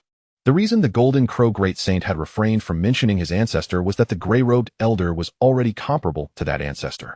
Was this white-clad young man not even more terrifying than his ancestor? His own demise was inconsequential, but the ancestor was the stabilizing force of the entire golden crow clan. He could not allow any harm to befall him. Hence, the golden crow great saint had endured, not daring to disclose his lineage or invoke the name of his ancestor. However, little did he expect that the two fools beside him, in their desperate bid for survival, would resort to any means necessary, uttering whatever came to mind. Truly, they are two imbeciles. Just as the golden crow great sage was about to unleash a torrent of curses, it was already too late. Even in the face of the furious roars from the demon ape great sage and the golden lion great sage, Zhao Cong's movements showed not a hint of hesitation. With 3 strikes of his hands, the souls of the 3 great demon sages, including the golden crow great sage, were shattered, leading to their demise. After vanquishing the 3 great demon sages, Zhao Cong's gaze shifted towards the tens of thousands of demon soldiers. Although Qin Mu had not uttered a word, as a subordinate, Zhao Cong was adept at discerning the intentions of his lord. He simply waved his hand lightly, and from the heavens above, boundless spiritual energy converged, instantly forming a terrifying giant palm, spanning several thousand zhong, which descended upon the demon army like a mountain collapsing upon them. Boom! Countless clouds of dust were kicked up, and faced with the strike of a quasi-emperor, the tens of thousands of demon soldiers were utterly incapable of evading or resisting. When the dust settled, outside the demon-subduing city, there remained only a colossal pit, spanning several thousand zhong, where the demon army had once stood, now annihilated, buried within the palm-shaped abyss. The demon army was utterly obliterated. From the fall of the 3 great demon sages to the total annihilation of the tens of thousands of demon soldiers. All of this transpired in the span of mere breaths. Standing atop the walls of the demon-subduing city, Xing Hong and the others gazed in disbelief at the absence of any demon figures outside the city. It felt as though they were in a dream. Who could have anticipated that such a formidable demon army would crumble so swiftly, obliterated with a mere gesture? In an instant, the gaze of the human cultivators on the city walls converged upon the resplendent figure clad in white. Among the myriad of gazes, there was an overwhelming sense of gratitude and reverence. Just as Zhao Cong's hand had extinguished the 3 great demon sages, deep within the demon territory, 10,000 miles away in the domain of the Golden Crow clan, a magnificent and vast wave of energy suddenly emanated from the depths of the ancestral land of the Golden Crows, as if an exalted being had awakened. Sensing that aura, All the golden crows within their territory turned reverently towards the direction of the ancestral land, kneeling in submission, their eyes filled with boundless awe and astonishment. This was the aura of their distant ancestor. What had transpired? Had the ancestor truly awakened? Wasn't he, the venerable ancestor, always in seclusion, contemplating the legendary realm of emperors? Why had he now revived? Had he finally comprehended the essence of the emperor's path? The ancestor is magnificent. Countless golden crows whispered among themselves, still trying to grasp the situation. Deep within the ancestral land of the golden crows, the venerable ancestor, adorned with resplendent golden wings, slowly opened his eyes, emanating an ancient and majestic aura, a pulse from the bloodline indicating that a descendant of the golden crow had perished. Humph. Let this ancestor see who possesses such audacity to dare slay a descendant of the golden crow clan. Chapter 61. The quasi-emperor moves, the might of one gaze. Retreats beyond the realms. The voice of the golden crow ancestor bore traces of fury. Who was he? The ancestor of the golden crow clan. An unparalleled existence at the quasi-emperor level. Even among the entire demon race, he held an extraordinarily lofty position. The passing of an ordinary golden crow would naturally not elicit a response from him. However, any event that could stir his senses would undoubtedly involve a golden crow of considerable strength, at the very least a sage-level descendant. Such beings were scarce even within the golden crow clan. Now, with a sage-level golden crow fallen, it was undeniably a significant loss for the clan. Yet, the true source of his rage stemmed from the fact that the individual responsible for the demise of the golden crow sage dared to disregard his existence. How could a dignified quasi-emperor be so brazenly overlooked? The golden crow ancestor snorted in anger, his golden pupils flickering with the radiance of true solar fire. With a mere thought, an overwhelming presence surged forth, drawing upon the power of his bloodline to trace the remnants of the fallen golden crow sage, to uncover who had dared to disregard him so. Boom. As the golden crow ancestor unleashed his aura, the entire realm trembled and roared. Even the myriad stars in the heavens above quivered, as if shaking due to his presence. By blood, he would trace back to the source. The golden crow ancestor spoke indifferently, his radiant power radiating forth, causing all golden crows to instinctively kneel in reverence. Even those powerful demon sages in distant territories, far from the golden crow domain, felt a shiver and raised their heads in alarm, gazing towards the location of the golden crows. The golden crow ancestor had awakened? What could have transpired to disturb him? Hadn't he been in seclusion all this time? Surely, something unimaginable had occurred to awaken him. Could it be that the golden crow ancestor had discovered the path to breaking through to the emperor realm? If so, it would indeed be a cause for celebration, as the demon race would soon gain another supreme demon emperor.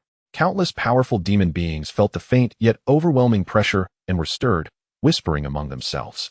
Meanwhile, the golden crow ancestor, guided by his bloodline, swiftly traced the location of the fallen golden crow sage. Humph, let me see who it is. The golden crow ancestor coldly snorted, unleashing his quasi-emperor power, extending towards the location of the fallen golden crow sage. He was determined to uncover who had dared to slay a descendant of the golden crow clan. On the borders of the human realm, outside the demon-subduing city, as Elder Zhao Tsang executed his strike, annihilating the tens of thousands of demon soldiers, including the 3 great demon sages, Qin Mu waved his hand, intending to lead everyone into the city. Yet at that moment, from the distant horizon, a magnificent and boundless aura suddenly surged forth. Overwhelming power painting half the sky in a brilliant golden hue. It seemed one could faintly see, in that distant sky, a colossal golden crow avatar. Towering nearly 10,000 zhong, filling the heavens, its cold, vast golden eyes fixated upon the direction of the demon-subduing city. This sudden turn of events instantly froze the expressions of Xing Hong and the others atop the city walls, their previous joy replaced by sheer terror. Was this the might of the demon race as supreme being? In comparison, the recently slain 3 great demon sages appeared as insignificant as mere ants. Who dared to slay a descendant of my golden crow clan? A grand and frigid wave pulsed from the far-off horizon. The golden crow ancestor seemed to have perceived the fallen golden crow sage, and a flicker of anger ignited within his cold gaze. One golden crow sage had fallen. Regardless of who was responsible, the golden crow ancestor would ensure that they paid a steep price. The icy voice of the golden crow ancestor resonated throughout the realm, and the rippling quasi-emperor aura sent tremors of dread through the hearts of all who felt it. This was unprecedented. Li Ruoyu felt a jolt in his heart, recalling that he had heard the demon ape great sage and the golden lion great sage themselves declare that the ancestor of the golden crow clan was a quasi-emperor level powerhouse. And now, the colossal golden crow avatar manifesting in the sky could only be the handiwork of that very quasi-emperor of the golden crow clan. A quasi-emperor of the demon race has been stirred? This truly shatters the heavens. One cannot help but wonder if the elder Xiao, draped in gray robes, will be able to withstand the presence of a quasi-emperor from the Golden Crow clan. Just as a wave of astonishment washed over Li Ruiyu's heart, he noticed that the sect leader, who had been walking ahead with his back to the crowd, seemed to sense the aura of the Golden Crow quasi-emperor. Slowly, he turned around, his expression indifferent, and his gaze lifted to glance at the distant horizon. It was but a fleeting glance, yet the colossal Golden Crow manifestation, which filled half the sky, suddenly trembled violently. In that moment, a flicker of horror emerged in the golden eyes of the Golden Crow ancestral figure. He perceived that profound gaze, akin to the cosmos condensed into form, unfathomable in depth. In a daze, the Golden Crow ancestor seemed to witness terrifying scenes of the sun rising and the moon setting, the stars withering, and the creation of the heavens and the earth within that gaze. The look was distant and devoid of emotion, yet within the heart of the Golden Crow ancestor, an overwhelming sense of dread surged forth. Under that scrutinizing gaze, he felt as though he were confronting a supreme existence revered by myriad universes. Merely a glance was enough to make his very soul tremble. Imperial realm. This was undoubtedly a supreme being of the Imperial realm. The Golden Crow ancestor shuddered, and the manifestation of the Golden Crow began to quiver incessantly, as if it were on the verge of collapsing under the pressure of that gaze. Scram. Qin Mu cast a glance at the distant Golden Crow manifestation and spoke with a tone of indifference. Upon utterance, his command resonated across the heavens and myriad paths, and the colossal Golden Crow manifestation at the horizon could not endure such overwhelming pressure, shattering with a thunderous roar. Far away in the ancestral land of the Golden Crow clan, the Golden Crow ancestor wore a face of sheer astonishment. An existence of the Imperial realm. Absolutely an existence of the Imperial realm. Panic enveloped him. He had merely sought vengeance for his juniors, yet had not anticipated that his kin would so foolishly provoke a supreme existence of the Imperial realm. Did they think that the Golden Crow clan possessed an abundance of life? The Golden Crow ancestor cursed vehemently, his heart flooded with endless fear and astonishment. Without a moment's hesitation, he soared into the sky from the ancestral land, hastily fleeing into the vast expanse beyond the 9 heavens. With that great figure commanding him to leave, he dared not remain any longer in this vast continent, and could only retreat into the starry void. As the Golden Crow ancestor transformed into a golden speck and vanished at the edge of the sky, all the Golden Crows looked up, dumbfounded, at the fading silhouette of their ancestor. What transpired? Why did the ancestor suddenly depart? Could it be that he had finally made a breakthrough and was heading to the outer starry expanse to attain the legendary Imperial realm? However, judging by the ancestor's hasty exit, why did it appear somewhat disheveled, as if he were fleeing in panic? Chapter 62. Great Opportunity, Second Vassal, Disciple by Name. The Golden Crow clan exchanged glances, bewildered by the unfolding events. At that moment, an elder of the Golden Crow clan suddenly spoke in praise. Our ancestor must have caught a glimpse of the legendary Imperial realm, which is why he hurried off to the outer starry expanse to validate the supreme Imperial path. As soon as these words were uttered, other members of the Golden Crow clan began to voice their agreement. Indeed. The ancestor's urgency surely indicates a fervent desire to confirm that supreme state. Our ancestor is mighty. Our ancestor is benevolent.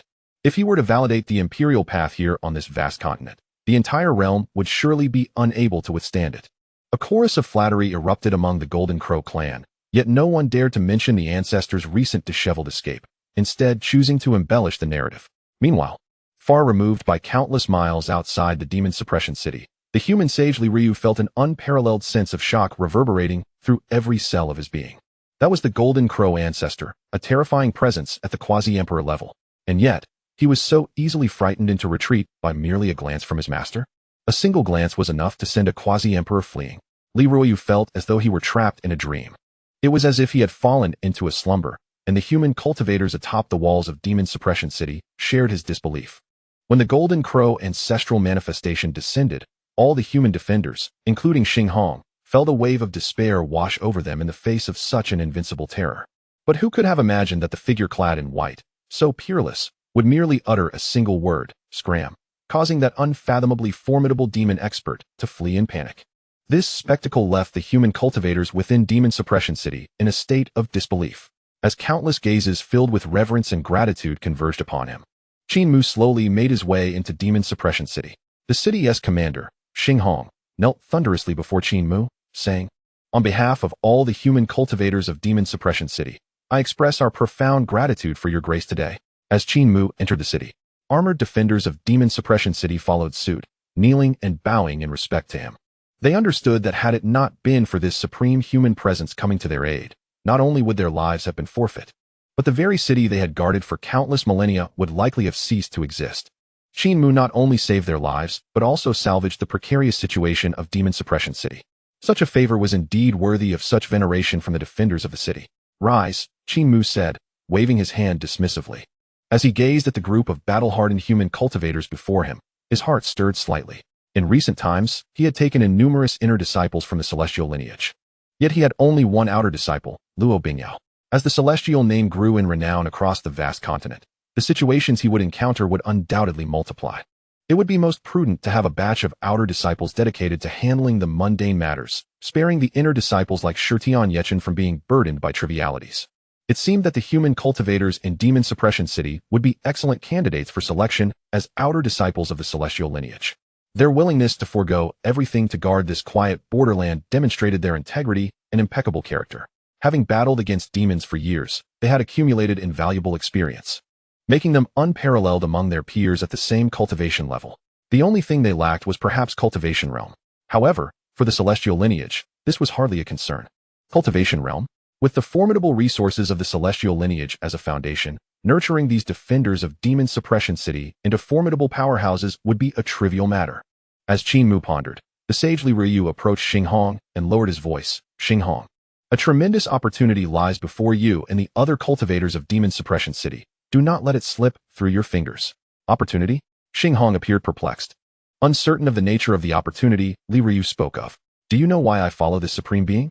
Li Ruyu sighed, recounting everything that had just transpired to Xinghong. As Xinghong listened, his shock only deepened. Sage Li Ruyu has become a follower of this supreme existence? Just moments ago, I engaged in a conversation with the disciple of the sovereign, gaining insight into the enigmatic realm from which the sovereign hails, the celestial domain, where he reigns as its master. Li Ruyu continued, stating that the resurgence of the celestial domain heralds a time of welcoming talents from across the world. I have heard that even the great Qin dynasty of the Eastern Wilderness has submitted to the celestial domain, becoming one of its subordinate forces. In terms of strength and heritage, the Demon Suppression City is by no means inferior to the great Qin dynasty. If you are fortunate enough to lead all the cultivators of Demon Suppression City to submit to the sovereign of the celestial domain, it would be an extraordinary opportunity for the city. After listening to the words of the great sage Li Ruyu, Xinghong could not help but feel a surge of excitement. If what the sage said were true, then leading the lineage of Demon Suppression City to become a subordinate force under this supreme being would be a tremendous fortune.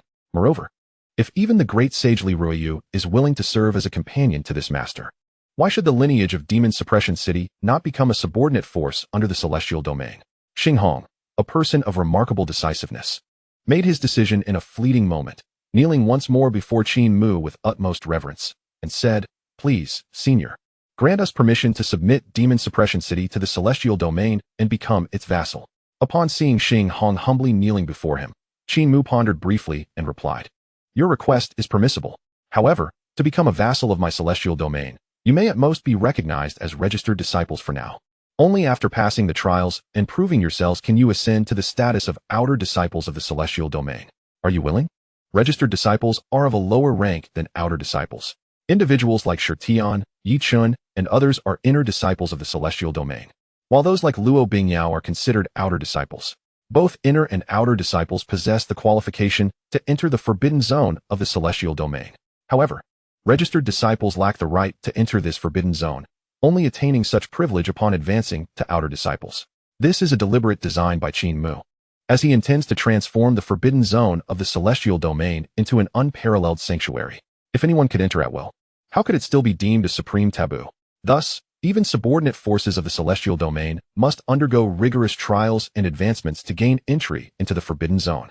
Upon hearing Qin Mu's words regarding registered disciples, Xinghong showed no hesitation, repeatedly bowing in agreement. The multitude of human cultivators from Demon Suppression City behind him also willingly bowed in submission, with not a single soul harboring dissent. After all, even the great sage Li Ruyu could only serve as a companion to this supreme being. Thus, becoming the lowest-ranked registered disciple of the celestial domain is indeed an unparalleled honor. Chapter 63, The Boundless Sea, Mysterious Supreme, approaches with a glance. At the very moment Qin Mu accepted the second vassal force for the celestial domain within Demon Suppression City, far away in the forbidden zone of the celestial domain. Disciples such as Shitian, Gu Qingxue, and Yi Chun remained diligent. They spent the majority of their days cultivating within the temporal tower, while the remaining time was spent traversing the heavenly bridge, battling their own avatars to hone their skills. After a period of rigorous training, although Shitian and Yi Chen's realms did not see significant elevation, their combat prowess experienced remarkable advancement, becoming incomparable to their previous selves. This time, I managed to withstand the attacks of the Avatar at the end of the heavenly bridge for half an hour. I believe it won't be long before I can completely defeat it, Yi Chen said, grinning while rubbing the bruises on his body. Although he appeared somewhat disheveled, his voice brimmed with confidence, compared to his initial attempts on the heavenly bridge, where he could only last a few breaths. He now could endure for half an hour under the onslaught of the Avatar, a rapid improvement that delighted him. I wonder when our master and fifth junior brother will return. Gu Qingxue gazed into the distant horizon, letting out a soft sigh. Though the daily lives of the disciples remained unchanged whether Qin Mu was present or not, his presence instilled a sense of reassurance. Sister, there's no need to worry. Our celestial domain is protected by the 4 symbols divine array set by our master. Even in his absence, no one can threaten our safety. Yi Chun thought Gu Qingxue was concerned about the security of the celestial domain in their master's absence and comforted her. Just then, amidst their conversation, the resonant call of the old yellow bull echoed. Upon hearing the sound, Yi Chun felt a sense of helplessness. The bull demon king is hungry again. All right, I'll go find Sister Bingyao. Only her cooking can satisfy the bull's appetite. Ever since that day when he dined on the mixed stew of wild beast meat with Qin Mu, the old bull seemed to have developed a taste for food. He no longer grazed on grass and would often wander outside the celestial domain, returning with the carcasses of powerful wild beasts for Luo Bingyao to roast. Who knows why a perfectly good bull suddenly stopped eating grass and took to meat? While the old bull usually appeared exceedingly docile before their master, Shitian, Yi Chun, and the other disciples understood just how terrifying it truly was. With a single hoof, all beings are equal, regardless of the realm of the wild beasts. None could escape death under its might. It is precisely for this reason that Yi Chen occasionally refers to the old bull as the bull demon king in private. I wonder just how powerful the old bull is. It truly is a mystery, Yi Chen murmured, feeling an immense curiosity about his master's pet. On the vast continent, regardless of whether they belong to the demon race or other beings, those who reach the golden core realm can articulate human speech. Upon reaching the transformation god realm, they can assume human form. The old bull's power is evidently far beyond the transformation god realm, yet it has never transformed into human form nor uttered a single word. If it weren't for those who have witnessed the old bull's terrifying strength, others might merely regard it as a uniquely shaped beast. The elder of the Sher family learned this lesson the hard way, thinking that since the old bull neither transformed nor spoke, he could easily subdue it with his own strength, only to find himself regretting it bitterly. Shaking his head, Yi Chun dismissed the chaotic thoughts in his mind and resolved to seek out Luo Bingyao to prepare dinner for the old bull. However, just then, a startled exclamation erupted beside him. Yi Chun instinctively turned to look and saw Gu Qingxue, her gaze fixed on the distant horizon, suddenly filled with shock. Look! What is that? Yi Chun, Shitian, and the others instinctively followed the direction of Gu Qingxue's pointing finger. Upon seeing it, they were all taken aback. What did they behold? In the far-off sky, the vast heavens appeared to have split in two, revealing an extraordinary and magnificent world beyond. It was an endless, tumultuous ocean, with towering waves that could reach hundreds of feet high, harboring a terrifying power capable of effortlessly shattering a formidable being of the myriad laws. The entire ocean was shrouded in darkness, boundless and daunting, as if it could swallow one's very soul. Even more terrifying was the sight above the boundless black ocean, where a colossal figure loomed, clad in azure armor. This magnificent presence exuded an overwhelming aura, a force so potent that it stirred tumultuous waves in the surrounding sea for thousands of miles. The towering figure, resembling an ancient demonic mountain, stood resolutely upon the endless sea. Its armor concealed even its visage, leaving only a pair of indifferent eyes visible, seemingly gazing toward the forbidden realm above. This aura. Yi Chen swallowed hard, feeling an inexplicable familiarity with the essence radiating from the armored figure. Suddenly, he recalled the time he had accompanied his master deep within the ancient Emperor Mountain, one of the life-threatening zones, where he sensed a similar presence. This was the aura of an ancient supreme being from the Forbidden Zone. The supreme of the Forbidden Zone. Yi Chen shuddered at the realization. The figure standing on the horizon was, in fact, an ancient supreme being. The mention of an ancient supreme being sent a tremor through Shirtian, Guqingxua, and Emoishian. Why would an ancient supreme appear, and why did it seem to be peering into the celestial forbidden zone? Junior brother. Could it be that the ancient supreme from the ancient Emperor Mountain has come seeking vengeance? Guqingxua couldn't help but inquire. Not long ago, their master had led Yi Chun into the ancient Emperor Mountain, undoubtedly offending its ancient supreme in the process. Now, a supreme being had suddenly made an appearance, and its target appeared to be the celestial forbidden zone. The only possibility Guqingxua could fathom was that the ancient supreme from the ancient Emperor Mountain had come for revenge. However, upon hearing Guqingxua's question, Yi Chun slowly shook his head, asserting it should not be the ancient supreme from the ancient Emperor Mountain. This boundless black ocean is not a scene from within the ancient Emperor Mountain's forbidden zone. Moreover, if it truly were the supreme from the ancient Emperor Mountain, why did it not confront our master back then, instead of waiting until now to act? Yi Chun believed that the mysterious supreme figure on the horizon did not originate from the ancient Emperor Mountain. Firstly, the boundless black ocean beneath it was not a sight found within the ancient Emperor Mountain's forbidden zone. Secondly, if the ancient supreme from the ancient Emperor Mountain genuinely harbored intentions of aggression, they would have acted long ago within the mountain, rather than waiting until now. Guqingxua fell silent. If it was not the ancient supreme from the ancient Emperor Mountain, then from whence could this being hail? Surely it could not be drawn here by the calamity of her cursed body. Guqingxua chuckled bitterly, deeming such a notion too far-fetched. Even a cursed body, no matter how laden with misfortune, could not possibly attract an ancient supreme adversary while she was merely at the nascent soul realm, could it? Brothers and sisters, now does not seem to be the time for such discussions, Emoishian interjected, pointing toward the horizon with urgency. That supreme being is approaching. Indeed, the figure clad in azure armor had taken a step forward from the boundless black ocean, crossing the vast expanse of the sky, advancing toward the direction of the celestial forbidden zone with an air of dominion. For the disciples of the celestial lineage, this was a scene that instilled sheer terror. A mysterious ancient supreme emerged from the horizon, stepping forth to cross the infinite firmament, heading toward the celestial forbidden zone. His gaze was devoid of emotion, fixated solely on the forbidden zone, disregarding all else. The mere whisper of his aura scattered the clouds for miles, rendering them powerless to obstruct his path. Everyone, hold steady. Shirtian felt a weight in his heart, but sought to reassure them. All of you stay within the celestial residence, and do not venture outside. The four symbols divine formation set by our master will undoubtedly protect us. Yet, despite his words, Shirtian felt a pang of anxiety. The four symbols divine formation, crafted by their master, was indeed powerful, and he had no doubt about its efficacy. However, the being clad in azure armor was, after all, an ancient supreme. Had their master still been within the celestial forbidden zone, Shirtian would have felt no fear. But now that their master was absent, could the formation alone withstand this enigmatic supreme? Oh no. Yi Chun seemed to realize something, his expression darkening. Senior sister Luo Bingyao mentioned she had to return to the Qin dynasty. By now, she should be nearing the celestial forbidden zone. But I wonder if she has made it back yet. Shirtian and the others' expressions grew grave upon hearing this. They were at least within the celestial forbidden zone, protected by the four symbols divine formation, and thus felt somewhat reassured.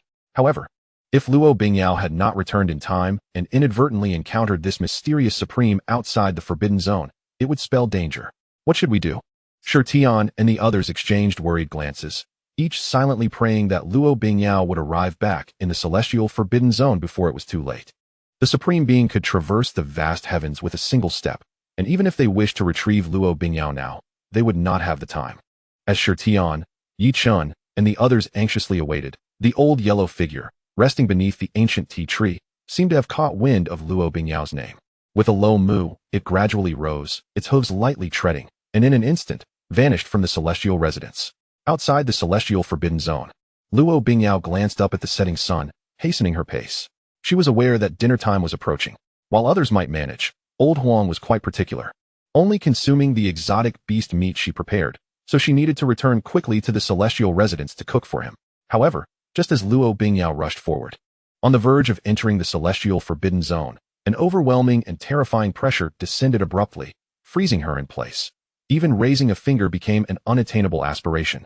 Her delicate face was filled with shock as she struggled to shift her gaze, only to behold a figure clad in azure armor, resembling an ancient demonic god, standing tall against the vast sky. Its indifferent eyes swept over her, as if she were naught but an insect. In the celestial forbidden zone, high above the 9 heavens, the mysterious supreme spoke indifferently, casually raising a hand, preparing to press down upon Luo Bingyao and the celestial forbidden zone behind her. Seeing this, Luo Bingyao's face filled with despair. Who was this person that they would dare to strike at the celestial forbidden zone? She was on the cusp of returning to the safety of the four symbols divine formation set by the sect leader, yet now she was so close. As she gazed longingly at the celestial forbidden zone within reach, a sense of regret and unwillingness washed over her. Was this to be the end of her life? How regrettable. Aware that the sect leader was not present within the celestial forbidden zone at that moment, she knew no one could come to her aid. Thus, she could only close her eyes in despair, awaiting the arrival of death. But just then, a serene and melodious sound echoed across the heavens and the earth. Mu. Luo Bingyao blinked in astonishment, only to discover a figure clad entirely in golden hue soaring in the high heavens. With a single hoof thrust, it seemed to transcend the swiftness of the earthly realm, delivering a powerful kick to the imposing silhouette clad in azure and gold armor. A resounding thud echoed, and the figure in azure and gold armor suddenly spewed forth a mouthful of blood, nearly sent reeling backward, only managing to regain its footing after several staggering steps. The mysterious supreme being instinctively lowered its gaze, only to find an intricate hoofprint seared onto the chest of its azure and gold armor, surrounded by countless fine cracks that threatened to shatter it entirely. Witnessing the fissures upon the armor, a wave of shock surged within the mysterious supreme. This azure and gold celestial armor, forged from the rarest divine materials, was renowned for its unparalleled hardness, yet today it had been nearly shattered by a single blow. When the identity of the assailant came to light, the mysterious supreme could not help but gasp in disbelief. A colossal golden bull, its body resplendent with golden fur, was glaring at him with an unfriendly demeanor. A golden divine bull? The mysterious supreme felt a wave of confusion wash over him. Had he just been struck by this bull? After a brief moment of shock, an overwhelming rage surged within the mysterious supreme. Who was he? Once a ruler of an era, unmatched across the vast continent, no one dared to provoke his authority. And now, he had been ruthlessly kicked by a bull that seemed to have appeared from nowhere. Seeking death, enraged, the mysterious supreme's azure and gold armor clanged with a resonant sound, glowing with an intense brilliance, emanating an overwhelming life force that illuminated the heavens and the earth. Countless chains of order, resembling azure and gold divine feathers, erupted from the celestial armor, enveloping the mysterious supreme in protection. Each chain radiated an unfathomable power, potent enough to obliterate mountains and rivers. However, before the furious mysterious supreme, the golden bull, with its enormous eyes, displayed a hint of disdain. Mu. With a bellow, two torrents of white mist erupted from its nostrils, soaring forth like two true dragons, colliding with the azure and gold chains of order. What transpired next left the mysterious supreme astounded. The two streams of white mist, carelessly expelled by the golden divine bull, seemed to harbor unimaginable terrifying power, instantly disintegrating the chains of order that surrounded him. Boom. Another thunderous sound reverberated, and the mysterious supreme found himself propelled backward by an immense force, unable to comprehend how it had happened. Only the searing pain in his chest informed him that he had indeed been kicked again by the golden divine bull. Mu. With another powerful kick, the golden bull sent the mysterious supreme flying once more. Casting a glance at the unharmed Luo Bingyao below, a satisfied expression flickered in its massive eyes, and it moved twice in her direction before charging after the retreating figure of the mysterious supreme. Luo Bingyao, who stood outside the heavenly forbidden zone, was momentarily stunned. Listening to the golden bull's moves, she seemed to grasp its intent. However, the implication left her even more shocked and bewildered. The golden bull's meaning was clear. It was time for a grand feast, urging her to prepare the ingredients for cooking. A grand feast? Luo Bingyao gazed at the golden bull pursuing the mysterious supreme, and an utterly horrifying thought emerged in her mind. Surely, the golden bull did not intend to feast upon that ancient supreme being. Chapter 65. Under one hoof, all beings are equal. Return to the heavens. Luo Bingyao watched the departing figure of the golden bull, her heart filled with astonishment. Meanwhile, within the celestial encampment, Shi Tian, Gu Qingxue, Yi Chun, and others were left agape. Did I just see that correctly? Was that the golden bull?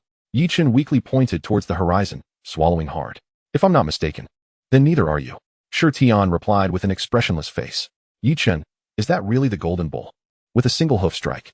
Even ancient supremes are sent reeling in blood. Recalling that scene, Yi Chun felt as though he were dreaming. Just how powerful is this golden bull? Yi Chun was astounded. Although he had witnessed the golden bull hunt numerous savage beasts within the celestial forbidden zone, he had always known it to be strong. Yet he never anticipated that this old bull would possess such formidable strength. It had faced an ancient supreme without hesitation, delivering a kick without a hint of reluctance. Truly, under one hoof, all beings are equal. Even the emperor-grade armor forged from the rarest divine metals could not withstand a single kick from the golden bull. The true embodiment of a bull demon. It seemed that even without the four symbols' divine array, the celestial forbidden zone would encounter no danger as long as the golden bull was present. Xianxiaaudiobooks muttered to herself instinctively. Just moments ago, they had placed all their hopes on the four symbols' divine array left by their master. Little did they know that it would not even have a chance to display its power, as the golden bull swiftly sent the mysterious supreme fleeing. Speaking of which, the golden bull was right here just now. I didn't even notice when it left. Yichen looked at the empty space beneath the Enlightenment ancient tea tree, coming to this realization only now. The golden bull left when you mentioned that Luo Bingyao might be in danger, Mo Yixian softly interjected. Truly worthy of being the Master's divine companion. It protects the disciples of our celestial lineage so diligently. Yichen felt a surge of emotion. The moment he mentioned Luo Bingyao's potential danger, the golden bull rushed to her aid. Such actions filled him with admiration. Truly a commendable divine companion. You might be overthinking it. Junior brother. Xianxiaaudiobooks cast a sidelong glance at Yichen. I believe the golden bull simply enjoys the food that Bingyao prepares. Now that its chef might be in peril, the golden bull naturally had to intervene. After all, without Bingyao, there would be no one to cook for it. Huh. A large question mark appeared over Yichen's head. So that's the reason? As the disciples of the celestial realm engaged in conversation, the golden bull was far from idle. With a swift stomp, it exceeded earthly speeds, instantly catching up to the mysterious supreme and delivering another ferocious kick. Boom. The mysterious supreme barely managed to evade, yet still felt the impact of half a hoof strike his shoulder, leaving ghastly cracks on his armor. The missed half of the hoofprint sword passed the ancient supreme, piercing into the vast expanse beyond, obliterating a cluster of stars into dust. As they beheld the stars shattering beyond the heavenly realm, Yichen and the others could not help but gasp in astonishment. They had previously marveled at the golden bull's ability to slay the savage beasts dwelling in the celestial forbidden zone. But now it became evident that their estimation of the golden bull's strength had been far too conservative. The mere residual impact of a single kick was sufficient to annihilate countless stars in the celestial realm. Clearly, the golden bull had held back at least 99.9% of its power when dispatching the savage beasts within the forbidden zone. This bull demon simply relished kicking others. Otherwise, a mere breath of its aura would be enough to obliterate every savage beast in the celestial forbidden zone. Such egregious overreach. The enigmatic supreme being was enraged, having fought relentlessly throughout his life. Never had he found himself in such a disheveled state. What was more, the adversary that brought him such disgrace was merely a golden divine ox. Yet, no matter how furious this mysterious entity became, it proved futile. The terror emanating from the old Huang was boundless. The force behind each of its hooves was beyond what this supreme being could endure. Overwhelmed with frustration, he could only retreat into the boundless black ocean at the horizon's edge, as the vast gap in the sky gradually closed behind him. This celestial forbidden zone was too malevolent. He resolved to contemplate his next steps carefully. However, it appeared that the old Huang had no intention of letting this supreme being escape unscathed. With a flick of its tail, it disdainfully exhaled 2 streams of white vapor from its nostrils, and with a single stomp, it had already ascended into the depths of that limitless black ocean. Boom. As the old Huang entered the world engulfed in darkness, the entire black ocean erupted into chaos, stirring up colossal waves. The endless surges of black water obscured everything, and Luo Bingyao, Shitian, and the others could only faintly discern the sounds of enraged shouts echoing from the horizon. Mu. After 2 or 3 breaths, the heavens resounded with the triumphant roar of the old Huang. The immense rift in the distant sky suddenly sealed shut, and the figure of the old Huang reappeared before Luo Bingyao. Mu. The old Huang called out twice to the utterly astonished Luo Bingyao, raising its front hoof to gesture at the ground beneath it. Instinctively, Luo Bingyao looked down and beheld a bloodied fragment of shattered armor lying at the old Huang's feet. The armor displayed a mesmerizing blend of azure and gold, adorned with ethereal patterns, exuding an otherworldly aura. If this piece of broken armor were to be presented in the outside world, it would undoubtedly incite a frenzy among the great sects of the eastern wilderness. The reason was simple. The material used to forge this azure gold armor was none other than the legendary supreme divine material. Encased within the bloodied armor was a tail, its surface covered in sinister scales. Even though it was merely a severed fragment, it still radiated an astonishing aura of vitality. A torrent of life force surged from the severed tail, morphing into a magnificent dragon of energy that soared skyward. The rolling waves of vitality nearly destabilized Luo Bingyao, who found herself overwhelmed by an unparalleled sense of oppression. Mu, the old Huang called out once more, disdainfully kicking the fragment of azure gold armor, which could drive all great sects mad with desire, aside, and pointed at the severed tail, casting an expectant gaze towards Luo Bingyao. Under the intense scrutiny of the old Huang, Luo Bingyao fell into a contemplative silence. Indeed, she had not misjudged the old Huang's intentions. From the moment that mysterious supreme being emerged to the point where it was pursued and had part of its tail severed, all of these events transpired in a mere few breaths. This thrilling and perilous sequence had drawn to a close. Shortly after this incident, Qin Mu departed from the demon suppression city with Lin Xianbai and the human sage Li Ryu, returning once more to the celestial forbidden zone. Chapter 66, Sect Advancement. The celestial bridge, Shining emerges from seclusion. The mysterious supreme being? Upon returning to the celestial forbidden zone and listening to his eldest disciple, Tian, recount the events that unfolded during his absence, Qin Mu was momentarily taken aback. He had not anticipated that so much could transpire in such a brief time. That unfortunate supreme being had suffered greatly at the hands of the old Huang. Tian sighed, unable to suppress the vivid memories of the old Huang's fierce kicks against that supreme being.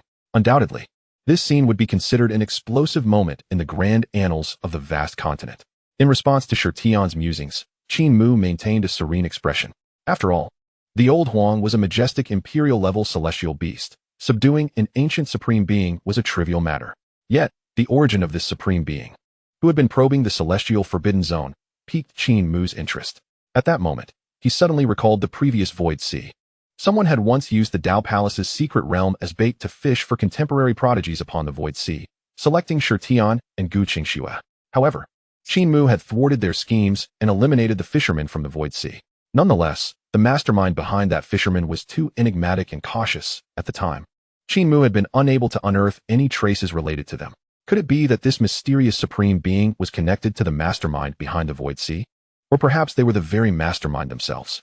While Qin Mu pondered these possibilities, the human sage Li Ryu came to pay his respects. Gazing upon Li Ryu kneeling before him, Qin Mu flicked his fingers, recalling the Saint King elixir he had obtained as a reward in the Taishu sword tomb, which now lay in Li Ryu's hands. Take this elixir, and your internal injuries will heal swiftly. Qin Mu spoke calmly. Thank you, Your Excellency, for your generous gift. Li Ryu exclaimed, cradling the Saint King elixir and feeling the immense medicinal energy emanating from it, his joy uncontainable.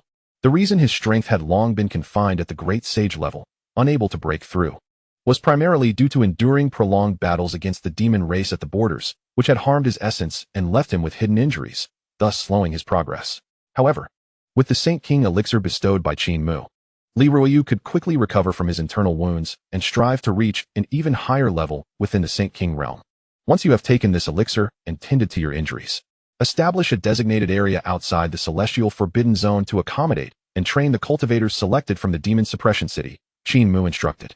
Before departing from the demon suppression city, Qin Mu had set up a subarray of the temporal and spatial formation within the city and had entrusted the task to the city's guardian, Xinghong, to select a team from among the human cultivators stationed there to come to the celestial realm as registered disciples. Once Qin Mu returned to the celestial realm and established the main temporal and spatial formation, the cultivators from the demon suppression city would be able to teleport to the outer celestial forbidden zone through the formation. Understood, I shall obey your command. Li Ryu responded with utmost respect upon hearing Qin Mu's orders. After dealing with matters concerning the demon suppression city, Qin Mu gestured for Li Ryu to withdraw, then took out 2 sect building upgrade cards and began contemplating which 2 sect buildings to enhance. Currently, in the celestial sect's sacred grounds, there were 3 buildings eligible for upgrades: the 6-star temporal and spatial divine tower, the 5-star medicine king garden, and the 5-star celestial bridge. 1 card for upgrading the temporal and spatial divine tower, and 1 for upgrading the celestial bridge. After some deliberation, Qin Mu made his decision. As before, the rationale was that the celestial lineage currently lacked various treasures. Swiftly enhancing the strength of the disciples was of paramount importance. Both the temporal and spatial divine tower and the celestial bridge would greatly benefit the disciples in their quest for strength. Ding. You have used a sect building upgrade card on the temporal and spatial divine tower. Ding. The temporal and spatial divine tower has been upgraded to the temporal and spatial holy tower. Temporal and spatial holy tower, a 7-star sect building, housing a grand temporal and spatial array. Disciples entering can cultivate within, with an internal to external time flow ratio of 1 to 50. Ding. You have used a sect building upgrade card on the Celestial Bridge. Ding. The Celestial Bridge has been upgraded to the Celestial Divine Bridge. Celestial Divine Bridge, a 6-star sect building, 1 bridge, 1 barrier, allowing a maximum of disciples at the Celestial Phenomenon stage to venture forth, corresponding to the disciples' realms. Opposing phantoms of equal strength will manifest at the bridge's end, with a maximum of 2. Observing the effects of the upgraded sect Sacred Grounds, Qin Mu could not help but display a satisfied smile. The Celestial Sanctum requires no elaborate introduction. Originally, the time dilation ratio of 1 to 30 has now escalated to an astonishing 1 to 50. This transformation signifies that the disciples of the celestial lineage will experience an even more formidable cultivation speed. Moreover, the upgraded Celestial Bridge has bestowed upon Qin Mu an unexpected delight. Not only has the upper limit of strength for adventurers been elevated to the Celestial Phenomenon realm, but the difficulty of the challenges has also doubled, undoubtedly enhancing the combat prowess of the celestial disciples in a remarkable manner. Just as Qin Mu completed the upgrades of the 2 sacred sites, he beheld before him the avatar he had vanquished on the Celestial Bridge. The bruised Yichun, adorned in hues of blue and purple, could not help but smile with immense pride. At last, I have successfully navigated the challenges of the Celestial Bridge. Heaven knows how arduous these days have been. Aside from cultivation, he had been embroiled in relentless battles against the avatars on the bridge, never experiencing a single day without injury. After days of selfless struggle, Yichun had transformed from being utterly defenseless against the avatars to being able to hold his ground for a while, eventually reaching a point of parity, and now, triumphing over the avatars. Aside from senior brother Shi, I must be the second to conquer this Celestial Bridge, right? Yichun felt a swell of pride, eagerly wishing to boast to Gu Qingxue and Mo Yixian. However, just as he reveled in his triumph, 2 more avatars emerged at the end of the Celestial Bridge. Staring at the 2 avatars charging towards him, Yichun was momentarily stunned. Meanwhile, the celestial stronghold thrived with a flourishing atmosphere. In stark contrast, the Shi family, located millions of miles away from the celestial forbidden zone, was engulfed in a cloud of despair. Ever since the deaths of the elder and the patriarch, the members of the Shi family had begun to feel an overwhelming sense of dread. If it were not for the efforts of the remaining elders, including the 5th elder, to keep things afloat, the Shi family would likely have crumbled. Now, within the ancestral hall of the Shi family, the 5th elder gazed at the tall, heroic youth clad in moonlight white robes before him, his eyes brimming with exhilaration. After such a long wait, the 5th elder had finally awaited this day. The prodigious talent of the Shi family, Shi Ning, had successfully emerged from his seclusion. Ninger, with both the elder and the patriarch deceased, the future of the Shi family rests entirely upon your shoulders, the 5th elder expressed with deep emotion, gazing at the imposing figure before him. Shi Ning was a youth of extraordinary presence, resembling a celestial being descended to the mortal realm. With cascading black hair and eyes like morning stars, he exuded an unparalleled elegance. Rest assured, with me here, the Shi family shall not falter, Shi Ning replied calmly. Ninger, what are your plans now that you have emerged from seclusion? The 5th elder inquired further. I have heard that my younger brother, Shi Tian, has entered the celestial forbidden zone as a disciple. Shi Ning turned to glance at the tablet honoring the Shi family patriarch on the altar, asking with serene curiosity. Indeed, the 5th elder nodded instinctively, his expression darkening at the mention of Shi Tian. That little wretch should never have escaped our grasp, yet somehow, through sheer luck, he managed to become a disciple of the celestial forbidden zone. Now, with their protection, our Shi family can no longer do anything about him. The 5th elder's resentment towards Shi Tian was palpable. In his view, if it were not for Shi Tian, the elder and the patriarch would still be alive. I did not expect my brother, even after having his supreme bone extracted, to possess such fortune, Shi Ning chuckled lightly, though there was a hint of disdain in his laughter. He is merely a discarded waste, yet he has been taken in by a life forbidden zone. It seems the celestial forbidden zone is not all that impressive. Ninger, cease your words. The 5th elder's expression shifted to one of alarm as he detected Shi Ning's disdain for the celestial forbidden zone. The name of the celestial forbidden zone now resounded throughout the eastern wilderness. Even small families like the Shi family were aware of the recent incident where 2 holy lands attempted to assault the celestial forbidden zone, only to be obliterated by a single sword strike. Even the combined forces of the 2 holy lands could not withstand a casual sword strike from the celestial forbidden zone. If the Shi family were to face them, they would likely be annihilated without a trace. The celestial forbidden zone was indeed terrifying. Why would Shi Ning dare to belittle them? Fear not, 5th elder, Shi Ning, maintaining his composure, reassured him. It is merely a decrepit life, Forbidden Zone. I have my reasons for saying so. Prepare yourself, Fifth Elder. Once I inform my master of this matter, I shall deliver a challenge to the celestial Forbidden Zone and personally resolve all grievances with my brother. With that, Sherning's figure vanished from the ancestral hall, leaving the Fifth Elder standing in stunned silence. Upon realizing Sherning had departed, the Fifth Elder seemed to awaken from his reverie. What did Ninger just say? He intends to go to the celestial Forbidden Zone to deliver a challenge to Shirtian? Does he truly not fear the celestial Forbidden Zone? The Fifth Elder was astounded, suddenly recalling Sherning's enigmatic master. Could it be that Ninger possesses such confidence and dares to disdain the celestial Forbidden Zone because of his master's existence? As the Fifth Elder remained in shock, Sherning had already left the Shur family and retrieved a jade tablet from his robe, infusing it with spiritual energy. The jade tablet glowed before shattering into fragments. In its place, a portal, wide enough for a single person to pass through, appeared before Sherning. Through this portal, a chaotic expanse filled with countless turbulent streams of space could be glimpsed. Within this chaotic realm stood an imposing golden-red imperial tower, steadfast and majestic amidst the swirling chaos. The tower had 9 levels, each adorned with boundless chaotic energy cascading down like celestial rivers, suppressing the tumultuous forces in all directions. Taking a deep breath, Sherning stepped through the portal, arriving in a grand hall within the golden-red imperial tower in the next moment. Disciple Sherning pays respects to master. Upon entering the hall, Sherning quickly knelt before the depths of the chamber. There, a magnificent throne loomed, upon which sat a majestic figure clad in blue robes. Enveloped by chaotic energy, gazing down at Sherning. Rise, came the indifferent voice from the throne. Sherning slowly stood, his expression radiating utmost respect.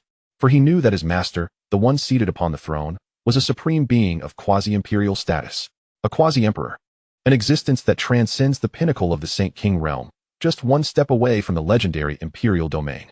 With such a powerful and formidable master, Sherning had the confidence to face the celestial Forbidden Zone without fear. What brings you here?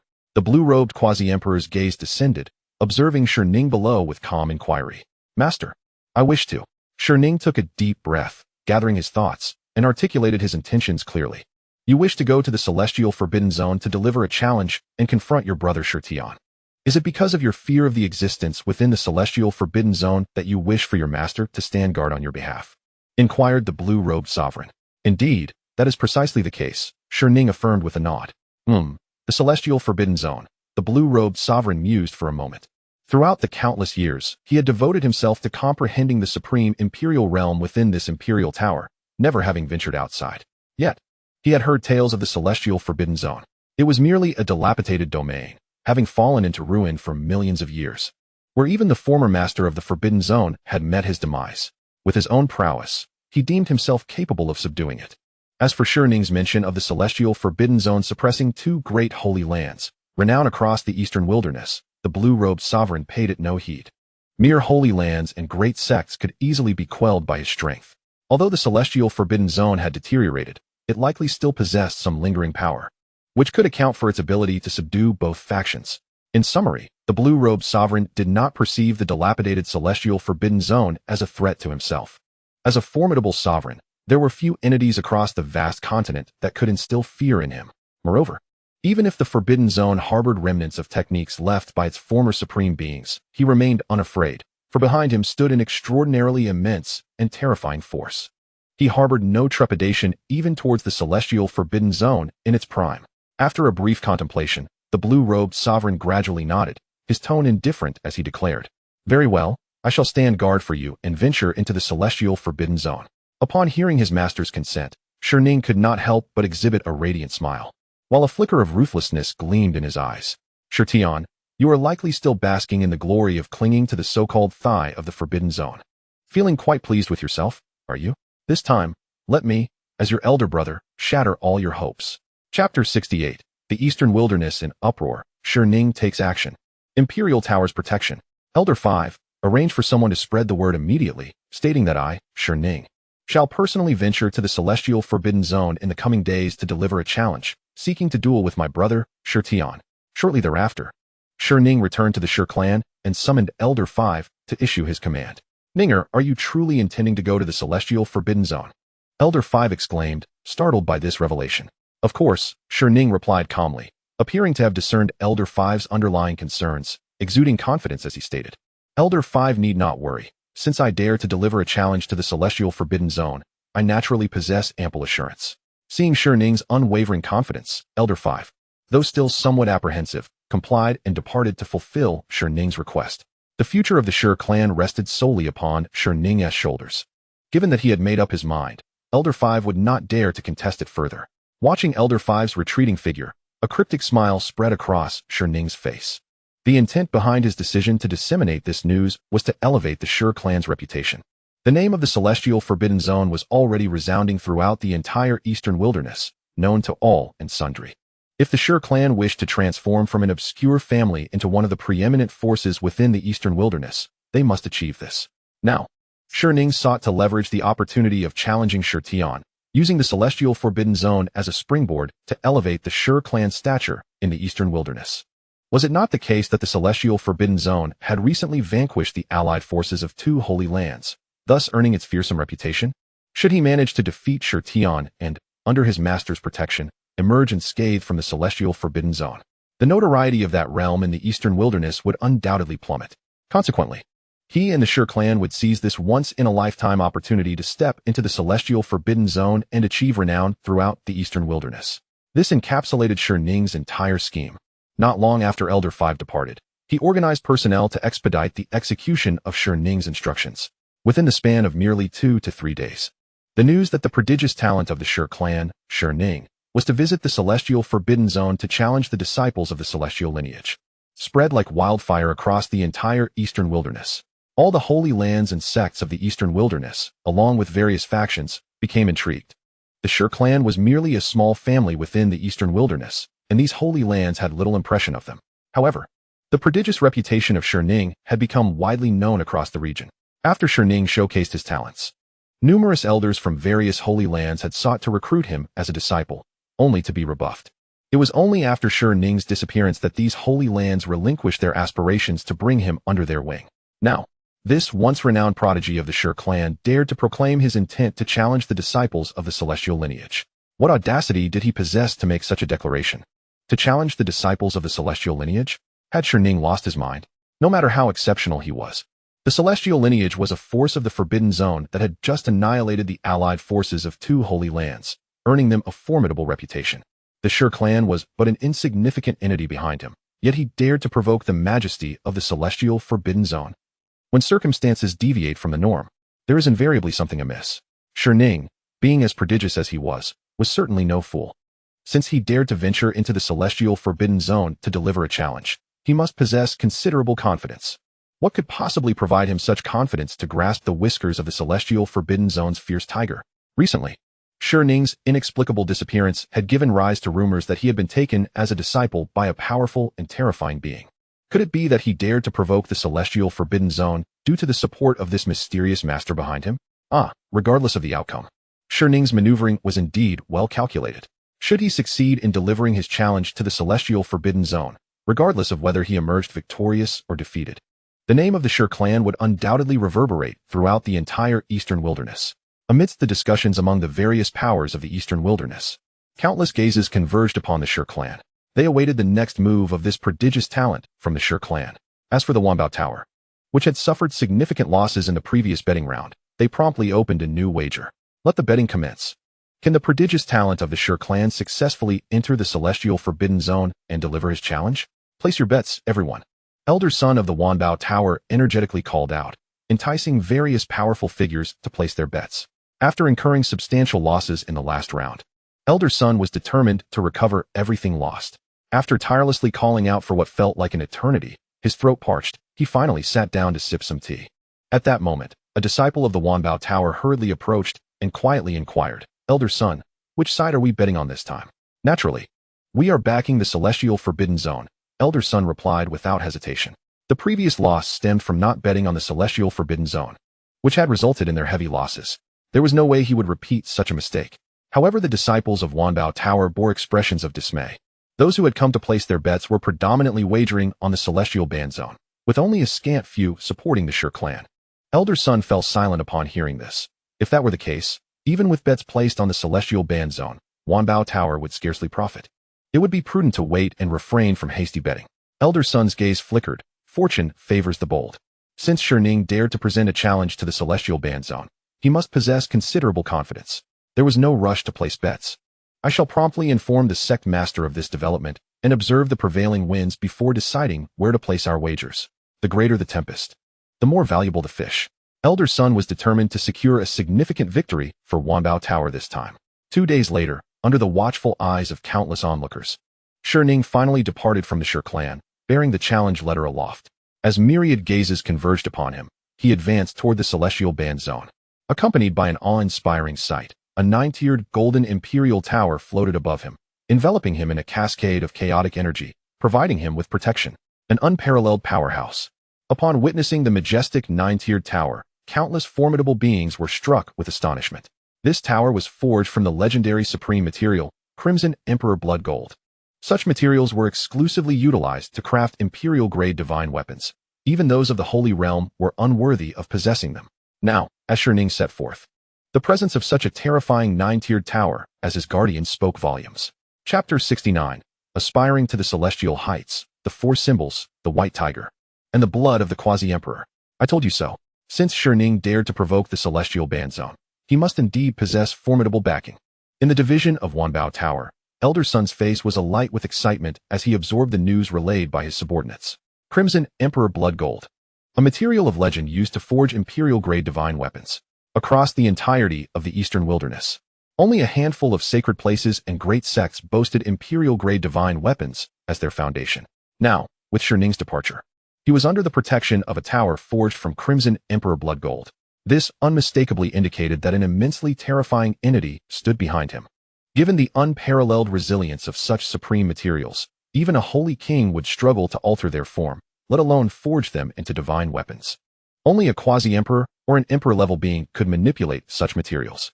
Thus, the formidable presence supporting Xianxiang must at the very least be a legendary quasi-emperor. Quasi-emperor. Elder Sun's eyes shone with reverence. With such an exalted powerhouse backing him, it was no wonder Xianxiang exhibited such audacity, even daring to challenge the celestial band zone. Elder, should we place our bets on Xianxiang or the celestial band zone? A disciple of Wanbao Tower asked cautiously. Just moments ago, Elder Sun had informed the sect master, who entrusted him with the responsibility of deciding how to wager. Of course, we shall bet on Xianxiang, Elder Sun declared resolutely. Currently, the overwhelming majority of bets favored the celestial band zone, primarily because Xianxiang's background had yet to be revealed. Now that Xianxiang had exhibited his formidable lineage, Elder Sun would not hesitate in his decision. After all, the wager hinged upon whether Xianxiang could successfully enter the celestial band zone and deliver his challenge letter. Previously, he had been alone, which naturally led to a lack of faith in him. However, now that a mysterious quasi-emperor stood in support of him, successfully breaching the celestial band zone should pose no challenge. The weight of a quasi-emperor far surpassed that of the once united forces of the ancient Ji clan and one high sacred land. Wanbao Tower shifted its stance and placed its bet on Xianxiang. Meanwhile, those who had impulsively wagered on the celestial band zone now found themselves gripped by regret. If only they had known of the formidable power backing Xianxiang. Alas, my 5,000 spirit stones are destined to go to waste. Thankfully, I did not rush to place my bet. I shall now wager all my 8,000 spirit stones on Xianxiang. Count me in. I borrowed 5,000 spirit stones from my wife to reach a total of 10,000. If I win this bet, I shall soar to new heights. The division of Wanbao Tower erupted in excitement as numerous powerful figures converged to place their bets on Xianxiang, swiftly adjusting the previously lopsided odds. Amidst the fervor of the eastern wilderness's powerful beings, Xianxiang, under the gaze of countless eyes and with the imperial tower above him, successfully arrived at the periphery of the celestial band zone. Before him lay the eerily silent expanse of the desolate forest, and a triumphant smile graced Xianxiang's face. As long as he could step into the celestial band zone, he would have achieved half of his objective. Just as he prepared to enter, a commanding voice rang out from the forest's edge. Halt! The great sage Li Ruoyu, accompanied by a contingent of human cultivators from Demon Suppression City, confronted Xianxiang. Blocking his path, ahead lies the celestial band zone. Without the master's permission, no one may enter. Li Ruoyu's voice was frigid as he regarded Xianxiang. Since aligning himself with Qin Mu and receiving the Holy King pill bestowed by him, Li Ruoyu had become steadfastly loyal to the celestial lineage. In recent days, aside from training the cultivators from Demon Suppression City who had arrived through the time-space array outside the celestial band zone, he had taken it upon himself to guard its gates, driving away any who dared approach. Seeing Xianxiang's approach, Li Ruyu would not allow him to draw near the celestial band zone. What if I insist on entering the celestial band zone? Ning replied impassively, disregarding Li Ruyu's warning and continuing forward, though he could not discern the strength of the one-armed elder before him. The tendrils of chaotic energy cascading from the golden tower instilled him with boundless confidence. Stop, Li Ruyu bellowed, unleashing his great sage aura in an attempt to force Ning back. Yet, a wisp of chaotic energy descending from the golden tower shattered the pressure Li Ruyu emitted. My disciple wishes to enter the celestial band zone. Who dares to obstruct him? A dispassionate voice resonated from within the golden tower. A figure cloaked in blue robes, surrounded by boundless chaotic energy, emerged from the tower, its indifferent gaze falling upon Li Ruyu. An overwhelming oppressive force descended, instantly immobilizing Li Ruyu and the cultivators from Demon Suppression City behind him. A quasi-emperor. Feeling the immense pressure saturating the air, Li Ruyu's eyes widened in disbelief. A quasi-emperor dares to intrude upon the celestial band zone? Have they lost their senses? Is it the celestial band zone's foundation to have a great sage guard its gates? The blue-robed quasi-emperor chuckled disdainfully. Yet the implications of his words left many of the eastern wilderness's powerful beings aghast. The one-armed elder was, in fact, a great sage. Such a being could only serve as a mere gatekeeper for the celestial band zone, affirming its terrifying reputation, while marveling at Li Ruyu's formidable strength. The powerful figures of the eastern wilderness could not help but feel a deep sense of trepidation. This was a great sage of the human race. Yet, unexpectedly, he was effortlessly immobilized and placed by the supreme powerhouse lurking behind Ning. Just how formidable was that blue-robed figure, shrouded in an aura of boundless chaos? Follow me, commanded the blue-robed quasi-emperor to Ning, disregarding the onlookers below, including Li Ruyu, as he stepped onto the Golden Emperor Tower and advanced into the celestial forbidden zone. Should there be ancient sovereigns guarding the life forbidden zone, he would certainly refrain from intruding. However, the celestial forbidden zone was merely a long-decayed life forbidden zone, incapable of deterring him. The blue-robed quasi-emperor, with the imperial tower atop his head, soared proudly into the celestial forbidden zone. However, just as he was about to cross the threshold into the realm, a faint radiance materialized above the entire celestial forbidden zone, as if sensing an intruder. A thunderous roar echoed, reverberating through the heavens. The blue-robed quasi-emperor barely had time to react before he felt an immense tiger paw descending from the sky. The sound of a cataclysmic explosion resonated, akin to countless miniature worlds detonating simultaneously. The blue-robed quasi-emperor and the Golden Emperor Tower atop him were struck as if by a legendary primordial true dragon, sent hurtling towards the outer realms of the nine heavens. Along their path, innumerable stars were shattered. The blue-robed quasi-emperor, battered by this overwhelming force, felt disoriented, and blood involuntarily trickled from the corner of his mouth. Yet, seemingly oblivious to his injuries, he cast a horrified gaze towards the celestial forbidden zone. Above it, a colossal, ethereal white tiger, its length stretching thousands of feet and radiating a snowy brilliance, loomed ominously, retracting one of its paws, its icy gaze directed at him with utter disdain. Chapter 70. A Paw That Crushed, the Quasi-Emperor's Demise in the Supreme Forbidden Zone. It was an astonishing spectacle. A quasi-emperor, with the imperial tower atop his head, sought to rule over the celestial forbidden zone. Yet, he had not even entered the periphery of the zone before being struck down by the ethereal white tiger that had materialized unknown to him, sent crashing beyond the nine heavens. What? The blue-robed quasi-emperor trembled, staring in disbelief at the white tiger apparition hovering above the celestial forbidden zone. Feeling as though he were ensnared in a dream, he discerned that the white tiger was not a living being, but merely a spectral manifestation conjured by the Grand Formation. Nevertheless, this revelation was undoubtedly even harder for him to accept. How could he, a quasi-emperor, allow himself to be thwarted by a mere illusion of a holy beast? With a roar, the blue-robed quasi-emperor unleashed the full might of the Golden Emperor Tower atop his head. The tower trembled violently, emanating an endless radiance of golden divinity, each thread infused with the terrifying power to obliterate the heavens.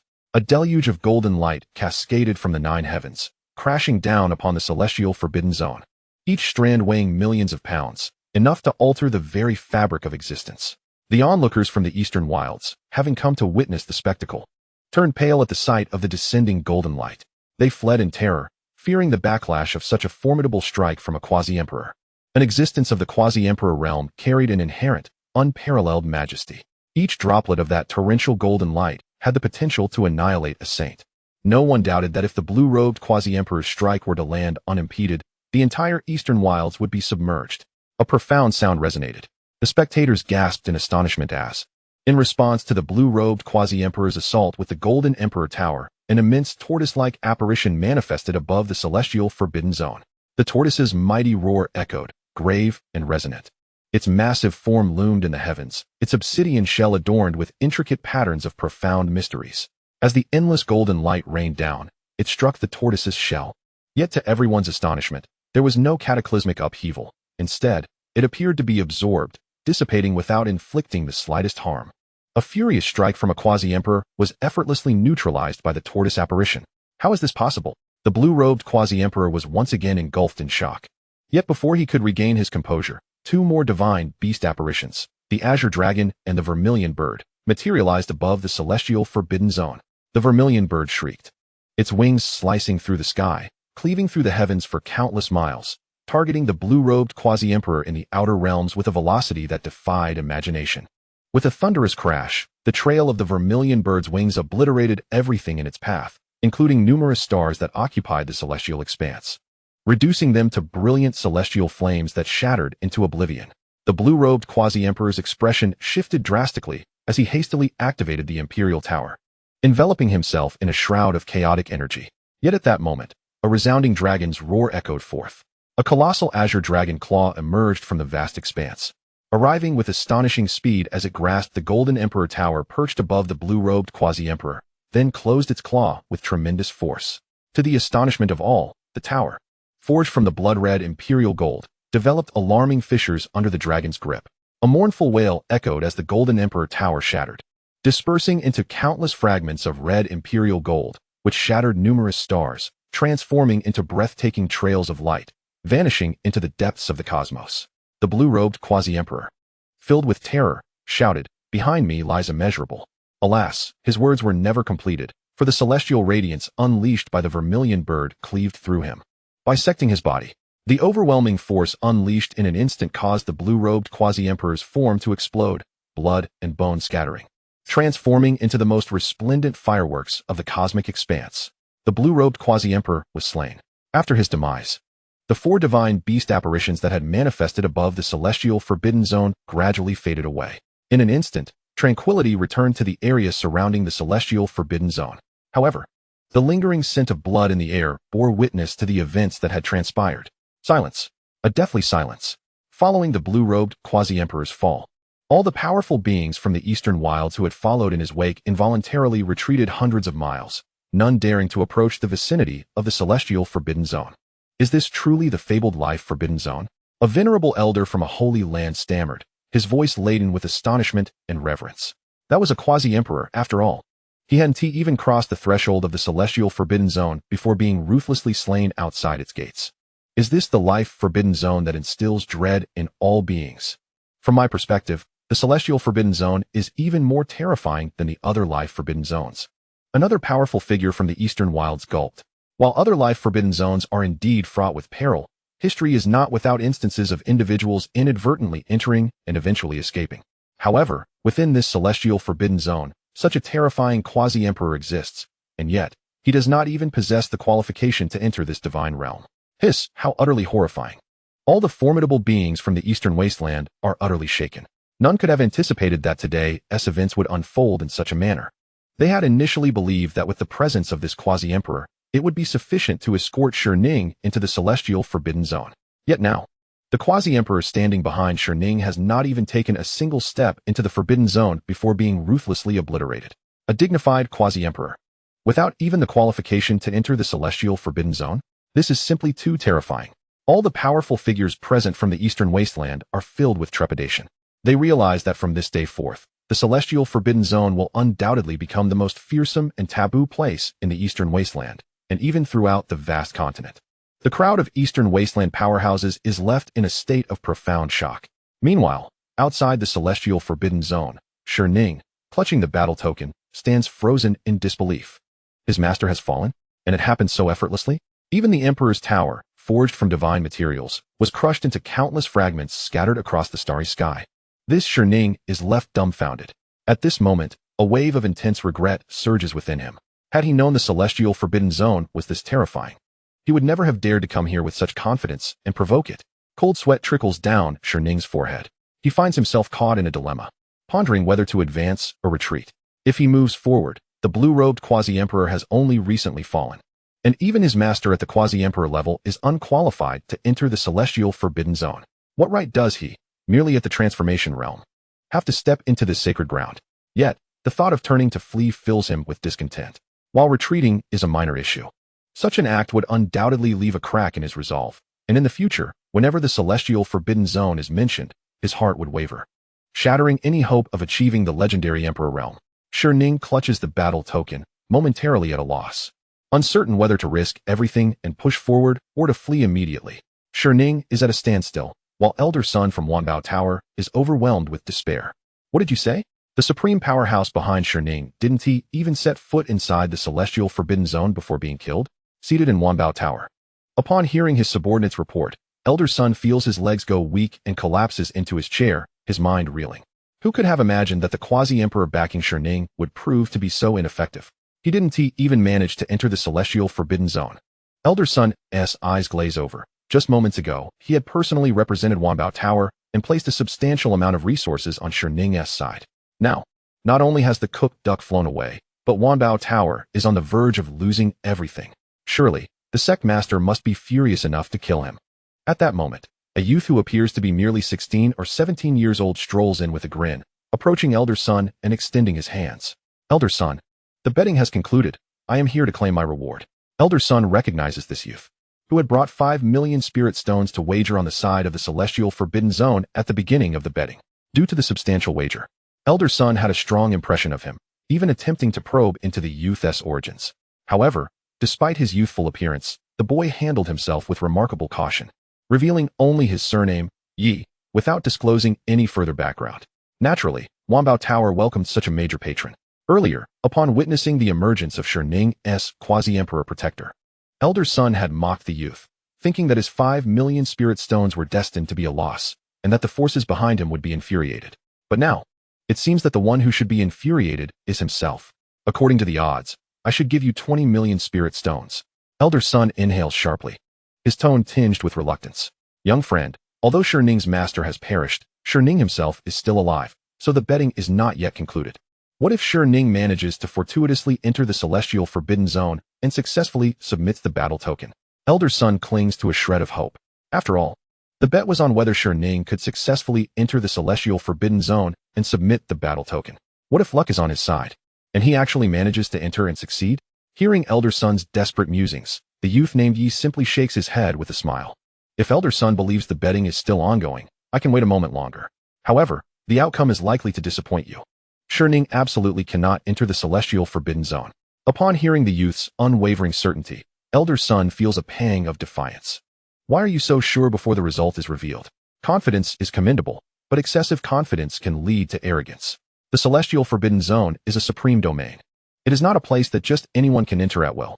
The youth named Yi dismissively responds, moreover, my senior brother has already set out and will likely eliminate Ning outside the celestial forbidden zone very soon. The notion that this youth's senior brother is set to eliminate Ning outside the forbidden zone leaves Elder Sun momentarily stunned, followed by a surge of shock. Ning's challenge is against the disciples of the celestial lineage within the forbidden zone. Yet, the youth claims that his senior brother will eliminate Ning outside the forbidden zone. Could it be that this youth is also a disciple from the celestial forbidden zone? Outside the celestial forbidden zone, as Ning finds himself ensnared in a predicament, a calm voice echoes from the outer edge of the forbidden area.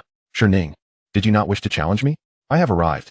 As the voice resounds, a youth clad in a blue robe, with flowing black hair and a commanding presence, strides out from the celestial forbidden zone, casting a disdainful gaze. All the powerful figures from the eastern wasteland who witness the emergence of this youth are taken aback. Is this youth, who has stepped out of the celestial forbidden zone, none other than the disciple of the celestial lineage, Shurtian? Upon seeing the figure in the blue robe, Ning's pupils constrict, instantly revealing a glimmer of murderous intent. The reason he hesitated to advance was solely due to the awe-inspiring presence of the celestial forbidden zone. Who would have thought that Shurtian would dare to step out and confront him directly?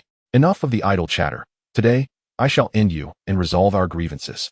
Shurtian declares resolutely, unwilling to waste words, as he forms seals with his hands, advancing towards Ning with the majesty of a dragon and tiger.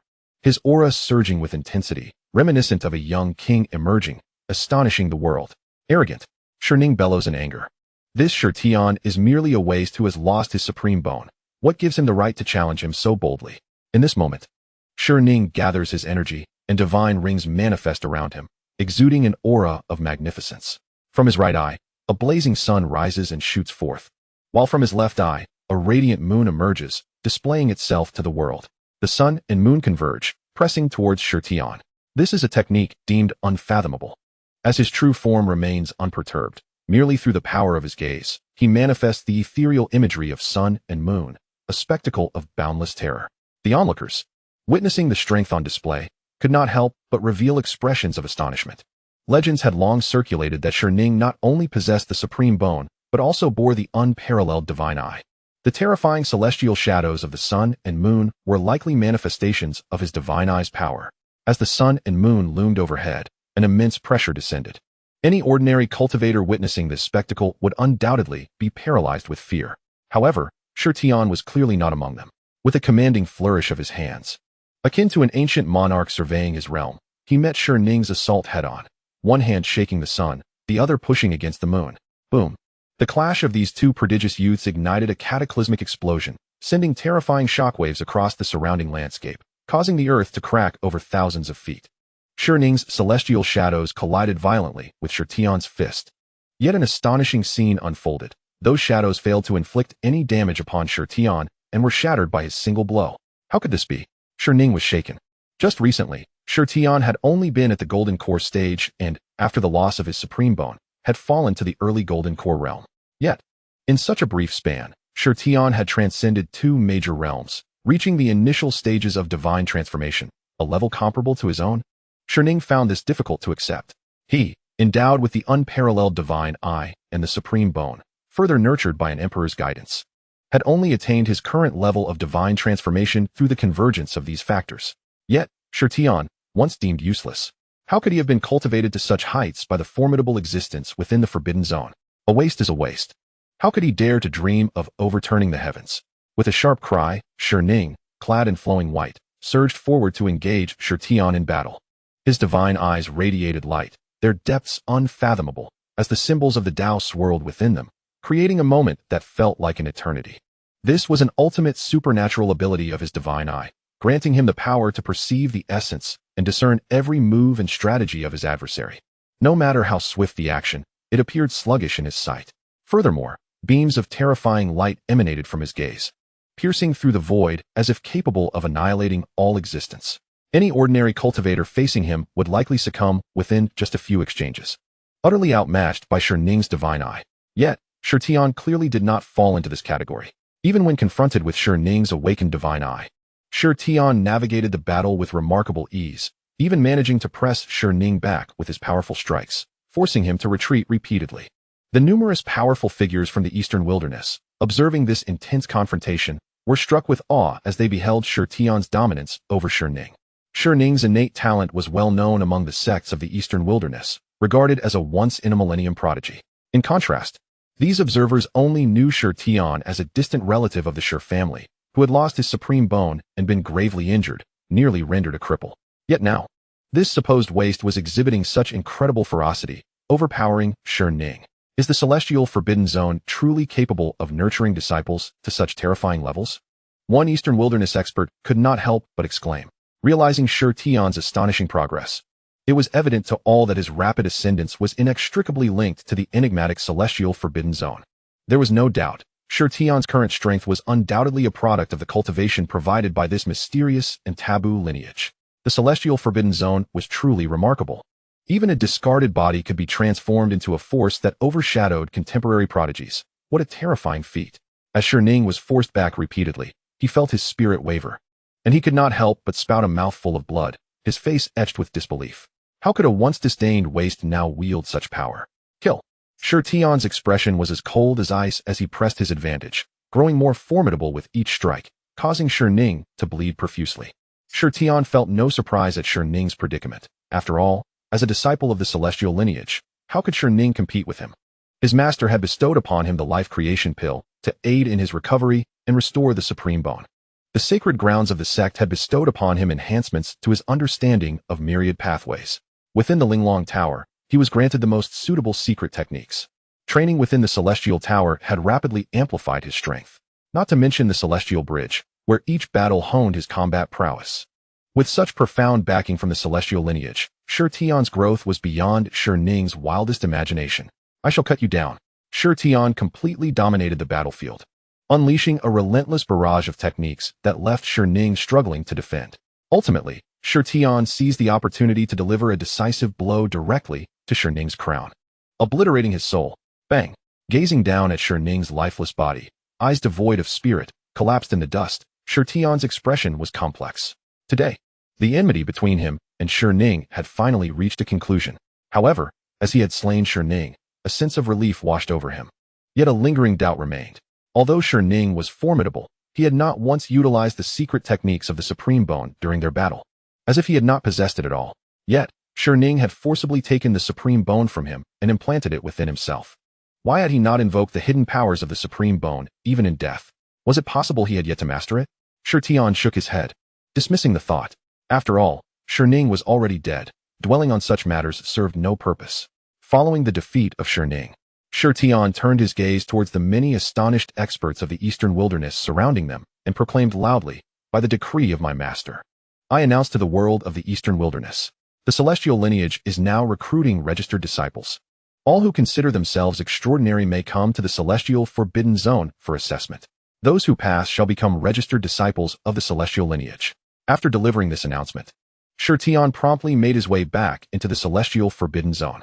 The news he had proclaimed sent shockwaves through the crowd. Did I hear that correctly? The Celestial Forbidden Zone is recruiting registered disciples. If I am not mistaken, then neither are you. What a tremendous opportunity. I have a premonition that this news will send the entire Eastern Wilderness into an unprecedented frenzy. To join the Celestial lineage was an unimaginable fortune. The powerful figures around could not help but exclaim, their faces brimming with astonishment. The Celestial Forbidden Zone is set to open its doors to the world, inviting registered disciples to join. This news is bound to spread across the entire Eastern Wilderness in no time. One can easily envision the throngs of prodigious talents and exceptional beings arriving at the Celestial Forbidden Zone, akin to a deluge of fish crossing the river, utterly innumerable. The formidable reputation of the Celestial lineage requires no further elaboration. Its unparalleled ability to cultivate disciples is beyond reproach, with the fallen prodigy Shi Ning serving as a prime testament to this truth. Such a terrifying force, coupled with its extraordinary capability in nurturing disciples, begs the question, who in the whole Eastern Wilderness does not yearn to become a disciple under the Celestial banner? Chapter 73, Boundless Freedoms, a Stir in the Eastern Wilderness. Yi Chun's concerns. In the Eastern Wilderness, at the Wanbao Tower's branch, Yi Chun sat leisurely in a chair, sipping tea, a stark contrast to the fidgeting Elder Sunday. Since learning that the youth before him was a disciple of the Celestial lineage, Elder Sun had lost all hope in the betting affair. Nonetheless, he still clung to a thread of desperation, hoping for a different outcome.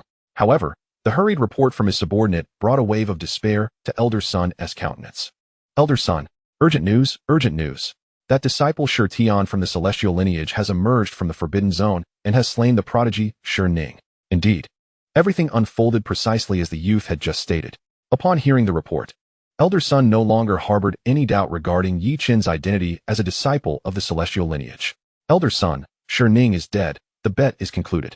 May I now redeem my reward? Yi Chun rose from his chair, a smile illuminating his face as he addressed Elder Sunday. Of course, Elder Sun replied, wiping the cold sweat from his brow, hurriedly presenting a spatial ring containing 20 million spirit stones to Yi Chun with utmost reverence. At this juncture, with Shi Ning having perished outside the Celestial Forbidden Zone, Elder Sun had no grounds to delay the bet any further. Moreover, even if he had reasons, he dared not prolong it. This young man, bearing the Yi surname, was indeed a disciple of the Celestial lineage. It went without saying that his presence here to place a bet was surely sanctioned by a formidable entity within the Celestial domain.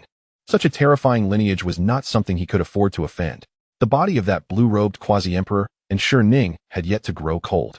Elder Sun was acutely aware that any further delay could provoke the wrath of the powerful beings behind this young disciple, potentially leading to the obliteration of not only himself, but also the entire Wanbao Tower from the Eastern Wilderness.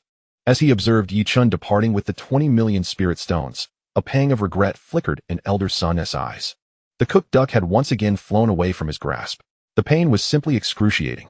Nearby, an oblivious disciple of Wanbao Tower witnessing Elder Sun's distressed expression, couldn't help but exclaim, "Elder, this person won such a vast sum of spirit stones so effortlessly. Should I follow him to discover which faction he belongs to?" Slap. Before the disciple could finish, he felt a spinning sensation and a sharp sting across his face. Bewildered, he stared at Elder Sun, whose expression was dark as water. What just happened? Why did Elder Sun strike me? If you wish to drag me and the entire Wanbao Tower into danger, then by all means, pursue him. Elder Sun retorted, his face void of emotion. Let me enlighten you. That youth, like Xianxian who emerged from the celestial forbidden zone, is also a disciple of the celestial lineage. That youth is a disciple of the celestial lineage. Hearing Elder Sun's words, the disciple gaped in astonishment at Yi Qin's receding figure, utterly dumbfounded. Had he known this earlier, he would never have suggested tailing Yi Qin, even at the cost of his life. He wasn't ready to meet his end just yet. The news of the celestial forbidden zone seeking external disciples spread like wildfire, echoing throughout the eastern wilderness within just a couple of days. Upon hearing this news, countless individuals were instantly stirred. This was the enigmatic and fearsome celestial forbidden zone. First, they had vanquished the coalition of 2 holy lands, and then they had slain a quasi-emperor. The celestial forbidden zone had regained its supreme reputation as a realm of life and death, even surpassing its former glory. Consider the fortune of being able to join such a dreadfully taboo place. Who would refuse? Not only the scattered cultivators, but also the young prodigies of all the holy lands felt their hearts stir. The celestial forbidden zone merely mentioned recruiting registered disciples. Yet it did not specify that disciples from various holy lands could not participate in the examination, did it? Naturally, the disciples of the holy lands could also partake in the assessment. The celestial forbidden zone, being a supreme sanctuary, would hardly concern itself with which holy land one hailed from, right? This implied that the sons and daughters of various holy lands had a chance to become disciples under the celestial lineage. This was truly a boundless opportunity. However, it was merely a chance, and from what Xianxian implied, the celestial lineage was currently only enrolling registered disciples, which was still a far cry from becoming core disciples, like Xianxian. Various forces within the eastern wilderness were abuzz with discussion, all feeling a sense of eagerness. Even if it meant merely becoming a registered disciple, it would at least mark a successful first step, paving the way to potentially becoming a core disciple of the celestial lineage, just as Xianxian did. Furthermore, even if the sons and daughters of various holy lands were truly able to become registered disciples of the celestial lineage, it would not tarnish their statuses. After all, the celestial lineage far surpassed the various holy lands in terms of power. It was not unthinkable for the sons and daughters of those holy lands to begin their ascent from registered disciples within the celestial lineage. In an instant, the entire eastern wilderness was rife with undercurrents. Countless top-tier forces were busy preparing to send their most outstanding disciples to the celestial forbidden zone for evaluation. Within the celestial forbidden zone, Yi Qin returned with the 20 million spirit stones, handing them all over to Qin Mu. Upon merely glancing at the mountain of spirit stones within the spatial ring, enough to drive any holy land into a frenzy, Qin Mu transferred them to Elder Fengzhe for the purpose of enriching the celestial treasury. The mere 20 million spirit stones held little interest for him. After Elder Fengzhe departed with the spirit stones, Yi Qin could not help but inquire, "Master, is it true that our celestial lineage has no restrictions on recruiting registered disciples, allowing even those from the holy lands to participate in the assessments?" Yi Qin found this notion somewhat perplexing. While he understood Master's intention to bolster the celestial lineage by recruiting registered disciples from across the eastern wilderness, he struggled to comprehend why even the sons and daughters of various holy lands could partake in the examination. These individuals were already affiliated with their respective holy lands. What if they were to be inducted into the celestial lineage, receive its resources for cultivation, and later return to their original factions as traitors? Qin Mu cast a mildly discerning glance at Yi Qin, seemingly perceiving the latter's concerns, and calmly replied, "Since I have decided to recruit disciples from the entire eastern wilderness for our celestial lineage, I have long since made preparations for this. You need not worry." Yi Qin's apprehensions were, in Qin Mu's eyes, nothing of consequence. Firstly, the revered sons and daughters of the great sacred sects may not necessarily pass the rigorous examination to become registered disciples of the celestial realm. Secondly, even if they do manage to pass this test, it would be of little consequence. Registered disciples lack the authority to enter the forbidden zones of the celestial realm and will not receive any resources for training from it. Even in the event of defection, the celestial realm would incur no losses. Only by advancing to the status of outer disciples can one receive nurturing from the celestial realm and gain permission to enter its forbidden zones. Naturally, Qin Mu possesses methods to ensure that those promoted to outer disciples remain utterly loyal to the celestial lineage, harboring no ulterior motives. Those with treachery in their hearts, who are unfaithful to the celestial, will forever be denied the opportunity to become outer disciples. Thus, Qin Mu remains indifferent to the arrival of the sacred sons and daughters from the great sects for the examination. In fact, he welcomes an increasing number of talented individuals from the eastern wilderness to partake in the trial. Chapter 74. The Indestructible Talisman, Sherning's Rebirth. Seeking aid from the Forbidden Zone. As various factions throughout the eastern wilderness eagerly prepared for the recruitment of registered disciples by the celestial realm, the Shi family found itself shrouded in gloom. The fifth elder, with a mournful countenance, stood within the ancestral hall, gazing at the shattered life tablet of Sherning, his heart heavy with despair. Who could have anticipated that Sherning, having meticulously prepared for this endeavor and approached the celestial realm's forbidden zone with overwhelming might, would meet such a tragic fate? He was a quasi-emperor. The fifth elder muttered in hopelessness. Even Sherning's master, an unparalleled powerhouse at the quasi-emperor level, lacked the qualifications to enter the celestial realm's forbidden zone. Sherning had been ruthlessly slain by Shi Tian. What recourse did the Shi family have, knowing that the true culprit behind this calamity was the celestial realm's forbidden zone? In the eyes of the celestial, the Shi family was akin to an inconsequential ant, rendering any thoughts of revenge utterly futile. In truth, the fifth elder dared not entertain even a flicker of vengeance against the celestial realm's forbidden zone. Rather, he feared that Shi Tian, wielding the authority of the celestial realm, would descend upon the Shi family and exact retribution upon them all. The Shi family is doomed. Sensing the oppressive atmosphere engulfing the Shi family, the fifth elder could not help but exhale a deep sigh. The elder of the transformation realm has perished. The family head is also dead. Now, even the last glimmer of hope, Sherning, has been lost. The once mighty Shi family has been stripped of all hope, and its demise is imminent. However, just as the fifth elder despondently shook his head, believing the future of the Shi family to be utterly bleak, the shattered life tablet atop the ancestral altar unexpectedly emitted a faint glow. What is this? The fifth elder stared in astonishment at the fragmented tablet. Wasn't Ninger already dead? Why does the life tablet still radiate light? The life tablet shone, casting a gentle luminescence. Suddenly, an ancient talisman, imbued with an indestructible essence, manifested amidst the shattered fragments.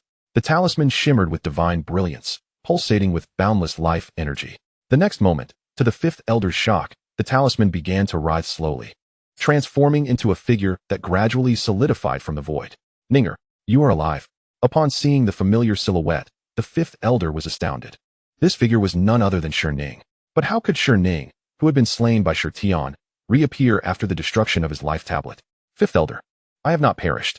Sherning reemerged, his complexion pale as he gazed at the fifth elder. During my travels in the outside world, I fortuitously acquired a supreme treasure, the indestructible talisman. I infused a fragment of my soul into this talisman, allowing my true self to be reborn if I encountered calamity. Sherning's expression was grave. This indestructible talisman was a tremendous opportunity he had obtained and his final safeguard. Fortunately, before venturing into the celestial realm's forbidden zone, Sherning had left this talisman at the Shi family to preserve a contingency. Otherwise, he would have truly perished. Yet, as he looked at the shattered remnants of the indestructible talisman, his heart bled. This talisman was a priceless treasure, akin to a second life, now depleted, signifying that should he face another life or death crisis in the future, he would have no means of survival. How could Shi Tian be so powerful? Sherning felt a surge of reluctance. He still could not accept that Shi Tian, once reduced to a cripple, now wielded such formidable strength. Could it be that the celestial realm's forbidden zone truly possessed the terrifying ability to transform the decayed into the miraculous? Ninger, it is a relief that you are alive. The fifth elder was overcome with joy upon witnessing Sherning's rebirth. He implored, you must henceforth conceal your identity and refrain from traversing the world under the name Sherning. We cannot afford to offend the celestial realm's forbidden zone. The fifth elder was genuinely fearful. Even with Sherning's rebirth, he dared not entertain any thoughts of opposing the celestial realm's forbidden zone. We certainly cannot afford to offend the celestial realm. Sherning scoffed, but our inability to confront it does not imply that others share the same limitation. The fifth elder was taken aback by Sherning's words. What does he mean? Does he intend to challenge the boundless terror of the celestial realm's forbidden zone? Fifth elder, do not disclose my rebirth to anyone, Sherning stated calmly. I must depart the Shi family for a time. During my absence, act as though nothing has transpired.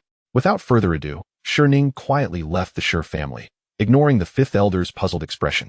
After departing, Ning first traversed the vast teleportation array towering over the eastern wilderness for several days before finally exiting the region.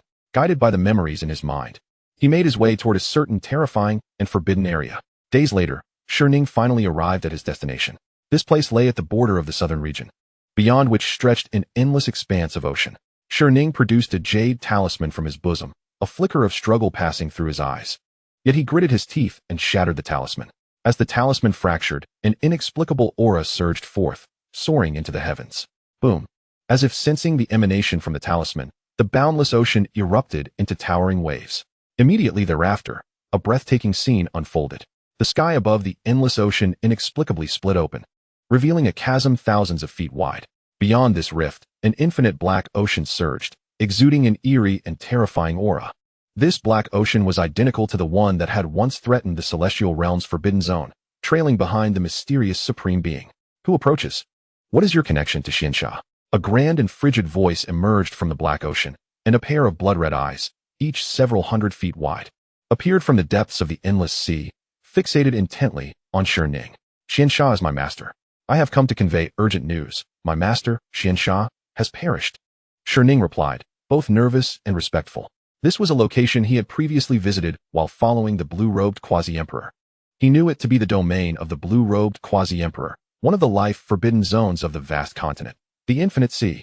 Ning had come here with the aim of leveraging the terrifying power of the Infinite Sea to combat the celestial realm's forbidden zone. A quasi-emperor alone could not contend with the celestial realm's forbidden zone. However, the Infinite Sea, being another life-forbidden zone, surely would not fear the celestial realm, would it? In the boundless ocean of the Infinite Sea, the azure-robed Emperor Xianxia, despite his demise, remains a significant figure. With Xianxia's fall, could the Infinite Sea quietly accept such a fate? Ning firmly believed that if he were to disseminate the news of Xianxia's demise within the celestial forbidden zone, it would undoubtedly incite the wrath of the supreme beings residing in the Infinite Sea, compelling them to confront the celestial forbidden zone. Indeed, upon hearing Ning's announcement, the vast expanse of the Black Ocean erupted into a tempestuous uproar. A formidable wave of fury coalesced above the endless dark waters, transforming into a terrifying visage of wailing spirits and blood rain, as if an exalted entity had been roused to anger. Chapter 75, The Infinite Sea in Dread. The Sovereign in silence, and the heroes assembled. The fury of the supreme beings within the Infinite Sea was nothing short of monumental. The endless Black Ocean churned violently, while the sky manifested various horrific phenomena, disrupting the very fabric of reality with an overwhelming aura of terror. Even amidst the Infinite Sea, Ning could perceive the boundless dread emanating from the depths. His body trembled involuntarily, yet his eyes sparkled with exhilaration. For him, the rage of the supreme beings in the Infinite Sea was a fortuitous event. Let them rage. The more furious, the better. Ideally, it would culminate in a grand confrontation with the celestial forbidden zone, a scenario he yearned to witness. The waves in the Infinite Sea surged relentlessly, showing no signs of subsiding. Meanwhile, the immense crimson eyes floating within the inky depths seemed to receive directives from the exalted entity behind them and thunderously inquired. Xianxia has fallen? He was a quasi-emperor on this vast continent. Who could possibly bring about his demise? Listening to the incredulous voice of the crimson eyes, Ning inhaled deeply and responded hastily. The master has perished. As a disciple, I would not dare to speak recklessly. The one who slayed my master was in existence from the celestial forbidden zone. Though the azure-robed emperor's death stemmed from a reckless incursion into the celestial forbidden zone, where he was vanquished by the protective array, Ning perceived no distinction between this and being slain by the supreme beings within the celestial forbidden zone. Celestial forbidden zone? Are you referring to the one in the eastern wilderness? The immense crimson eyes probed further. Indeed, it is the celestial forbidden zone of the eastern wilderness. Ning affirmed vigorously, his heart swelling with joy. He sensed that he was drawing ever closer to achieving his aspirations. However, an unexpected turn of events unfolded.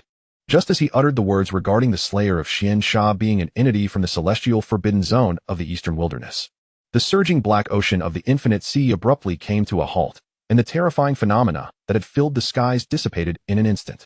A profound silence enveloped the Infinite Sea, as no trace of dread could be felt. Ning was taken aback. What was happening? Hadn't the terrifying presence within the Infinite Sea just been enraged? Why had it suddenly retracted all its aura? It was as though the mere mention of the celestial forbidden zone caused the forbidden and terrifying entities within the Infinite Sea to recoil in trepidation. Yet, This was implausible. The Infinite Sea was renowned as one of the life-prohibitive zones within the vast continent, harboring innumerable terrifying entities. In terms of foundation and strength, it was on par with the Celestial Forbidden Zone from millennia past, let alone the now-decayed version of the Celestial Forbidden Zone.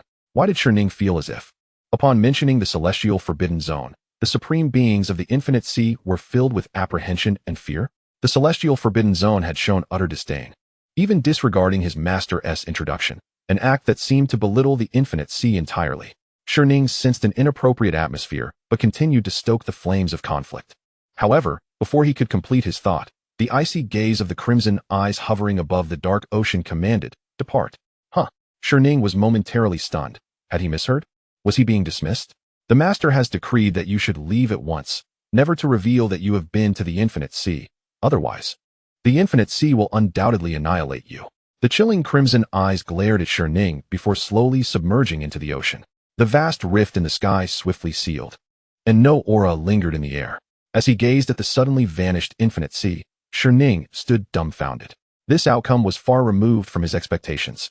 No, it was not merely different. It was entirely dissimilar. An emperor had been slain, yet the Infinite Sea showed no response. Were they content to act like a turtle withdrawing into its shell? This was a realm of boundless terror. Xianxia remained rooted in place, his mind in a daze, struggling to comprehend what had transpired. Doubts flooded his thoughts. Was this truly the life-prohibitive zone he remembered, a place so fearsome that no one dared to provoke it? Why did it seem that, in the eyes of the Infinite Sea, the Celestial Forbidden Zone was the true life-prohibitive zone? Xianxia journeyed to the Infinite Sea seeking aid, but returned empty-handed. Meanwhile, various forces within the Eastern Wilderness had begun to mobilize, selecting their most talented disciples to embark towards the Celestial Forbidden Zone aboard various divine chariots and treasures. This time, the Celestial Forbidden Zone was set to recruit named disciples, and our Zifu Holy Land would undoubtedly take the lead. The Saintess of the Hundred Flowers Holy Land, possessing unparalleled beauty and talent, would undoubtedly find it effortless to join the ranks of the Celestial Order. The divine sons and daughters of the Daoxian sect were all dispatched. Becoming a mere named disciple was hardly a challenge.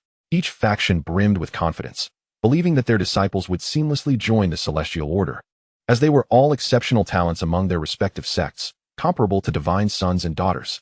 Their innate abilities and strengths made them the creme de la creme of the younger generation across the Eastern Wilderness. While becoming an inner disciple of the Celestial Forbidden Zone may present some challenges, merely becoming a named disciple should pose no issues. The factions of the Eastern Wilderness were filled with optimism. In no time, divine chariots and treasures filled the skies, casting shadows over the land as they soared toward the Celestial Forbidden Zone, creating a commotion that reverberated throughout the Eastern Wilderness.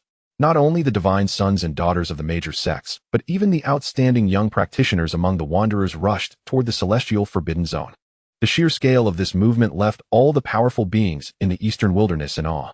The recruitment of named disciples by the Celestial Forbidden Zone was of such magnitude that it significantly eclipsed the disciple recruitment events of the major sects by hundreds of times.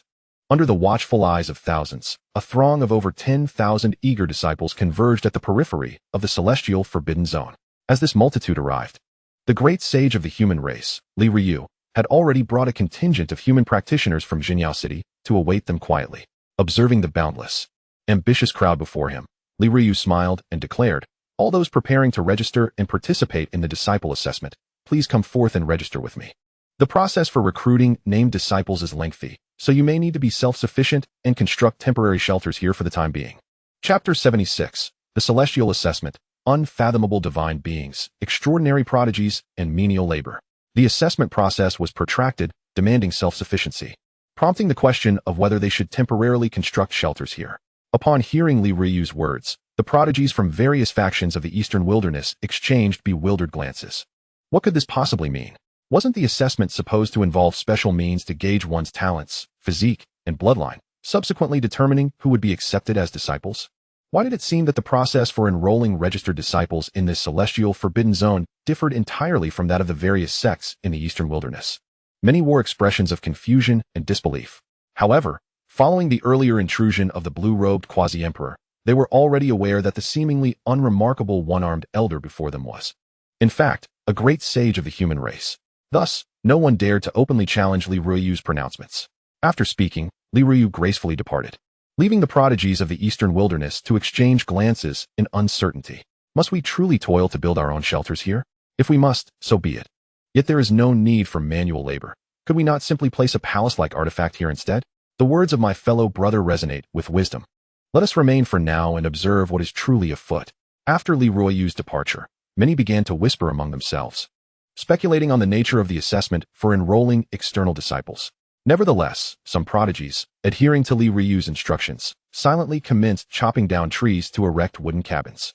Naturally, this endeavor drew ridicule from those hailing from affluent and privileged backgrounds. Is it truly necessary? We are, after all, esteemed sons and daughters of sacred lands. Must we labor with our own hands to construct our abodes? Indeed, my daily needs are managed by the servants of the sacred grounds, allowing me to focus solely on cultivation. Engaging in such tasks is beneath our dignity. The scions of the premier powers in the eastern wilderness looked upon their peers laboring to build cabins with disdain. They considered themselves the crème de la crème of the younger generation, even within the grand sacred teachings, accustomed to a life where all affairs are managed by others, leaving them free to devote themselves to their cultivation. Furthermore, as prodigies, was it not a disgrace to engage in the toil of commoners? Thus, these self-proclaimed exalted prodigies either dispatched their sacred land servants to gather lumber and construct shelters, or simply conjured palace-like artifacts from their spatial rings to settle in. In any case, the one-armed sage had already proclaimed that the assessment had yet to commence. Surely, such stringent measures were unwarranted? As time slipped by, a full day had elapsed, and all prodigies had settled into their makeshift abodes. On the following day, Li Ruoyu reappeared before the throng of thousands of candidates. He cast a nonchalant glance at the sprawling array of structures, his expression devoid of emotion, and declared, "Except for those who constructed their own shelters, all others are disqualified." At this pronouncement, the crowd erupted into an uproar. A shocked son of a sacred land inquired, "But the assessment has not yet begun. Why are we being disqualified?" "Indeed, why this injustice? I refuse to accept it." The disqualified prodigies were filled with indignation and anger. Were they to be cast aside before the assessment had even commenced? What justified this? Li Ruoyu chuckled lightly, his gaze somewhat indifferent, who stated that the assessment has yet to begin. "I instructed you yesterday to fend for yourselves and construct shelters. The evaluation for registered disciples commenced from that moment onward. Those disqualified failed to adhere to my directives. What, pray tell, is your discontent?" The disqualified prodigies were momentarily taken aback. So, the assessment for enrolled disciples had begun yesterday? How could they have possibly anticipated such a twist? In that instant, countless prodigies were engulfed by waves of regret. They lamented not following Li Ruoyu's instructions the previous day, which had led to their inexplicable disqualification. Who could have foreseen that the assessment for registered disciples would be so peculiar? Though begrudgingly, the disqualified prodigies from the eastern wilderness departed, fearful of any transgressions. Li Ruoyu's earlier indifferent tone served as a stern reminder. This was the celestial forbidden zone. The legendary life-restricting domain was not a place for them to act recklessly. Should they dare to cause havoc here, even if they were struck down on the spot, their sacred grounds would likely not voice any grievances. Observing the departing prodigies, Li Ruoyu inwardly lamented. The methods employed by the esteemed leader to select registered disciples were indeed unfathomable. With this approach, he had effortlessly eliminated the majority of the arrogant and disobedient. Addressing the remaining few thousand prodigies, Li Ruoyu stated, "Those still in the assessment may take up residence in the shelters you have established. During this period, I shall assign you respective assessment tasks each day." Upon hearing this, the remaining prodigies from the eastern wilderness felt invigorated. Finally, the true assessment was set to commence. Following his words, Li Ruoyu turned and departed. Behind him, a disciple from the demon suppression city affixed a notice to a nearby wooden post. The prodigies of the eastern wilderness eagerly surged forward, eager to discover the day's assessment task. However, upon reading the notice, each one was left utterly stunned. Today's task: be self-sufficient. Each person must cultivate 20 acres of land beside their shelter. Self-sufficient? Cultivate land? What in the name of the heavens is this? Is this the process for enrolling external disciples in the supreme forbidden zone, or are we merely recruiting menial laborers from a mundane village? The prodigies of the eastern wilderness felt an overwhelming urge to weep, yet the examples of those disqualified loomed large before them. They understood that should they fail to cultivate 20 acres of land today, they too would face disqualification come tomorrow.